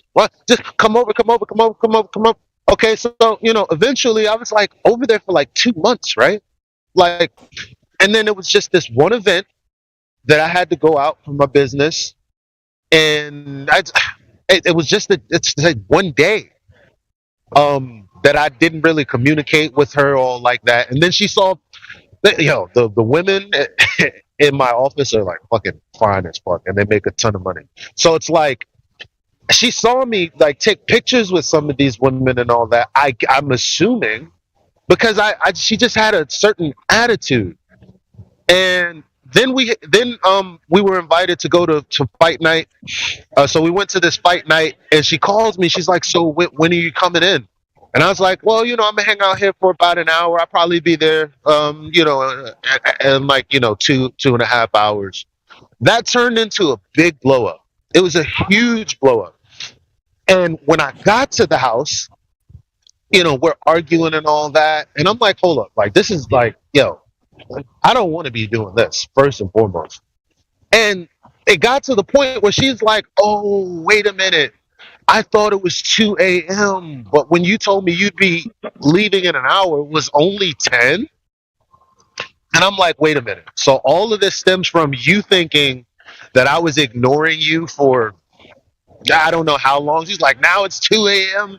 and this motherfucker's out somewhere partying. I'm like, I'm not your man, first of all, technically. And second of all I did was go out and hang out with my business associates. And all of a sudden, whatever we were building was in jeopardy. That shit fucking sucks. I cannot date and try to build something. I firmly believe that now, because this is one of the coolest women ever. It's like, if not her, then I don't think there's anybody I could really. You got to be fully committed to a relationship, fully.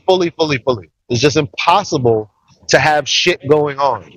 For a woman you're gonna have to deal with the nagging. Oh, we can't watch a movie. You don't have time to read a book together.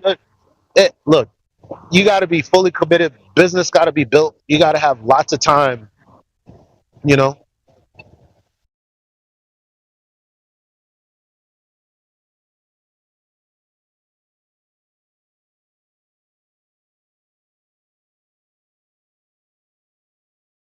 Well, that's that validation thing. They need to, like I said, women are always checking to where they stand with everybody. They're always doing like these little tests. They're insecure. Really? They're extremely insecure. Thanks for the info, man. Yeah. Women are mad insecure. Yeah. Dude, I swear to God, go walk up to a random woman and say, "Oh my God, your nose." Don't think about that shit for 3 years. You don't even have to say it looks bad or looks like anything. Just say, "Oh my God, your nose." That's all you have to say. They really get irritated when they see you having a good time somewhere without them. That really bugs them.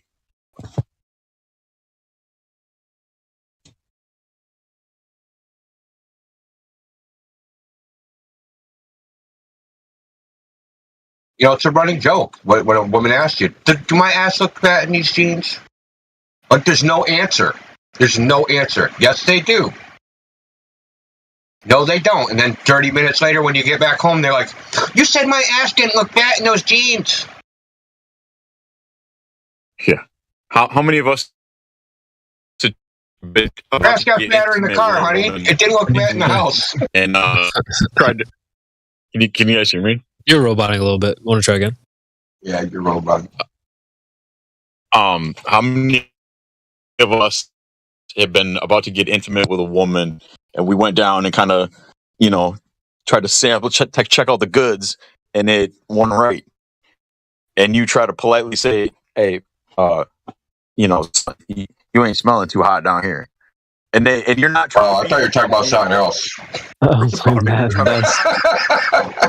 No, and that's a penis. They lose their shit. They lose their shit. They lose their shit and can't handle you telling them the truth. Yeah, I know. Hey, people in general don't like rejection.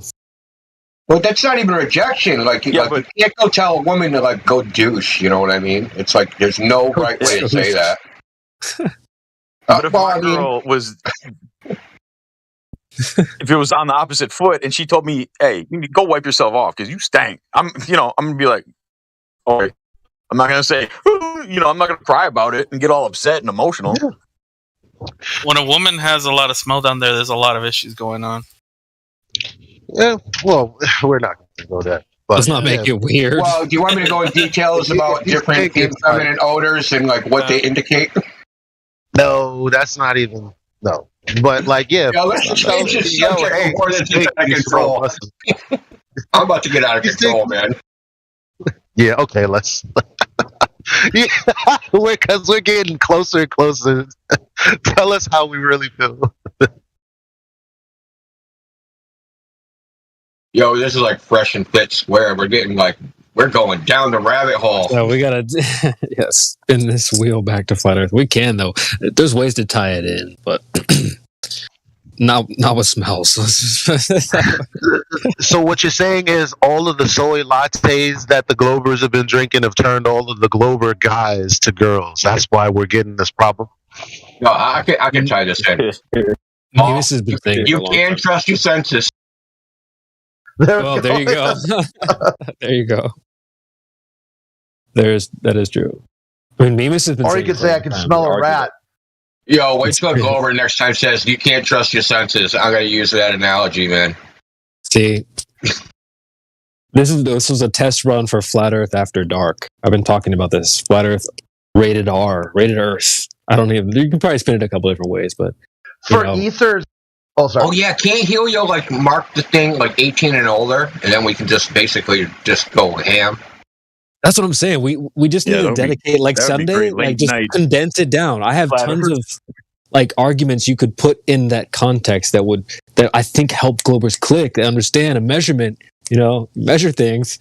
So it's you can really get into stuff like that, and I think it'd be interesting. But we just need to condense it down to a certain little period. Flat Earth After Dark. I truly believe that it's a wrap for the when I say it's a wrap for the Globers, they already lost their edge. It used to be a time where they can confuse people into because when we were the people who didn't have the information, it's their confusion just delayed our process. Well, now we're all collectively at a point where we're oh no, legitimately, you guys have no argument to.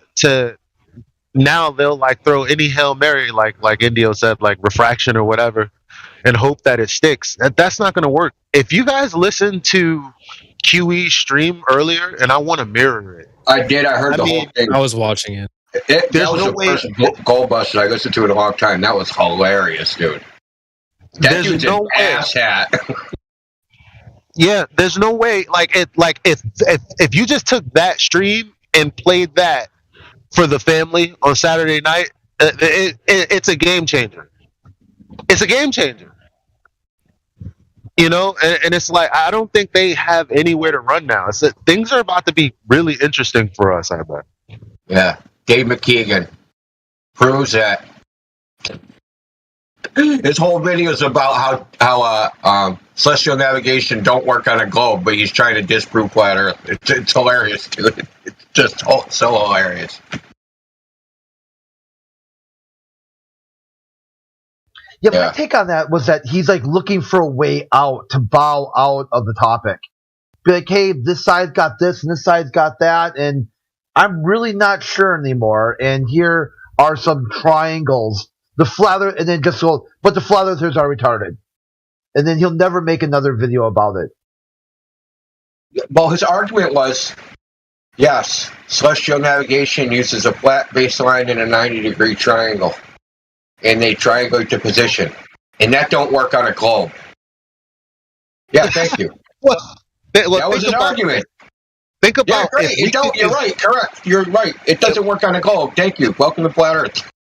If we could condense that into 30, 60 seconds, and then on something like Fresh and Fit play that, there's no way any of those guys are going to somehow go into Glober mode.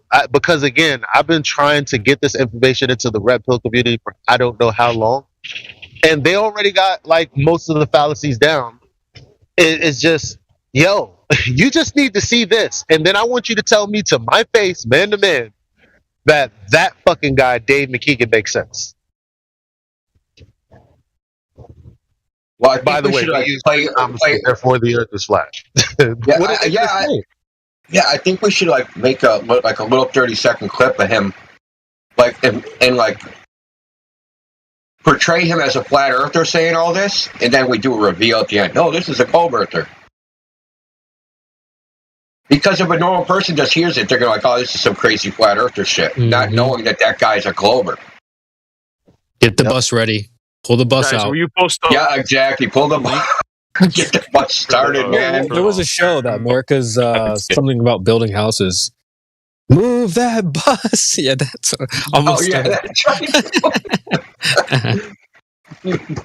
All right. I think, Paul, you're just still roboting there if you want to try again. But yeah, man, Elijah, I'm with you though. Crossing paths with I was saying like we might not be next to each other on the street, but we're like on the same block or somewhere. You know what I mean? Adjacent. Yeah, we're almost there. We're almost there, man. We're almost there. I'm curious what other streets we can, other places we can connect with. I mean, you guys have done this in the past, like linking up with other places and chessboard or whatever. I'm gonna one day make it my business to get into the local astronomy club in New York City because they're looking at what I'm looking at, but when I look at the sky through my binoculars, like I just see a blanket. I don't know how they can look at the sky all the time and then go, yeah, it's a globe. I need to go correct that. If we had some astronomers on our side, that'd be pretty interesting to say the least. There is a flat Earth astronomer in Canada. I can't remember his name. I only seen like a stream with him in it one time. It was a while back, like maybe a year ago, 2 years ago. But he's a legit PhD in astronomy. Is it moving too fast and taking off too fast to where we can't necessarily maintain it and it gets co-opted and taken over by, pretender globers? That's a possibility. But see, I mean, what else are we going to do though? Like, what's the alternative? Like, how do we can't stop that? And like, no, because I guess once it's out of control, out of control. That's why we need the red pill community, because they have already been focusing on psychology. So we need to get away from flat earth as an argument to actually your psychology is fucked up and that's why you believe it's a globe. Because if we cure the psychology, then people will be thinkers again.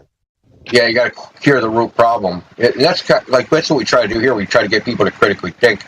We were talking about this last night. Like, remember, what does winning look like? Right. Winning looks like we don't have to tell anybody the earth is flat. They figure it out for themselves just using critical thinking and empiricism. CB. What's up? I need to apologize to you. What'd you do? Because I made us look bad. What?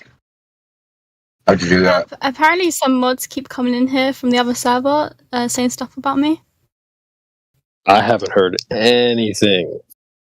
Oh, okay. So yeah, nobody heard anything, but if you want to confess, go ahead. Yeah, go ahead. Okay, so I joined a VC with this man that was wearing makeup and lipstick. I mean lipstick and a wig. And I just asked him, are you a man? And he said no, that he's a woman, and yeah, I said he was ugly, and then I got banned.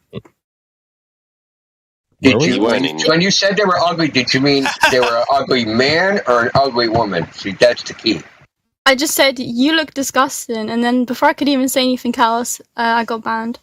And they've blown out of proportion now to the point. Yeah, maybe you didn't specify that he was an ugly man. He thought you said he was an ugly woman. That's why he got a. Yeah, make sure. Just tell him. Yeah, I didn't say it was an ugly man. I said it was an ugly woman.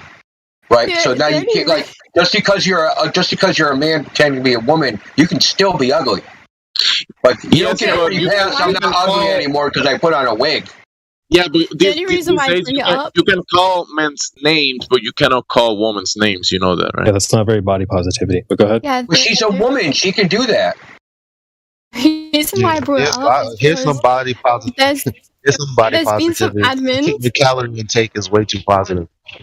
Yeah, hold on. Let OK finish.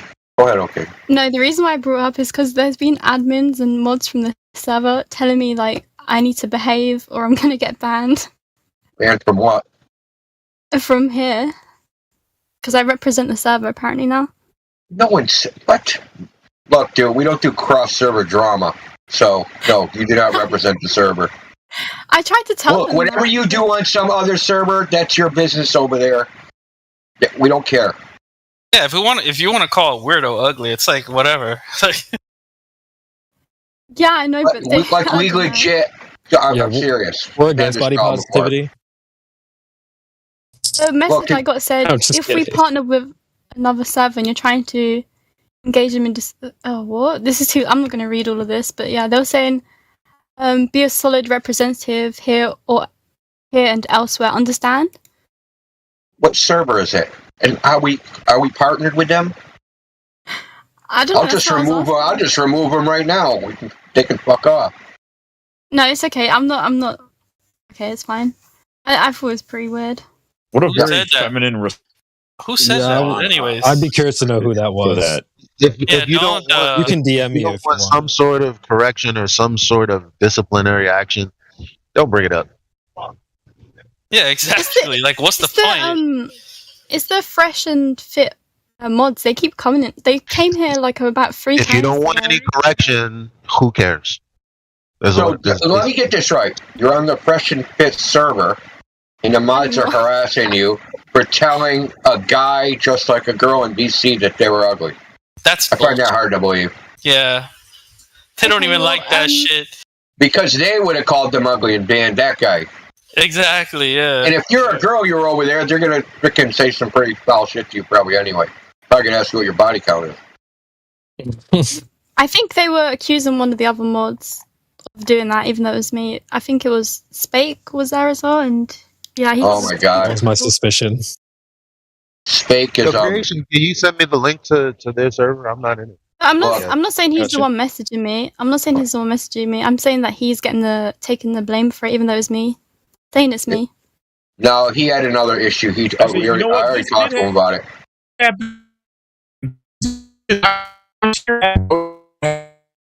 He's got. You're a robot hard, man. Tamo or Elgato. Oh, fuck. Oh, you're good now. We heard that.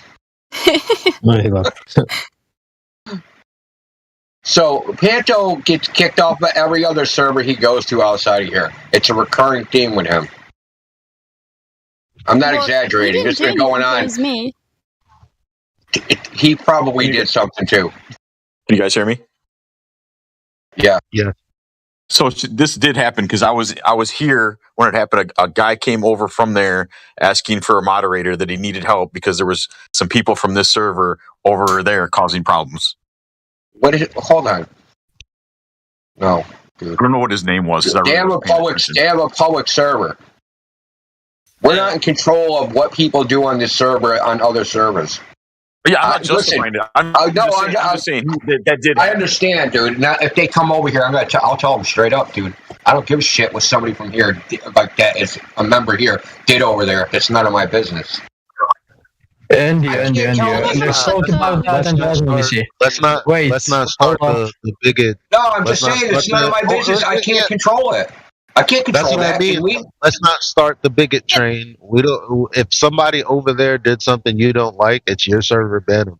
It doesn't have anything. Yeah. But I'm not going to be like, oh, you're a member on the Fresh and Fit server, and I'm not going to go over the Fresh and Fit server and like control your members that come over to our Discord. Yeah, it's not their that's fault. what I was saying earlier. It's so It's strange. dumb, dude. They're acting like you're my guardians or something. Like Sounds like you a take care troll. of me. Sounds like something's happening. Some trollish shit. Yeah. Okay. Troll. Be aware. I did give OK a firm reprimanding, and she shan't do it again. Yeah. Did I just get moved? No, just her. No, there's just another. Don't worry about it. It's fine. Okay, you're okay. Okay. I was just joking, you know. Behaviors. The whole Kinda situation suspect. is a joke. I think it's ridiculous. But now, Yes, to get on topic, when some of the guys were over here having a conversation, it was so interesting to hear them talking about logic and this, that, and the third after having I guess a number of us go over to their server and have some kind of amicable conversation, and I'm like, but you're still a Glover. What's up with that? Like, I wanted so bad to interject that night that I was like, I'm a chill. I just feel like that people from this server, especially like the low ranking, I'm just trying to move the conversation away from that. I'm not going to tell you again. Ooh. I mean, you are okay. Yeah, because I'm talking about something that happened in this server. I'm talking about how they can talk about logic and reason and still be a Glover. Okay, I'm joking, guys. This is getting gossipy now. Yeah, it's totally in line. Yeah, you just confirmed everything we talked about earlier. Jesus. Okay. I don't know. What were you talking about earlier? Nothing.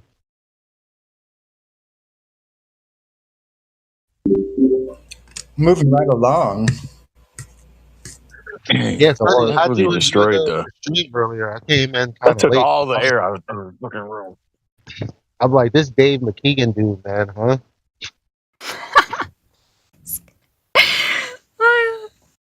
It's not awkward. It's fine.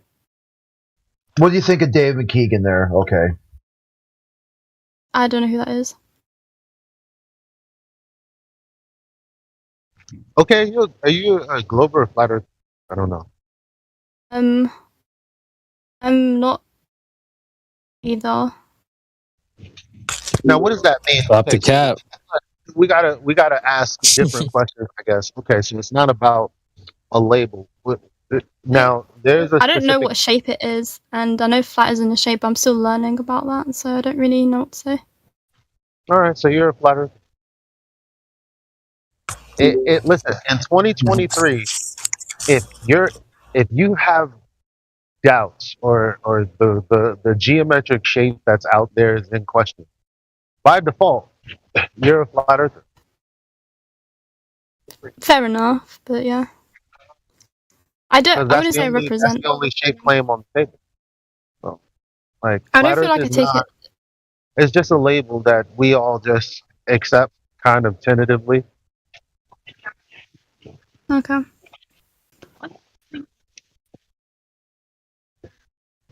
Like Flat Earthers didn't even make it up. I just question the moon landing, and then they're like, "Oh, so you're a Flat Earther?" And I'm like, "Fuck, I guess so." It's not a term that I came up with. Everyone needs to categorize. Yeah, I wouldn't really call myself that, but if that's what it is, that's what it is.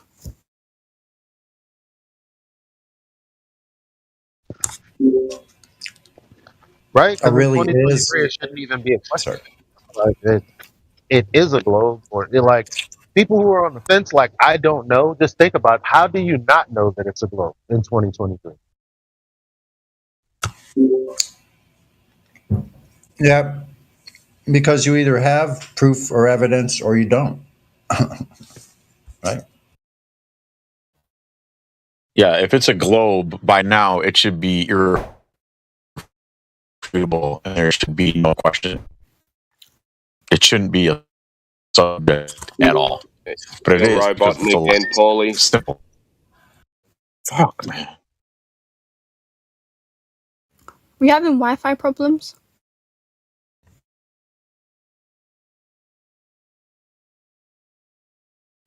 You know, like the three bars. Are they green for you or orange or red?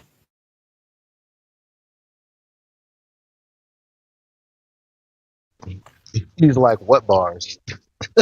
Oh, on the voice connected.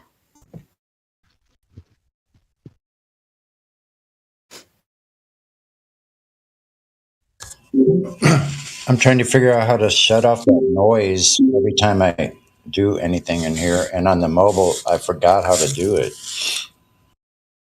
Mike, you gotta turn off the notifications, I think, or something like that. Aren't they in the regular settings? Or wait a second, maybe I have to go back to the live stream. Yeah, you're coming through, Paul. So all I was saying was that the fact that in 2023, like we said, that there even is not irrefutable evidence that it's a globe itself proves that it's a lie, because it should be, no debate at all. The only reason why it is a debate is because we know it to be false. Well, I said this years ago. If the Earth was a globe, well, yeah, we should get an exorcism. But I said this years ago. If the Earth was a globe, any glober could come in here, anyone, and within 2.5 minutes give us absolute proof the Earth was a globe, without a doubt. It doesn't even alarm them that, like, I've been here for 3 hours arguing with these flat earthers, and I got fuck all. And it still doesn't clue them in that there might be a problem here. They constantly reset. Yeah, the MTC reset, man. Mm-hmm. It's like, dude, you're glitching in the wall, They bro. always default to like. Yeah, you're right, like man. once it goes on They for get too long, they finish with one argument onto the next, and they reset back to the globe. Not even considering that you just debunked 3 of their main points, and they go, "Okay, well, satellites." You go, did you just listen to what we said for 3 hours? And then let's think about it. Like, as men, like if I give you an ironclad argument and you start asking me about other shit, I'm kind of quick. I'm very quick to shut down. I think that a man's approach to this is better than, okay, well, now let you drag me into this conversation. Okay, now didn't I just tell you that there was no evidence for what you believe, fam? What else is there to talk? Go ahead and go use your brain and figure it out. Figure out the rest. I'm not your father. The way I think about it is like someone took, like, these people have a story right in their head, and it's just like it's any other story. So imagine like their friend or something told them his whole story about them doing something, and they start telling you, and you're like, well, that first part, that's not right, and then you give them evidence how that's wrong, and then you the second part, and then the third part, and then the fourth part, and then they're like, they don't start questioning the story, like why that they were told this huge convoluted story, and that at least like 2 or 3 of the parts are absolutely wrong. What about like, and then as they keep going, and now it's like they've been here 3 hours, and now it's like 15 things that they thought were absolute truths are freaking absolutely wrong. And it doesn't start to clue them in. Why do I believe? Why are they teaching me wrong things? You know what I mean? Like, you think after a while, you're like, well, why are they trying to get me to believe things that just aren't true? Yeah. I feel like they always end up on the same. Some of them too, I think. Go ahead, okay. Say what. I want okay. Go ahead. What I've noticed with a lot of them as well is just like when you. The longer it goes on, they don't have any. They run out of things to say, and they're just like, "Well, you're unpleasant to talk to. You're mean," like that kind of stuff. Yeah, tone police. Yeah. I mean, what else they could do? You think they go, "Oh man, I'm wrong. You're at this flat." They're not going to do that. They got to do something. And so many of them don't understand the own model, though, too, that they then project that onto us and think, since they don't really understand what it works and why it's a lie, but they know how to recite it. They've memorized this so they can say it, but they don't understand it. So they project that onto us too, thinking there's no way they understand any of it either. So we have to, go to people in academia, people that are smarter than us, because there's no way I'm going to listen to you. Who are you? You're just like me. Yeah, that's the crazy part about the tone policing is they will gaslight the fuck out of you, talk over you calmly, and then they'll tone police you. Who does that? I wonder.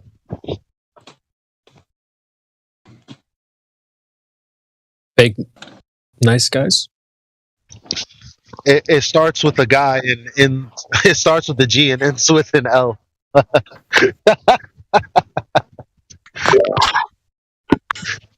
In the middle, I was at a grill. Yesterday I was at a grill with a bunch of people, and there was this MIT engineer that built satellites.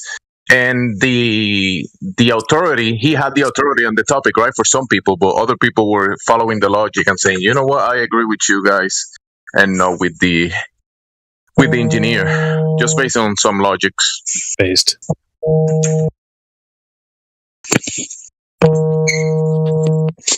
Dempsey, not in here. Oh my! Did anyone else hear that? The phone vibrating on the table. we hope it was a phone. Oh yeah. Was that me? Okay, had her mic. Yeah, it was a phone. I was receiving a phone call in the middle of my sentence. Yeah, it was the phone vibrating. My phone.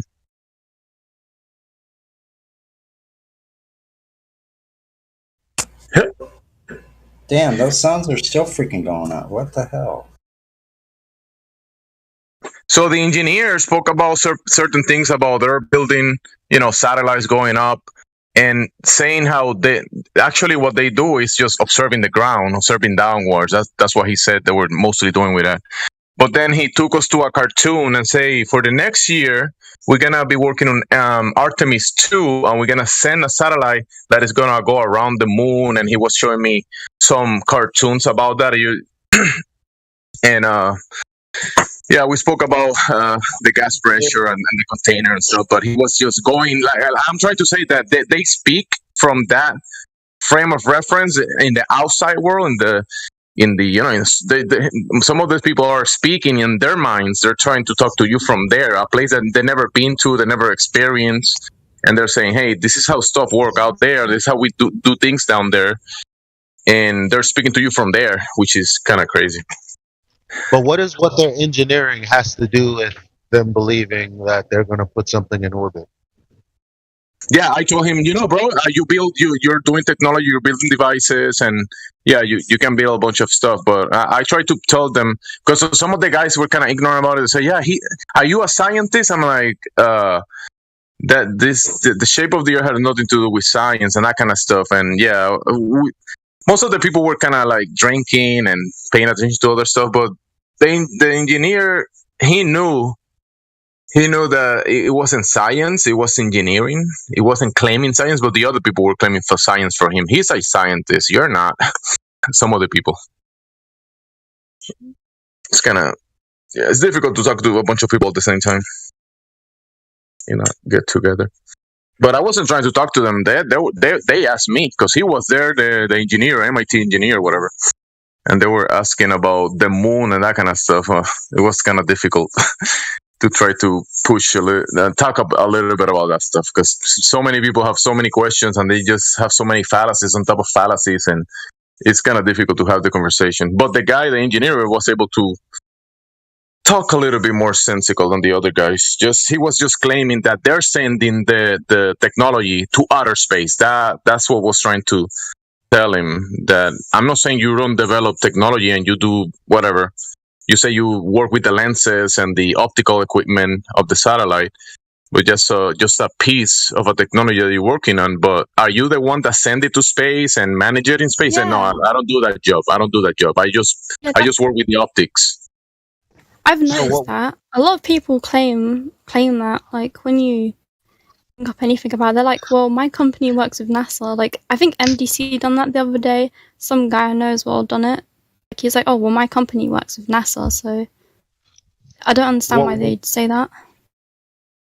What we need is somebody like Mindshock.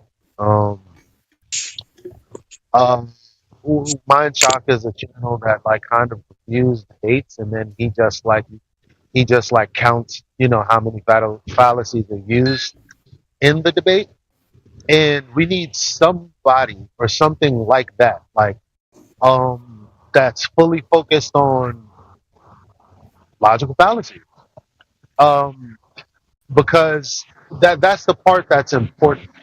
Like if you go into a server, like say if I go into a server and I get, a recording of me trying to go back and forth with, whomever, and there's just like a bunch of people hurling logical fallacies at me, like, yeah, in that space, for me, it would be, a tedious process and it'd be very annoying and it's probably a bunch of people drinking and blah, blah, blah, blah, blah. But as an after effect, if someone were to take that clip and point out, look, there's one flat earth, that there are all of these guys who believe that the earth is flat. I mean, that the earth is a globe, but they're using fallacious reasoning to prove it. Why is that? Like, if we had like somebody dedicated to that, that would be dope.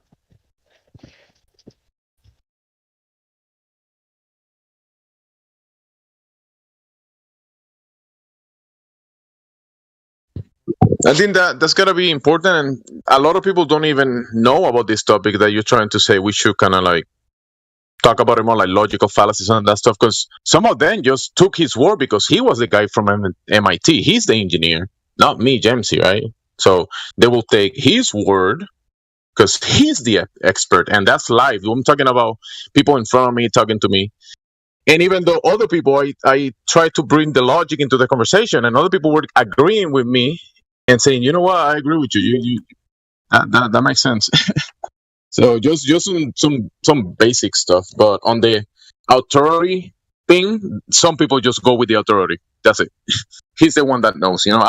One of the guys say, I'm not an engineer. I don't know. I'm not a scientist, but he is. So I believe him. Basically, that's what he said. Mm-hmm. Outsourcing your intellect. That's really what they're doing. They're just outsourcing their thinking. Like, I don't want to think. I'll outsource it to this guy because he went through some school and got a piece of paper. The dude could have got a D- in literally every single class and graduated at the bottom of his class. For all anybody knows, right? You still got the degree, but you suck, right? Because you got a degree doesn't mean you're good at what you do. C's and D's get degrees. You know it.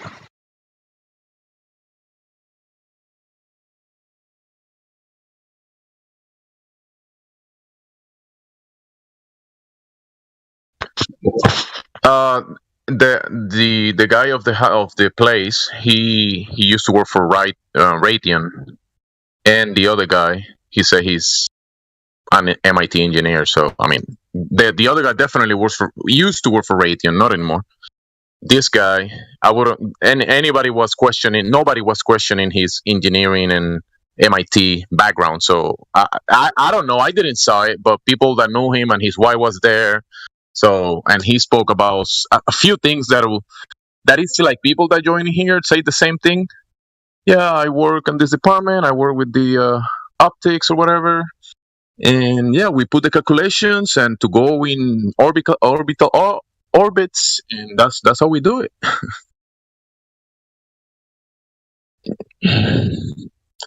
It's I wasn't trying to convince him of anything, but just listening to the way he was speaking and the other guys following his logic. It's like it's the same thing in here, but very similar. Well, some other people were agreeing with me what I was trying to say, but yeah, I can see the similar situation how people just stack fallacies on top of fallacies, and the conclusion is flawed because a bunch of the foundations of their logic is completely flawed. Yeah. Well, I mean, when you get in a situation like that, you gotta like actually grill the person to find out what do you actually know. Just because you punched, you designed something in AutoCAD doesn't mean anything, right? In any practical way. Look, I can get in Kerbal Space Program and design a spaceship, right? And convince myself that I actually launched it in orbit around the Earth. And I can convince myself of that.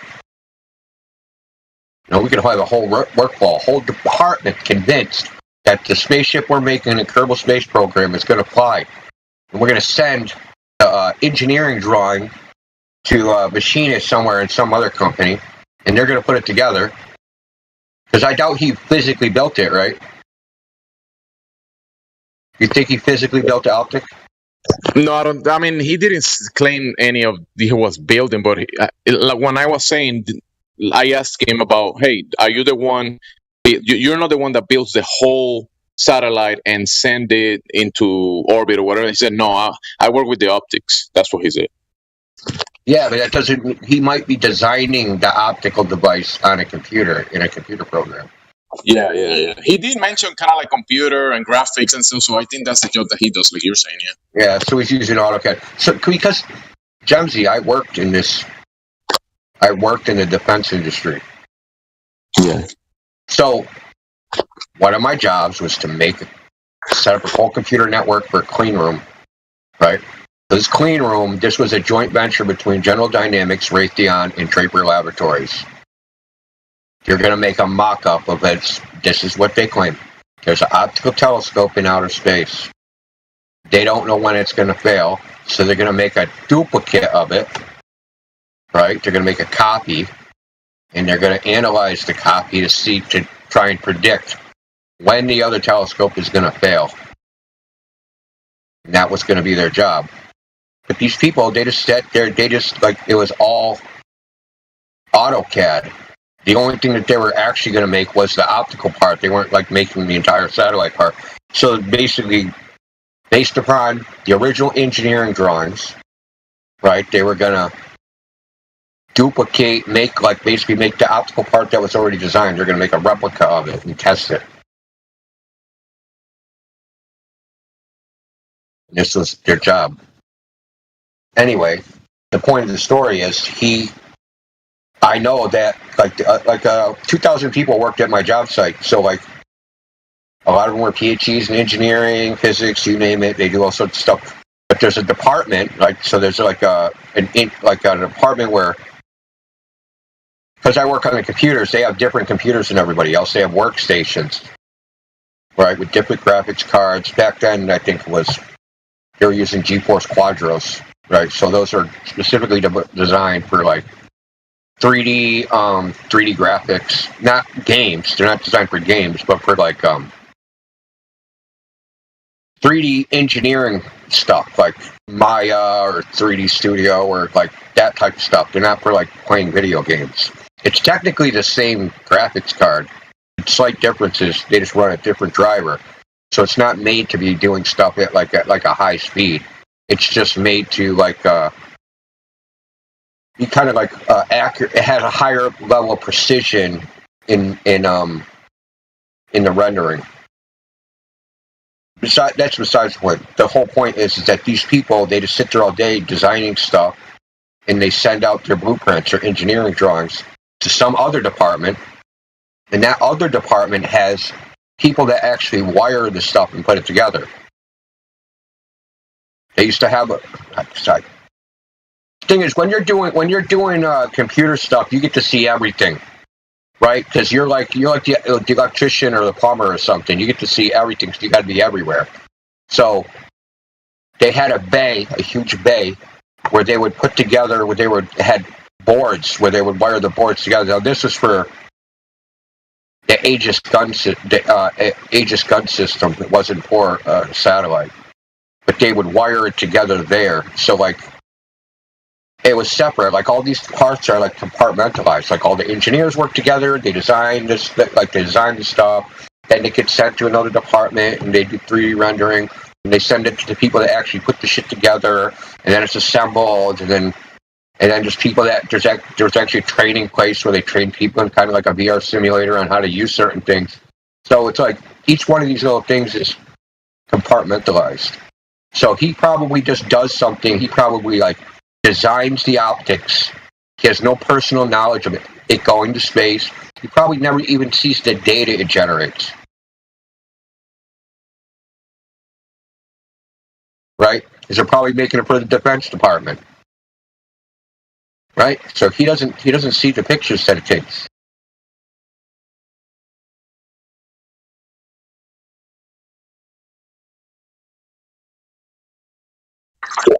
Yeah, he builds the optics, but I don't think he's the one getting the information from those optics, is he? Yeah, you should ask him. What do the pictures look like?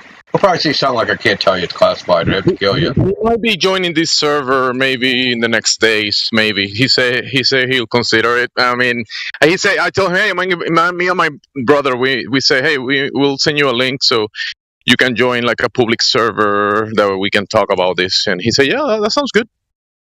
So he's an Arctic expert. Why did you bring up any like long distance observations? Like, why can we see too far? No, well, the thing is that there was so many people, and I was able to just say a few things and try to explain something, but people just jump in on top of what he said, what I said, and it was just difficult. Oh yeah, just a free for all, basically. Yeah, I get it. Yeah.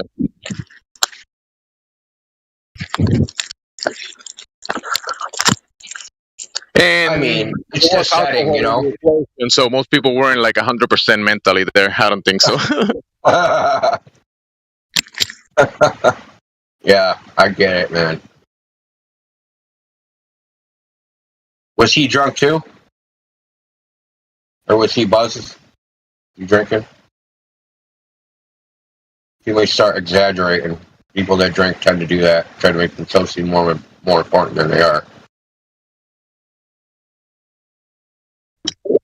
Yeah, and I wasn't there trying to convince anybody on anything. I was just still talking, and they were talking. That we were outside, and the moon was out, and Venus, and yeah, we started talking about that. And they asked me, "Do you think the moon is a rock spinning around the Earth?" I'm like, "Can we verify it and demonstrate it?" Yeah, we go to NASA. NASA them. It's difficult. It's difficult because I don't know. It just started jumping. Like it was kind of like in a joke. They were asking me about it. But yeah, it's a tough spot because I have my family. I don't really care because these people they talk about all subjects and stuff, but I wasn't there to be the flat earther, But there was people that agree with me because I was just trying to bring them some logic, and it was all good. Nobody got triggered or anything. It was just people throwing their fallacies on top of each other for whatever I said, and it was all right. Wasn't a big deal. It wasn't like a long conversation, but at least the guy because my brother was there, and he knew he's a MIT engineer because they told my brother, right? And my brother wanted me to talk to him, but all the people around wanted to ask me so many questions, and it was difficult. Oh my God! Yeah, you're like a celebrity, man. The celebrity flat earther. Yeah. I mean, for most of the time, I was just there chilling. I brought like steaks and a bunch of stuff, and we cooked, eat. They were drinking, and after a while, then they started asking questions. After the beer kicked in, I think they wanted to actually ask some questions, but I don't think they were able to manage the actual intellectual, logical conversation that comes with it. Yeah, I mean, you got to just start just. Yeah, well, alcohol is a social lubricant, as they say. So, like, things they wouldn't normally do in a social setting, they'll start doing. So, they've probably always been curious, and they just didn't have the balls to ask you. It was fun, but some of the guys say they were talking about. I was trying to tell them because they were saying, "Oh, he's a scientist and all this stuff." I'm like, sir, he's an engineer, right? He says he works with the optics. That's not science. Oh, yeah, that is science. And like, I was like, there was a table, actually a round table next to us, a huge round table. And I was like, you see this round, flat table? If I measure it and I give you the dimensions of it, I'm not doing science, am I? He said, you're doing math. That's science. I'm like, oh, no. Oh, God. Forget it, dude. I would just check out at that point, especially if they're drinking. Like, forget it. I just start talking about the fake moon rocks or something and just start trying to trigger people about how, like, I just start bringing up all NASA's fake shit. So that's why I do, like, I don't even talk about flat Earth. I just try to, like, fucking really just, like, sabotage what they believe is true. Right, because just to try and open the door that, well, NASA's faking all this stuff. Maybe there's other stuff they're not telling us. Right, just open the door a little bit. Crack the door and let some light shine in, maybe. Because I would start bringing up the petrified wood and fucking, Moon is inside the Earth's atmosphere. Yeah, that's good stuff. Yeah, and like, you should have asked him. You should have asked him. I was looking at the Chinese space station and like, how come they show a flat Earth, but NASA shows a round Earth? Like, why is that? Yeah, I like that stuff, and that kind of stuff people actually like listening to, but you know how difficult it is in a social setting just to be ready to whatever silly questions they have. Yeah. I wasn't like, I was more thinking about the food and the steak and the family and just having a social, casual conversation, not convince anybody about anything. Yeah, maybe you should took money, like answer questions, $1. I'll bring that guy. I'll remind my brother to send him a link to see, because I don't have his number, but my brother does. So hopefully he joins and we can. Hopefully someone want.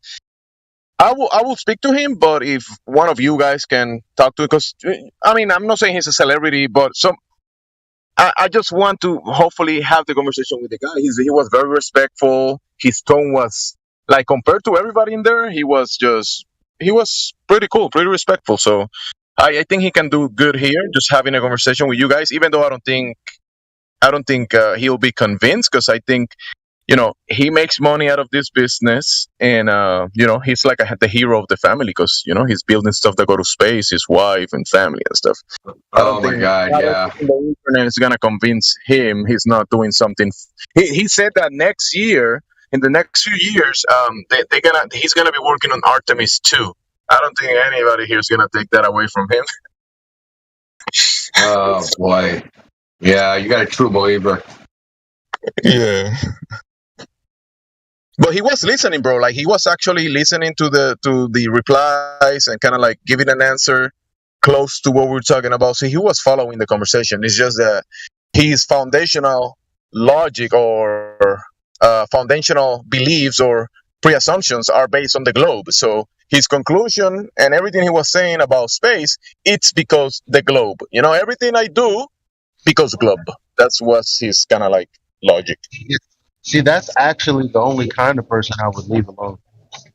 Like that would be merciful, leaving a guy like that alone. Like everybody else is fair game. It's like, oof, spent your whole life like you're good, man. Yeah, Earth is globe, man. I'm not here to ruin anybody's life. Yeah, that's how I felt last night, because I was there too. They asked me. I didn't brought anything up, and they asked me. I was like, all right, let's talk about it. And it was fun. It was a fun. Nobody got triggered. Nobody got mad. We were just replying to each other and just talking shit for most of the time. But yeah, it was all right. Nobody got triggered. Everything was good. Good. Yeah, asked him like, you should okay, show of hands. Who was in the chupacabra? Chupacabra, and many of them were Dominicans and Puerto Ricans, so they know what the chupacabra is. Yeah, dude, I bet you more than half believe in the chupacabra. More than half. They know what the news said about it, because that's what I know about the chupacabra. What the news said. I bet if you ask them all if Jeffrey Epstein killed himself, they'd all say no. But they won't think about what that actually means. And if that's true, if he didn't kill himself, if he didn't kill himself, or if he was whisked away and somebody else's body was put there, what does that mean? Think of the people that were on the hook for that information that he had.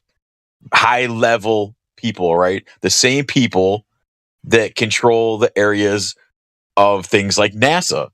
So why wouldn't we think that that NASA would lie to us if they are willing to kill a man because of some dirty shit they were doing on an island? Bro, these guys have more than that. These guys are getting paychecks. They have properties. They have their homes came from their work in this field. So they're not gonna throw everything away just because I told them, right? Oh yeah, I understand. They make decent money, so yeah. But the average Joe citizen who understands and would never in a million years believe and realize Epstein didn't kill himself. There's, that's, come on.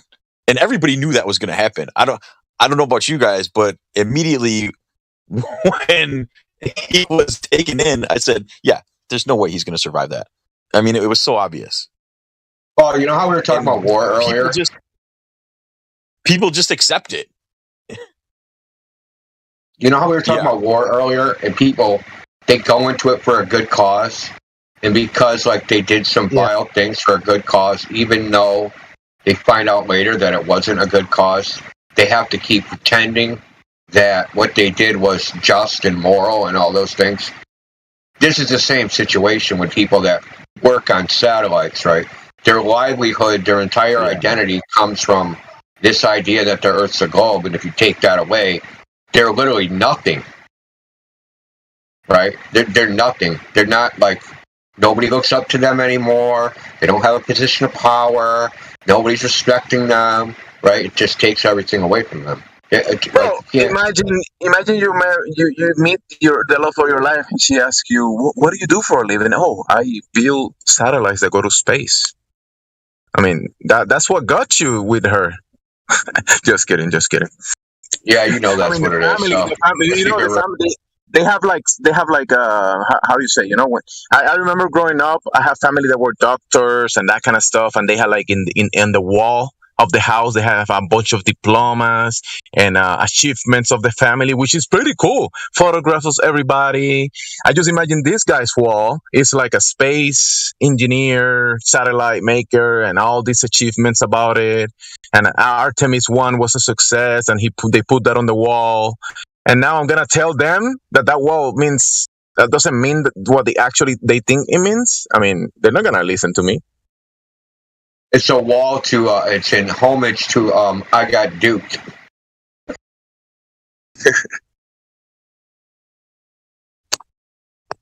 Dude, like looking at a wall, seeing a bunch of fake achievements. Yeah, that's a hit, man. Remember, engineers, right? I wouldn't take from the guy that he works on the optics, and maybe he works maybe connecting the optics, because I don't think he builds the lenses or anything. I don't know. But I guarantee he does nothing mechanical. He probably never even sees the parts. Probably that's all on the computer, and that's all he does. Yeah.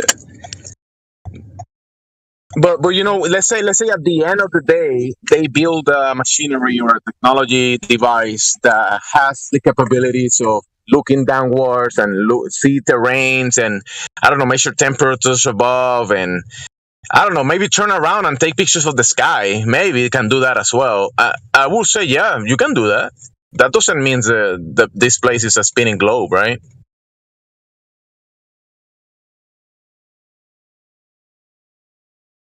Yeah. Yep. It sure doesn't, Buckaroo. They go kind of like he had no answer for where he got the radius, because he was talking about the calculations and that kind of stuff. I was like, you know about the radius, right? You have to take that into calculation. I'm like, he wasn't 100% sure. He was thinking about the circumference. And the circumference and the radius are kind of like related. They're like in the math, you probably can use both to do certain calculations. But do you know what the R means in your calculation? And he wasn't 100% sure. And then he actually didn't know. I don't know if it was the English or the Spanish, because I was using both languages, and I'm not 100% sure if he speak like this in English, because he spoke 100%. He spoke in Spanish, but he's in MIT. I was kind of confused. He was speaking 100% Spanish, and then he was in MIT. He's an MIT engineer, so I imagine that he speak English, but he didn't speak any English to me. What? Yeah, He's a phony man. He's a drug dealer. That's his cover. I work on satellites. He gets people high. That's what he does. Yeah, I work on satellites. I get people high. Te va a mover el carro, ¿no? No, Okay, está bien. Okay. I don't know. The family was there, maybe he told his wife he was an engineer and MIT engineer. She believed him. I don't know. I don't want to put the guy. The guy. I mean, the other guy works for Raytheon, and I don't think. I mean, I will definitely not say. I did not know how to calculate the radius, dude. That's literally like. I was trying to bring him to the radius, but there was people talking and jumping around, so I wasn't able to bring that point home. But then I asked him about gas pressure laws and that kind of stuff, and he was listening to me, and he didn't have an answer for it. Actually, he basically just moved away from that point. He had no answer for it. Like how we gonna be in this pressurized system next to the vacuum of space system when we have the high pressure will move to the low pressure, and the container is necessary for the gas pressure in the first place. And he kind of like agreed with me, was like, oh yeah, but then I asked him like, how will you have this globe open system and you'll be able to go in and out of the system without the gas pressure going away from this place? And he had no answer for that, actually. So yeah, it's odd that he didn't speak any English.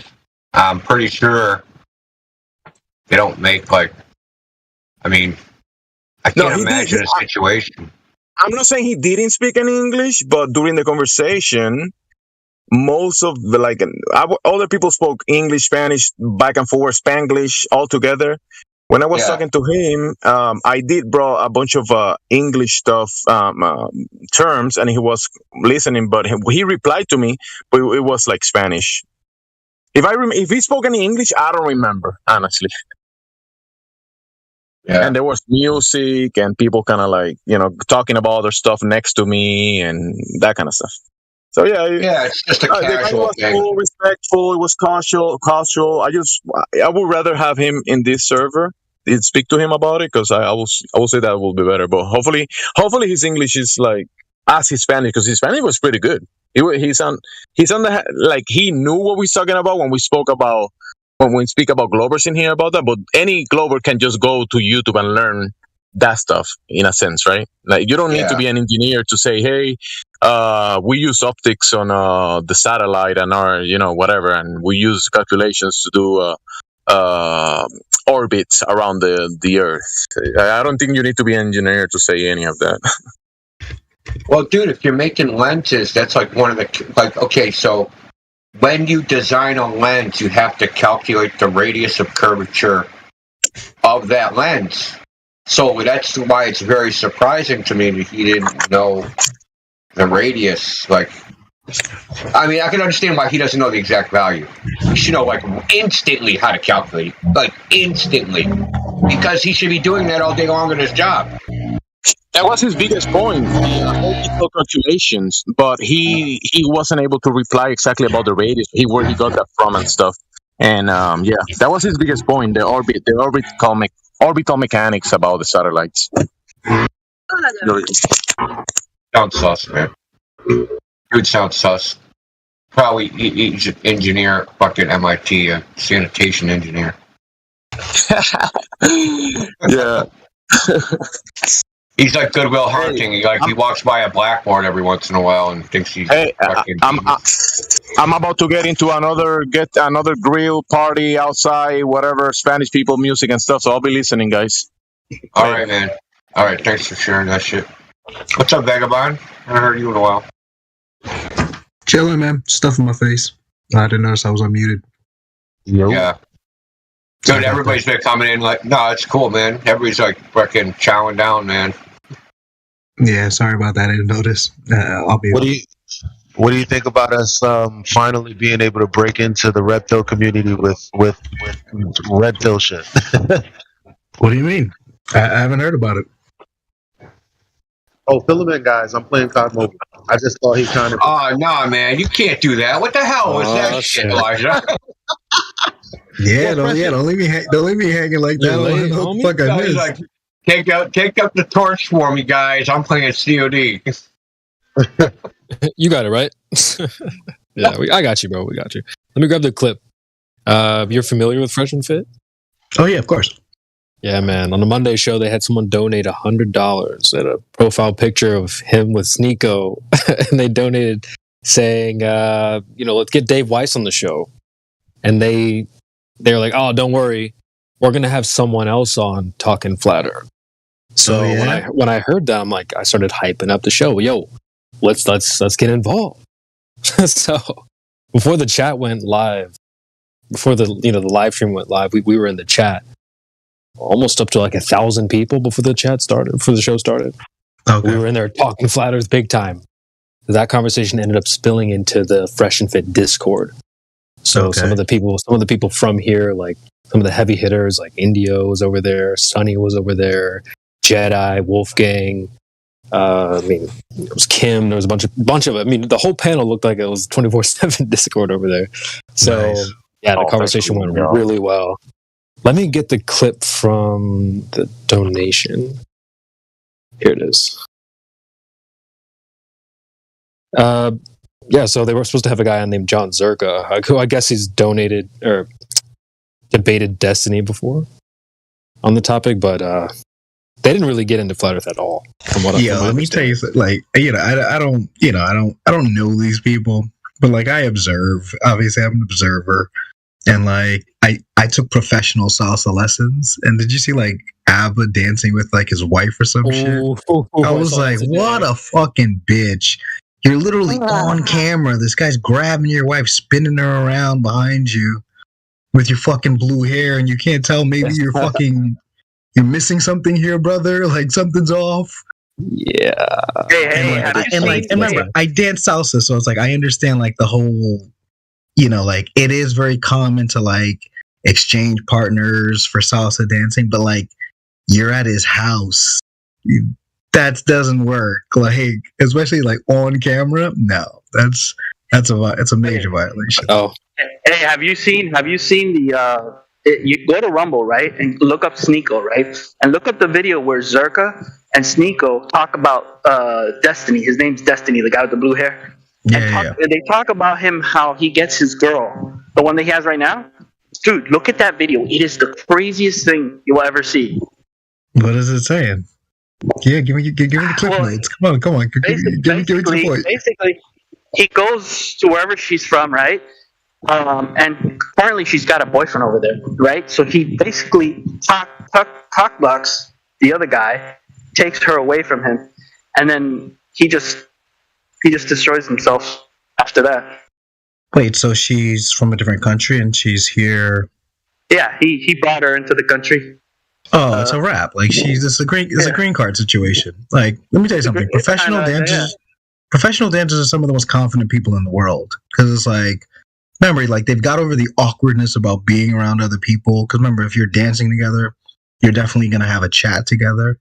So it's like this dude Destiny, if he's dating a professional salsa dancer, I used to date salsa dancers, like gold medal salsa dancers, and like I could tell she knows how to dance. She's not dating this motherfucker seriously. She's just fucking trying to get a green card or some shit. Like this shit is obvious to me. I mean, every time I bring up this, it gets off the rails a little bit. But let me at least play the clip before this gets too far gone. Okay. Hey Jenny, good to see you. We're at Massachusetts. He goes, please let Dave Weiss come on the show, the premier flat earth debater, Dirt on YouTube. I'm a huge fan of you guys. Keep up the great work. He has a ton of great scientific questions. Don't worry, we're going to have John Zerka on Wednesday, so he'll talk about flat earth. Okay, so after our conversation over in the Fresh and Fit Discord, it spilled back over into this Discord. Some of the mods came over and told us they enjoyed the conversation, so on and so forth. So what ended up happening is we got Dave Weiss somehow. Someone reached out to him and told him to join the VC or join the live stream or something. And he ended up chatting with us from YouTube and then joined the VC. And so we were trying to basically link him up with the producer of Fresh and Fit, who seems to be Flat Earth. And so I guess the next few steps would be getting Dave Weiss's butt down to Miami and potentially on the show itself.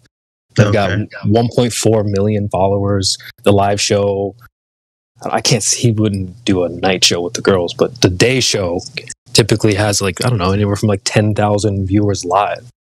Yeah, I think the guys on the show are gonna definitely like be able to grasp this, but like the bubbleheads that he brings on there, like there's no fucking way they're grasping. I don't think Dave Weiss would go on an after-hour show. I don't think that he would be fit. He would fit for an after-hour show. But they do have the day show where they bring on the guests and let them do their thing. Yeah, so that's kind of what we talked about with some of like the mods over at Fresh and Fit. So we got, we got emails exchange and all that. So yeah, great to hear, brother. You know, I wish you guys the best. I hope it definitely takes off. That's good news. We'll see. He doesn't even need to go to Florida. He can just do it like online. Like he's doing it all the time online. People have said that, yeah. No, you definitely want to be face. I was gonna say, but you gotta be there. You gotta be there because it's like, you know, the body language kind of like says something as well. Like, you know, a lot of our speech is body language as well. So it's like when he's asking tough questions and he sees that the guy stays poised face to face with him, he's like, oh, this guy's not like, it's not bullshitting. But like when you're in the comfort of your own home, it's easy to like, you know, put on airs. But like when you're face to face and people are asking hard questions, and when you're pushing back face to face, it's not the same as on camera. The body language, I'm with you on that. That's very big. And I wanted to give a shout out to Flat Earth Dude out there. He donated, super chatted some money to give us a shout out to the Discord. And so, big shout out to Flat Earth Dude out there, throwing a little coin at the show just to get us a shout out. So I'm looking for the screenshot so I can post that. And I need to go get the clip of them reading it out on stream as well. But yeah, just again, shout out to Flat Earth Dude. Yeah, the thing with Dave Weiss is that he's got a really good presentation that he does with his with his setup. And so I don't know if he can do it in person like that. I don't know. better learn. Because he shows all the pictures, he shows all the all the videos and stuff that he has saved, and so he's gonna have to get on that Jamie pull that shit up mode. You know what I'm saying? Do you guys know anybody that does like CGI? Because I've been trying to like break down for people, like if I'm explaining the flat Earth to them, I want to just like create a CGI that takes them like basically from my eyeballs and then expand the vision from like standing on the ground and then bring it up to the polar star and then explain and then break the movements that are going on, but like through CGI, so like they can see it, but from a flat earther's perspective. So, because they can't grasp all of those movements, but I want to like somehow like calculate that and put it into a CGI image. So it's like I could just hand someone this file, like, look at this, idiot. Like, are you talking about a conceptual idea? Is that what you're trying to? Yeah. Because like all of the purported movements of the Earth, like if you basically just like, like if you took like a God level view or like a 50,000 feet from alleged space view, right? Like let's say we were in space, air quotes, and then we look down at the Earth at us, but I would like literally take it where you're looking from space down to New York City and then all the way back up. But then add the movements. Sorry, bro. I don't know if this helps you or not. But my favorite conceptual idea, somebody, can't seem to picture anything but the globe. So if the depiction of a flat plane and then how the sun moves in and out of the tropics as it increases and decreases elevation as well. I think that's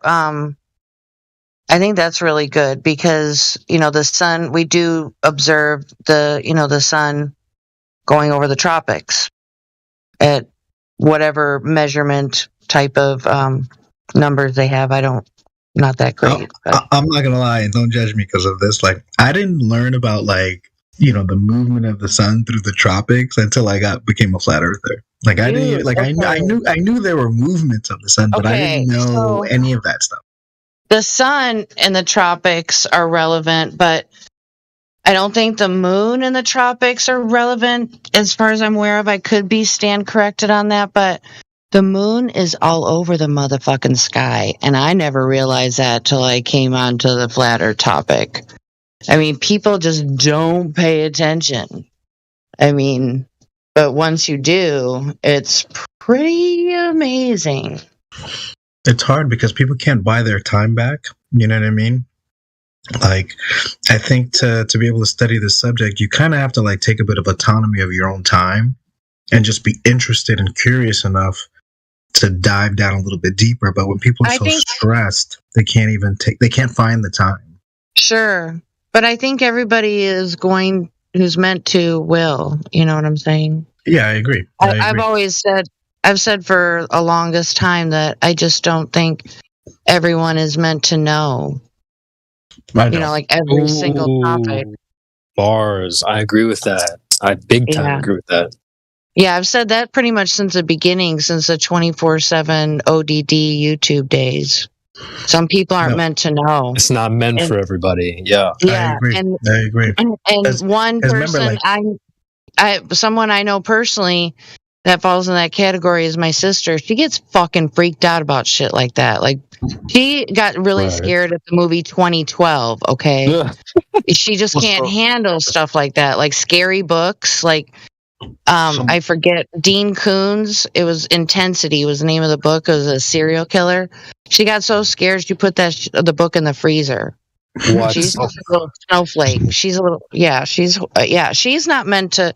In fact, she got really mad at me. My brother-in-law insisted about talking about it in front of her, which we talked later about. I said, bro, don't do that no more. Don't talk about flat earth in front of my sister. She can't handle it. And I said what I just told you guys. But think about it like this. Because like we're trying to fit a bunch of square pegs in round holes. Yeah. It's like here's the thing. It is meant for everyone. You don't just walk up to someone and talk to them about flat earth, or that they work inside of a slave system and that there's literally an adjacent system that would provide them wealth and security for their family. The point that I'm trying to make is we're trying to give them arguments when instead we should be working on their psychology. They're not going to get around to thinking about anything if they don't know that they're thinking fallaciously. If we were working on that, they would come around on their own. I think everybody. I don't think so. I don't think so. I think everybody. Well, if they could think logically, like real logic. Logically, yeah. Well, wait. Time out though. I think everybody has their purpose, and so it could be considered small by one individual's eyes, but like in the big picture of synchronicities and such, it's significant. But I just don't think everybody's meant to know all things. I mean, granted, this is a big, huge thing where we live, but I just. Well, I'm not arguing for that, right? Like, that's like besides my point, which my rebuttal to you is that's like saying everyone doesn't deserve to understand that they've been fully indoctrinated and taught fallacious reasoning. And maybe someone who has the love to put into them could actually go that route. Like, everybody deserves that.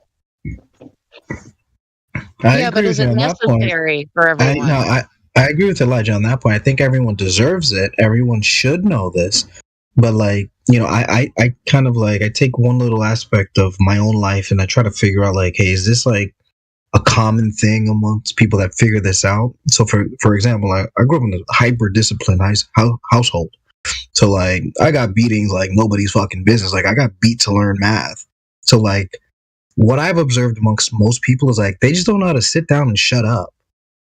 And if they can't sit down and shut up, they can't learn. And if they can't sit down and shut up, the topic like this is never going to be it's never going to be within their grasp because they can't sit down and shut up long enough to get it. Because remember, I took a solid 3 months of back and forth where I was like, this sounds right. I was like, but that's crazy. I was like, but sounds right. I was like, the math checks out. And then like, I'm good at math and I'm confident in my math abilities. But I still went back and forth for 3 months. And then I was like, no, you're right. I was like, even though everyone around me would say I'm crazy, I'm like, well, I know my math is right. Because, like, this is irrefutable. Like, the rise and the run should be this, and it's not. And that means it's fucking flat. Like, period. Full stop. But if I didn't have the ability to sit down and shut up long enough and then be confident in my math, I don't know that I'd be able to stand firmly on this point at like someone else might. I don't know if someone else would be able to stand firmly on the point like I'm able to, because I have the patience as well as the confidence in my own math. So I suspect, I don't know if you guys were beat as children as well. You just had like strict parents that just, disciplined you well so you can absorb information. Well, our parents were baby boomers, and their parents were the silent generation, which children were seen and not heard. So they were alcoholics beating their children. Yeah, my parents didn't drink or smoke, but I still got beatings. Yeah, like they did. Yeah, they went to church, but I still. Got beatings. It was acceptable. They talked about it in church. I mean, you got disciplined with a paddle at school. I remember being in first grade, and you got sent down to the principal's office to get a paddling. Yeah, that's why. I was talking about this earlier. Because when they extend that authority from the house to where you're going to school, that's why people can't question all of this stuff, because the fear of God has been put into them. If I didn't want to do homework, Dad, I know I'm getting fucked up, but fam, I'm not interested in any of this shit. I got the right answer. The teacher told me it was the wrong way of going at it. That's why they didn't explain. So this beating is happening, but it's not going to change my mind. Like, that's the thing. People have been beat into submission, and now they're adults who don't know how to deal with us telling them that the authority that that terrorized them their entire life is wrong. That's when the glitch happens in their brain. Yeah, it's true. Because I just see it in their eyes, like they just like they instantly get emotional and they instantly start to like knee-jerk react and knee-jerk fucking answer and knee-jerk asking questions. And I'm like, hold on, bro. I was like, shut up for a second. Sit down. Shut up. Just think. They go off the rails, if the earth was flat, ... all of that. Forget about it. Yes.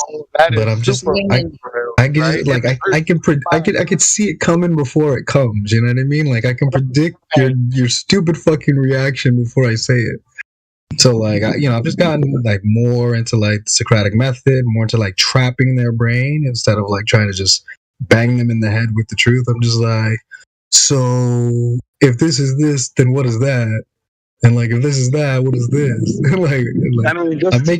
I just play stupid, So it's like then they can like literally crawl out of their snail shell mentally and like, well, let me think about it. I'm like, think about it with me. We're both stupid. Wow, yeah, man. I mean, look at what happened in 2016. Think about it. Politics alone makes people crazy. Can you imagine if everyone started figuring out? See, but that's what I'm saying. Like I don't like 2013, 14, 15, 16 is where I woke up. Like because I'm like, oh shit, this dude Bernie Sanders is. I don't know much about politics, but I do know that he's saying some shit.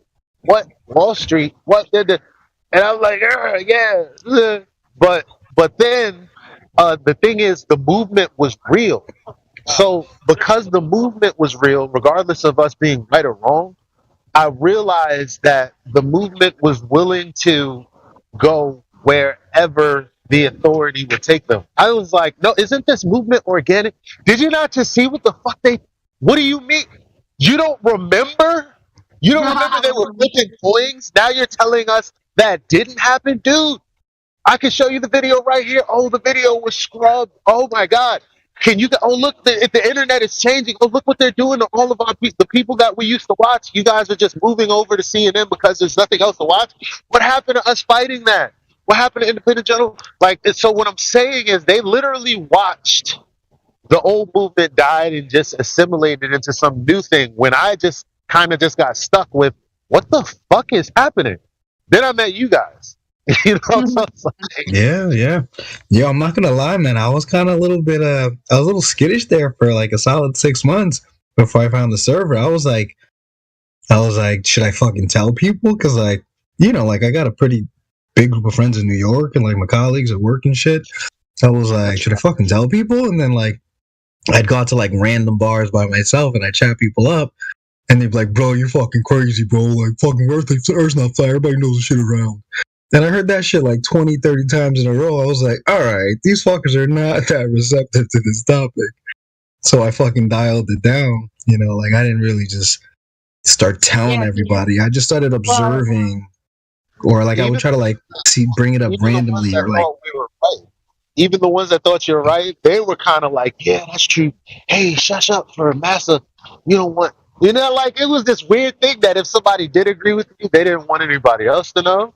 Like, so they would give you like silent props, but they would just be like, you know, you don't want to go around making people upset, do you? And it's like, what the fuck is this? Yeah, I remember I was at like, you know, this like barbecue spot in Astoria. I was chilling out and like, you know, one of my friends, his sister manages it and his younger brother. So I knew his sister and the younger brother from the neighborhood when I was like 13, 14. So like, you know, I go there just to hang out, grab a beer, grab some barbecue. So I'm chilling at the bar and I'm talking to Chris, the younger brother. And then like, he brings it up. Yeah, I'm just chilling at the bar and he was like, bro, you know the earth is flat, right? And once I saw him bring it up, remember, this is my brother's younger brother. I was like, fucking A. I was like, thank God you're not a fucking idiot. I was so proud of him, bro. Like it came out of nowhere, and I was like, I started, you know. Then we had like a whole conversation, like, you know, a couple of us at the bar. But it was like, that's amazing. It was good to see like someone that I grew up with, like he didn't turn into a complete fucking idiot, you know, along with the rest of them. Yeah, that's like me. My husband and my son's name, their names are Sterling, like the silver, and the only other Sterling that I know is the only flat earther that I know that I see around and can actually in real life talk to about it. Nice. Yeah, it's a strong name. Builds confidence. The weird thing that happened to me the other day. So I was speaking to this. Oh man, there you know the 5%ers, right? Oh yeah, of course. Oh my God, I don't know anyone so far. That's not true because I was on a Killer Priest podcast. But again, like I tried to speak to this one dude right the other day, and he was not like letting me talk at all. Soon as I was like, the earth is flat, he's like, of course it's not flat, because you know that he would bring up some type of story from people from way back in the day, how we knew it was you know, a sphere, blah blah blah blah blah. And I'm like, yeah, but if it is a sphere, then you know these certain requirements would, but he was not. He just kept cutting me off and kept giving me story after story after story. And I'm like, bro, I'm trying to explain to you how I just need you to listen to one thing. He would not listen. These two white dudes from like Europe come along, and I just grabbed them. I'm like, hey, let me ask you a question. And then he blurts out like, yeah, this guy's a flat earther. I'm like, yeah, that's true. And I was like, okay. They were like, give it to me. I was like, the earth is moving, but we don't feel any movement. Now, I know you've heard that 1,000 times from flat earthers, but often the details get left out. So I'll tell you one goddamn thing. A rotating body has angular acceleration. We would feel that. And then the guy said, holy shit, this dude knows what he's talking about, right? And so then he's like, okay, you got another 5 minutes, go on. And so I start breaking shit down.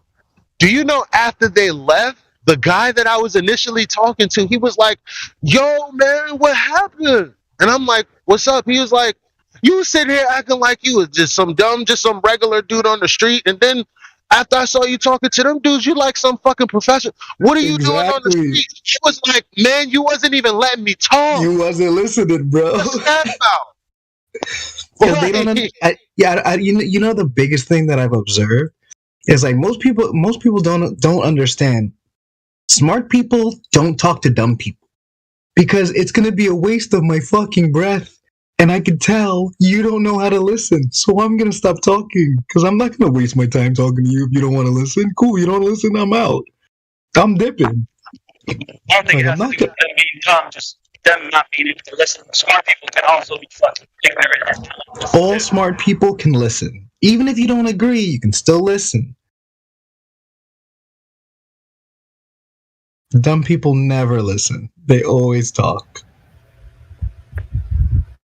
Sometimes smart people, though, think they're smarter than they really are, and then of course also won't listen because you can't tell sometimes a smart person anything.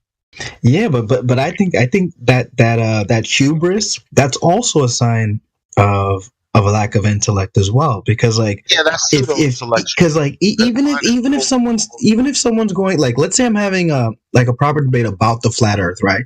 But someone wants to continue, they're listening when I speak, and they have questions and they want to keep going.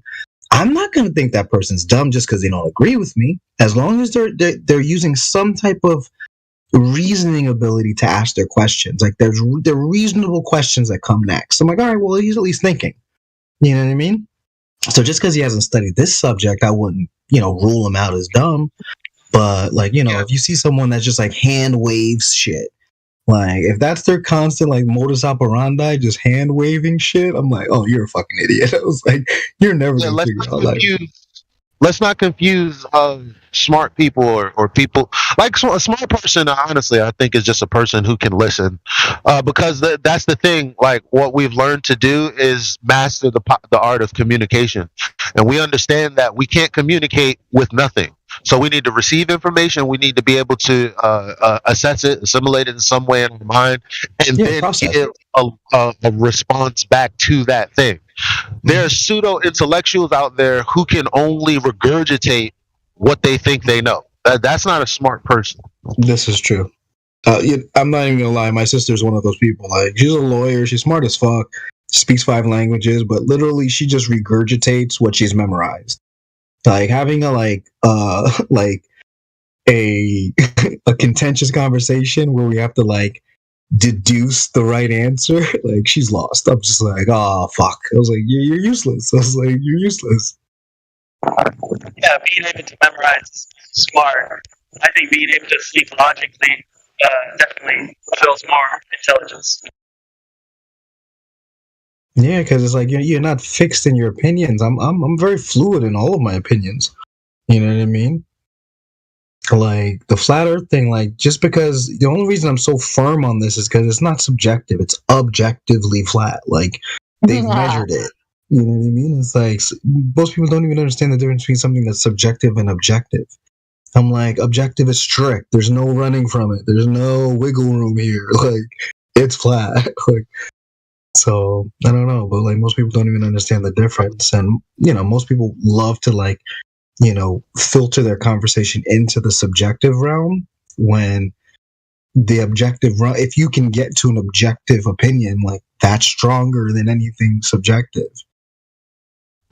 The weird thing is, I've realized that, I guess it's Dunning-Kruger or whatever, because there's a difference between begging the question and an axiom, or something that just is, right?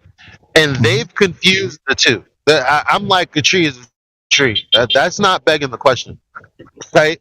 Like, that's something different.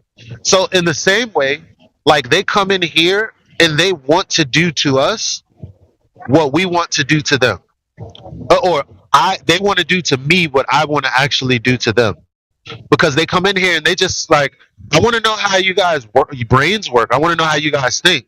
Because they think we have the psychological problem, but they're the ones that have the psychological problem. Exactly. That's the clincher. That's what makes it so funny to listen to. Because we know where this road goes, like, we're like, this is like the Wizard of Oz, and like, we're the wizard. Like, we already walked this yellow brick road. We're ready for you to show up. Wow. It's a mind. That's all it is.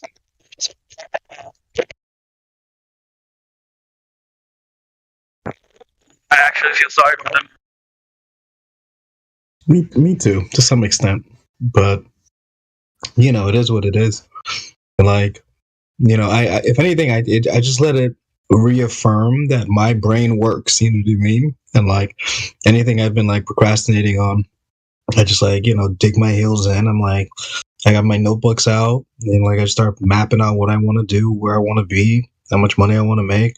Because at the end of the day, it's like, this world is going to shit anyways. Like, I think everyone should get out of the U.S. Me personally, I'm like, I'm going to Spain or Monaco. Like, I'm out of here soon. Like, I'm not staying in the U.S. This shit's going to shit. From one brother to another. Yeah. And what you said was so amazing, and I think that most people don't believe it. You said, once I decide how much money I want to make.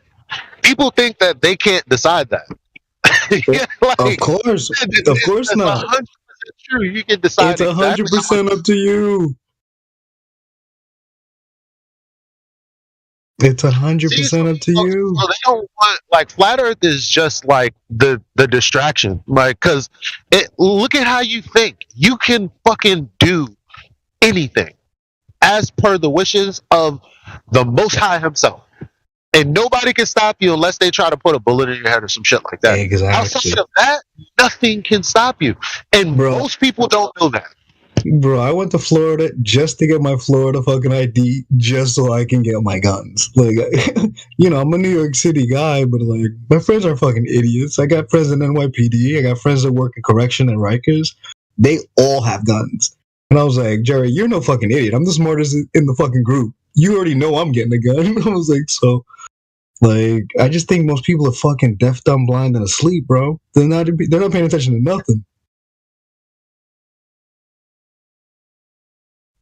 And that's something I do agree with the 5%. Like, they've assessed the situation correctly, but somewhere down the road, you know what? Let me not be a bigot, because I'm sure there's a ton of me's in that community. And what we all need to be doing is taking down labels and finding people in all corners and in all groups, and just finding the like-minded ones. Because every group is going to have imposters. As a matter of fact, 95% of that group is probably going to be a parroter and not an actual real intellectual. We need to group up with the real intellectuals out there, and stop looking at things as labels, and just start, like, like a surgeon, just like going in and finding our people. Nah, hey Elijah, if you're down to like throw some meetups in the city, like, I'm down to organize it.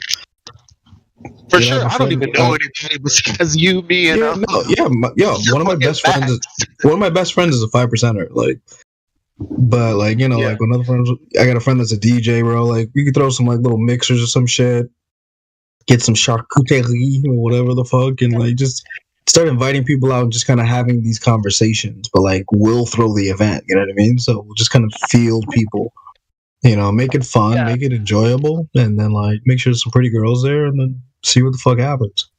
You never know, bro. The problem is that 5% and again, they declare themselves as flat earthers. The chances of that happening are really slim. Cal, you're breaking up. You're breaking up a little bit. I think he was saying, and I can correct me if I'm wrong. If they're 5%ers and aren't flat earthers, there's no hope. But no. I was saying that even if they are flat earthers, the 5%ers, they're not going to come in publicly, because that's just not beneficial to them. Yeah, see, I'm no longer looking at what's beneficial to the group. Because whatever group that I think I make and form up with my brothers isn't a real group if the label is what holds us together. It should be true. That's the kind of group I want to group up with, because ultimately that's what the Most High is. I want to group up under His mastery. And that has to be whatever truth is. Whatever truth is, that's where I'm rolling. I don't give a fuck what sector I'm in. And that's kind of what makes us dangerous in a way, because man, these groups don't like hearing that talk. Let me tell you, because there are people. There's a hierarchy, and so the guys in the hierarchy that have worked hard to get where they are, they don't want to hear none of that freedom talk. Unfortunately, of course not. No, of course not, bro. I'm the quintessential motherfucker. Like, I didn't want to hear none of this shit. But like, once like my dad got sick with cancer, like, I just started researching cancer, and then like, I don't know why, because I was looking at like all of these conspiracies around cancer, and that's how I came across a flat earth video like suggested to me. So like, I was already on a conspiratorial path just with the cancer thing, and then like, for some reason, like a flat earth video popped up, and it was like 2 a.m. or some shit, my girlfriend's already passed out asleep, and I'm like, fuck it, let me fucking watch this shit real quick. I got the headphones and shit. I watched that one, then I watched another one, then I watched another one, and like the rabbit hole just hit, bro. Fucked you up. Fucked me up, bro. Like you thought you was gonna slide in the bed, slide in the elevator, slide in. I shit you not, yo. I didn't even tell my own girlfriend about this shit for like a solid 3 weeks. I just kept fucking researching. I was like, Jared, don't fucking say nothing, bro. I was like, she already thinks you out there. I was like, just fucking, hold it in a little bit. And then I was like, no, I'm fucking right, bro. I was like, I don't give a shit. I was like, let this bitch catch up.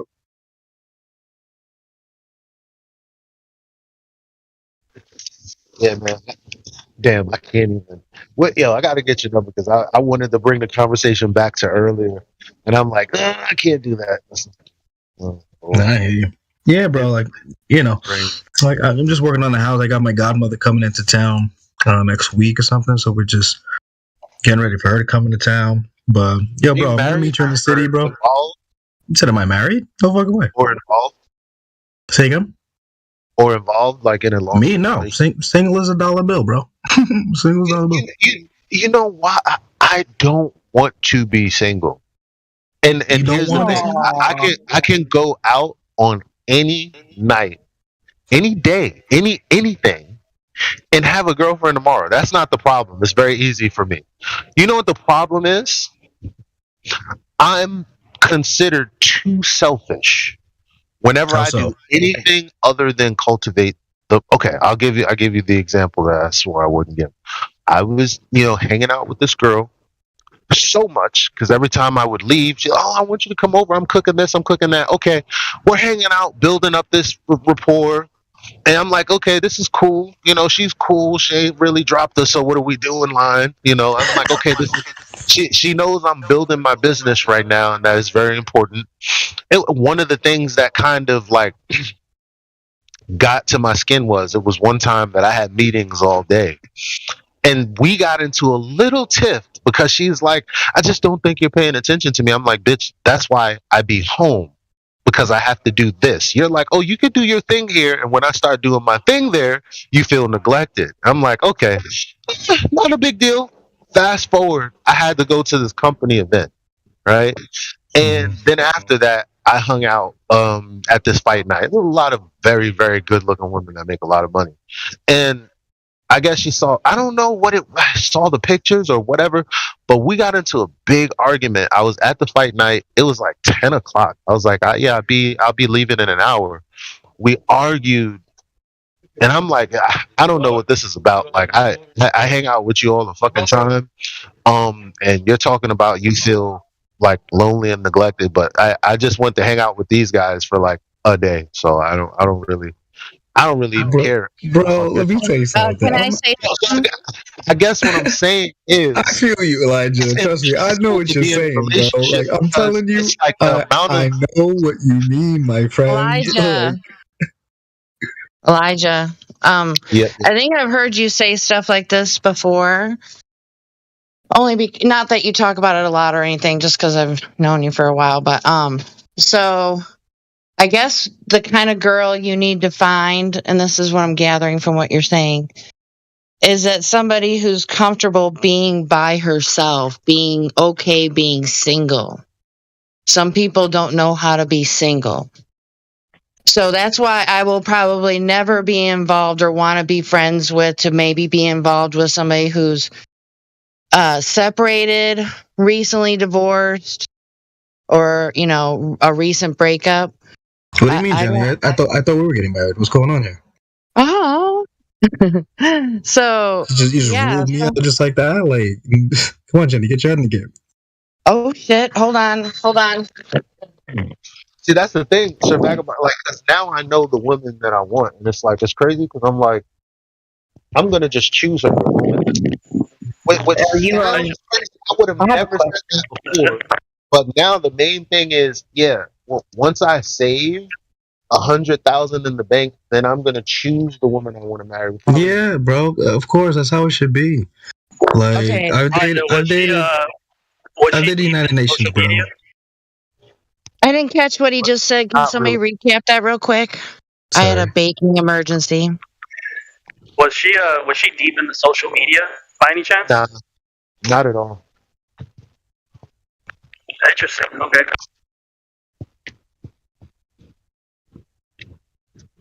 Oh yeah, no, Jenny. I was just saying that this is like something I would have thought was, oh, look at this like man who thinks that like women are material, like some material or something. But now I get it. It's like, well, if I try to build my business or self development of any kind, it takes away from the relationship, and it's like Of where I course. understand, oh, you got shit to. Where I understand, oh, you got shit to do. It's like on the other end, it's like, yeah, I know you're trying to, become this person, but I want to spend time with me. So it's like, I'm like, you're there. Okay, great. I know you're there. And at the end of this tunnel, we're going to have a ton of fun. But they're like, I want to have fun now or some shit. I don't know. So I was just saying that. Well, see, that's the thing. Well, let me tell you the point.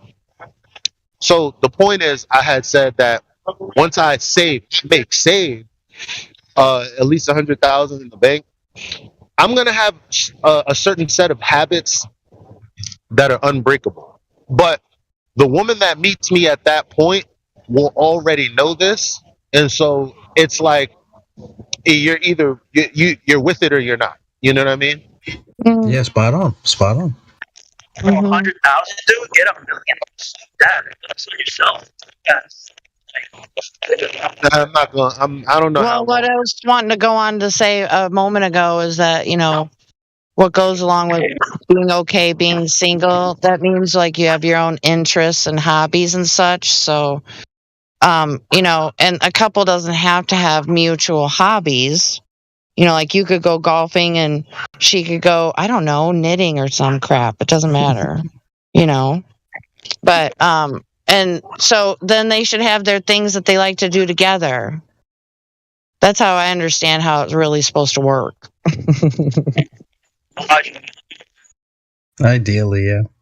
So if you're trying to get to know somebody because you're interested in them and they just want to cling on to you, that's like, ooh, danger, Will Robinson. It's like, yeah. Well, the underlying issue with that usually is. Well, the underlying issue can't really wrap my head around saving $1 million yet, even though that's where I'm going. But I can wrap my head around 100,000 saved. That's like a year or two away. Yeah, it looks like you got some single. Yeah, Elijah. Sorry, go ahead. Elijah, how old are you, Elijah? 33. All right, get a different room. Oh my man, you're so young. Like, you gotta work on this. Elijah, you got a lot of singledom ahead of you. It kind of sounds like, to me, in my opinion, it kind of sounds like to me that girl doesn't have a lot going on in her life as far as personal goals, and she's looking for a relationship to make herself whole and to, cling on to that as her thing because she doesn't have anything else. So she thinks she needs that to build herself up. She needs you to build herself up instead of building herself up. Then you guys. Yeah. Unfortunately, as a woman, I have to agree with that. It's kind of cringy, but I think it's true. Let me tell you why I disagree. She already has a master. She already knows what she's going to do. She's a teacher. She has a lot of shit to do. She knows what businesses she's getting into and all of that. And the only thing was, let's be a power couple together. But together, like, she's trying to assimilate me into her vision. Like, I'm doing all this stuff, and on my downtime, we're going to have fun. No, because I got shit to do too.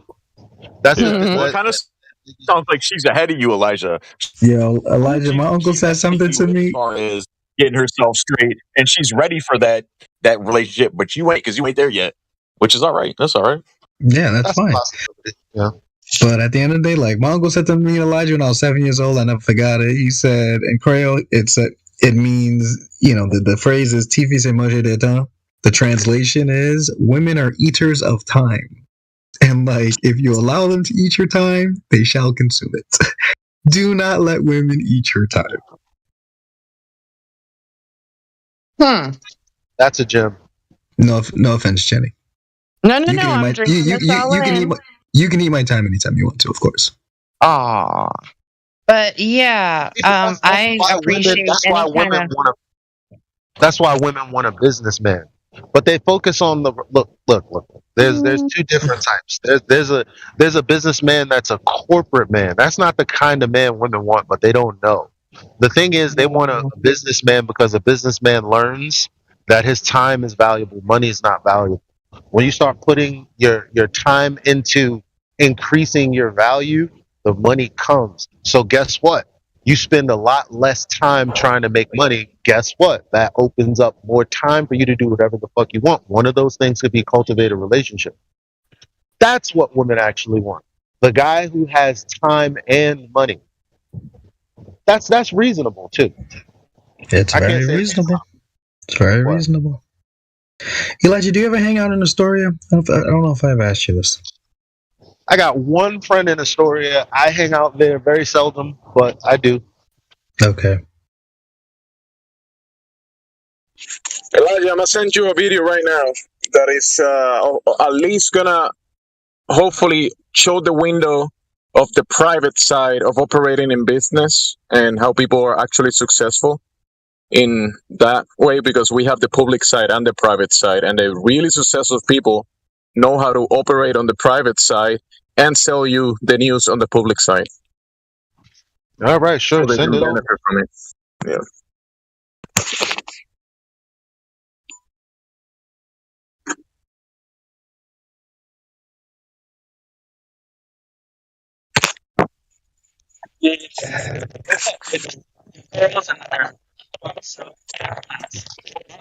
You sums up with your mic, brother. I keep trying to explain to my sorry about that. Say sister. Yeah, I'm just writing back Yeah, right I now. sent you a Sometimes my shift. it's like a 4-hour video, but it has a lot of root gems, and there's a lot of information there. It's not 100% information, but it will give you some root information that will guide you into that private side and how to operate in it, which is it's one of the commercial and business things that we are never told in the public side, like public schools or public side of the banks. And it's a very powerful perspective to know. Does it have to do with taxes, who pays what, and how it's actually run? Actually, yeah, it has to do with it, but it's not just about it. It has to do with it, but not just about it. Yeah, I'm gonna send you a video right back at you because it's so interesting. Because I often speak to people. I was like, yo, I said there are two tax systems, and just off that knowledge alone, you can choose to be on one side or the other. Because choosing one side, the W-2 side, you're going to be broke. Because you're going to be broke. Yep. It's designed that way. But the thing is, you can literally switch over whenever you feel like. You can do both at the same time. And most people you can do both. Yeah, that's the thing. Yeah, you can do the public side and the private side. That's exactly the W-2 is basically a slave contract for your employee. I mean, for your employer, and you're basically saying, take over my account and pay me from it, and as a on a slave. Basically, well, not I want to say because some companies pay pretty good. But the W-2 is very tricky because they basically exempt themselves from taxes and pass the bill to you, and that's gonna make you broke. Exactly. Because the thing you got to understand is the currency that is making our government run. That's all of your tax dollars. It's not the corporation's tax dollars. They're in bed. Why are they in bed? Because that one CEO that had vision is going to go out there and figure out how to distribute more places that they can hire more W-2 workers. In order to do that, he needs to have liquid. So they're going to tax him later and tax him on far less so that he can get more of you. Now, I think this is a genius system. Some people hate it. I think this is the kind of slavery that the Bible sanctions. Well, not even sanctions. It's just talking about it, and it's different from just taking people against their will. Because if I don't have wealth, if it wasn't passed down to me, and I'm starting from ground zero, I'm gonna have to be a slave. Not forever. Elijah, real quick. That is not true. Hold on. Wait. I'm with him. Don't tell me it's not true either until no, the wealth is already there, bro. And then you're gonna have to justify. And then you're gonna have to justify why what I'm saying is not true. No, what you're saying is true, but the wealth is already created, bro. The wealth is already there. That we've been conditioned. Listen to what I'm saying. Listen to what I'm saying, Jimsy. Listen to what I'm saying. If I have $0, my father or my mom or whoever, I didn't get an inheritance. The only way for me to get money is to work for it. Now, I don't have to do that forever, though. That's the secret. I can contribute to the government for a particular amount of time. That's fine. I don't mind that, so long as I can get out of that system. So I contribute to the system a little bit, and now I go ahead and I do whatever I want to do on the other side of things. Like that's what makes it not sinister. What makes it sinister is people think that they have to stay in that situation. In fact, they ask for it. Yeah, the only thing I agree with you, you can work and work with the system, be productive. The only thing that we have been conditioned to think that we have no wealth and we have to create the wealth. When in reality, look around you, bro. The wealth is everywhere. The wealth from our ancestors, our parents, it's been here for a long time, but we have passed down the administration of it. And if you don't take hold of that wealth, other people will. Yeah. Let me. The best advice I could have ever gotten when I was in my 20s was to get into real estate. And most millionaires, like 80-90% of millionaires, become millionaires through real estate. And I don't know, just a thought. The most would come from finance. I guess real estate is a part of that. Well, yeah, people who own property, basically multiple properties, stuff like that. Well, when you said finance, Elijah, finance is one of the important ones because the administration of money, it's where the big profits are made, because you as a input into the system, because you put your energy and you make the currency have value. That wealth that you're operating with, you are part owner of that wealth, but you are waving a flag for someone else, and you're saying that wealth belongs to this guy, and he's gonna give me a little piece of it if I do work for him. Yes. That's a slave mentality, and we've been conditioned to think like that. Like exactly like the globe. The economics is super similar, bro. I agree if I may, Elijah. So I agree with what the gentleman said to some extent. But remember, at the end of the day, it's all about personal development and skill acquisition. So I think it's always beneficial to acquire as many skills and make yourself as dynamic a person internally as you can, so that when you go out into the market, it's undeniable that you deserve to be in charge as opposed to taking orders. Because even your boss knows who's smarter, you or him, when you guys have a little banter back and forth. But you have to make it undeniable. There should be no gray area. That means you have to outpace him significantly, not just a little bit. You can't just edge him out or just knowing that he's getting a piece of you, of course, because remember, he knows you need this skill so that you can go out and not need him anymore. But in the time frame that you do need him, he's going to take advantage of you. Which is nothing wrong with that. We're all going to do that. I'm going to also be hiring as well. And, the young people that I hire, I'm going to be giving them as much information, shit to read, shit to think about, think about languages and traveling and just, acquiring skills in terms of what they want to be doing and where they should be focusing their energy, so they don't need me anymore. But in the short term that they do need me, I'm going to be charging them. Obviously, I'm charging them with their life energy. Because money is just a physical representation of your God-given energy. Right, and see that it's beautiful that you say that because that means you truly know how this works. Oh yeah, Because Elijah, also, what's a bro. part of this I'm the guy, Elijah. Like I don't know if you know. I already feel like you are, and that's the thing. I'm It's trying to like tell one you, thing Elijah. that Like people hate. One thing people hate is sales and recruiting. But I mean, you're either a business owner or cashier. You're not going to escape selling. You're going to sell for someone. you're gonna sell. One of my managing directors, this guy in London, he like when he came over, he was like, Jerry, you know what's great about sales? He was like, salespeople will never starve. He's like, because if you just make enough phone calls to enough different types of people in a varied amount of industries, what's going to happen is you're going to get to know how to talk to people, even if you suck on the phones. Because if you're making like 100 calls a day, 200 calls a day, 300 calls a day, 400 calls a day, 500 calls a day, and I've worked the range. I've worked in all of those numbers. I've done 500 calls a day. Bang, bang, bang, bang, bang for months on end. And what happens is that you just have so many conversations with so many different type of people. You kind of know how to just kind of like make them comfortable, break the ice, make it funny, make it fun. So it's like they stay on the phone with you just a little bit longer to hear what you're going to say next.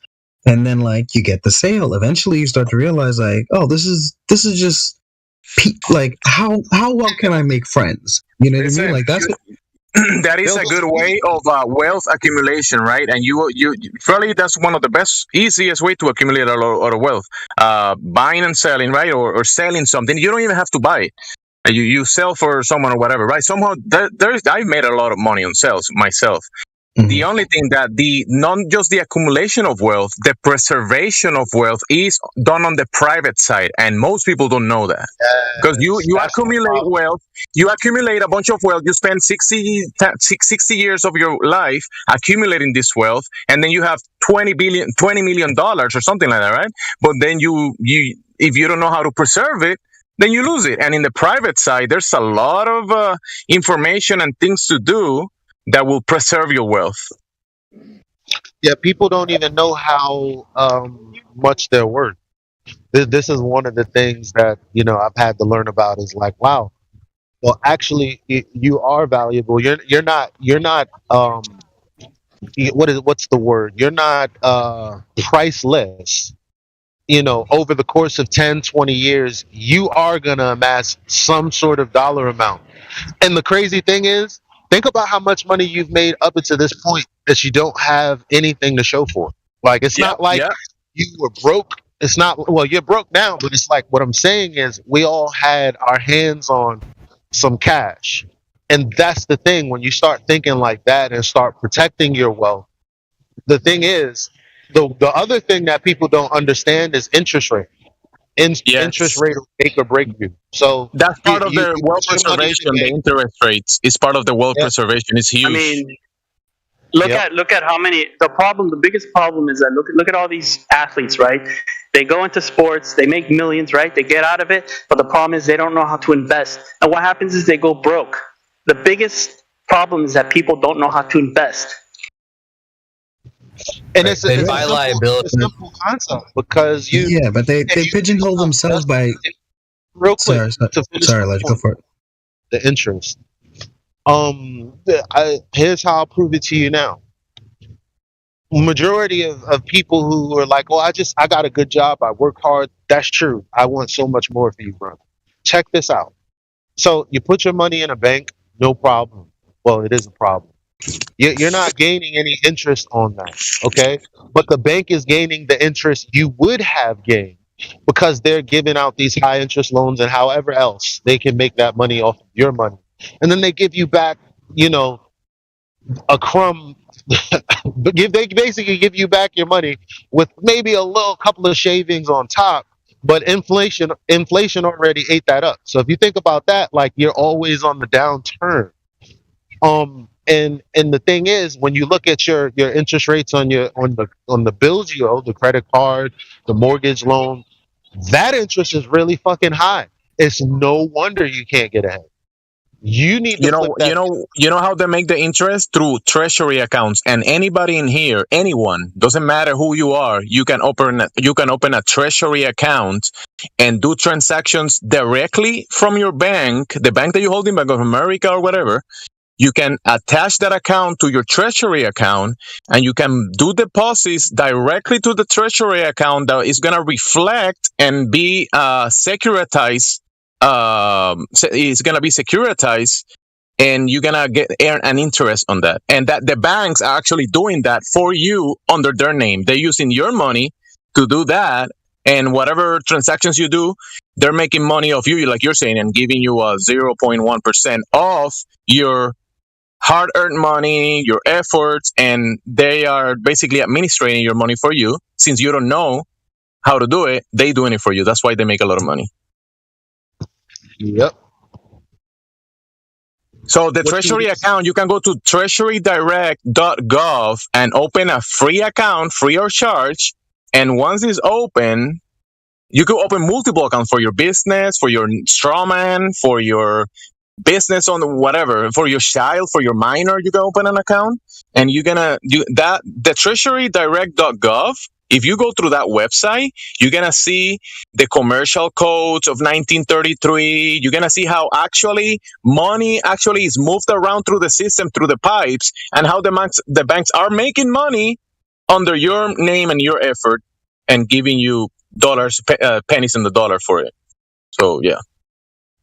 Yeah, man. If we could like have a little class on the rule of 72 and some of these other rules, because I feel like people are like, this sounds interesting, but they don't get it. Another simple way to relay this is most people in America are excited about tax returns or a tax refund. Again, like you sat there and bought a TV and some furniture, and you're like, hell yeah, man! Like I just got my taxes and blah blah blah blah blah. You blew through it.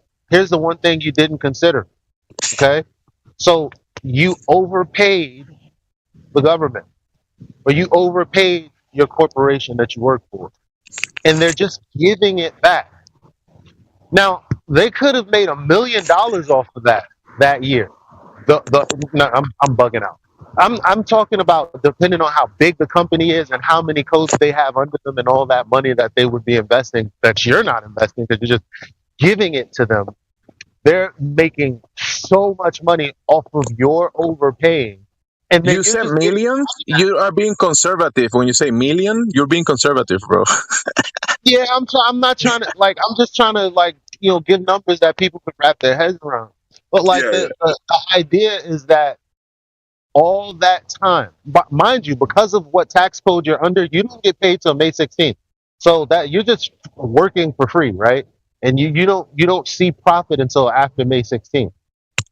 So then the money that you are overpaying on top of that, they just give it back to you. They done made so much money off of you, when actually if you would have just taken the extra that you overpaid them over the course of 20 years, that's $1 million that your family never saw. And that tax bill, they're passing it to you, when in reality they're the ones in the hook. But since you signs all these agreements or these contracts, you're the one claiming the tax liability. So pay. But in reality, if you do it correctly, no, that's not on you. I mean, if you make there's a certain things that you have to pay certain taxes for certain things, but it's not this huge tax block that you have to be carrying around every day for the rest of your life. It's not like that in reality. But since you're grabbing the bills and the company is saying in the back end saying, hey, you have to pay the bill, you have to pay the bill. Yeah, you're paying the bill. Exactly. Can I just say something? Yeah, I mean, really good conversation. And I just want to share a personal anecdote. Like, for example, I've recently been doing optical retail, right? And so in Australia, private health pays about, say, $200 off, like maybe your $500, $600 glasses. There was a guy that came in. He used to work for the Central Bank of Australia, just like, central banks in other countries.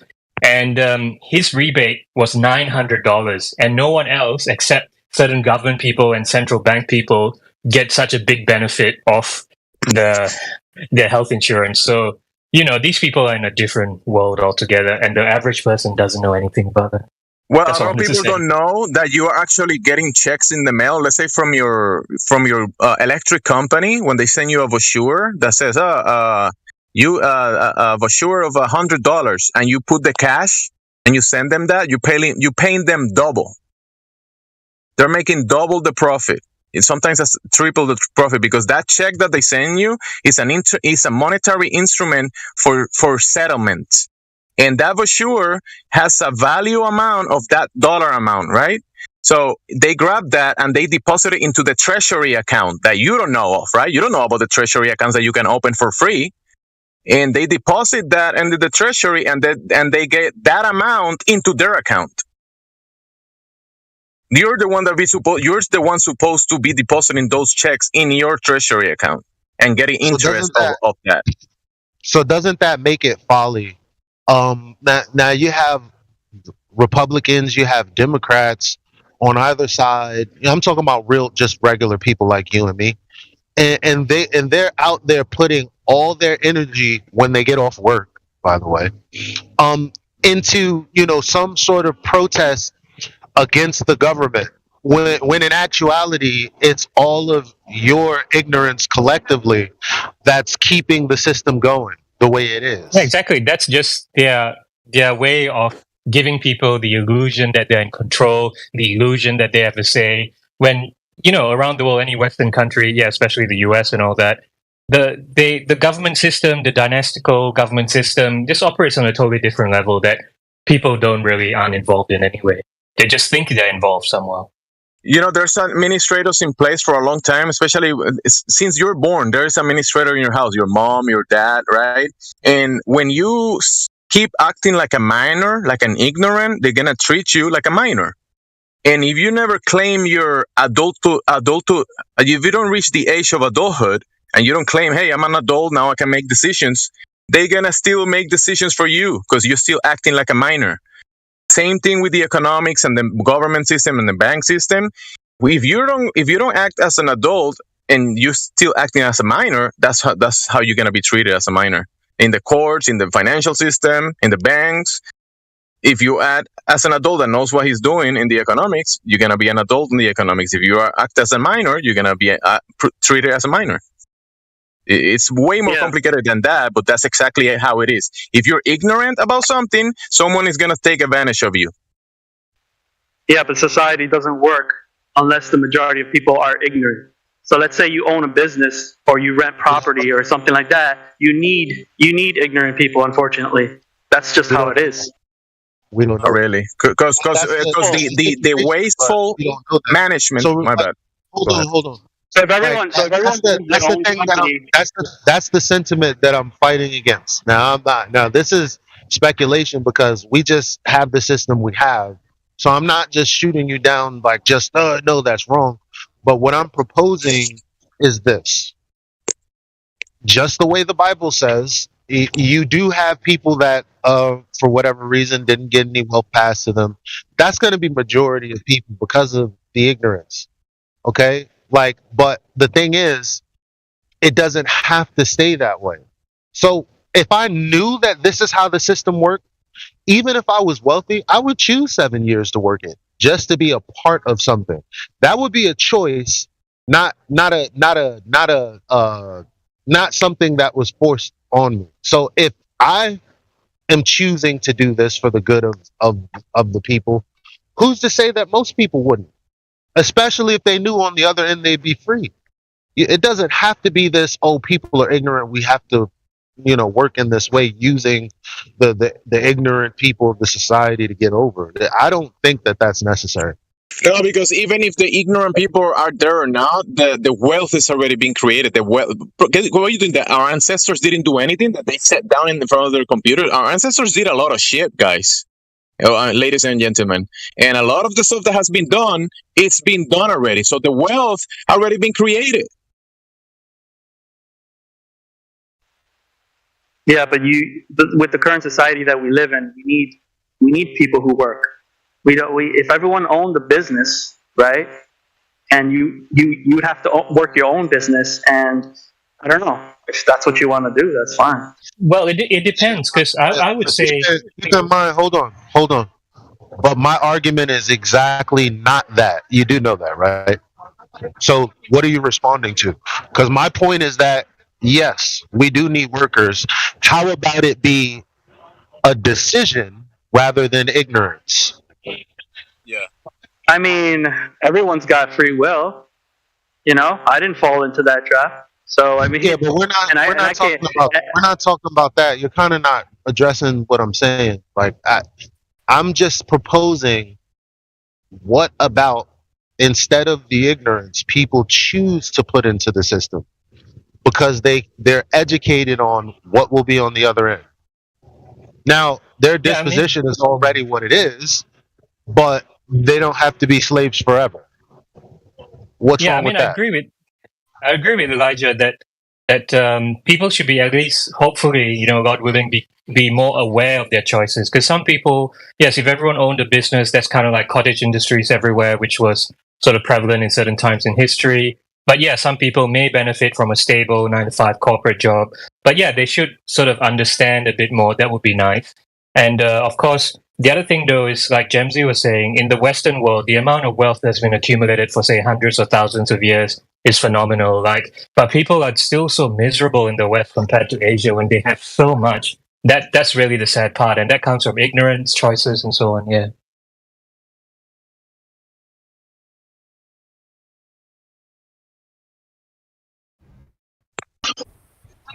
People are focused on, I'm going to get a good job. I'm going to go to school for mad long, get into debt for mad long. And then I'm going to have a job that pays me 40, 50, 60 bucks an hour, maybe $100 an hour. But the thing about that is that's what they aspire to be. And somebody that I watch on YouTube, he said it's interesting. Even if you are to become a doctor, it's crazy that they don't teach you about sales and business. So now you have a degree, you're a doctor, but don't know how to acquire clients. And you know why? The doctor, any worker or anybody that, let's say you as a target, if you have let's say you say you work with insurances, don't you, Elijah? You did for a time or something. Have you ever seen the contract of the insurance, and maybe when they ask you to put the name of the customer in between parentheses, it says employee? Have you ever seen this, Elijah? I don't work with that kind of insurance. Okay, so you're gonna see that when you are an actual customer for a company, you are actually an employee of the company. Yeah, and that's the thing. That's the thing about people who are employees under the tax code. You're labeled a liability. Like I don't. Who wants that? The thing is, people don't know. They're like, oh, I love my boss. My boss loves me. We go out for drinks on Sundays. Yada yada yada. Yeah, but when all is said and done, on paper, you're a liability. They're not going to trade what they have for you because they don't love you that much. But choose to do something else. Let's check on the guy. Let's check on someone that is new in here. Are you muted him? Dirty guy. You can speak. Forgive me. You can go ahead and finish your point. My bad. No, that was it. I was kind of wanting to switch to flat Earth too, because in all the years I've been talking about the moon, I just realized that something I thought was the process, the moon cycles. Right now it's inverted, and what I mean by inverted is I usually, I make this argument about, wait a minute, how do you look at the moon as a crescent, or during the waxing gibbous phase? You can tell whenever you can see the black spot. Right now, you can see the black spot, but when it's growing now, you can see the black area, and by the other cycle, you don't see it. So listen to this. Is my point? Good thing you continue, because the new guy that was just addressed, he left. Because he never replied. I gave him terms to speak, and he never replied. So what do you want me to do? He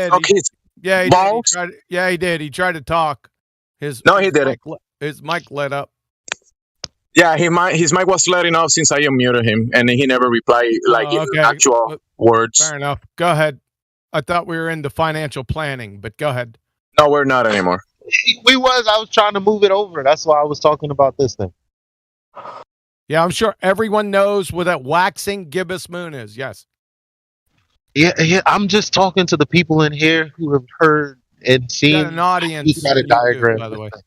Hey, I just want to say, QE, that yesterday I told people about that facial precious part that you were talking about. I did brought it up, so yeah, you're welcome. Yeah, man, we just sat here and I done fucking hyped up your show for like 2 hours. Get the fuck out of here, man. I'm not getting the fuck out of here. You don't have enough. You don't have enough ass in the checking account to tell me to get out of here. Well, no, that's respect, brother. That's respect. Mad respect. Not yet. I don't want to believe, the but yeah. waxing gibbous moon?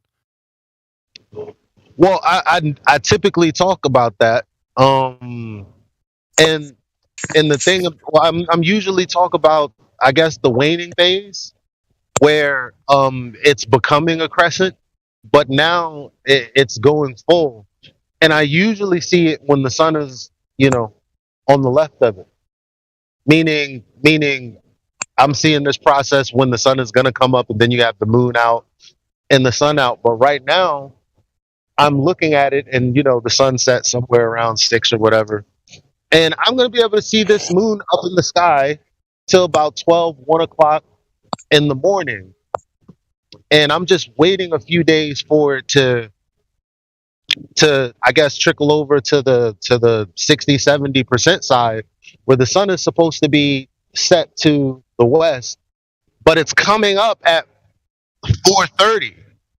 Right, it's coming up at 4:30, and you're still looking at the moon. How is the light being reflected from the sun when it's on the complete other side? It's something that I think people should see and ponder.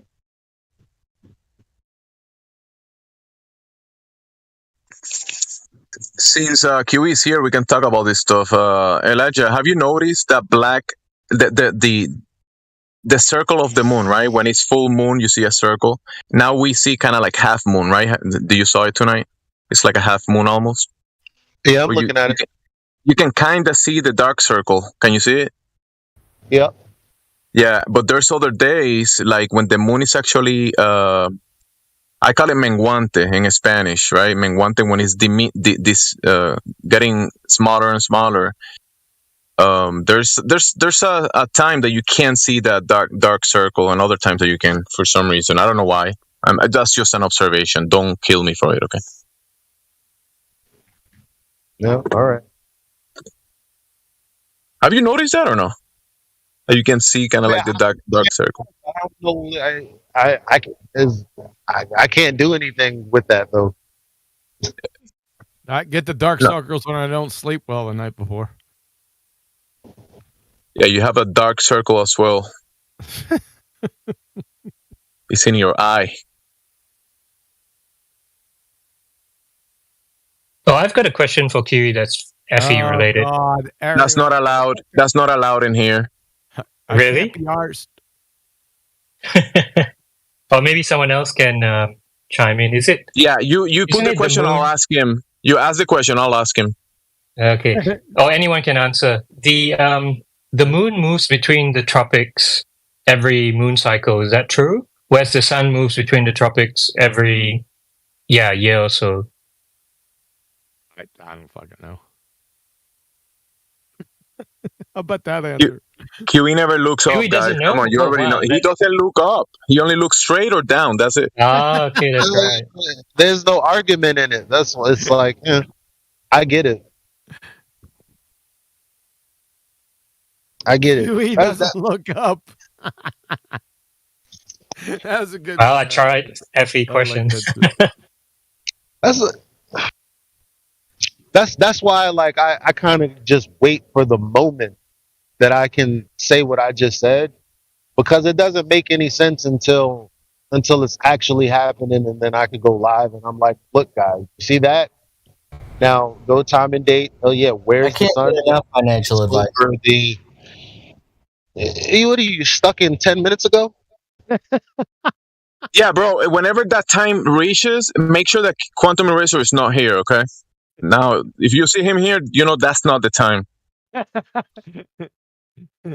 Dude, I went on mute like 5 times, man. I went back and watched something else and came back, and we were still on financial planning and what bosses think of their employees. And I come in and out 5-6 times. Yeah, but you can't see it from that perspective because you live on donations. You, buddy. All right, continue.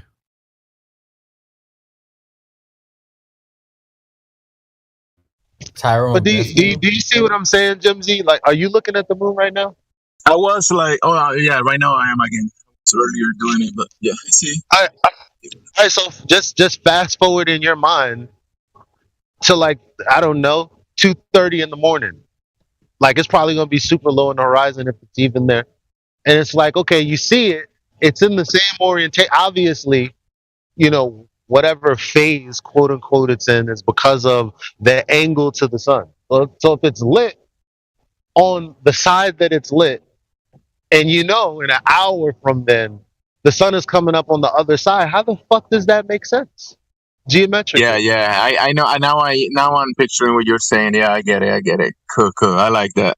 I thought about this similar, but never heard it from you. Yeah, I get it. Because you're saying it's doing a circle and then it's coming behind the moon, but still the lit side is on the opposite side, basically. Yeah, I get it. What happens then? Miguel Sosa. What happens when that happens? Oh, that's from the movie. The Batman appears.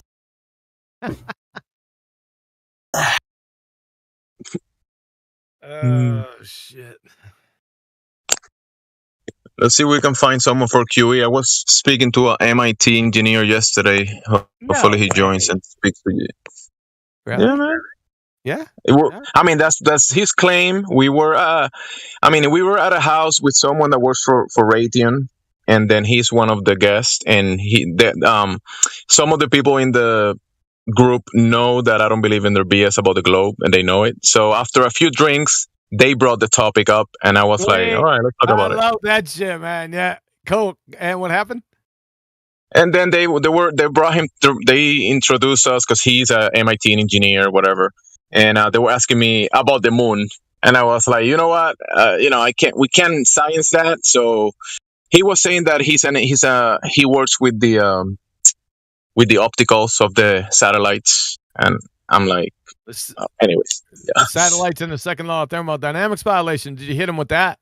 I did hit him with that because I touched the gas pressure and the containment. He had no reply for that because he was into the Artemis 2 and how the orbital mechanics work and all that stuff. I was like, where you get the R from to do the orbital mechanics, and how do you leave the contained system, because we'll have a pressure system here. Oh, he had no reply. No reply for the R and no reply for the container. You double whammy them. Give me the damn R, and then how'd you leave that fucking open system that's actually a closed system? Yeah. he did in the beginning. He didn't know what the R meant, and he was his main argument was the mechanics, the orbital mechanics of the satellite, and how that makes sense on the globe, blah blah blah. And I was trying to bring him down to earth again, but I told him, hey man, if you can send a device very high up and that goes circles above us, that's totally fine. I'm not saying that you're not building let's say a machine with a camera and temperature sensors, that's totally fine for me. But going to the fantasy side that you think he showed me a cartoon about the satellite, like a globe cartoon, a moon cartoon, and he's explaining me how it works in the cartoon. I'm like, bro, are you looking at it? It's a cartoon. Have you done this yourself? No, I only work with the optics. And he told me. Did you ask him if he was Mel Blanc? No, because I don't know what that means. Mel Blanc. He was a famous cartoon guy. Bugs Bunny, Elmer Fudd, all those, yeah. He did show me the cartoons and how that works. I'm like, bro. Yeah, Mel Blanc. So he created a whole bunch of characters, cartoon characters. Almost every single one of those. Almost every single one of the voices and sounds are from Mel Blanc. Yeah, it's freaking really bizarre. If you ever see him live, like see a recording of him live in person, you can't Mel believe that Blanc. sounds. Yeah. All right, now for next time, I'm gonna ask the cartoon presenter. Yeah. If you had to speculate what the containment is composed of, what would you guys say? Huey, you want to answer that? I'm sorry, I was getting Mel Blanc's tombstone. Go ahead, say it again. I just said if you had to speculate what the containment is composed of, what do you think it'd be? I wouldn't. It'd be beyond speculation. I'd just be pulling it out my ass. Oh, you can indulge me. I mean, just But where would I start? Start with the bubble that God created. It says in the scripture that he created a bubble. The water's above and water's below. Well, that would be nonsensical speculation. It's definitely a solid. How about that? Is that good? At least enough to hold gas. Let me ask you a question. Can water hold gas? Can water hold gas? Oh, because he just said that we have water above, water below, right? Supposedly. Just speculating. And I'm just wondering. Container. Yeah, in a container, the water can hold gas. Yeah, but the container's actually holding it. Can water hold gas in like carbonated soda? That's a gas. Can it hold it? Frozen water. Frozen water might be able to. But that's a solid. I would speculate not. What happens in carbonated soda? It'll bust out. Yep. Yeah. Yeah, it's an interesting thing to even speculate. You're right. I mean, like, how do you even start? You can't.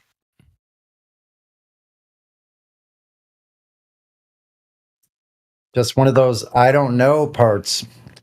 Yeah, water's not holding gas. Water can't be a barrier to gas. But seeing a bubble just sitting there either. Yeah, you see the yeah, right. Yeah, look. Oh, Miguel Sosa. There you go. See the dolphin down there? Is that a dolphin, or is that a porpoise? A dolphin. What's the difference? We say I don't know. In Portuguese, we say golfinho.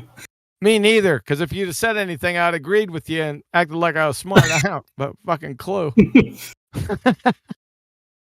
Dolphin in Portuguese, we say golfinho.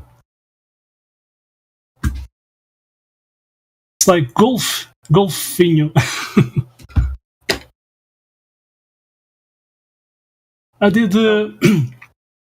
dive with dolphins year 2000 and 2002. And at the Azores Island. Right, cool.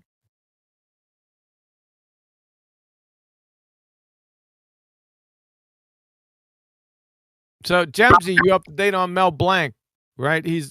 They called him a man of 1,000 voices. Yeah. You know that one that that's all, folks. Yeah, he created all the I can say it in Spanish. Eso es todo, amigos. Exactly. If Miguel knows what I'm talking about.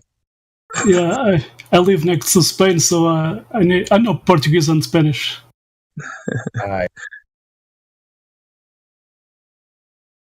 You up on financial planning?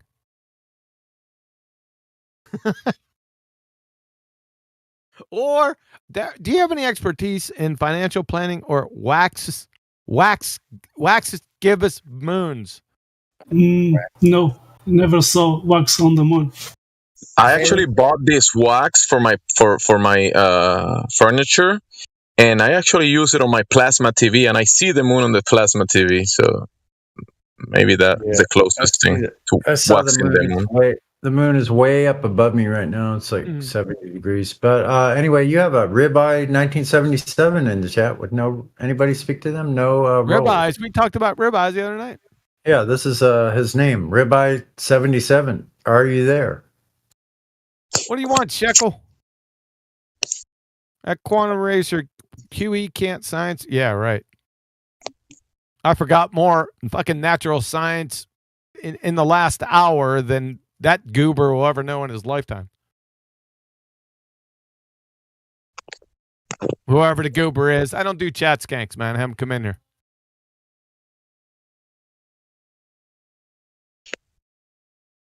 Come off mute. Huey can't do science. Let's see. Whoop. Or triangle. What's that? Oh, he has no perms. Unmute. Go ahead. Huey can't science. He wouldn't. You have to unmute yourself if you want to speak. Go ahead. He wouldn't dare. New account. Strange. Can I follow up on that question? So, the only natural, the only nature occurring phenomenon that can hold gas are bubbles, right? Huh? Yeah, the gas would bubble up through the water. Yeah, but a bubble itself, like when you blow a bubble and it flies in the air. Right, it has a viscous. Yeah, it has it has some. It has a skin to it. Yeah, and it holds gas until it pops, obviously. But that's the only natural nature thing that I can think of that holds gas, right? Or is there something else? No, that's not right. That's wrong. It's fucking stupid. Where's the Doesn't actually hold gas. Well, it does to air, but that's I don't think that counts. You see any natural bubbles in air, Sonny? Yeah, no. Well, from the ocean, yes. Inside the ocean? Say it again. Inside the ocean? Outside on the surface, there's waves. They create bubbles, even foam. What about 6 feet high? You see any bubbles floating around? Anyway, wait a minute. I'm not hearing you that well. Yeah, Elijah, you're really low. Low again. Yeah, what about 6 foot high? You see any bubbles floating around next to you? 6 feet high? No, I don't really know. Or does it matter how long they're capable of doing it? Yeah, well, This kind of. questioning is moronical, man. Come up with something else. I'm just Okay, saying. I mean, a balloon will hold gas until you pop it, right? So I mean, it's like pressure. Define gas pressure. it's a containment. I understand that. Container.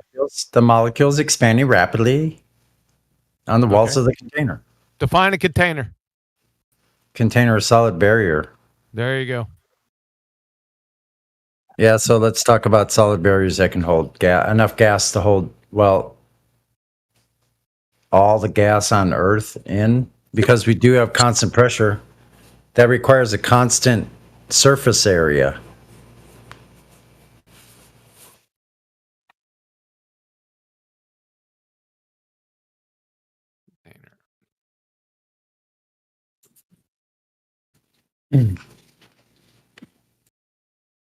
Yeah, because we have no idea to know if the creator created exceptions to the rules that we have here, the natural laws, that there's exceptions in his realm.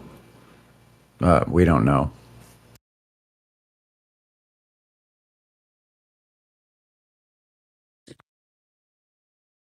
Yeah, but bubbles don't last long in water. They always rise. NASA loves the bubbles in the pool.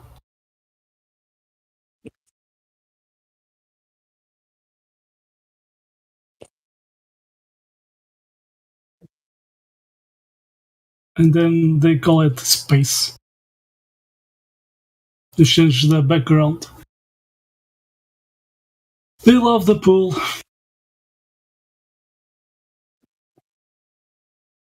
Yeah, their vacuum of space would require a container too, so we need to start asking him, where's the edge? On the edge. Where's the edge of your Earth container? Your ball Earth, like universe. Even that, they don't have a container because of the expansion. So Elijah, you're really quiet again, man. Sorry about that. With the universe supposedly infinitely expanding, no, it's not a container. Mm-hmm. And they're saying that there's a vacuum of space in that area. Which is quite a wild claim. What if there's an ever expanding container? That's pretty fantastic, but it was a joke, yeah. You see the walls behind at the top. We have someone named Moron in the chat with no rows as well. Moron, are you there?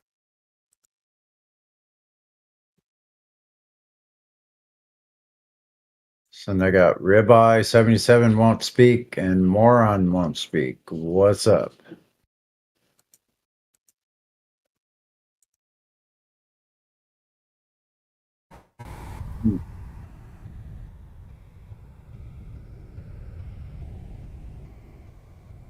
What's that noise?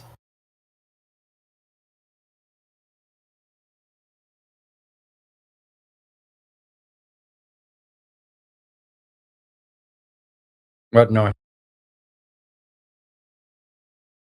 Doing a background noise. Glue 25. I'm sorry, Reese, did you say that I'm getting background noise? No, you're okay. I was hearing a noise, background noise. Is it from my mic? Because I've had problems with that before. Yeah, maybe. I start hearing again. Yeah, hey Moron, you said QE can't do science or triangles, so why don't you speak up? You're in the voice chat now. Perfect timing. Have a Moron. It'd be great for you to speak up to, stand behind the claim you made. New account. Moron. Later, we'll have more on Moron.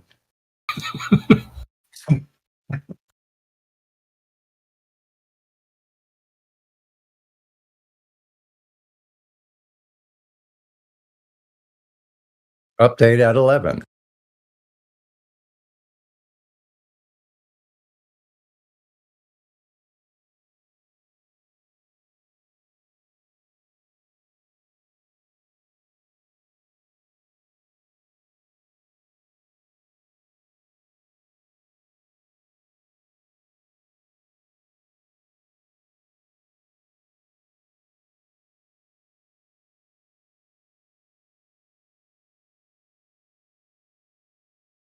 More bubbles in the pool.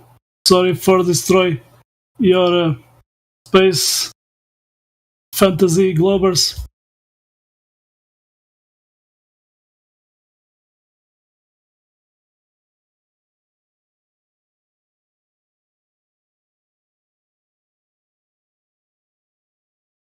The hell? The Moron. Moron's got a lot to say in the lobby, though.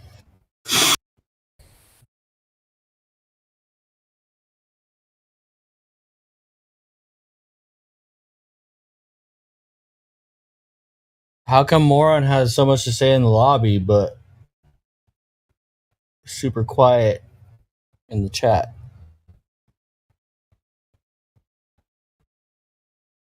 The name says it all.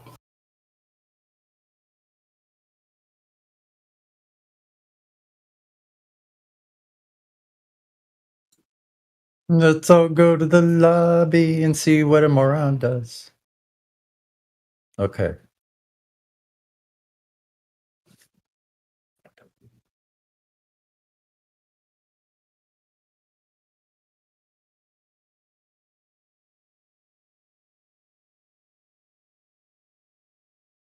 Sounds like you're mad, moron, that you can't have a straight line on a curved surface. Sounds like you're angry about that. Oh, you got the magic get out of jail free card. The one with explanation for all the magic, or in other words, an explanation for the miracles. Miracle upon miracle, hundreds and thousands of miracles upon miracles with the globe Earth. Gravity. You just got to say one word. Gravity pulls, gravity sucks. Gravity, it's magic. I think what it is you're exemplifying someone with. Never mind. I won't say it. I used the wrong choice.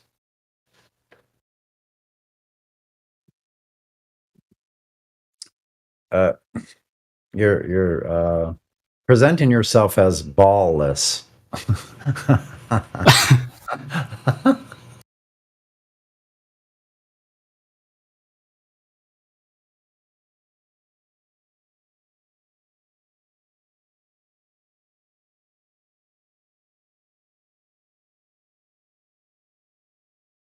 Punk. I love that the music.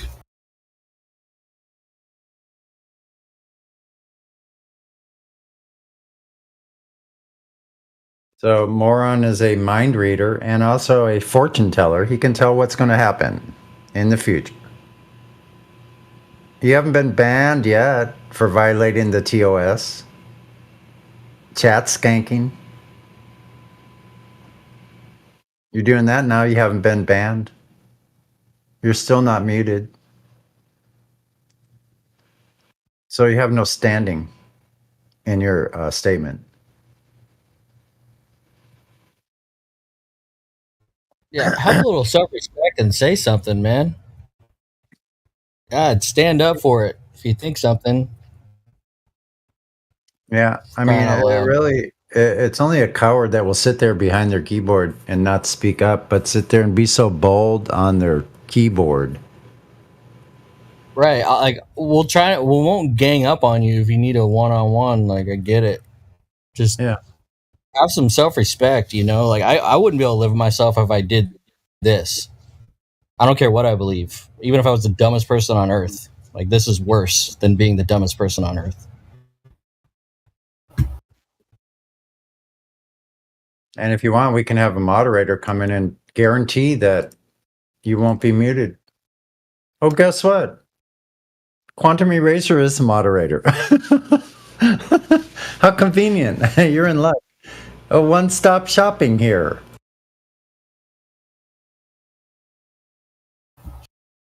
So chop chop, moron. Come on in to the VC before you get like perma-banned. I wouldn't want anything to happen to your account. You know.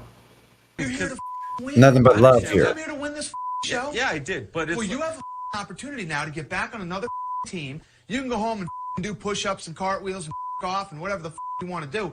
You're wasting his time and my time and your own time. Why is that soundboard not loud enough? I can't even hear it. Yeah, it did seem kind of low there for me too. No, I have it at 200 and I still couldn't understand the words. If I turn up my system, the voices will be way overpowering.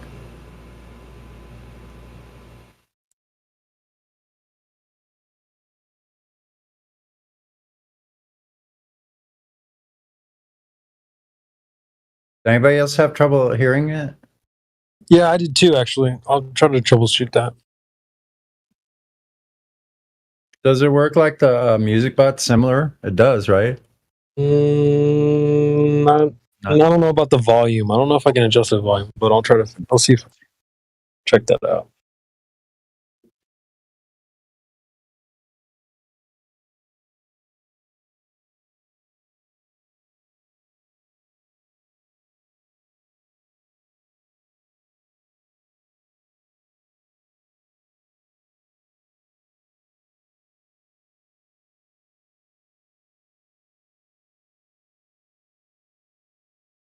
Moron says that triangles work perfectly fine on spheres. Do those triangles have curved lines?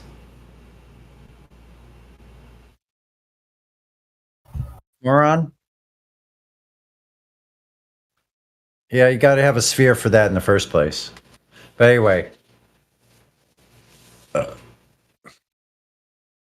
you talking to someone called Moron? Yeah, Moron. He's in the chat, but he's not speaking. He's in the lobby chat, so we're speaking. Oh, okay. So we're speaking to him vicariously in the lobby chat. The name's fitting then, isn't it? Oh my God, he's chat skanking sand. QE doesn't know science or triangles. He's a troll. What a troll, man. Wonko asked the question, can a triangle have a curved line or must they be straight?